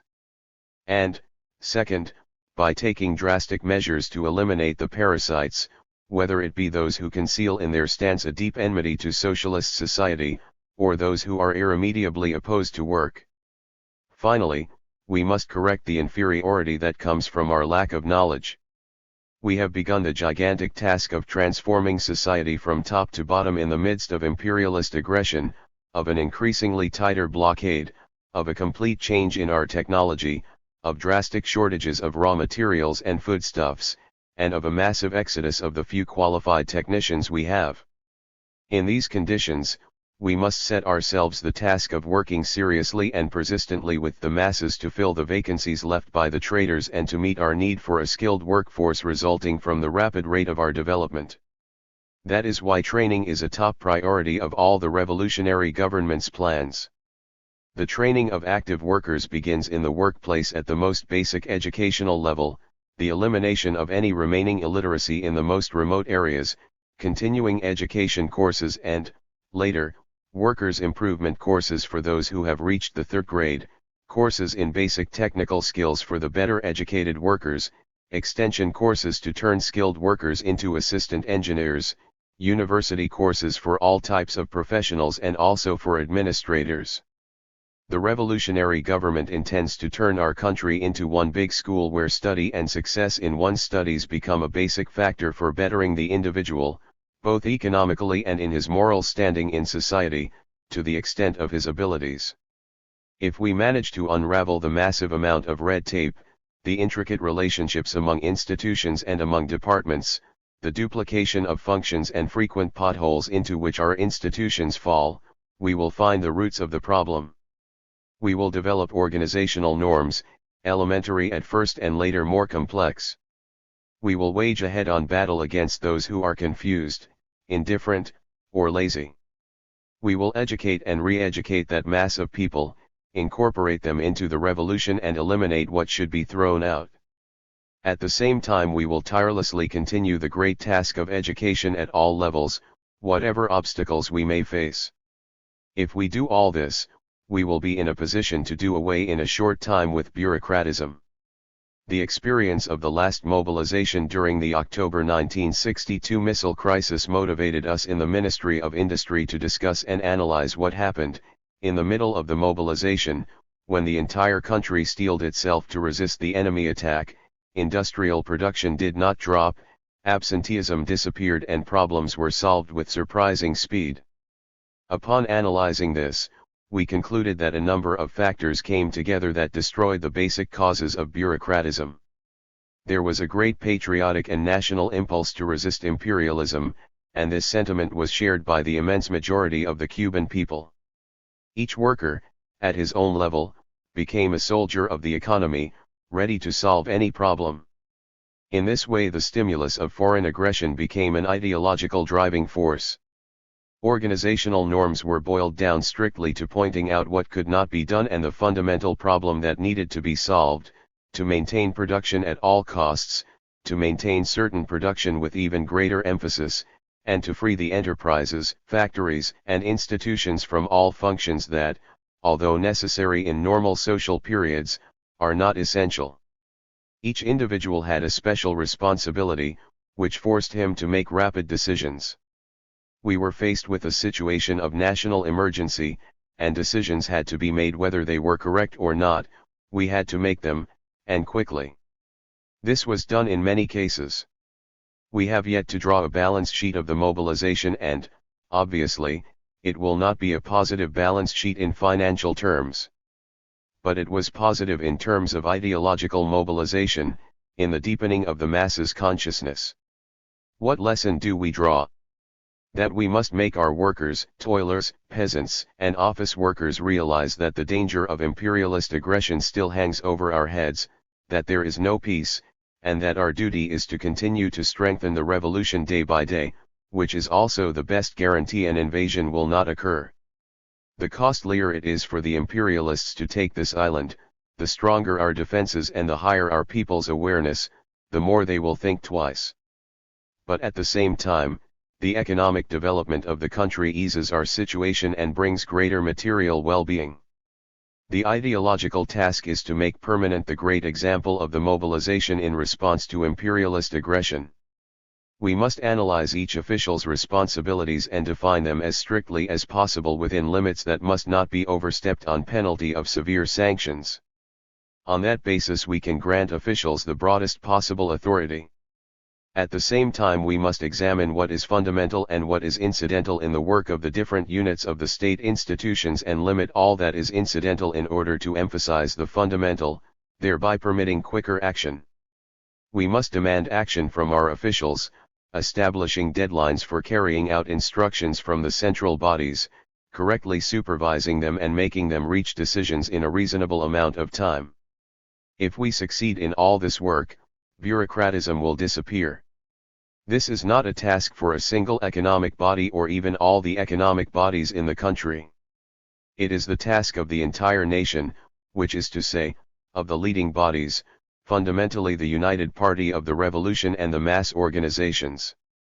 We must all work to implement the following pressing slogans of the day. War on bureaucratism. Streamline the state apparatus. Production without restraints, and responsibility for production. On the budgetary finance system. February 1964. In 1963–64 a discussion began among Cuban leaders about the relative merits of two systems of economic management, both of which were in use during the opening years of the revolution. One was called the budgetary finance system, sometimes referred to as the consolidated enterprise system. The other was known as the economic accounting system, sometimes referred to as the financial self-management system. The discussion touched on a broad range of fundamental questions concerning the period of transition from capitalism to socialism. Guevara wrote a number of articles as contributions to this discussion. The one below was published in the Cuban magazine, Nuestra Industria, Revista Económica or Industry, a journal of economics, February 1964. General background. This subject has already been discussed to some extent, but not sufficiently, and I consider it imperative to begin analyzing it more thoroughly in order to be able to present a clear idea of its scope and methodology. It was officially sanctioned in the law regulating the budgetary system of financing state enterprises and had its baptism in the process of the internal work of the Ministry of Industry. Its history is brief, barely going back to 1960, when it began to take shape. Our purpose, however, is to analyze not its development but rather the system as it exists today, with the understanding that its evolution has by no means come to an end. We are interested in making a comparison with what is called the economic accounting system. With regard to this system, we will emphasize the financial self-management aspect, since it is a fundamental distinguishing characteristic, as well as attitudes toward material incentives, which are the basis of financial self-management. It is difficult to explain these differences, because they are often subtle and obscure. Moreover, the budgetary finance system has not been studied thoroughly enough for its description to compete in clarity with the economic accounting system. We will begin with some quotations. The first is from Marx's economic manuscripts, which date back to the time of his work described as that of the young Marx, when the weight of the philosophical ideas that contributed to his education is very noticeable even in the language he used, and his thoughts on economics were more imprecise. Nevertheless, Marx was in the prime of his life, and he had already embraced the cause of the poor and explained it philosophically, although without the scientific rigor of Capital. He thought more like a philosopher, and therefore he referred more specifically to man as a human individual and to the problems of his liberation as a social being. He had not as yet gone into the analysis of the inevitability of the breakup of the social structures of this epoch, which would open the way to the transition period, the dictatorship of the proletariat. In Capital, Marx appears as the scientific economist who meticulously analyzes the transitory nature of social epochs and their identification with particular relations of production. He does not engage in philosophical discussion. The weight of this monument of human intelligence is such that we frequently forget the humanistic character, in the best sense of the word, of his concerns. The mechanisms of the relations of production and their result, the class struggle, obscure to a certain degree the objective fact that it is men who are the actors in history. At the moment, our interest is man. We therefore quote the following, which, although belonging to his youth, is no less valuable as an expression of the philosopher's thought. Communism as the positive transcendence of private property as human self-estrangement, and therefore as the real appropriation of the human essence by and for man. Communism therefore as the complete return of man to himself as a social, i.e., human, being, a return accomplished consciously and embracing the entire wealth of previous development. This communism, as fully developed naturalism equals humanism, and as fully developed humanism equals naturalism. It is the genuine resolution of the conflict between man and nature, and between man and man the true resolution of the strife between existence and essence, between objectification and self-confirmation, between freedom and necessity, between the individual and the species. Communism is the riddle of history solved, and it is conscious that it is the solution. Point 19.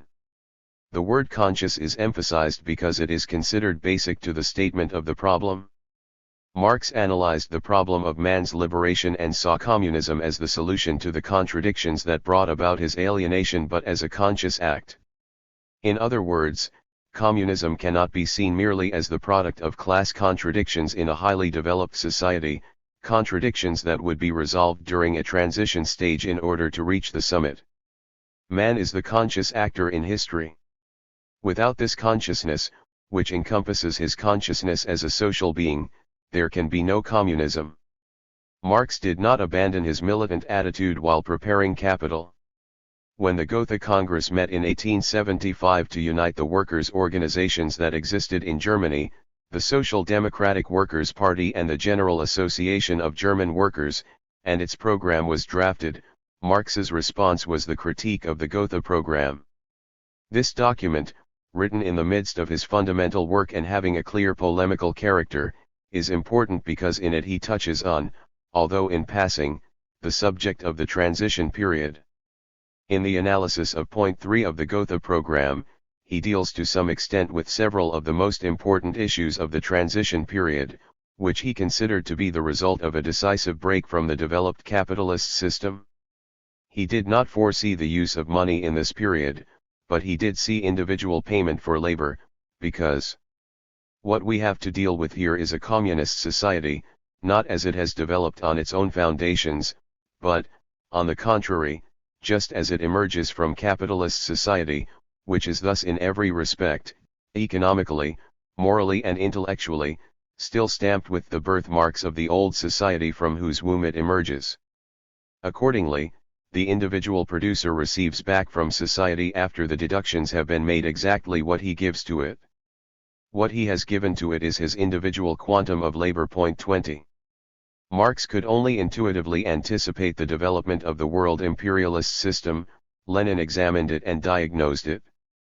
Uneven economic and political development is an absolute law of capitalism. Hence, the victory of socialism is possible first in several or even in one capitalist country alone. After expropriating the capitalists and organizing their own socialist production, the victorious proletariat of that country will arise against the rest of the world, the capitalist world, attracting to its cause the oppressed classes of other countries, stirring uprisings in those countries against the capitalists, and in case of need using even armed force against the exploiting classes and their states. The political form of a society wherein the proletariat is victorious in overthrowing the bourgeoisie will be a democratic republic, which will more and more concentrate the forces of the proletariat of a given nation or nations, in the struggle against states that have not yet gone over to socialism.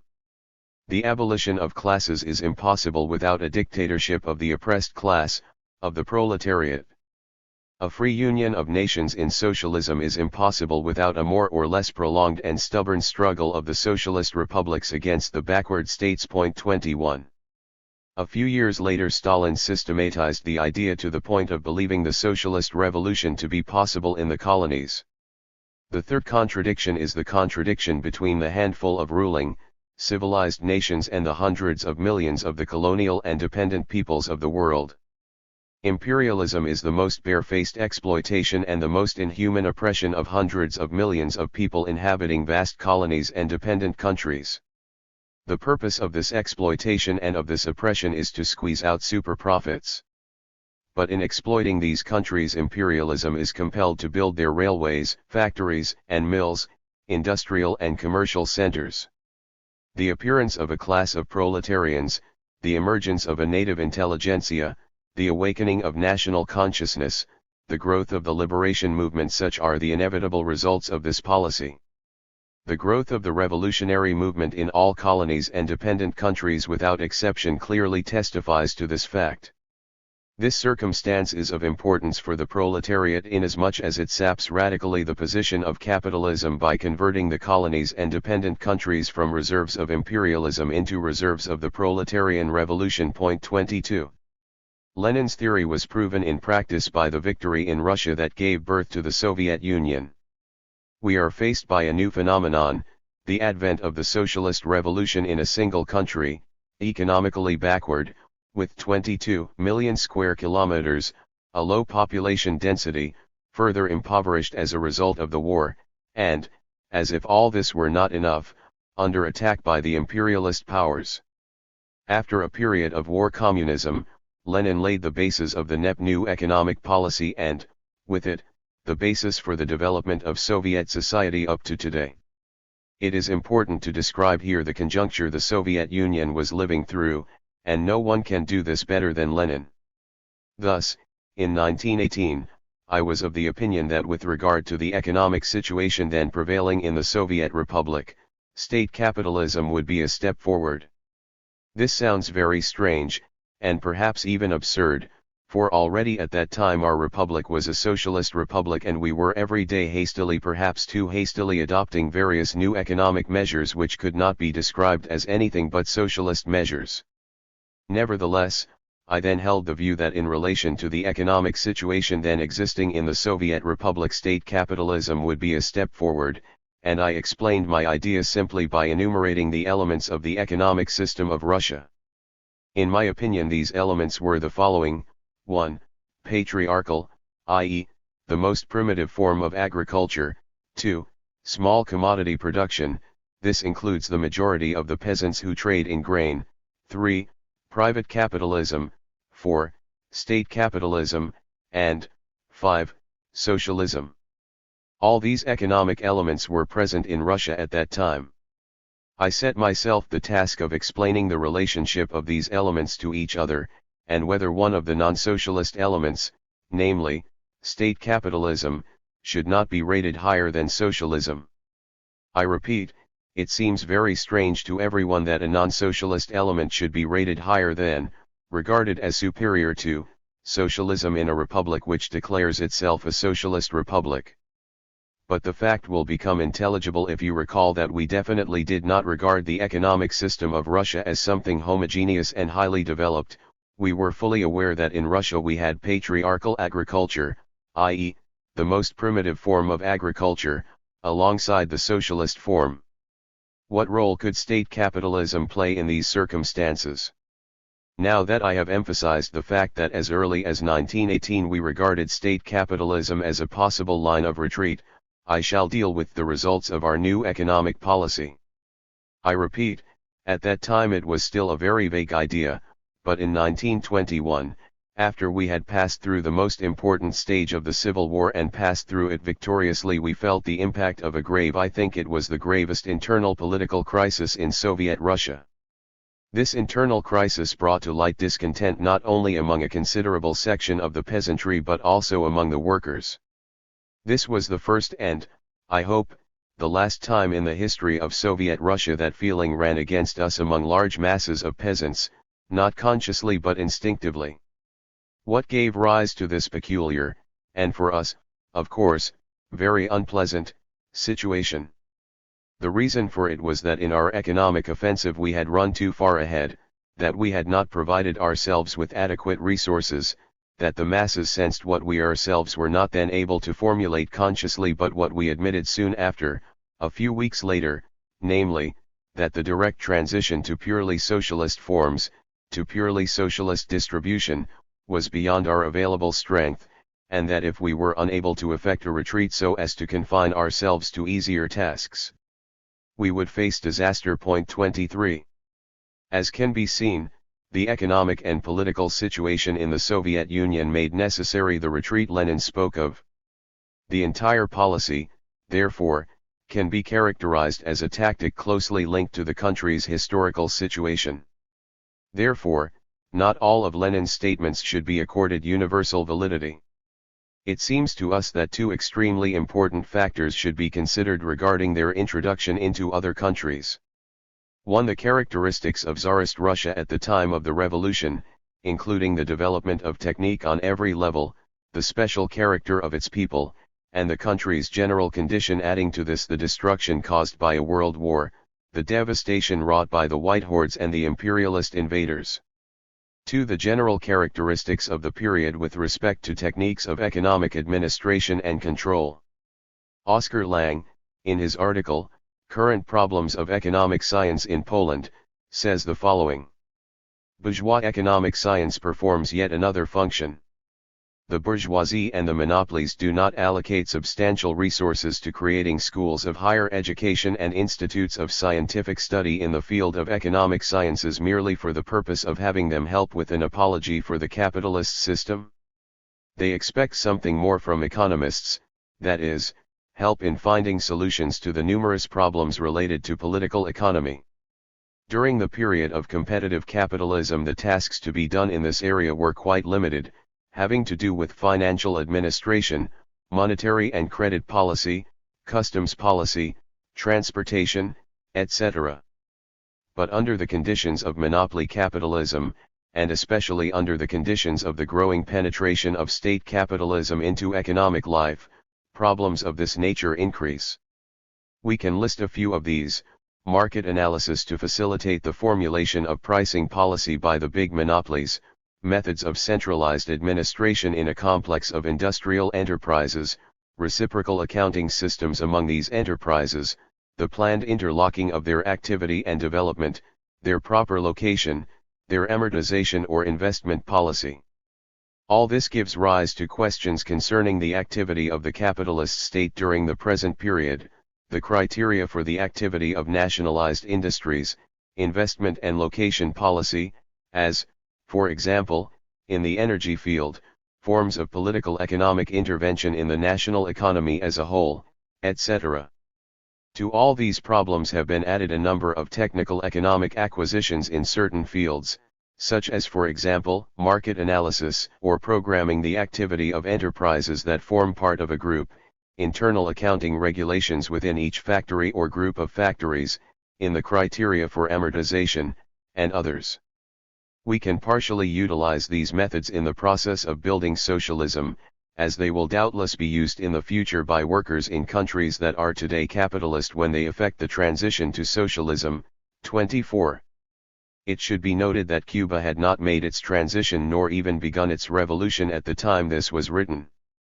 Many of the advanced techniques described by Lang existed in Cuba, that is, the conditions of Cuban society in those days permitted centralized control over some enterprises, with headquarters in Havana or New York. The Consolidated Petroleum Enterprise, which was created by the merger of the three existing imperialist refineries, Esso, Texaco, and Shell, maintained and, in some cases, perfected its control systems and is considered a model in this Ministry of Industry.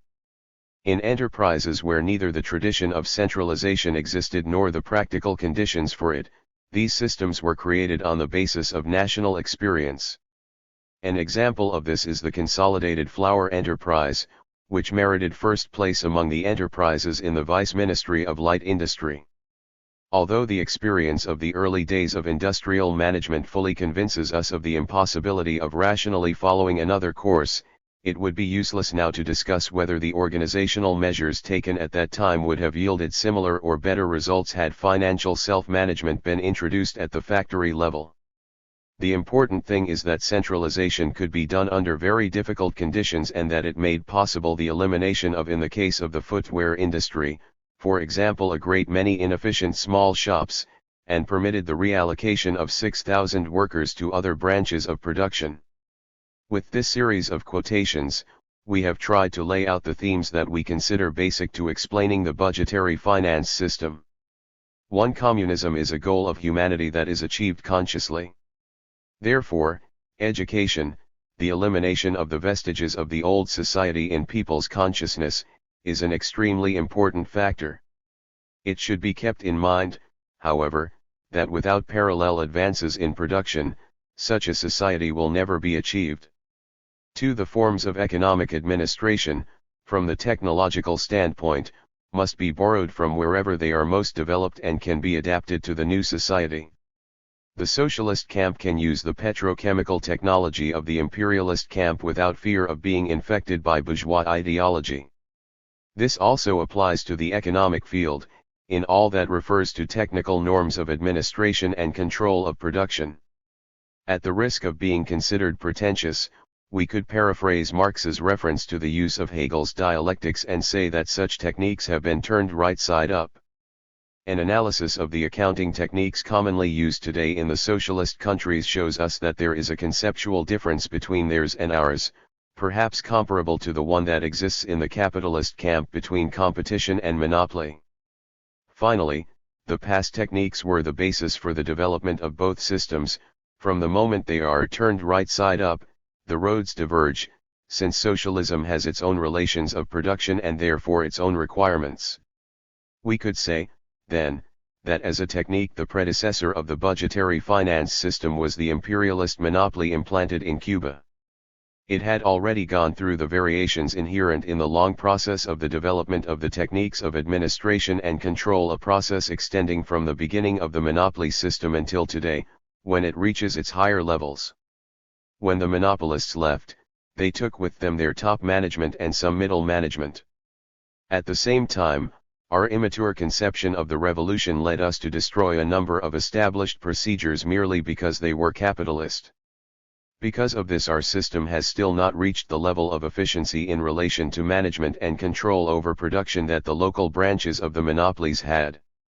We are on that road, however, clearing it of whatever rubbish is left over from the past. General differences between the economic accounting system and the budgetary finance system. There are differences of varying degrees between the economic accounting system and the budgetary finance system. We will attempt to divide them into two general categories and explain them briefly. There are methodological differences, practical, we might say, and differences of a more serious character, but whose nature can make the analysis appear Byzantine if one does not proceed very cautiously. It is useful to clarify at this point that what we are looking for is a more efficient way of reaching communism. There is no disagreement in principle. Economic accounting has demonstrated its practical effectiveness, and, having the same basis, both systems seek the same ends. We believe that our system's plan of action, if properly developed, can increase the effectiveness of economic management in the socialist state, deepen the consciousness of the masses, and through joint action, further strengthen the bonds of the world's socialist system. The most immediate difference arises with regard to the enterprise. For us, an enterprise is a collection of factories or production units that have a similar technological base, possess a common destination for their output, or in some cases are located in the same geographical area. For the economic accounting system, an enterprise is a production unit with its own juridical identity. One sugar mill is an enterprise under the economic accounting system, while for us all sugar mills, together with other production units connected with the sugar industry, constitute the consolidated sugar enterprise. There have been recent experiments of this type in the Soviet Union adapted to the specific conditions of that fraternal country.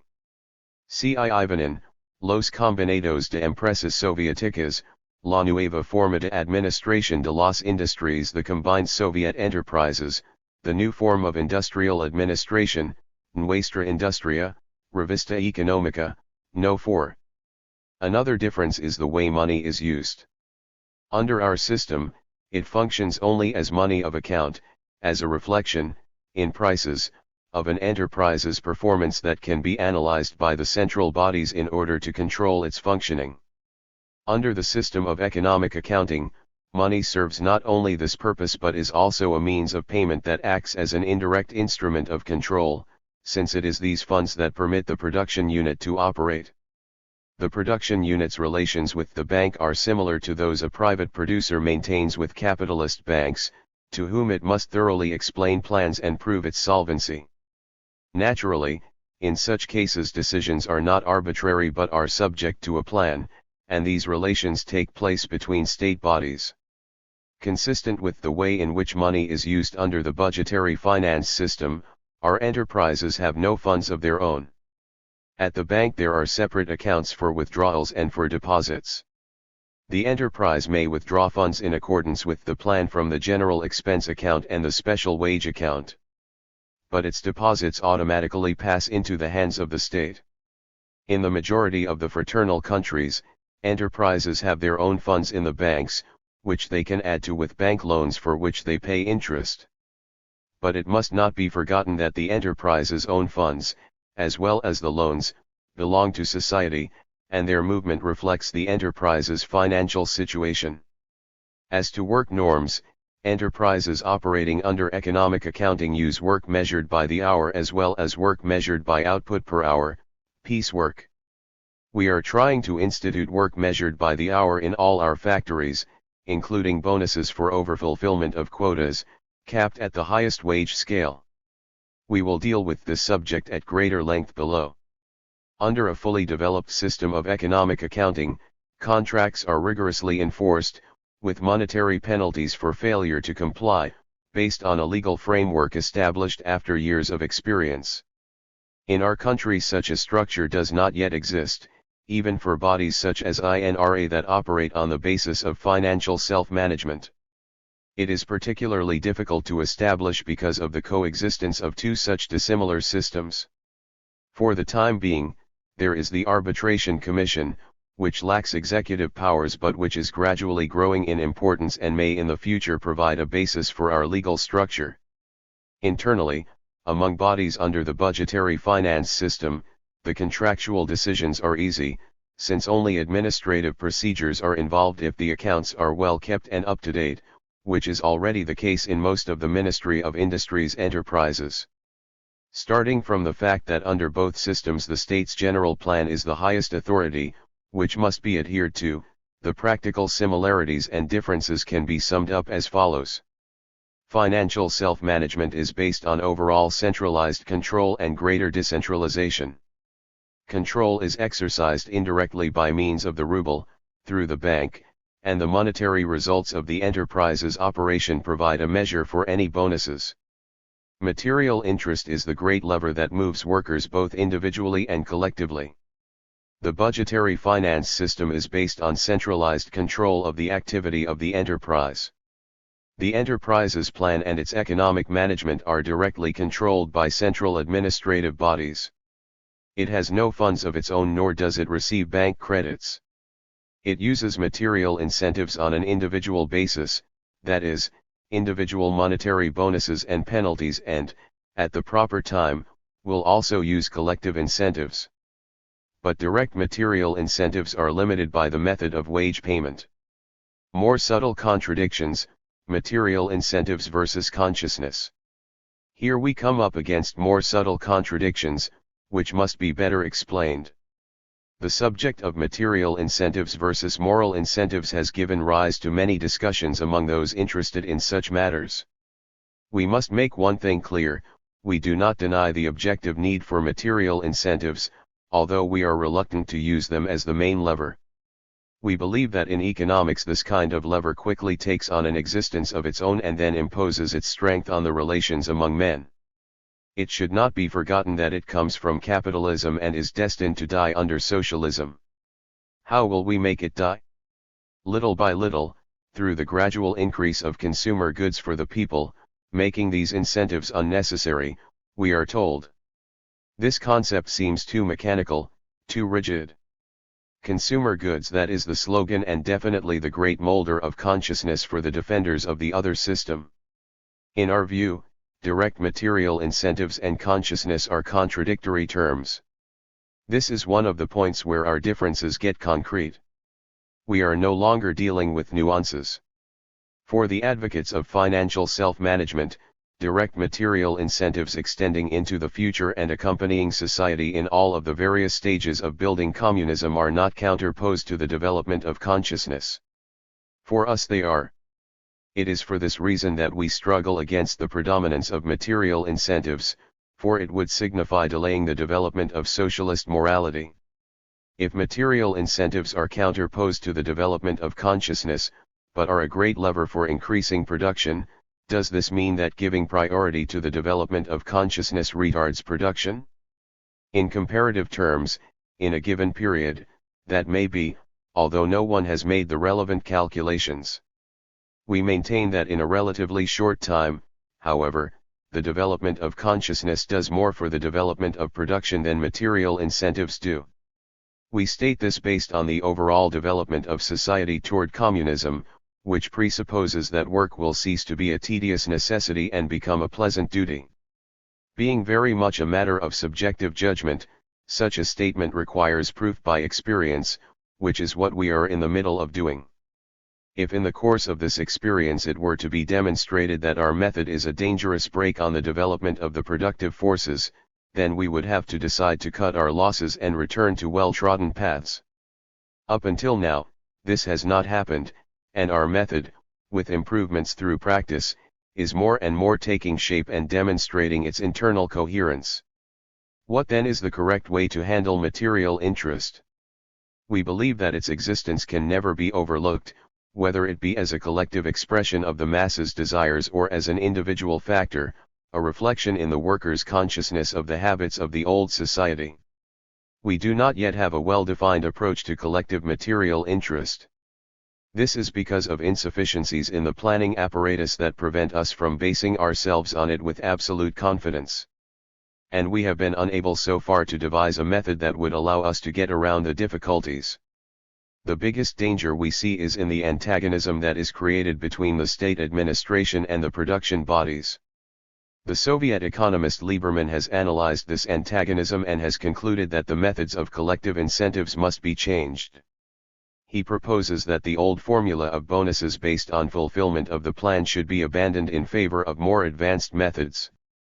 Although we do not agree with his emphasis on material interest, as a lever, we think he is correct in his concern about the aberrations that the concept of fulfillment of the plan has been subject to over the years. Relations between enterprises and central bodies become too much ones of conflict. and the methods used by the enterprises to make a profit sometimes take on characteristics that diverge considerably from the image of socialist morality. We believe that, in a way, there is a squandering of the possibilities for development offered by the new relations of production that could accelerate man's progress toward the kingdom of freedom. To be precise, in presenting the basic arguments for our system, we describe in detail the interrelationship that exists between education and the development of production. We can undertake the task of creating the new consciousness because we have new forms of relations of production. Although in a general historical sense consciousness is a product of the relations of production, we must still take into account the characteristics of the current epoch, whose principal contradiction, on a world scale, is the contradiction between imperialism and socialism. Socialist ideas have touched the consciousness of all the world's peoples. That is why the development of consciousness can advance ahead of the particular state of the productive forces in any given country. During the early years of the Soviet Union, its character was that of a socialist state, despite relations of a much more backward kind that existed within it.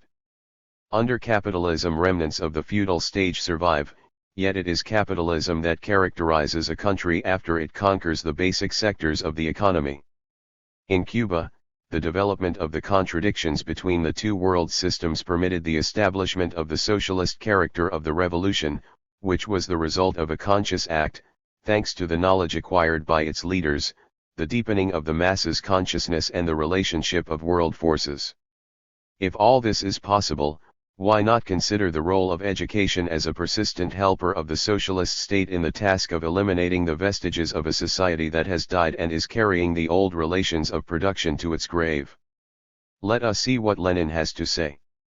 Infinitely stereotyped, for instance, is the argument they learned by rote during the development of West European social democracy, namely, that we are not yet ripe for socialism, that, as certain learned gentlemen among them put it, the objective economic premises for socialism do not exist in our country. It does not occur to any of them to ask, but what about a people that found itself in a revolutionary situation such as that created during the First Imperialist War? Might it not, influenced by the hopelessness of its situation, fling itself into a struggle that would offer it at least some chance of securing conditions for the further development of civilization that were somewhat unusual? The development of the productive forces of Russia has not attained the level that makes socialism possible. All the heroes of the Second International, including, of course, Sukhanov, beat the drums about this proposition. They keep harping on this incontrovertible proposition in 1,000 different keys, and think that it is the decisive criterion of our revolution. But what if the situation which drew Russia into the imperialist world war that involved every more or less influential West European country and made her a witness of the eve of the revolutions maturing or partly already begun in the East gave rise to circumstances that put Russia and her development in a position which enabled us to achieve precisely that combination of a peasant war with the working class movement suggested in 1856 by no less a Marxist than Marx himself as a possible prospect for Prussia? What if the complete hopelessness of the situation, by stimulating the efforts of the workers and peasants tenfold, offered us the opportunity to create the fundamental requisites of civilization in a different way from that of the West European countries? Has that altered the general line of development of world history? Has that altered the basic relations between the basic classes of all the countries that are being, or have been, drawn into the general course of world history? If a definite level of culture is required for the building of socialism, although nobody can say just what that definite level of culture is, for it differs in every West European country, why cannot we begin by first achieving the prerequisites for that definite level of culture in a revolutionary way, and then, with the aid of the workers' and peasants' government and the Soviet system, proceed to overtake the other nations? 25. As for the presence of material interest in an individualized form, we recognize it, although fighting it and attempting to speed up its elimination through education, and apply it in our norms of hourly work including bonuses and wage penalties for non-fulfillment of these norms. On this subject, The subtle difference between the proponents of financial self-management and ourselves resides in the arguments regarding payment of a wage based on work quotas using bonuses and penalties. The production norm is the average amount of labor that creates a product in a certain time, given average skill and under the specific conditions of equipment utilization. It is the contribution of a set amount of labor to society by one of its members. It is the fulfillment of his social duty. If the quotas are overfulfilled, there is a greater benefit for society, and it may be assumed that the worker who does it fulfills his duties better and therefore deserves a material reward. We accept this as a necessary evil during a transitional period. But we do not agree that the maxim "from each according to his ability, to each according to his work" should be literally interpreted as meaning full payment, in additional wages, for the percentage that a given quota is overfulfilled. There are cases in which payment exceeds the percentage of fulfillment as a special incentive to individual productivity. Marx explains very clearly in the Critique of the Gotha program that a considerable part of the worker's wages goes to purposes far removed from any direct connection to him. Let us take first of all the words proceeds of labor in the sense of the product of labor, then the cooperative proceeds of labor are the total social product. From this must now be deducted: first, cover for replacement of the means of production used up. Secondly, additional portion for expansion of production. Thirdly, reserve or insurance funds to provide against accidents, dislocations caused by natural calamities, etc. These deductions from the undiminished proceeds of labor are an economic necessity, and their magnitude is to be determined according to available means and forces, and partly by computation of probabilities, but they are in no way calculable by equity. There remains the other part of the total product, intended to serve as means of consumption. Before this is divided among the individuals, there has to be deducted, again, from it. First, the general costs of administration not belonging to production. This part will, from the outset, be very considerably restricted in comparison with present-day society, and it diminishes in proportion as the new society develops. Secondly, that which is intended for the common satisfaction of needs, such as schools, health services, etc. From the outset this part grows considerably in comparison with present-day society, and it grows in proportion as the new society develops. Thirdly, funds for those unable to work, etc., in short, for what is included under so-called official poor relief today. Only now do we come to the distribution which the program, under Lassaline influence, alone has in view in its narrow fashion, namely, to that part of the means of consumption which is divided among the individual producers of the cooperative society. The undiminished proceeds of labor have already unnoticeably become converted into the diminished proceeds, although what the producer is deprived of in his capacity as a private individual benefits him directly or indirectly in his capacity as a member of society. Just as the phrase undiminished proceeds of labor has disappeared, so now does the phrase of the proceeds of labor disappear altogether. Point 26. All this shows that the size of the reserve fund depends on a series of political economic or political administrative decisions. As all the goods existing in the reserve always derive from unpaid labor, we must deduce which decisions regarding the size of the funds that Marx has analyzed imply changes in payments, that is, variations in the amount of labor not directly paid. To all this it is necessary to add that no mathematical norm is known to exist by which to determine the fairness of the bonus for overfulfillment, or even the base wage. The size of this payment to the individual, therefore, must be based primarily on the new social relations, on the legal structure that sanctions the form of distribution by society of a part of the individual worker's labor. Our system of norms has the merit of establishing compulsory professional training as a condition for promotion to higher job categories. Over time, this will bring about a significant increase in the level of technical skills. Non-fulfillment of a norm means non-fulfillment of a social duty. Society punishes the offender by deducting a part of his income. The norm is more than a mere measuring stick marking a realizable or customary amount of labor. It is the expression of the worker's moral obligation, it is his social duty. Here is where the action of administrative control and ideological control must come together.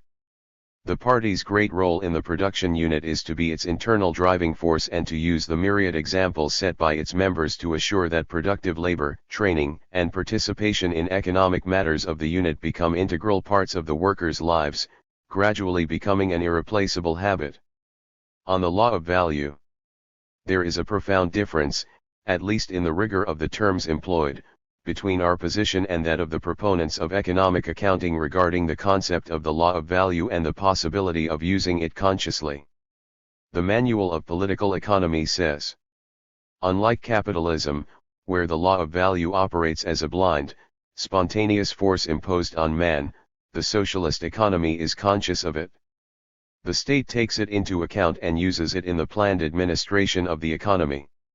A knowledge of the operation of the law of value and its intelligent use must necessarily help the economy's directors to channel production rationally, to systematically improve work methods, and to make use of untapped reserves in order to increase and improve production. Point 27. The words we have italicized indicate the spirit of the paragraphs. The law of value would act as a blind force, but once it is understood it can be handled, or used, by man. But this law has certain characteristics. First, it assumes the existence of a commodity society.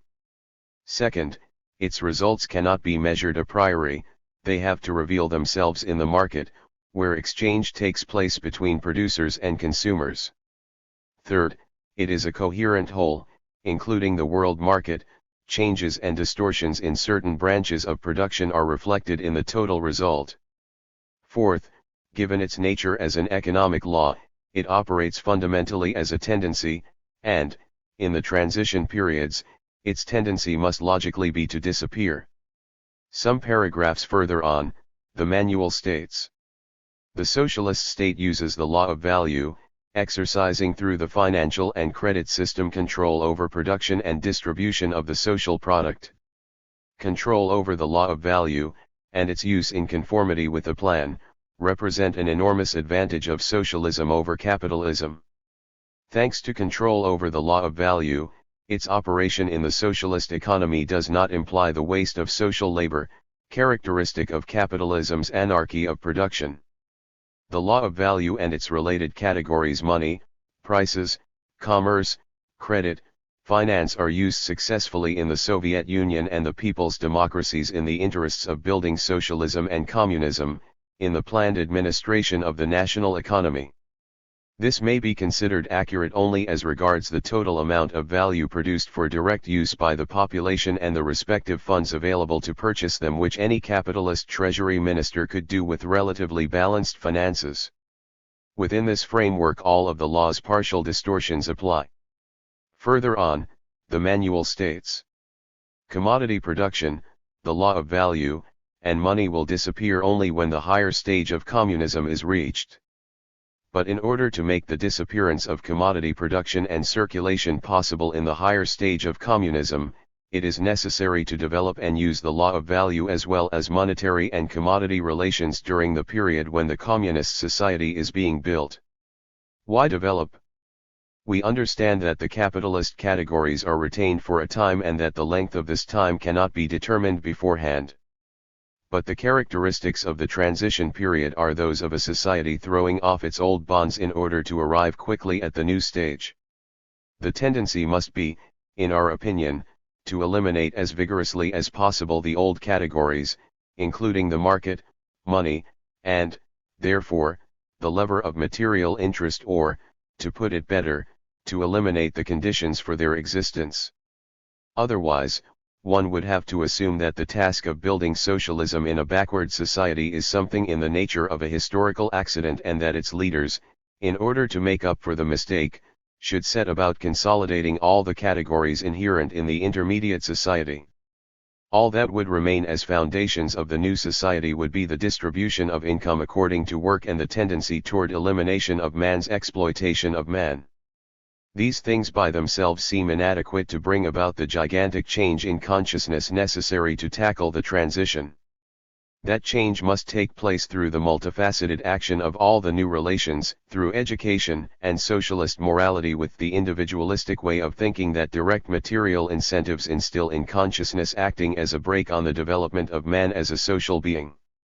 To summarize our differences, we consider the law of value to be partially operative because remnants of the commodity society still exist. This is also reflected in the type of exchange that takes place between the state as supplier and the consumer. We believe that particularly in a society such as ours, with a highly developed foreign trade, the law of value on an international scale must be recognized as a fact governing commercial transactions, even within the socialist camp. We recognize the need for this trade to assume a higher form in countries of the new society, to prevent a widening of the differences between the developed and the more backward countries as a result of the exchange. In other words, it is necessary to develop terms of trade that permit the financing of industrial investments in the developing countries, even if it contravenes the price systems prevailing in the capitalist world market. This would allow the entire socialist camp to progress more evenly, which would naturally have the effect of smoothing off the rough edges and of unifying the spirit of proletarian internationalism. The recent agreement between Cuba and the Soviet Union is an example of the steps that can be taken in this direction. We reject the possibility of consciously using the law of value in the absence of a free market that automatically expresses the contradiction between producers and consumers. We reject the existence of the commodity category in relations among state enterprises.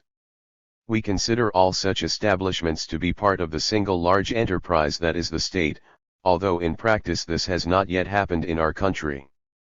The law of value and the plan are two terms linked by a contradiction and its resolution. We can therefore state that centralized planning is the mode of existence of socialist society, its defining characteristic, and the point at which man's consciousness finally succeeds in synthesizing and directing the economy toward its goal, the full liberation of the human being within the framework of communist society. On setting prices, we also have profound disagreements regarding the theory of setting prices. Under financial self-management, prices are set in relation to the law of value, but what is not explained, to our knowledge, is which expression of the law is used. The starting point is to calculate the socially necessary labor required to produce a given article, but what has been overlooked is the fact that socially necessary labor is an economic and historical concept. Therefore, it changes not only on the local, or national, level but in world terms as well. Continued technological advances, a result of competition in the capitalist world, reduces the expenditure of necessary labor and therefore lowers the value of the product. A closed society can ignore such changes for a certain time, but it would always have to come back to these international relations in order to compare product values. If a given society ignores such changes for a long time without developing new and accurate formulas to replace the old ones, it will create internal interrelationships that will shape its own value structure in a way that may be internally consistent but would be in contradiction with the tendencies of more highly developed technology, for example, in steel and plastics. This could result in relative reverses of some importance and, in any case, would produce distortions in the law of value on an international scale, making it impossible to compare economies. The circulation tax is an accounting fiction through which an enterprise is assured of maintaining certain levels of profitability. The price of the product to the consumer is raised in such a way as to level off the supply of goods with effective demand. We believe that such a tax, although imposed by the system, is not an absolute necessity, and we are working on other formulas that take all these aspects into account. We feel that an overall equilibrium between the supply of commodities and effective demand is essential. The Ministry of Domestic Trade would be in charge of bringing about a balance between the population's buying power and commodity prices, always bearing in mind that a whole series of necessities of life must be supplied at low prices, while we can go overboard in the other direction with less important goods, openly ignoring the law of value in each concrete case. Here, a big problem arises. What basis for setting real prices should the economy adopt in analyzing the relations of production? It could be an analysis of necessary labor in Cuban terms. This would bring with it immediate distortions, and cause us to lose sight of world problems, because of the automatic interrelationships that would necessarily be created. On the other hand, the world market price could be used. This would cause us to lose sight of national problems, since in no branch of industry is our productivity up to world standards. We propose, as a first approximation to solving the problem, that consideration be given to the creation of price indexes based on the following. All imported raw materials would have a fixed, stable price based on an average international market price, plus a few points to cover the costs of transportation and the Ministry of Foreign Trade's administration costs. All Cuban raw materials would have a price based on real production costs in monetary terms. In both cases we would add planned labor costs plus depreciation of the means of production used to produce the raw materials. This would be the price of products supplied by domestic enterprises to each other and to the Ministry of Domestic Trade. However, these prices would be constantly affected by indexes reflecting the prices of those commodities on the world market plus the costs of transportation and of the Ministry of Foreign Trade. Enterprises operating under the budgetary finance system would work on the basis of their planned costs and would make no profits. Instead, all profits would accrue to the Ministry of Domestic Trade. Naturally, this refers to that part of the social product sold as commodities, the fundamental part of the consumption fund. The indexes would continuously tell us, the central administration and the enterprise, how efficient we really are and would prevent our making wrong decisions. The population would not suffer at all as a result of all these changes, since the prices of the commodities they buy are established independently, in relation to the demand and essential need of each product. For example, in order to calculate the amount of an investment, we would calculate the cost of raw materials and directly imported equipment, expenditure on construction and installation equipment, and planned wage costs, making allowances for contingencies and leaving a certain margin for administration costs. This would yield, upon completing the investment, 3 figures: 1. The real cost of the project in money terms, 2. What the project should have cost according to our plans, and 3. What it should cost in terms of world productivity. The difference between the first and the second would be chalked up to administrative inefficiency during construction. The difference between the second and the third would be the index of our backwardness in that particular sector.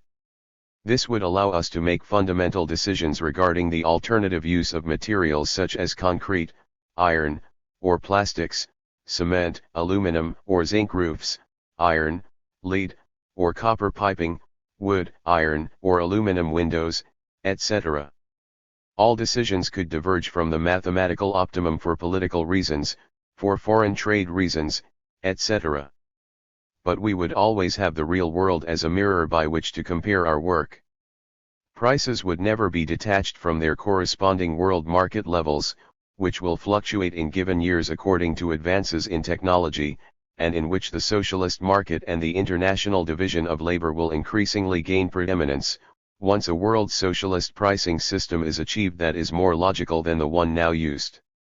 We could continue at length on this very interesting subject, but it is preferable to outline a few basic ideas here and point out that all this needs to be developed later. Collective bonuses. With regard to collective bonuses for an enterprise's performance, we would first like to refer to the experiments described by Fikriat Tabayev, in Investigation Ekonomika y Russian de la Economia Economic Research and Management of the Economy in Revista Internacional, No. 11, 1963, where he says, "What, then, should be the fundamental and decisive index for evaluating the enterprise's work?"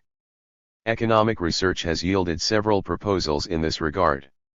Some economists suggest that the principal index should be average accumulation, while others believe it should be labor costs, and so on. The pages of the Soviet press have reflected the broad discussion provoked by an article by Professor Lieberman, who proposes that the fundamental indicators of enterprise performance should be the degree of profitability, average accumulation, and profit. We believe that in judging the operation of an enterprise, the most important thing to take into account is the contribution made by its personnel to the given type of production.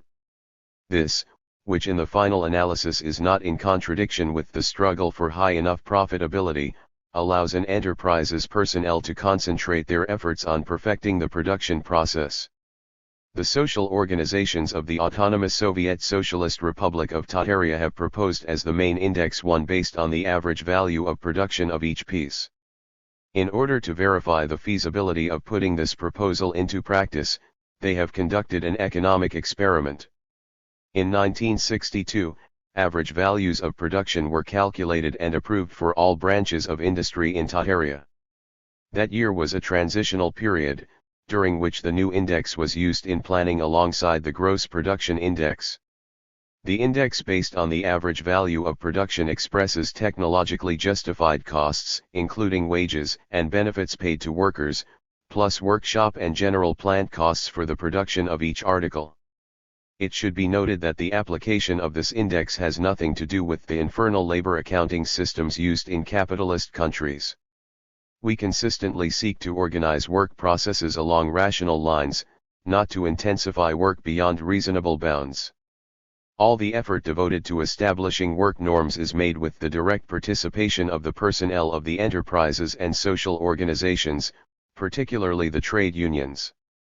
Unlike the gross production index, the average value of manufacture does not include the great majority of materials costs, the congealed labor of other enterprises or profit. In other words, it does not include those components of the value of gross production and of commodities that lessen the true volume of the enterprise's productive activity. By more accurately reflecting the labor expended on the production of each article, the index expressing the average value of production allows us to determine on a more realistic basis what tasks we face having to do with raising output, lowering costs, and the profitability of the given type of production. This index is also the most convenient from the standpoint of planning within a factory and for the organization of economic accounting in the enterprise. In addition, it allows one to compare labor productivity in similar enterprises. This Soviet investigation very much deserves study and coincides, in some respects, with our thesis. Summary of ideas regarding the budgetary finance system. In order to summarize our ideas on the budgetary finance system, we should begin by making clear that it is a comprehensive concept. That is, its objective operation would take effect when applied to all areas of the economy, in a single whole, that having political decisions as a starting point and going through Deutschman would reach the enterprises and production units through the channels of the ministries. There it would merge with the people to work its way back up to the policy-making body, thereby forming a giant, well-balanced wheel, within which given production rates could be changed more or less automatically, because the control over production would allow it. The ministries would have the specific responsibility of drawing up and supervising the plans. Enterprises and production units would do this according to more or less flexible levels of decision-making, depending on how thoroughly the enterprise has been organized, the type of production, or the situation at any given time. Deutschman would be in charge of the economy's overall central control, assisted by the Ministry of Finance in all matters of financial control and by the Ministry of Labor in matters connected with the planning of the labor force. Since all this does not really take place in this way, we will describe our present situation with all its limitations, its small achievements, its deficiencies, and its failures, some of them justified or justifiable, others the product of our inexperience or gross shortcomings. Deutschman furnishes only the general outlines of the plan, together with target figures for those products that are considered essential and that are more or less tightly regulated. The central administrative bodies, in which we include the Ministry of Industry, regulate what are called centralized products, and other products are dealt with by contracts between enterprises. Once the plan is established and made consistent, the contracts are signed. Sometimes this has been done beforehand and work begins. The ministry's central administration is in charge of assuring the fulfillment of production quotas at the enterprise level, and the enterprise should be in charge of fulfilling them at the factory level. The fundamental thing is that the accounting is consolidated at these 2 points, the enterprise and the ministry. The basic means of production and inventories must be controlled at the central level so that resources that are idle in given factories for one reason or another can be easily transferred anywhere throughout the whole body of production units. The ministry also has authority to transfer basic means of production from one enterprise to another. These resources do not have the character of commodities. All that happens is that the corresponding entry is made on the books, debiting them on one side and crediting them on the other. A part of production is supplied directly to the population through the Ministry of Domestic Trade, while another part is supplied to different production units for which our products are intermediate goods. Our fundamental concept is that in this whole process value is successively added to the product by the labor expended on it, but that there is no need for commodity relations between enterprises. Contracts for supplies and corresponding purchase orders, or whatever document might be required at the given moment, simply register that an enterprise has fulfilled its obligation to produce and deliver a given product. Acceptance of an article by an enterprise would mean, in somewhat ideal terms at present, it must be admitted, acceptance of product quality. The product becomes a commodity once it undergoes a legal change of ownership by entering the sphere of individual consumption. The means of production intended for other enterprises are not commodities. But a value has to be placed on them in accordance with the indexes proposed above, using the average necessary labor allocated to the production of consumer goods as a standard of comparison in order to arrive at a price for the equipment or raw material under consideration. Quarterly plans must be met with regard to product quality, quantity, and assortment.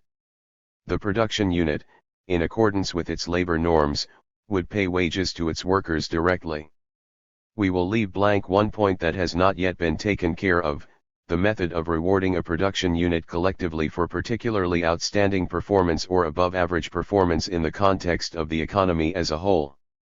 We also have not considered the question of whether or not to penalize those other factories that have not been able to adequately fulfill their role. Current state of the budgetary finance system.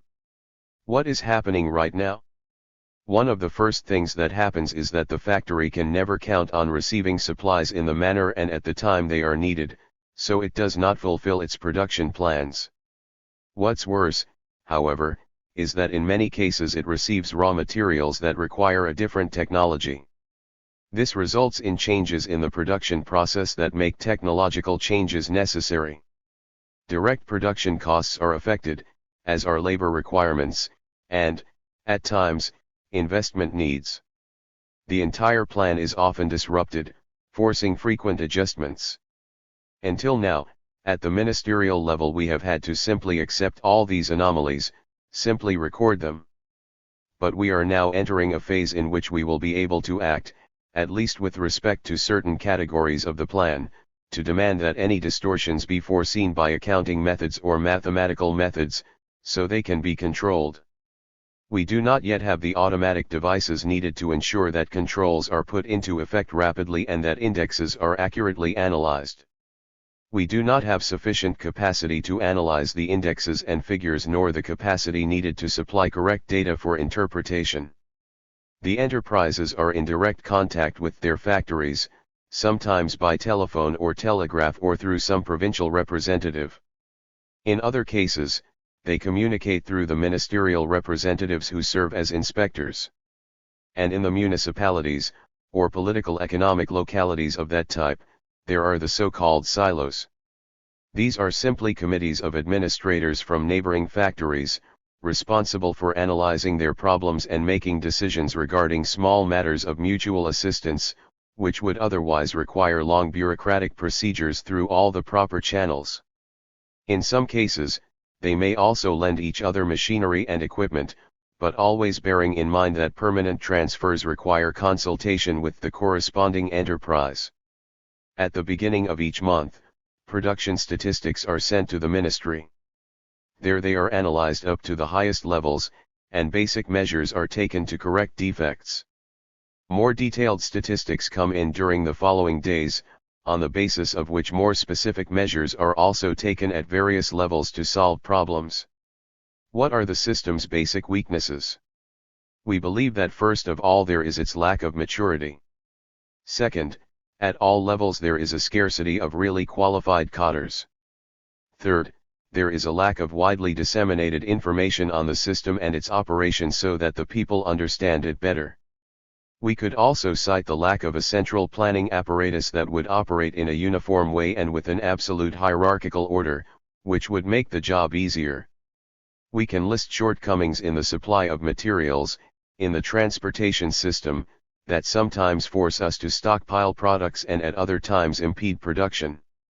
There are shortcomings in our entire quality control apparatus and in relations, which should be very close, very harmonious, and very well defined, with distribution agencies, particularly the Ministry of Domestic Trade, and with some supply organizations, especially the Ministry of Foreign Trade and INRA. It is still difficult to specify exactly which shortcomings result from inherent weaknesses in the system and which are due largely to our present level of organization. Neither the factory nor the enterprise use collective material incentives at the moment. This is not due to any overriding idea, but because we are not yet well enough organized to be able to do so on a basis other than the simple fulfillment or overfulfillment of the enterprise's main plans. The reasons for this have already been noted above. The system is said to have a tendency toward bureaucratism. One point that must therefore be constantly stressed is the rational organization of the entire administrative apparatus so that there is as little bureaucratism as possible. Now, from the standpoint of objective analysis, it is evident that the more we centralize all the recording and controlling operations of the enterprise or unit, the less bureaucracy there will be. If all the enterprises could centralize all their administrative activities, their apparatus would be reduced to a small nucleus of unit directors plus whatever might be necessary to collect information to pass on to the central administration. That, for the moment, is impossible. We must, however, proceed with setting up production units of optimum size. This is something that is very much facilitated by the budgetary finance system. The establishment of work norms with a single wage scale breaks down narrow ideas about the enterprise as the center of an individual's activity, and he will more and more turn to society as a whole. General advantages of the system. To our way of thinking, the budgetary system has the following advantages.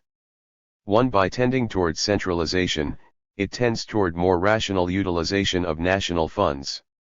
2. It tends toward greater rationalization of the entire state administrative apparatus. 3. This same tendency toward centralization compels the creation of larger units, within proper limits, which economizes on labor power and increases labor productivity. 4. Once integrated into a single regulatory system, it converts the entire ministry, and all ministries together if possible, into a single large state enterprise. Within this enterprise, a worker could transfer from one place to another, or advance in different branches or locations, with no wage problems. He would simply work under a national wage scale. 5. With regard to bodies responsible for budgeted construction projects, investment control can be much simplified. The task of overseeing the project itself would be carried out by the body contracting for the investment, while the financial supervision would be done by the Ministry of Finance. It is important to point out that the general idea of mutual cooperation is being instilled in the worker, the idea of belonging to a great whole made up of the country's people. There is an impulse to the development of his consciousness of social duty. The following quotation from Marx is interesting because, taking out the words that assume the existence of the capitalist regime, it describes the process by which work traditions are formed and might thereby serve as an antecedent for the construction of socialism. It is not enough that the conditions of labor are concentrated at one pole of society in the shape of capital, while at the other pole are grouped masses of men who have nothing to sell but their labor power. Nor is it enough that they are compelled to sell themselves voluntarily. The advance of capitalist production develops a working class which by education, tradition, and habit looks upon the requirements of that mode of production as self-evident natural laws. The organization of the capitalist process of production, once it is fully developed, breaks down all resistance. The constant generation of a relative surplus population keeps the law of the supply and demand of labor, and therefore wages, within narrow limits which correspond to capital's valorization requirements. The silent compulsion of economic relations sets the seal on the domination of the capitalist over the worker. Direct extra-economic force is still of course used, but only in exceptional cases. In the ordinary run of things, the worker can be left to the natural laws of production, i.e. it is possible to rely on his dependence on capital, which springs from the conditions of production themselves, and is guaranteed in perpetuity by them. 28. The productive forces are being developed. The relations of production are changing. Everything awaits the direct action of the worker's state on consciousness. With respect to material interest, what we want to achieve with the budgetary system is for the lever not to become something that compels the individual either individually or collectively to struggle desperately with others in order to assure certain conditions of production or distribution that would put him in a privileged situation. We must make social duty the fundamental point of all the worker's efforts. At the same time we must supervise work conscious of his weaknesses, rewarding or penalizing, using material incentives or disincentives, either individual or collective, when the worker or the unit of production is or is not able to fulfill his social duty. In addition, compulsory training as a requirement for promotion, when it can be implemented on a national scale and not restricted by any particular local conditions, because the framework is the country as a whole, stimulates a general tendency to study on the part of all the country's working masses. Consequently, it results in a tendency toward very substantial improvements in technical skills. It should also be considered that, through a policy of subsidies, worker students can easily be taken out and given the skills to move on to other jobs. In this way we can gradually do away with areas where there is a surplus of living labor, in order to set up more productive factories, that is, more in accordance with the central idea of moving toward communism, toward a society of large-scale production and the satisfaction of man's basic needs. What remains for us is to emphasize the educational role that the party should play in transforming the work center into the collective expression of the workers' aspirations and concerns and a place where their desire to serve society will take shape. One could think of the work center as the basis of the future society's political nucleus. Its suggestions, passed on to more complex political organizations, would lead to fundamental decisions by the party and government with regard to the economy or the cultural life of the individual. Socialism and Man in Cuba. 1965. This article was written in the form of a letter to Carlos Quijano, editor of Marca, a weekly published in Montevideo, Uruguay.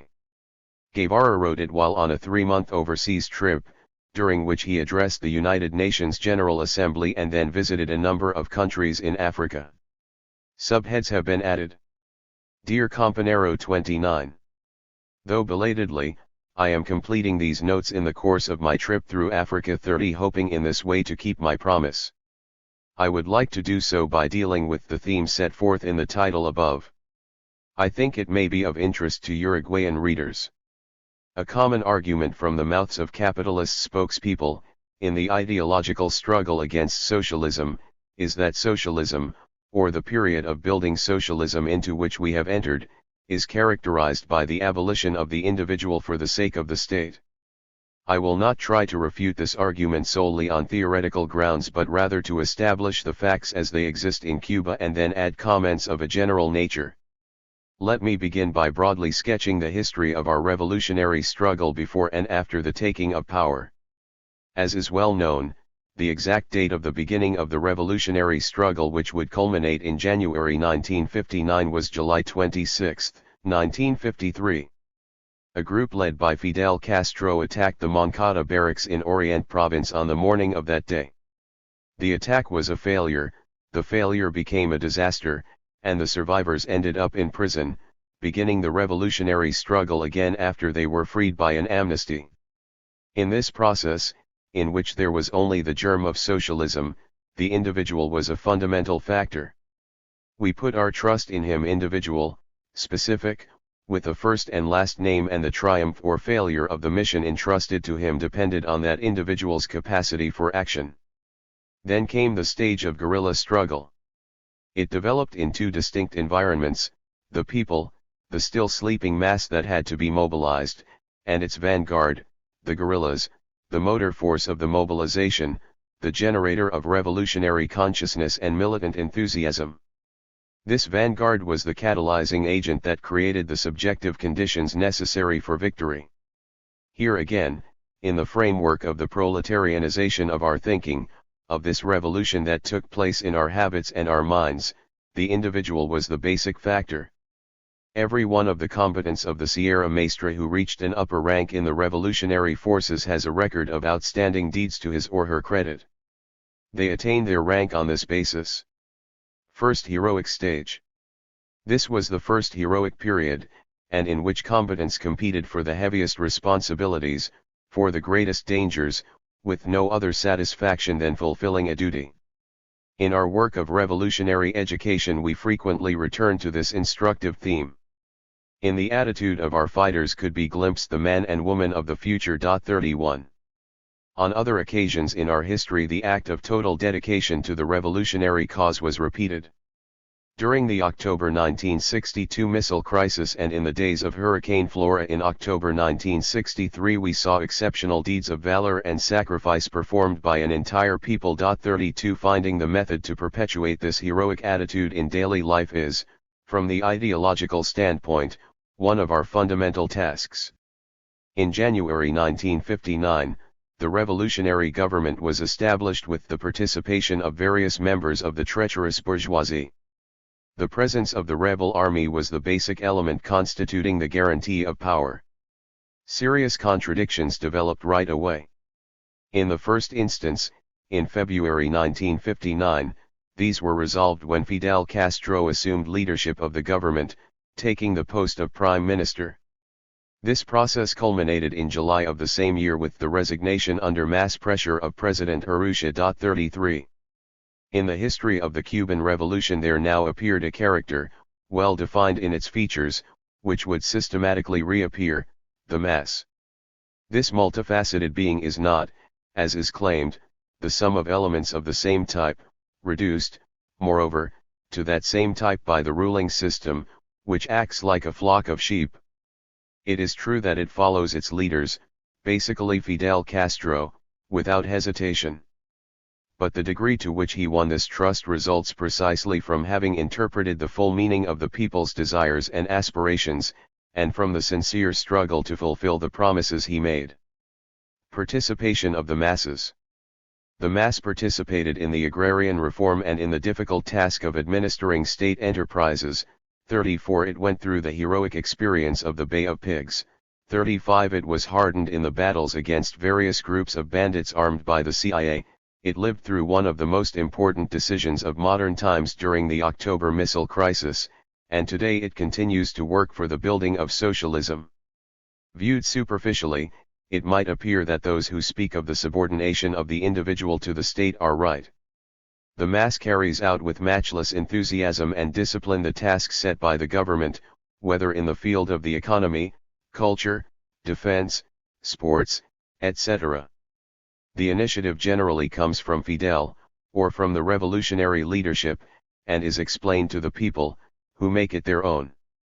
In some cases the party and government take a local experience and generalize it, following the same procedure.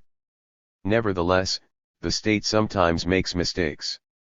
When one of these mistakes occurs, one notes a decline in collective enthusiasm due to the effect of a quantitative diminution in each of the elements that make up the mass. Work is paralyzed until it is reduced to an insignificant level. It is time to make a correction. That is what happened in March 1962, as a result of the sectarian policy imposed on the party by Aníbal Escalante. 36. Clearly this mechanism is not enough to ensure a succession of sensible measures. A more structured connection with the mass is needed, and we must improve it in the course of the coming years. But as far as initiatives originating in the upper strata of the government are concerned, we are currently utilizing the almost intuitive method of sounding out general reactions to the great problems we confront. In this Fidel is a master. His own special way of fusing himself with the people can be appreciated only by seeing him in action. At the great public mass meetings one can observe something like the dialogue of two tuning forks whose vibrations interact, producing new sounds. Fidel and the mass begin to vibrate together in a dialogue of growing intensity until they reach the climax in an abrupt conclusion crowned by our cry of struggle and victory. The difficult thing to understand for someone not living through the experience of the revolution is this close dialectical unity between the individual and the mass, in which both are interrelated and, at the same time, in which the mass, as an aggregate of individuals, interacts with its leaders. Some phenomena of this kind can be seen under capitalism, when politicians appear capable of mobilizing popular opinion. But when these are not genuine social movements, if they were, it would not be entirely correct to call them capitalist. They live only so long as the individual who inspires them, or until the harshness of capitalist society puts an end to the people's illusions. Invisible laws of capitalism. In capitalist society, individuals are controlled by a pitiless law usually beyond their comprehension. The alienated human specimen is tied to society as a whole by an invisible umbilical cord, the law of value. 37 This law acts upon all aspects of one's life, shaping its course and destiny. The laws of capitalism, which are blind and are invisible to ordinary people, act upon the individual without he or she being aware of it. One sees only the vastness of a seemingly infinite horizon ahead. That is how it is painted by capitalist propagandists who purport to draw a lesson from the example of Rockefeller. 38 Whether or not it is true about the possibilities of individual success. The amount of poverty and suffering required for a Rockefeller to emerge, and the amount of depravity entailed in the accumulation of a fortune of such magnitude, are left out of the picture, and it is not always possible for the popular forces to expose this clearly. A discussion of how the workers in the imperialist countries gradually lose the spirit of working-class internationalism due to a certain degree of complicity in the exploitation of the dependent countries, and how this at the same time weakens the combativity of the masses in the imperialist countries, would be appropriate here, but that is a theme that goes beyond the scope of these notes. In any case, the road to success is portrayed as beset with perils that, it would seem, an individual with the proper qualities can overcome to attain the goal. The reward is seen in the distance, the way is lonely. Furthermore, it is a contest among wolves. One can win only at the cost of the failure of others. The individual and socialism. I would now like to try to define the individual, the actor in this strange and moving drama of the building of socialism, in a dual existence as a unique being and as a member of society. I think the place to start is to recognize the individual's quality of incompleteness, of being an unfinished product. The vestiges of the past are brought into the present in one's consciousness, and a continual labor is necessary to eradicate them. 39 The process is two-sided. On the one hand, society acts through direct and indirect education, on the other, the individual submits to a conscious process of self-education. The new society in formation has to compete fiercely with the past.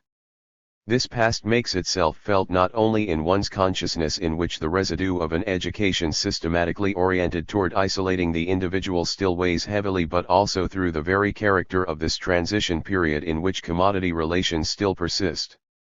The commodity is the economic cell of capitalist society. So long as it exists, its effects will make themselves felt in the organization of production and, consequently, in consciousness. Marx outlined the transition period as resulting from the explosive transformation of the capitalist system destroyed by its own contradictions. In historical reality, however, we have seen that some countries that were weak limbs on the tree of imperialism were torn off first, a phenomenon foreseen by Lenin. In these countries, capitalism had developed sufficiently to make its effects felt by the people in one way or another. But it was not capitalism's internal contradictions that, having exhausted all possibilities, caused the system to explode. The struggle for liberation from a foreign oppressor, the misery caused by external events such as war, whose consequences privileged classes place on the backs of the exploited, liberation movements aimed at overthrowing neocolonial regimes, these are the usual factors in unleashing this kind of explosion. Conscious action does the rest. A complete education for social labor has not yet taken place in these countries, and wealth is far from being within the reach of the masses through the simple process of appropriation. Underdevelopment, on the one hand, and the usual flight of capital, on the other, make a rapid transition without sacrifices impossible. 40 There remains a long way to go in constructing the economic base, and the temptation is very great to follow the beaten track of material interest as the lever with which to accelerate development. There is the danger that the forest will not be seen for the trees. The pipe dream that socialism can be achieved with the help of the dull instruments left to us by capitalism, the commodity as the economic cell, profitability, individual material interest as a lever, etc., can lead into a blind alley. When you wind up there after having traveled a long distance with many crossroads, it is hard to figure out just where you took the wrong turn. Meanwhile, the economic foundation that has been laid has done its work of undermining the development of consciousness. To build communism it is necessary, simultaneous with the new material foundations, to build the new man and woman. New consciousness. That is why it is very important to choose the right instrument for mobilizing the masses. Basically, this instrument must be moral in character, without neglecting, however, a correct use of the material incentive, especially of a social character. 41. As I have already said, in moments of great peril it is easy to muster a powerful response with moral incentives. Retaining their effectiveness, however, requires the development of a consciousness in which there is a new scale of values. Society as a whole must be converted into a gigantic school. In rough outline, this phenomenon is similar to the process by which capitalist consciousness was formed in its initial period. Capitalism uses force, but it also educates people in the system. Direct propaganda is carried out by those entrusted with explaining the inevitability of class society, either through some theory of divine origin or a mechanical theory of natural law. This lulls the masses, since they see themselves as being oppressed by an evil against which it is impossible to struggle. Next comes hope of improvement, and in this, capitalism differed from the earlier caste systems, which offered no way out. For some people, the principle of the caste system will remain in effect. The reward for the obedient is to be transported after death to some fabulous other world where, according to the old beliefs, good people are rewarded. For other people there is this innovation: class divisions are determined by fate, but individuals can rise out of their class through work, initiative, etc. This process, and the myth of the self-made man, has to be profoundly hypocritical. It is the self-serving demonstration that a lie is the truth. In our case, direct education acquires a much greater importance. 42 The explanation is convincing because it is true, no subterfuge is needed. It is carried on by the state's educational apparatus as a function of general, technical, and ideological education through such agencies as the Ministry of Education and the party's informational apparatus. Education takes hold among the masses and the foreseen new attitude tends to become a habit. The masses continue to make it their own and to influence those who have not yet educated themselves. This is the indirect form of educating the masses, as powerful as the other, structured, 1. Conscious process of self-education. But the process is a conscious one. Individuals continually feel the impact of the new social power and perceive that they do not entirely measure up to its standards. Under the pressure of indirect education, they try to adjust themselves to a situation that they feel is right and that their own lack of development had prevented them from reaching previously. They educate themselves. In this period of the building of socialism we can see the new man and woman being born. The image is not yet completely finished, it never will be, since the process goes forward hand in hand with the development of new economic forms. Aside from those whose lack of education makes them take the solitary road towards satisfying their own personal ambitions, there are those even within this new panorama of a unified march forward who have a tendency to walk separately from the masses accompanying them. What is important, however, is that each day individuals are acquiring ever more consciousness of the need for their incorporation into society and, at the same time, of their importance as the motor of that society. They no longer travel completely alone over lost roads toward distant aspirations. They follow their vanguard, consisting of the party, the advanced workers, the advanced individuals who walk in unity with the masses and in close communion with them. 43 The vanguard has its eyes fixed on the future and its reward, but this is not a vision of reward for the individual. The prize is the new society in which individuals will have different characteristics, the society of communist human beings. The road is long and full of difficulties. At times we lose our way and must turn back. At other times we go too fast and separate ourselves from the masses.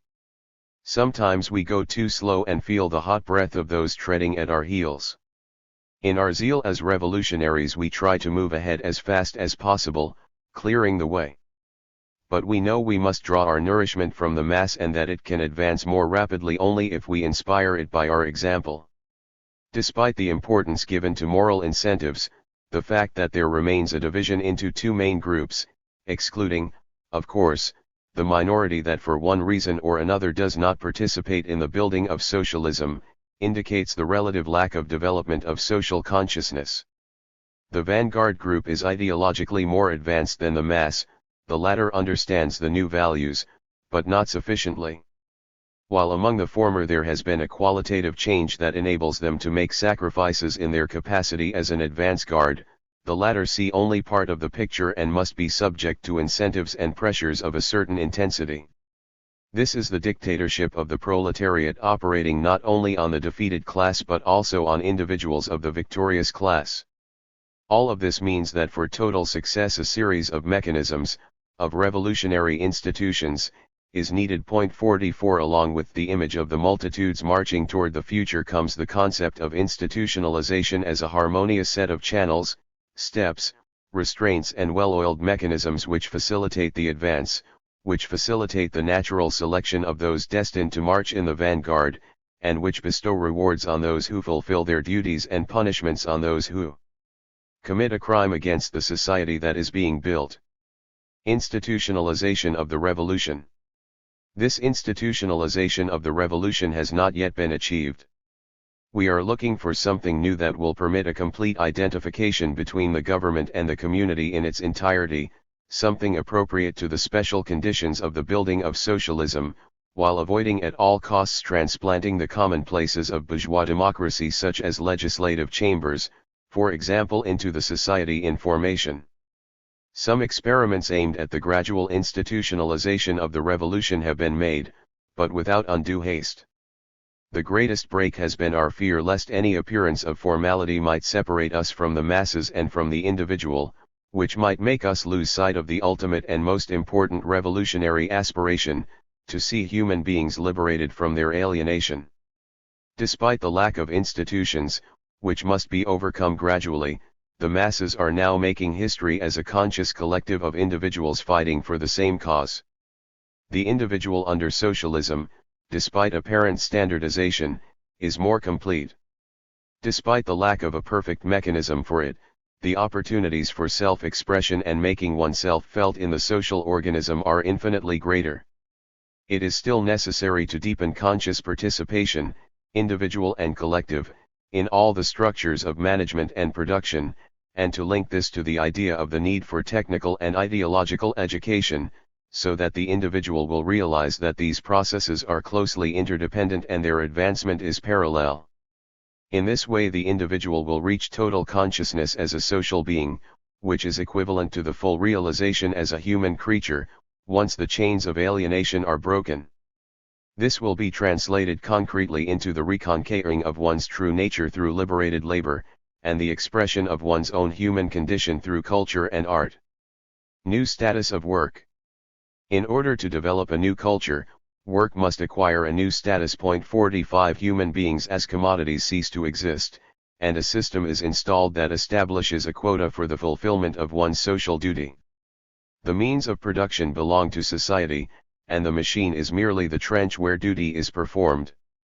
A person begins to become free from thinking of the annoying fact that one needs to work to satisfy one's animal needs. Individuals start to see themselves reflected in their work and to understand their full stature as human beings through the object created, through the work accomplished. Work no longer entails surrendering a part of one's being in the form of labor power sold, which no longer belongs to the individual, but becomes an expression of oneself, a contribution to the common life in which one is reflected, the fulfillment of one's social duty. We are doing everything possible to give work this new status as a social duty and to link it on the one hand with the development of technology, which will create the conditions for greater freedom, and on the other hand with voluntary work based on the Marxist appreciation that one truly reaches a full human condition when no longer compelled to produce by the physical necessity to sell oneself as a commodity. Of course, there are still coercive aspects to work, even when it is voluntary. We have not transformed all the coercion that surrounds us into conditioned reflexes of a social character and, in many cases, is still produced under the pressures of one's environment. Fidel calls this moral compulsion. There is still a need to undergo a complete spiritual rebirth in one's attitude toward one's own work, freed from the direct pressure of the social environment, though linked to it by new habits. That will be communism. The change in consciousness does not take place automatically, just as change in the economy does not take place automatically. The alterations are slow and not rhythmic, there are periods of acceleration, periods that are slower, and even retrogressions.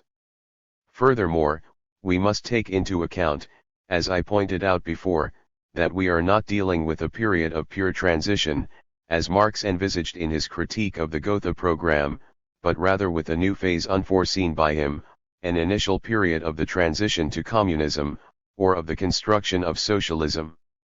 This transition is taking place in the midst of violent class struggles, and with elements of capitalism within it that obscure a complete understanding of its essence. 46. If we add to this the scholasticism that has held back the development of Marxist philosophy and impeded a systematic treatment of the transition period, whose political economy has not yet been developed, we must agree that we are still in diapers and that it is necessary to devote ourselves to investigating all the principal characteristics of this period before elaborating an economic and political theory of greater scope.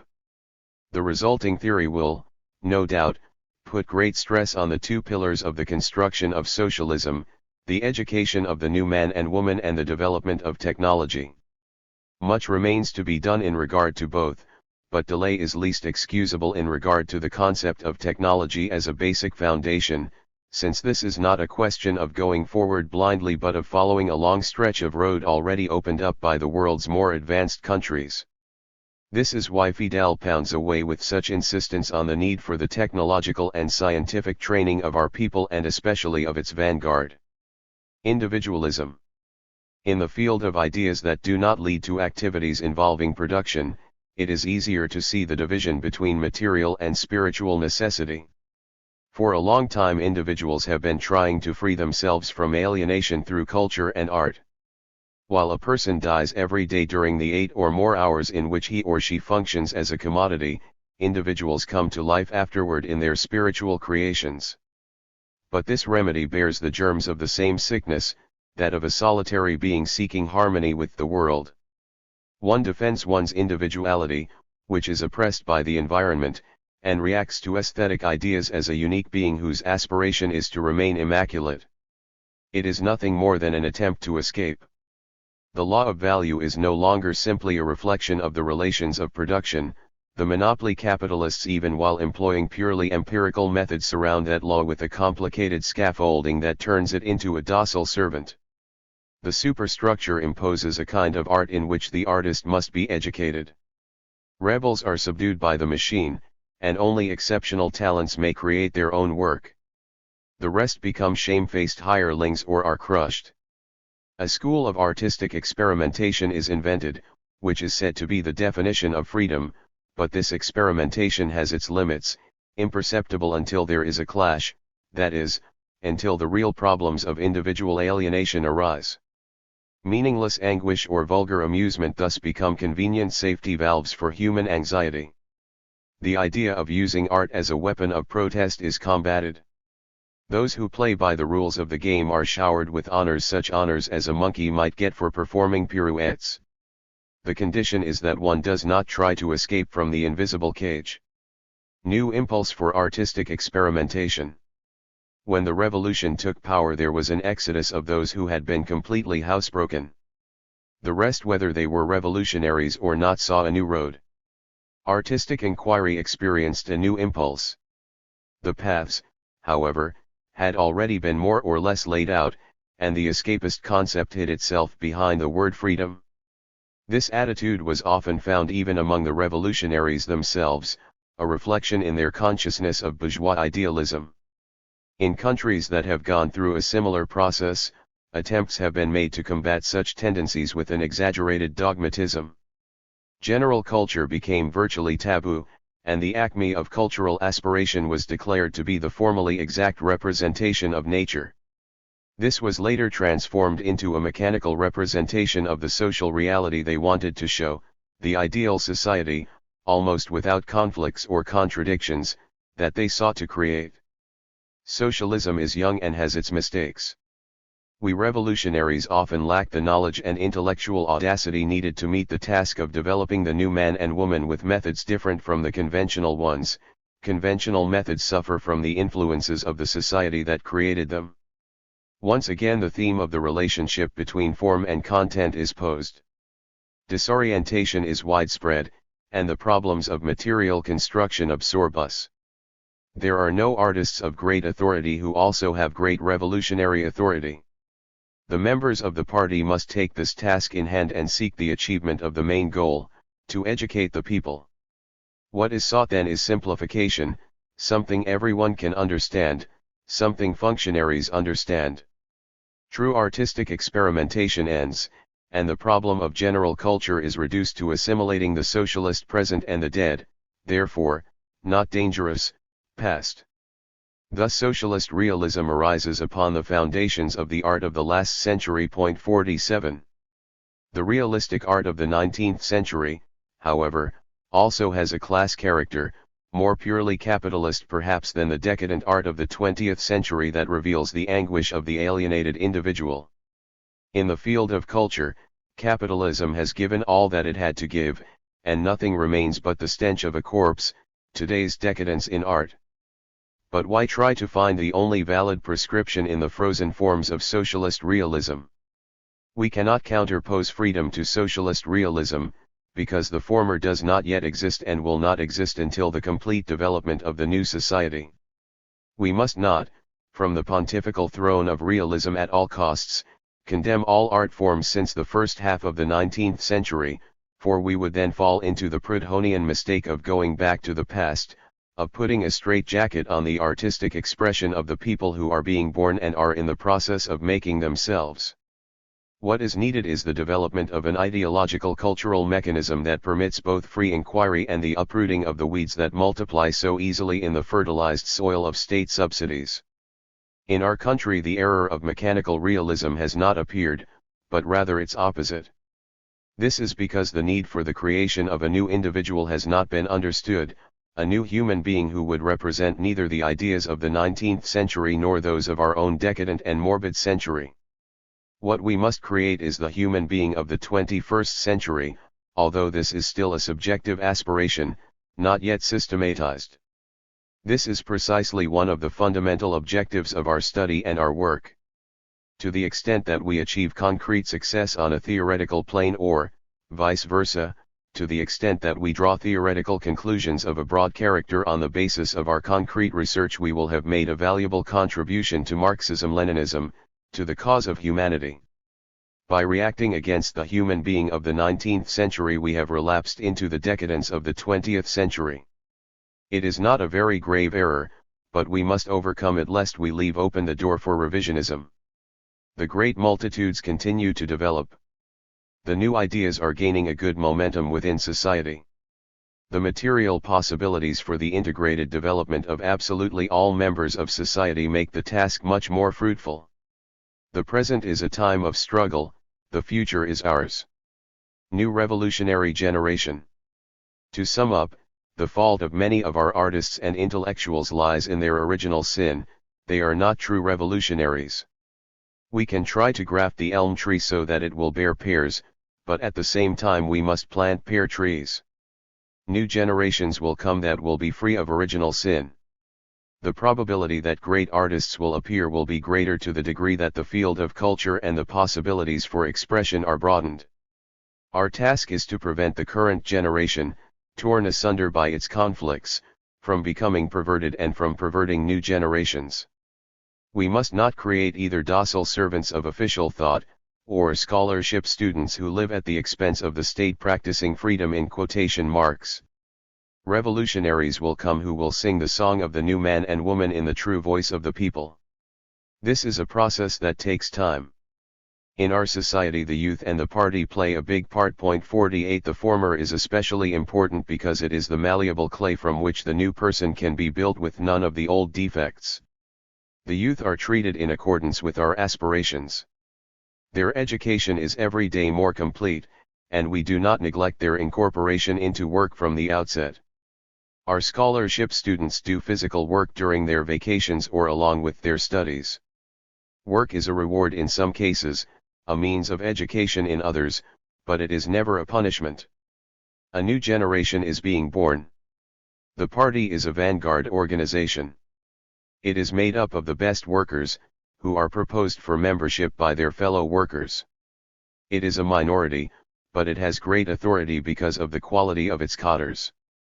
Our aspiration is for the party to become a mass party, but only when the masses have reached the level of the vanguard, that is, when they are educated for communism.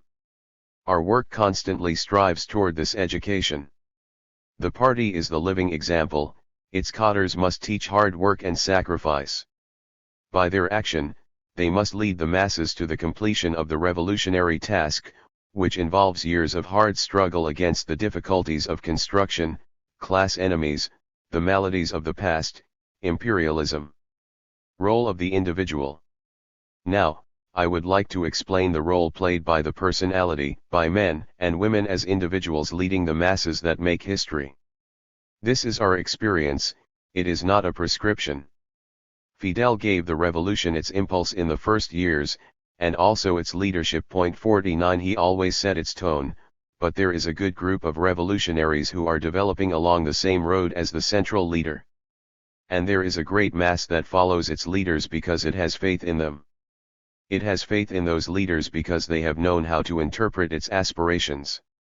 It is not a matter of how many kilograms of meat one has to eat, or of how many times a year someone can go to the beach, or how many pretty things from abroad you might be able to buy with present-day wages. It is a matter of making the individual feel more complete, with much more inner wealth and much more responsibility. People in our country know that the glorious period in which they happen to live is one of sacrifice, they are familiar with sacrifice. The first ones came to know it in the Sierra Maestra and wherever they fought. Later, everyone in Cuba came to know it. Cuba is the vanguard of America and must make sacrifices because it occupies the post of advance guard, because it shows the masses of Latin America the road to full freedom. Within the country the leadership has to carry out its vanguard role. It must be said with all sincerity that in a real revolution, to which one gives his or her all and from which one expects no material reward, the task of the vanguard revolutionary is both magnificent and agonizing. Love of living humanity. At the risk of seeming ridiculous, let me say that the true revolutionary is guided by great feelings of love. It is impossible to think of a genuine revolutionary lacking this quality. Perhaps it is one of the great dramas of the leader that he or she must combine a passionate spirit with a cold intelligence and make painful decisions without flinching. Our vanguard revolutionaries must idealize this love of the people, of the most sacred causes, and make it one and indivisible. They cannot descend, with small doses of daily affection, to the level where ordinary people put their love into practice. The leaders of the revolution have children just beginning to talk, who are not learning to say daddy. Their wives, too, must be part of the general sacrifice of their lives in order to take the revolution to its destiny. The circle of their friends is limited strictly to the circle of comrades in the revolution. There is no life outside of it. In these circumstances one must have a large dose of humanity, a large dose of a sense of justice and truth in order to avoid dogmatic extremes, cold scholasticism, or an isolation from the masses. We must strive every day so that this love of living humanity is transformed into actual deeds, into acts that serve as examples, as a moving force. The revolutionary, the ideological motor force of the revolution within the party, is consumed by this uninterrupted activity that comes to an end only with death, unless the construction of socialism is accomplished on a world scale. If one's revolutionary zeal is blunted when the most urgent tasks have been accomplished on a local scale and one forgets about proletarian internationalism, the revolution one leads will cease to be a driving force and sink into a comfortable drowsiness that imperialism, our irreconcilable enemy, will utilize to gain ground. Proletarian internationalism is a duty, but it is also a revolutionary necessity. This is the way we educate our people. Danger of dogmatism. Of course there are dangers in the present situation, and not only that of dogmatism, not only that of freezing the ties with the masses midway in the great task. There is also the danger of the weaknesses we can fall into. The way is open to infection by the germs of future corruption if a person thinks that dedicating his or her entire life to the revolution means that, in return, one should not be distracted by such worries as that one's child lacks certain things, that one's children's shoes are worn out, that one's family lacks some necessity. In our case we have maintained that our children must have, or lack, those things that the children of the ordinary citizen have or lack. Our families should understand this and struggle for it to be that way. The revolution is made through human beings, but individuals must forge their revolutionary spirit day by day. Thus we march on. At the head of the immense column we are neither ashamed nor afraid to say it is Fidel. After him come the best cadres of the party, and immediately behind them, so close that we feel its tremendous force, comes the people in its entirety, a solid structure of individual beings moving toward a common goal, men and women who have attained consciousness of what must be done, people who fight to escape from the realm of necessity and to enter that of freedom. This great throng organizes itself, its organization results from its consciousness of the necessity of this organization.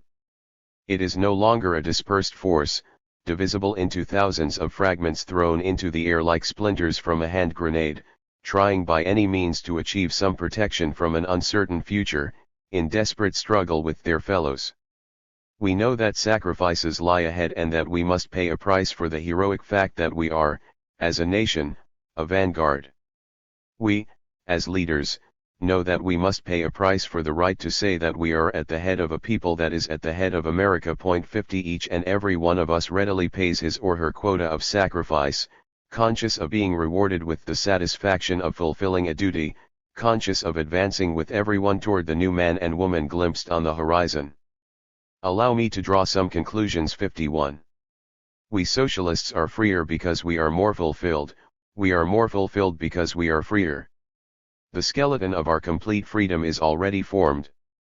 The flesh and the clothing are lacking, we will create them. Our freedom and its daily sustenance are paid for in blood and sacrifice. Our sacrifice is a conscious one, an installment paid on the freedom that we are building. The road is long and, in part, unknown. We recognize our limitations. We will make the human being of the 21st century we, ourselves. We will forge ourselves in daily action, creating a new man and woman with a new technology.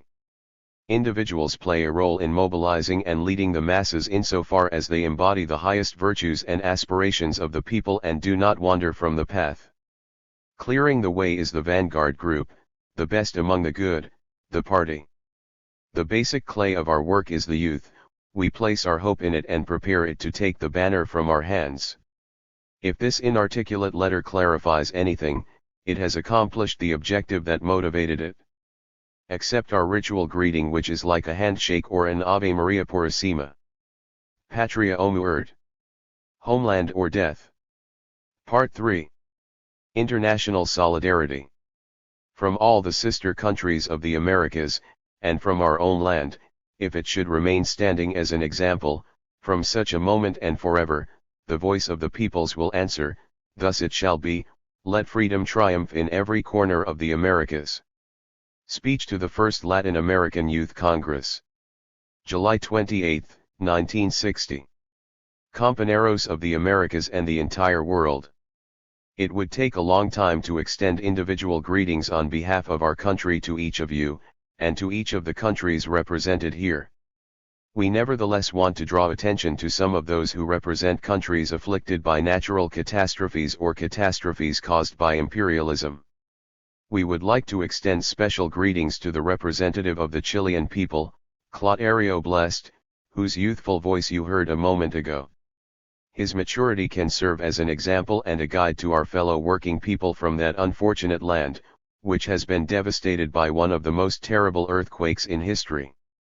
We would also like to extend special greetings to Jacobo Arbenz, former president of the first Latin American nation Guatemala, to raise its voice fearlessly against colonialism, and to express the cherished desires of its peasant masses, through a deep and courageous agrarian reform. We would like to express our gratitude to him and to the democracy that fell in that country for the example it gave us, and for enabling us to make a correct appreciation of all the weaknesses his government was unable to overcome. In this way, it has been possible for us here in Cuba to get at the roots of the matter, and to decapitate with one strike those who held power, as well as the henchmen serving them. We would also like to greet two of the delegations representing countries that perhaps have suffered the most in the Americas. First of all, Puerto Rico, which today, 150 years after freedom was first proclaimed in the Americas, continues to fight to take the first, and perhaps most difficult step of achieving, at least in formal terms, a free government. I ask Puerto Rico's delegates to convey my greetings, and those of all Cuba, to Pedro Albizu Campos. We would like to convey to him our heartfelt respect, our recognition of the example he has shown with his valor, and our fraternal feelings as free men toward a man who, despite being in the dungeons of so-called U.S. democracy, is still free. Although it may seem paradoxical, I would also like to greet today the delegation representing the purest of the U.S. people. I would like to salute them because the U.S. people are not to blame for the barbarity and injustice of their rulers, and because they are innocent victims of the rage of all the peoples of the world, who sometimes confuse a social system with a people. All of Cuba, myself included, open our arms to the individuals and the delegations, to show you what is good here and what is bad, what has been achieved and what has yet to be achieved, the road traveled and the road ahead. Because even though all of you come to deliberate at this Latin American Youth Congress on behalf of your respective countries, I am sure each of you also comes here full of curiosity to find out exactly what is this phenomenon of the Cuban Revolution, born on a Caribbean island. Many of you, from diverse political tendencies, will ask yourselves, as you did yesterday and as perhaps you will do tomorrow, what is the Cuban Revolution? What is its ideology? Immediately the question will arise, as it always does, among both adherents and adversaries, is the Cuban Revolution communist? Some say yes, hoping the answer is yes, or that the revolution is heading in that direction. Others, disappointed perhaps, will also think the answer is yes. There will be disappointed people who believe the answer is no, as well as those who hope the answer is no. I might be asked whether this revolution before you is a communist revolution. After the usual explanations about communism, leaving aside the hackneyed accusations by imperialism and the colonial powers, who confuse everything, I would answer that if this revolution is Marxist, and listen well that I say Marxist, it is because the revolution discovered, by its own methods, the road pointed out by Marx. In saluting the Cuban Revolution recently, Vice Premier Anastas Mikoyan, one of the leading figures of the Soviet Union and a lifelong Marxist, said that the revolution was a phenomenon Marx had not foreseen. He noted that life teaches more than the wisest books and the most profound thinkers. The Cuban Revolution was moving forward, without worrying about labels, without checking what others were saying about it, but constantly scrutinizing what the Cuban people wanted of it. The revolution quickly found that it had achieved, or was on the way to achieving, the happiness of its people, and that it had also become the object of inquisitive looks from friend and foe alike, hopeful looks from an entire continent, and furious looks from the king of monopolies. This did not come about overnight. Permit me to relate some of my own experience, an experience that could help many people in similar circumstances gain an understanding of how our current revolutionary thinking came about. Even though there is certainly continuity, the Cuban Revolution you see today is not the Cuban Revolution of yesterday, even after the victory. Much less is it the Cuban insurrection prior to our victory, when those 82 youths made the difficult crossing of the Gulf of Mexico in December 1956 in a leaky boat to reach the shores of the Sierra Maestra. Between those young people and the representatives of Cuba today there is a distance that cannot be accurately measured in years, with 24-hour days and 60-minute hours. All the members of the Cuban government, young in age, young in character, and young in the illusions they held, have nevertheless matured in an extraordinary school of experience, in living contact with the people and with their needs and aspirations. Our collective hope had been to arrive one day somewhere in Cuba, and after a few shouts, a few heroic actions, a few deaths and a few radio broadcasts, to take power and drive out the dictator Batista. History showed us it was far more difficult to overthrow a government backed and partnered by an army of murderers, and backed by the greatest colonial power on earth. Little by little, each of our ideas changed.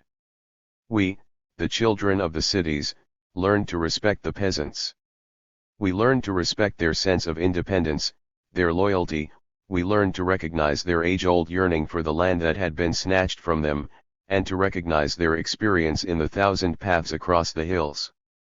From us, the peasants learned how valuable someone is when they have a rifle in their hand, and when they are prepared to fire that rifle at another person, regardless of how many rifles that other person has. The peasants taught us their know-how, and we taught the peasants our sense of rebellion. From that moment until now, and forever, the peasants of Cuba and the rebel forces of Cuba today, the Cuban revolutionary government, have united as one. The revolution continued to progress, and we drove the troops of the dictatorship from the steep slopes of the Sierra Maestra. We came face to face with another reality of Cuba, the workers both in agricultural and industrial centers. We learned from them too, while we taught them that at the right moment, a well-aimed shot fired at the right person is much more powerful and effective than the most powerful and effective peaceful demonstration. We learned the value of organization, while again we taught the value of rebellion. Out of this, organized rebellion arose throughout the entire territory of Cuba. By then much time had passed. Many deaths marked the road of our victory, many in combat, others innocent victims. The imperialist forces began to see there was something more than a group of bandits in the heights of the Sierra Maestra, something more than a group of ambitious assailants arrayed against the ruling power. The imperialists generously offered their bombs, bullets, planes, and tanks to the dictatorship. With those tanks in the lead, the government's forces again attempted, for the last time, to ascend the Sierra Maestra. By then, columns of our forces had already left the Sierra to invade other regions of Cuba and had formed the Frank Pay's Second Eastern Front under Commander Raúl Castro. Our strength within public opinion was growing. We were now headline material in the international pages of newspapers from every corner of the world. Yet despite all this, the Cuban Revolution at that time possessed only 200 rifles, not 200 men, but 200 rifles to stop the regime's last offensive, in which the dictatorship amassed 10,000 soldiers and every type of instrument of death. Each one those 200 rifles carries a history of sacrifice and blood. They were rifles of imperialism that the blood and determination of our martyrs dignified and transformed into rifles of the people. In this way, the last stage of the army's great offensive unfolded, under the name of encirclement and annihilation. What I am saying to you, young people from throughout the Americas who are diligent and eager to learn, is that if today we are putting into practice what is known as Marxism, it is because we discovered it here. In those days, after defeating the dictatorship's troops and inflicting 1,000 casualties on their ranks, 5 times as many casualties as the sum total of our combat forces, and after seizing more than 600 weapons, a small pamphlet written by Mao Zedong fell into our hands. The pamphlet dealt with strategic problems of the Revolutionary War in China and described the campaigns that the dictator Chiang Kai-shek carried out against the popular forces, which just like here were called campaigns of encirclement and annihilation. Not only had the same words been used on opposite sides of the globe to describe their campaigns, but both dictators had resorted to the same types of campaigns to try to destroy the popular forces. The popular forces here, without knowing of the manuals already written about the strategy and tactics of guerrilla warfare, used the same methods as those used on the opposite side of the world to combat the dictatorship's forces. Naturally, when somebody lives through an experience, that experience can be utilized by somebody else. But it is also possible to go through the same experience without knowing of the earlier one. We were unaware of the experiences the Chinese troops accumulated during 20 years of struggle in their territory. But we knew our own territory, we knew our enemy, and we used something every person has on their shoulders which is worth a lot if they know how to use it. We used our heads to guide our fight against the enemy. As a result, we defeated it. The westward invasions came later, and the breaking of Batista's communication lines, and the crushing fall of the dictatorship when no one expected it. Then came January 1, 1959, and the revolution, without thinking about what it had read, but hearing what it needed to from the lips of the people, decided first and foremost to punish the guilty, and it did so. Immediately the colonial powers splashed the story all over the front pages, calling it murder, immediately trying to do what imperialists always try to do, sow division. Communist murderers are killing people, they said. There is, however, a naive patriot, Fidel Castro, who had nothing to do with it and can be saved. In this way they tried to sow divisions among those who had fought for the same cause. They maintained this hope for some time. One day they happened upon the agrarian reform law, and saw that it was much more violent and profound than the law their very intellectual, self-appointed advisors had counseled. All of those advisors, by the way, are today in Miami or some other U.S. city, like Pepin Rivero of Diario de la Marina, or Medrano of Prensa Libre. Others, including a prime minister in our government, also counseled great moderation, being that one must handle such things with moderation. Moderation is one of those words colonial agents like to use. Those who are afraid, or who think of betraying in one way or another, are moderates. In no sense, however, are the people moderates. The advice given was to divide up marabu land. Marabu is a wild shrub that plagues our fields, and have the peasants cut marabu with machetes, or settle in swamps, or grab pieces of public land that might somehow have escaped the voraciousness of the large landowners. To touch the holdings of the large landowners was a sin greater than anything they imagined to be possible. But it was possible. I recall a conversation I had in those days with a gentleman who said he had no problems at all with the revolutionary government because he owned only 900 caballerias. 900 caballerias comes to more than 10,000 hectares, 25,000 acres. This gentleman, of course, did eventually have problems with the revolutionary government. His lands were seized, divided up, and turned over to individual peasants. In addition, cooperatives were created on lands where agricultural workers were already beginning to work collectively for a wage. This is one of the peculiar features of the Cuban Revolution that must be studied.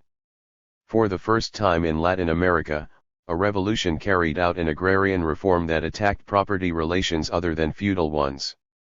There were feudal remnants in the tobacco and coffee industries, and in these areas land was turned over to individuals who had been working small plots and wanted their land.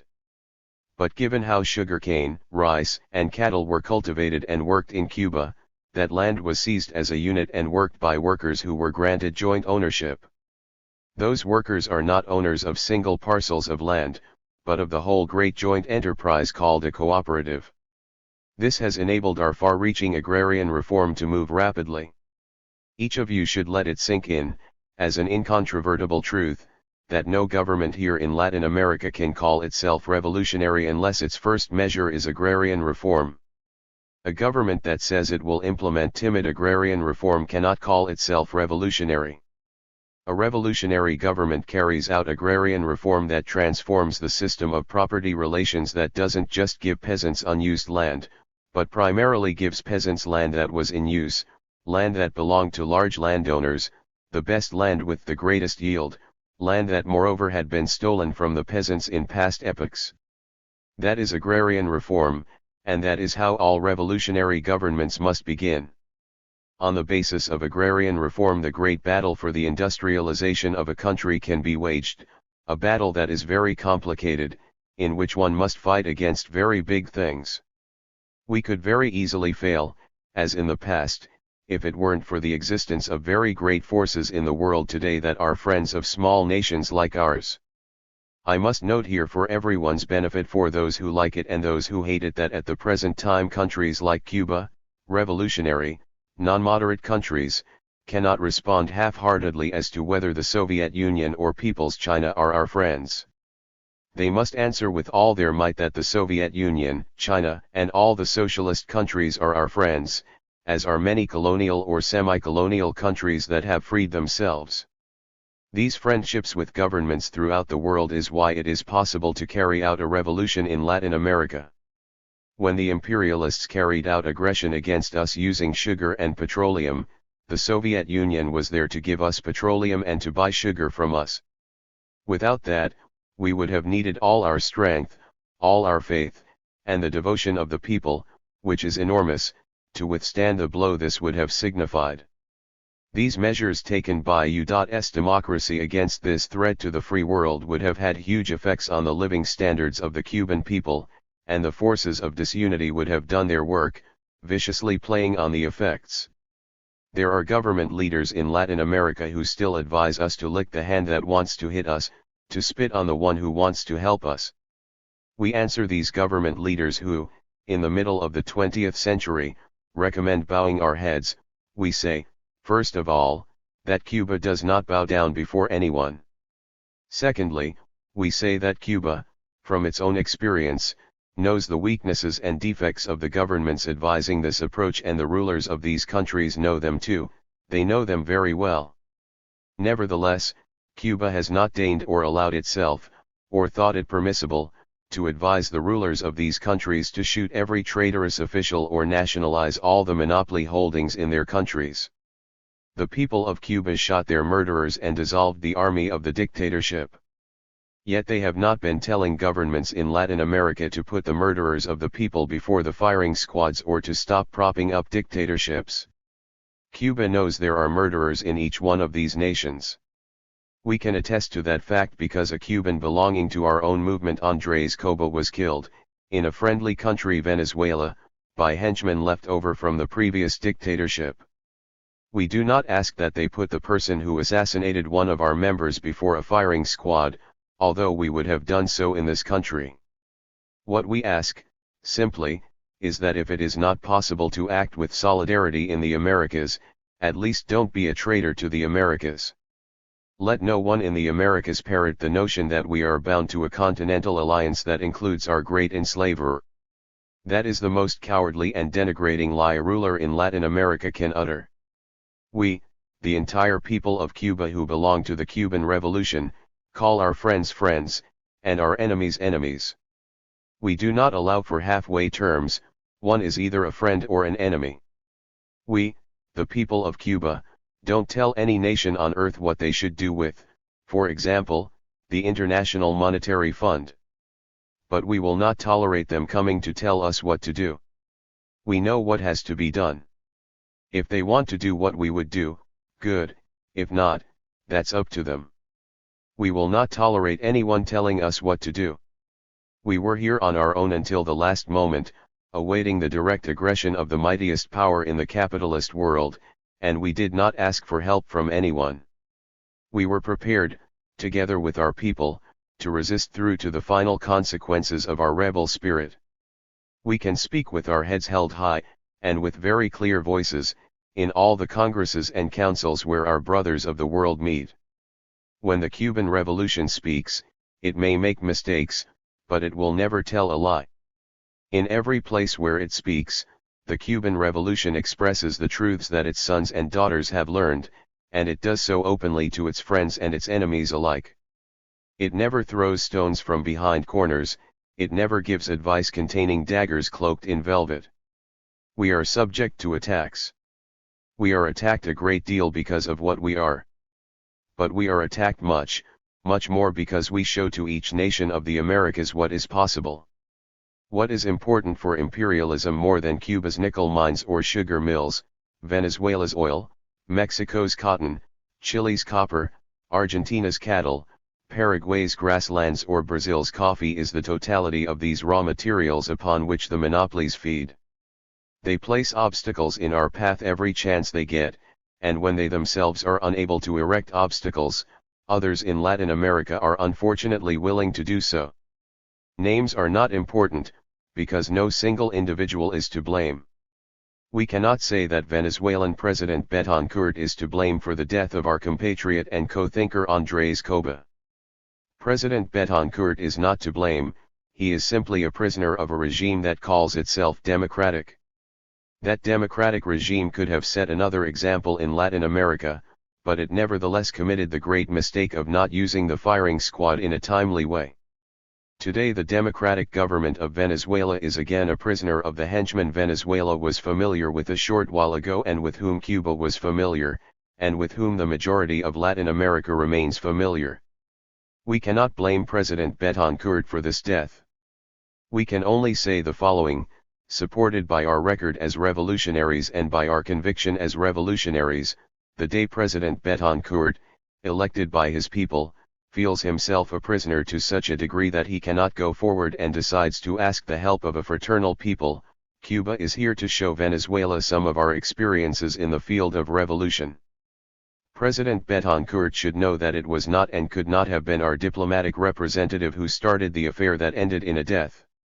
It was the North Americans, or in the final analysis the U.S. government. A bit closer to the events, it was Batista's men, and closer still, it was those dressed up in anti-Batista clothing, the U.S. government's reserve forces in this country, who wanted to defeat Batista yet maintain the system, people like José Miro Cardona, Miguel Angel Quevedo, Pedro Luis Diaz-Lanz and Huber Matos. In direct line of sight it was the reactionary forces operating in Venezuela. It is very sad to say, but the leader of Venezuela is at the mercy of his own troops, who may at any moment try to assassinate him, as happened a while ago in the case of the car packed with dynamite. The Venezuelan president, at this moment, is a prisoner of his repressive forces.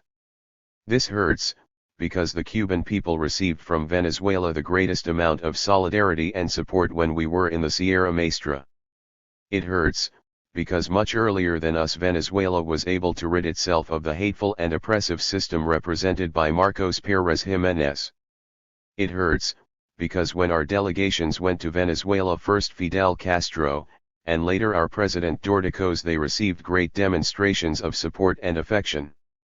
A people who have achieved the high degree of political consciousness, who have the high fighting spirit of the Venezuelan people, will not remain prisoners of a few bayonets or bullets for long.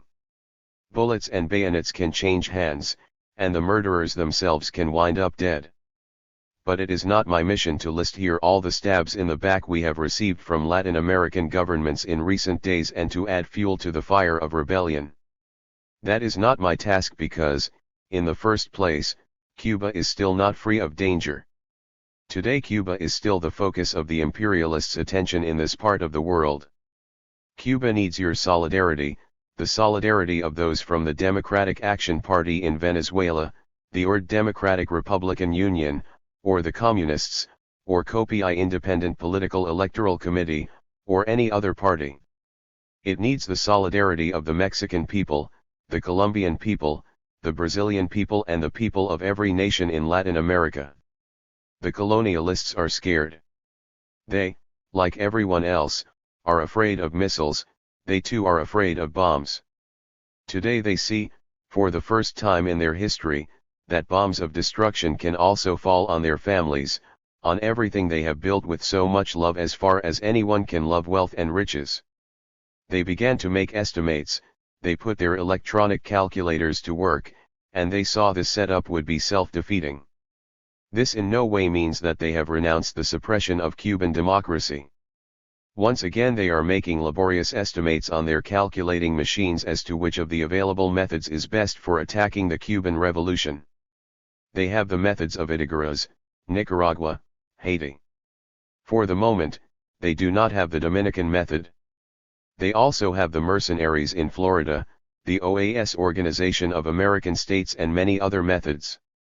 And they have power to continue improving these methods. Former President Arbenz and his people know they had many methods and a great deal of might. Unfortunately for Guatemala, President Arbenz had an army of the old style, and was not fully aware of the solidarity of the peoples and their capacity to repel any type of aggression. One of our greatest strengths is being exerted throughout the world regardless of partisan differences in any country, the strength to defend the Cuban Revolution at any given moment.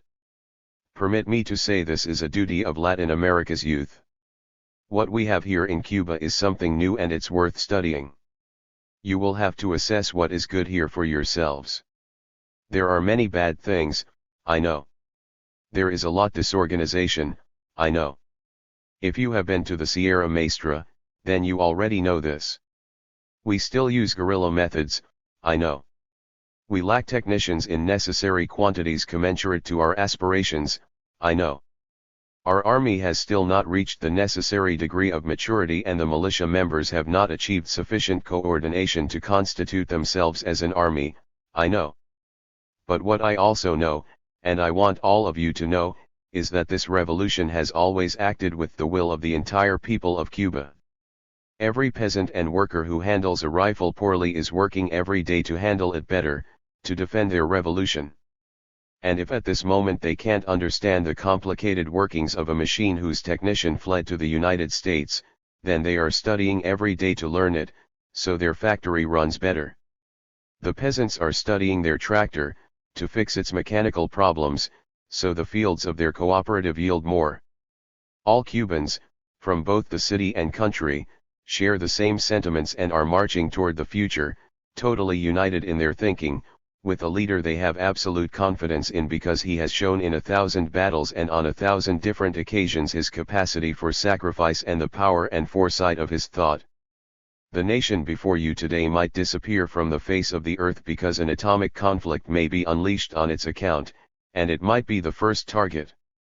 Even if this entire island were to disappear along with its inhabitants, Cuba's people would consider themselves satisfied and fulfilled if each of you, upon returning to your countries, would say, "Here we are." Our words come from the humid air of the Cuban forests. We have climbed the Sierra Maestra and seen the dawn, and our minds and our hands are filled with the seeds of that dawn. We are prepared to plant them in this land, and defend them so they can grow. From all the sister countries of the Americas, and from our own land, if it should still remain standing as an example, from such a moment on and forever, the voice of the peoples will answer, "Thus it shall be, let freedom triumph in every corner of the Americas." The OAS Conference at Punta del Este. August 8, 1961. Che Guevara headed Cuba's delegation to the 1961 ministerial meeting of the Inter-American Economic and Social Council sponsored by the Organization of American States, OAS. The conference was held at Punta del Este, Uruguay. Upon his arrival in Uruguay, Guevara was met by a crowd of thousands of supporters. At the meeting, the U.S. delegation, headed by C. Douglas Dillon, presented Washington's recently proclaimed Alliance for Progress for official ratification by the OAS. The conference was presided over by Uruguayan President Eduardo Hedo. Mr. President. Distinguished delegates. Like all the delegations, we must begin by expressing our appreciation to the government and people of Uruguay for the cordial reception they have given us during this visit. I would also like to personally thank the distinguished president of this gathering for the gift he made to us of the complete works of Rodo, and would like to explain to him the two reasons why we are not beginning this presentation with a quotation from that great Latin American. The first is that I went back to Ariel after many years, looking for a passage that would express, at the present time, the ideas of someone who is, more than an Uruguayan, a man of our America, an American from the Rio Bravo Rio Grande to the south. but Rodo expresses throughout his aerial the violent struggle and the contradictions of the Latin American peoples against the nation that 50 years ago was already interfering in our economy and in our political freedom. And it was not proper to quote this in someone else's house. Point 1. And the second reason, Mr. President, is that the head of one of the delegations here offered us a quotation from Marty to begin his presentation. Point 2. Well, we will answer Marty with Marty. But with the anti-imperialist and anti-feudal Marty who died facing Spanish bullets fighting for the liberty of his homeland and, as he put it in one of his last letters, trying, with Cuba's liberty, to prevent the United States from falling upon Latin America. At that International Monetary Conference to which the distinguished president of the Inter-American Bank referred in his inaugural address when he spoke of the 70 years of waiting, Marty said, "Whoever speaks of economic union speaks of political union. The nation that buys, commands, the nation that sells, serves. Commerce must be balanced to assure freedom. A nation that wants to die sells to one nation only, and a nation that would be saved sells to more than one. The excessive influence of one country over another's commerce becomes political influence. Politics is the work of men, who surrender their feelings to an interest. When a strong nation supplies another with food, she requires that the recipients serve her. When a strong nation wants to engage another in battle, she forces those who have need of her to become her allies and to serve her. A nation that wants to be free must be free in matters of trade. It must distribute its trade among nations that are equally strong. If one is to be preferred, give preference to the one who needs it the least. Let there be no unions of the Americas against Europe, nor with Europe against a nation of the Americas. Only the mind of some university student can deduce an obligation to political union from the geographic coincidence of our living together in the Americas. Commerce follows the land and sea routes of the earth, going to whatever country has anything to exchange, be it a monarchy or a republic. Let us be in union with the whole world and not with just a part of it, not with one part against another. If the republics of the Americas have any function at all, it is certainly not to be herded by one of them against the future republics. That was Marty 70 years ago, Mr. President. Well, having complied with the elementary duty of honoring the dead and of repaying the kindness that the distinguished delegate showed us before, we pass on to the fundamental part of our presentation, the analysis of why we are here, to characterize the conference. And I must say, Mr. President, that I disagree, in the name of Cuba, with almost all the statements that have been made, although I don't know if I disagree with all the private thoughts of everyone. I must say that Cuba's interpretation is that this is a political conference. Cuba does not agree that economics can be separated from politics, and understands that they always go together. That is why you cannot have experts who speak of models when the destinies of a people are at stake. And I am also going to explain why this conference is political. It is political because all economic conferences are political. But it is also political because it was conceived against Cuba, and because it has been conceived to counter the example that Cuba represents throughout Latin America.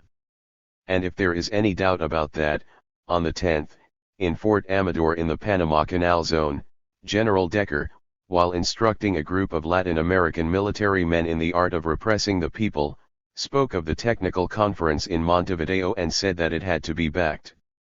But that's nothing. In the inaugural message on August 5, 1961, President Kennedy asserted, "Those of you at this conference are present at an historic moment in the life of this hemisphere. For this is far more than an economic discussion, or a technical conference on development.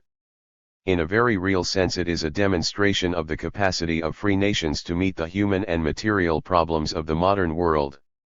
I could continue quoting the Prime Minister of Peru, where he also refers to political themes. But in order not to tire the distinguished delegates, for I can foresee that my presentation will be a bit long, I will refer to some statements made by the experts, a term we place within quotation marks on point 5 of the draft text. At the end of page 11, it is stated as a definitive conclusion, to establish, on a hemispheric and national level, regular consultative procedures with the trade union advisory committees, so that they may play an influential role in the political formulation of programs that might be approved in the special session. And to drive home my point, so that there may not remain any doubt as to my right to speak of political matters, which is what I plan to do in the name of the Cuban government, here is a quotation from page 7 of that same report on point 5 in question: delay in accepting the responsibility of the democratic information media to defend the essential values of our civilization, without any weakening or commitments of a material sort, would signify irreparable damage to democratic society. And the imminent danger of the disappearance of the freedoms enjoyed today, as has occurred in Cuba, Cuba is spelled out, where today all newspapers, radio, television and movies are controlled by the absolute power of the government. In other words, distinguished delegates, in the report we are to discuss, Cuba is put on trial from a political point of view.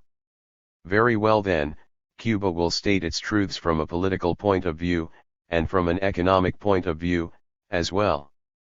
We agree with only one thing in the report on point 5 by the distinguished experts, with only one phrase, which defines the present situation: a new stage is beginning in relations between the peoples of the Americas, it says, and that's true.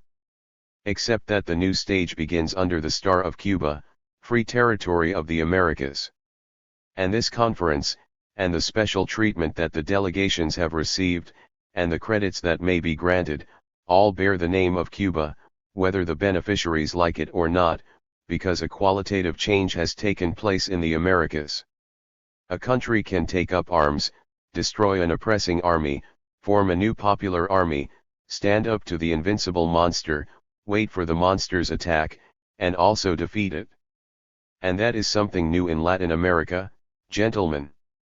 That is what makes this new language possible, and what makes relations easier between everyone except, of course, between the two great rivals of this conference. Cuba at this time cannot even speak of Latin America alone. Cuba is part of a world that is in anguished tension, because we don't know if one of the parts, the weakest, but the most aggressive, will commit the stupid mistake of unleashing a conflict that would necessarily be a nuclear one.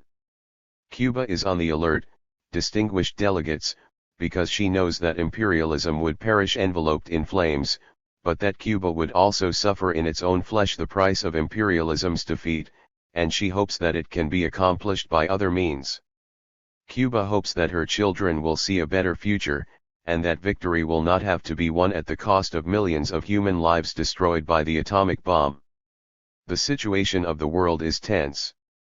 We are not gathered here just for Cuba, not in the least. Imperialism has to protect its rearguard because the battle is being fought on all sides, in a moment of great tension. The Soviet Union has reaffirmed its decision to sign the Berlin Peace Treaty, and President Kennedy has announced that he can even go to war over Berlin. But there's not only Berlin, there's not only Cuba, there's Laos, elsewhere there's the Congo, where Lumumba was assassinated by imperialism, there's divided Vietnam, divided Korea, Formosa in the hands of Chiang Kai-shek's gang, Algeria is bleeding to death, and now they also want to divide it, and there is Tunisia, whose population was machine-gunned the other day for committing the crime of wanting to regain their territory. That is the world today, distinguished delegates. That is how we have to see it in order to understand this conference and draw the conclusions that will permit our peoples either to head toward a happy future of harmonious development, or else become appendages of imperialism in the preparation of a new and terrible war. Or they may shed blood in internal strife when, as almost all of you have foreseen, the people, tired of waiting, tired of being fooled once again, begin the road that Cuba once began, that of taking weapons away from the enemy army, which represents reaction, and destroying to its very foundations a whole social order designed to exploit the people. The history of the Cuban Revolution is short in years, Mr. President. But it is rich in accomplishments, rich in positive accomplishments, and rich also in the bitterness of the aggressions it has suffered. We will point out a few of them so that it may be well understood that there is a long chain of events that leads us here. In October 1959, the only fundamental economic measure that the revolutionary government had carried out was the agrarian reform. Pirate airplanes coming from the United States flew over Havana's airspace, and as a result of the bombs that they dropped and the fire of our anti-aircraft batteries, 2 people were killed and 50 were wounded. Then, there was the burning of the sugar cane fields, which constitutes economic aggression, an aggression against our wealth.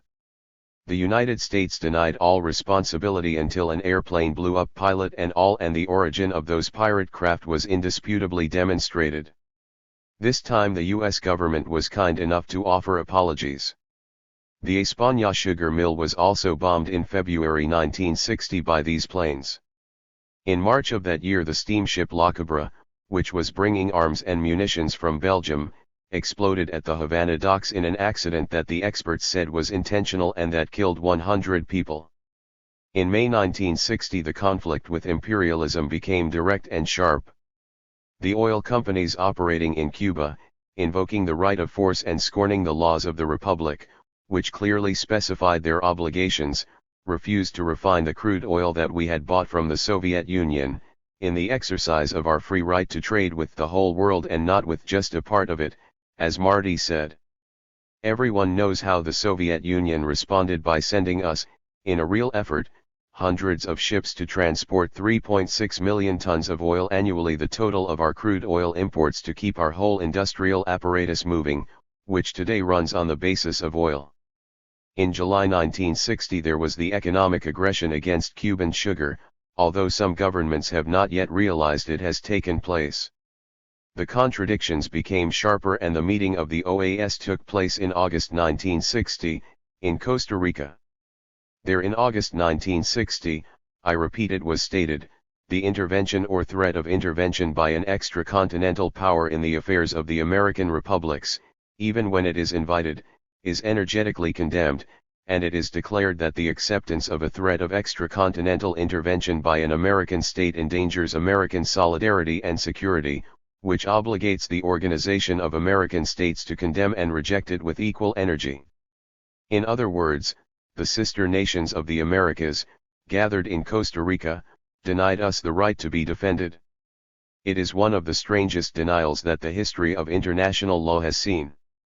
Of course our people are a bit disobedient to the dictates of technical assemblies, and they met in the Assembly of Havana and approved unanimously, more than 1 million hands raised to the sky, 1/6 of the total population of the whole country, the declaration that was called the Declaration of Havana, one of whose points states: the National General Assembly of the People of Cuba, confident that it is expressing the general opinion of the peoples of Latin America, reaffirms that democracy is not compatible with financial oligarchy, with discrimination against blacks and outrages by the Ku Klux Klan, nor with the persecution that drove scientists like Oppenheimer from their posts, deprived the world for years of the marvelous voice of Paul Robeson, held prisoner in his own country, and sent the Rosenbergs to their death against the protests of a shocked world, including the appeals of many governments and of Pope Pius XII.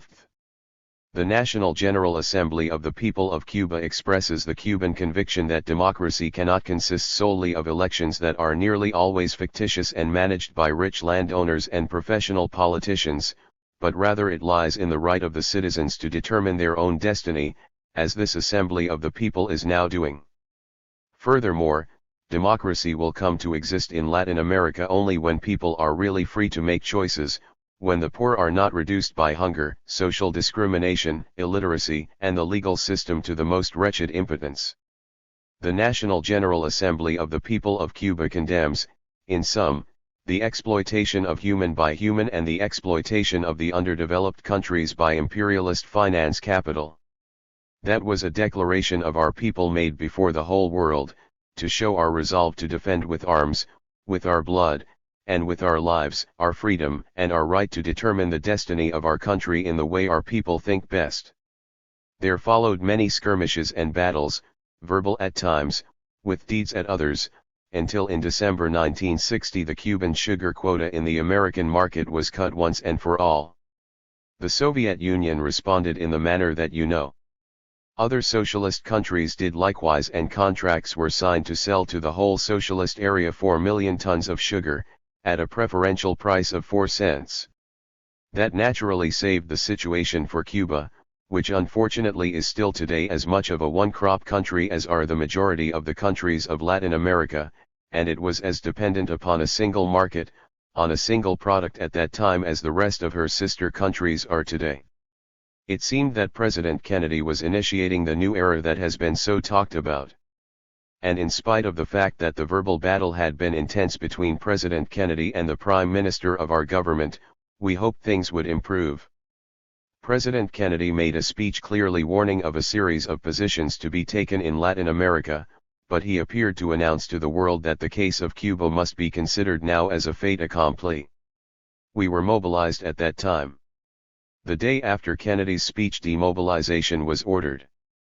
Unfortunately, on March 13, 1961, the day President Kennedy was talking about the Alliance for Progress, the pirate attack on our refinery at Santiago de Cuba took place, endangering the installations and taking the life of one of the defenders. We were thus again faced with an accomplished fact. In that speech, which I have no doubt will be memorable, Kennedy also said that he hoped the peoples of Cuba and the Dominican Republic, for whom he felt great sympathy, could join the community of free nations. Within a month there was Playa Girón, and a few days later President Trujillo was mysteriously assassinated. We were always enemies of President Trujillo, we merely take note of the bare fact, which has not been clarified in any way up to the present time. Afterward, a true masterpiece of belligerence and political naivete was created, which was called the White Paper. According to the magazines that talk so much in the United States, even provoking the ire of President Kennedy, its author is one of the distinguished advisors of the U.S. delegation that is with us today, for it is an accusation filled with distortions about Cuban reality, and was conceived as a preparation for what was already coming. The revolutionary regime betrayed their own revolution, said the White Paper, as if it were the judge of revolutions and of how to make revolutions, the great appraiser of revolutions in the Americas. The Castro regime offers a clear and present danger to the authentic revolutions of the Americas. The word revolution also needs the barnacles scraped off it now and then, as one of the members presiding here said. The Castro regime refuses to negotiate amicably. This in spite of our having said many times that we will sit down on an equal basis to discuss our problems with the United States. I take advantage of the opportunity now, on behalf of my government, Mr. President, to state once more that Cuba is ready to sit down to discuss as equals everything that the U.S. delegation wishes to discuss, but on the strict basis that there be no prior conditions. In other words, our position is very clear on the matter. In the White Paper, the Cuban people were called to subversion and to revolution against the Castro regime. Yet, in spite of this, on April 13, President Kennedy once more spoke and affirmed categorically that he would not invade Cuba and that the armed forces of the United States would never intervene in Cuba's internal affairs. 2 days later, unmarked airplanes bombed our airports and reduced to ashes the greater part of our ancient air force, the remnants of what Batista's men had left behind when they fled. In the United Nations Security Council, Mr. Adlai Stevenson gave emphatic assurances that they were Cuban pilots, from our air force, unhappy with the Castro regime, who had carried out such a deed. And he stated that he had spoken with them. On April 17, the unsuccessful invasion took place. Our entire people, united and on a war footing, once more demonstrated that there are forces stronger than widespread propaganda, that there are forces stronger than the brutal force of arms, that there are higher values than the value of money. They threw themselves in a mad rush onto the narrow paths that led to the battlefield, many of them massacred on the way by the enemy's air superiority. 9 Cuban pilots were the heroes of that struggle, with the old planes. 2 of them gave their lives, 7 of them are exceptional witnesses to the triumph of freedom's weapons. Playa Girón was over, and to be brief, for there's no need to offer proof when the guilty party confesses, distinguished delegates, President Kennedy assumed full responsibility for the aggression. Perhaps at that time he did not remember the words he had spoken a few days before. You might think that the history of aggressions was over. Nevertheless, I'll give you a scoop, as the newspaper people say. On July 26 of this year, Counter-revolutionary groups armed at the Guantanamo naval base were waiting for Commander Raúl Castro at two strategic places in order to assassinate him. The plan was intelligent and macabre. They would fire upon Commander Raúl Castro while he was on the road from his house to the mass meeting at which we celebrate the date of our revolution. If they failed, they would dynamite the base, or rather, they would detonate the already dynamited bases of the stand from which our compañero Raúl Castro would preside over that patriotic meeting. And a few hours later, distinguished delegates, U.S. mortars would begin firing from Cuban territory against the Guantanamo naval base. So the whole world would clearly understand the matter. The Cubans, exasperated because in the middle of their personal quarrels one of those communists over there was assassinated, were attacking the Guantanamo naval base, and the poor United States would have no recourse but to defend itself. That was the plan that our security forces, which are much more efficient than you might imagine, discovered a few days ago. All that I have just told you is why I believe that the Cuban Revolution cannot come to this conference of illustrious experts to speak about technical matters. I know that you think, it's because they don't know about these things. And perhaps you're right. But the fundamental thing is that politics and facts, so obstinate, which are constantly present in our situation, prevent us from coming here to speak about numbers or to analyze the perfections of the IESC Inter-American Economic and Social Council specialists. There are a series of political problems that are making the rounds. One of them is a political economic question. The tractor's 500 tractors is not an exchange value. 500 tractors is what our government estimates would allow it to repair the material damages caused by the 1,200 mercenaries. They do not pay for a single life, because we are not accustomed to placing a dollar value on the lives of our citizens, or a value in equipment of any kind. And much less on the lives of the children who died there, of the women who died there at Playa Girón.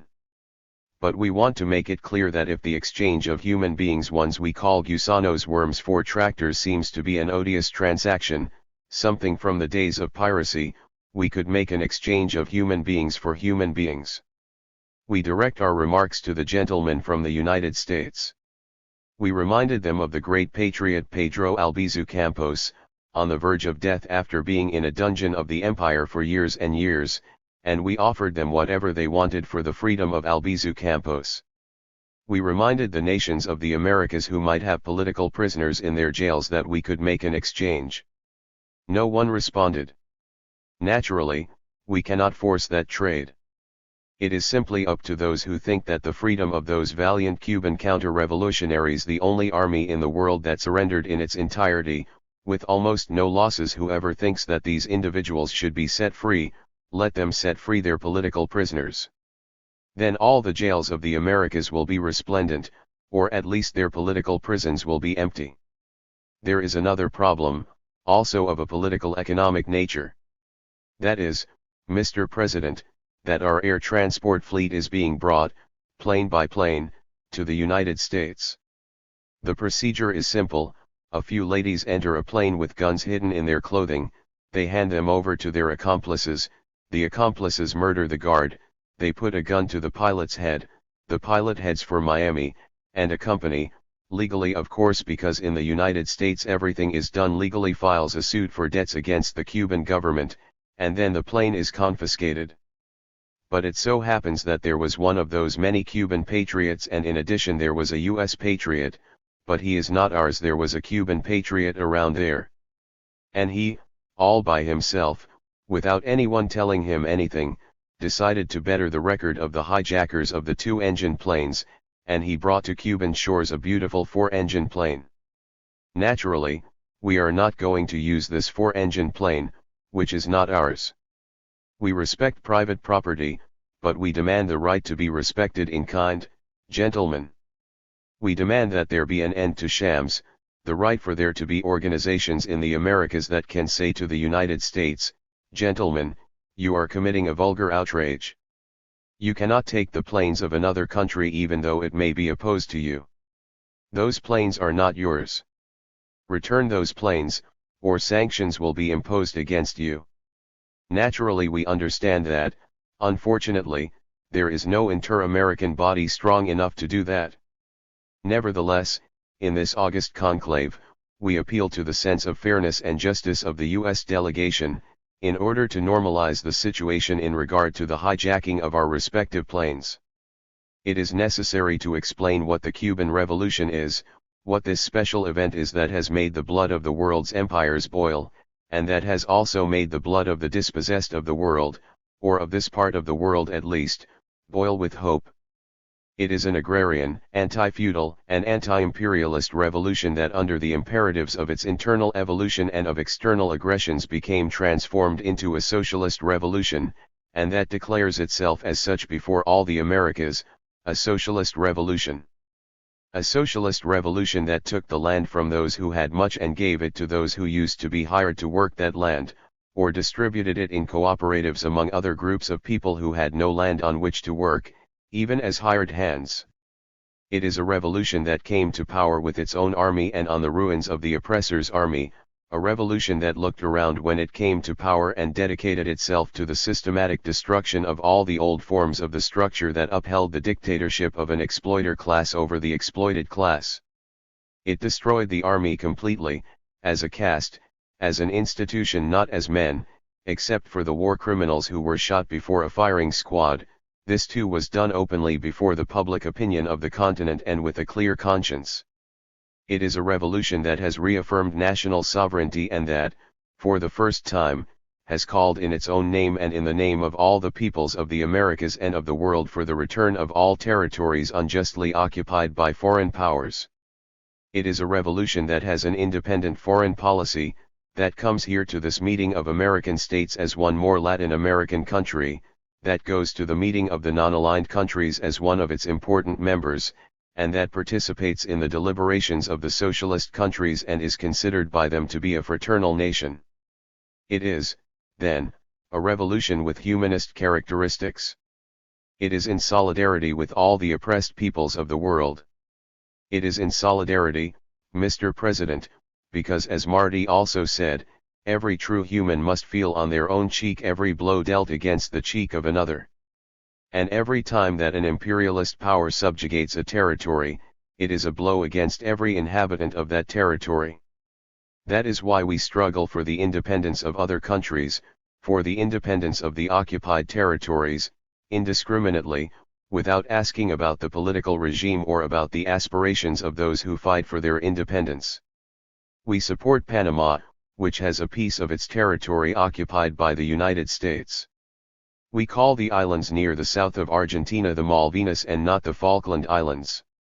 And we call the island that the United States snatched from Honduras and from which it is insulting us over radio and telegraph, Isla del Cisne. 6. Here in the Americas we are constantly fighting for the independence of the Guyanas and of the British Antilles. We accept the fact of an independent Belize, because Guatemala has already renounced its sovereignty over that piece of its territory. And we also fight in Africa, in Asia, in any part of the world where the strong oppress the weak, so that the weak may achieve independence, self-determination, and the right to self-rule as a sovereign state. Permit us to say that when the earthquake struck Chile, our people came to her aid to the extent of our resources, with our only product, sugar. It was a small amount of aid, but nevertheless it was a type of aid for which nothing was demanded in return. It was simply handing over to a sister nation some food to tide her over those anxious hours. Nor does that country have to thank us, and much less does she owe us anything.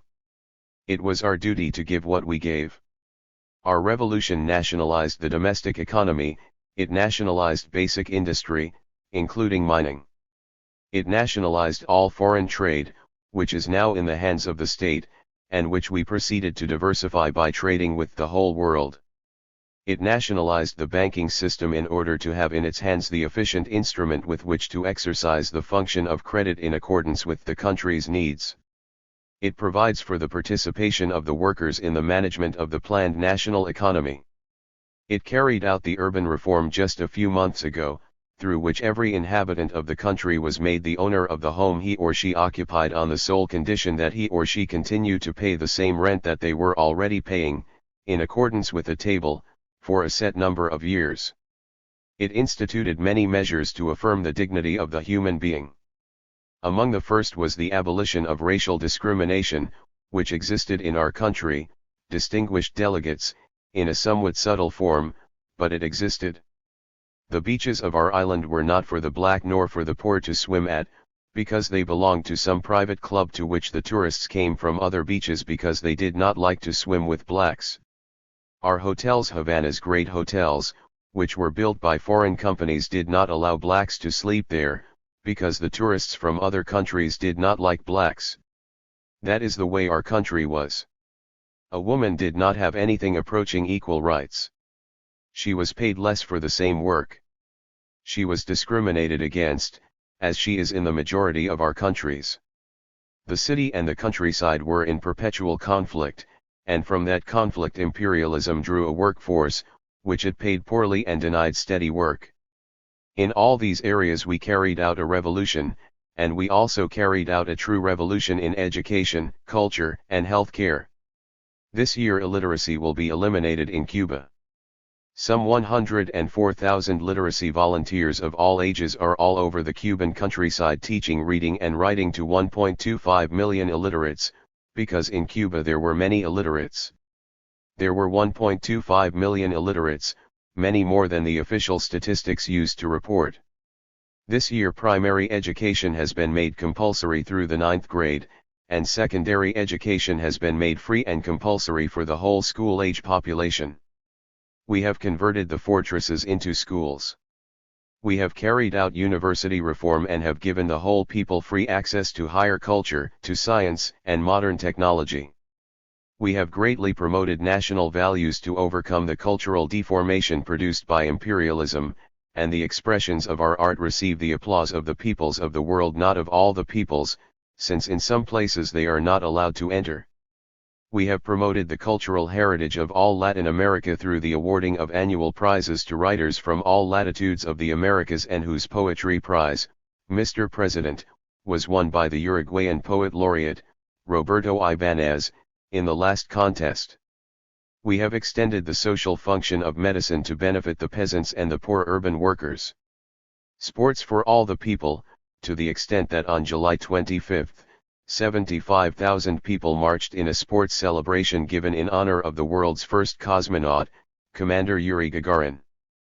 Popular beaches have been open to all, of course, without distinction of color or ideology, and free besides. And the exclusive social clubs of our country, of which there were many, were transformed into workers' social clubs. All right, gentlemen experts, fellow delegates, the time has come to address the economic section of the text. Point 1 is very broad. Prepared by very brainy experts, it aims at planning the social and economic development of Latin America. I'm going to refer to some of the statements of the gentlemen experts in order to refute them from the technical point of view, and then present the Cuban delegation's viewpoint on what development planning is. The first incongruity that we observe in this work is expressed in this passage.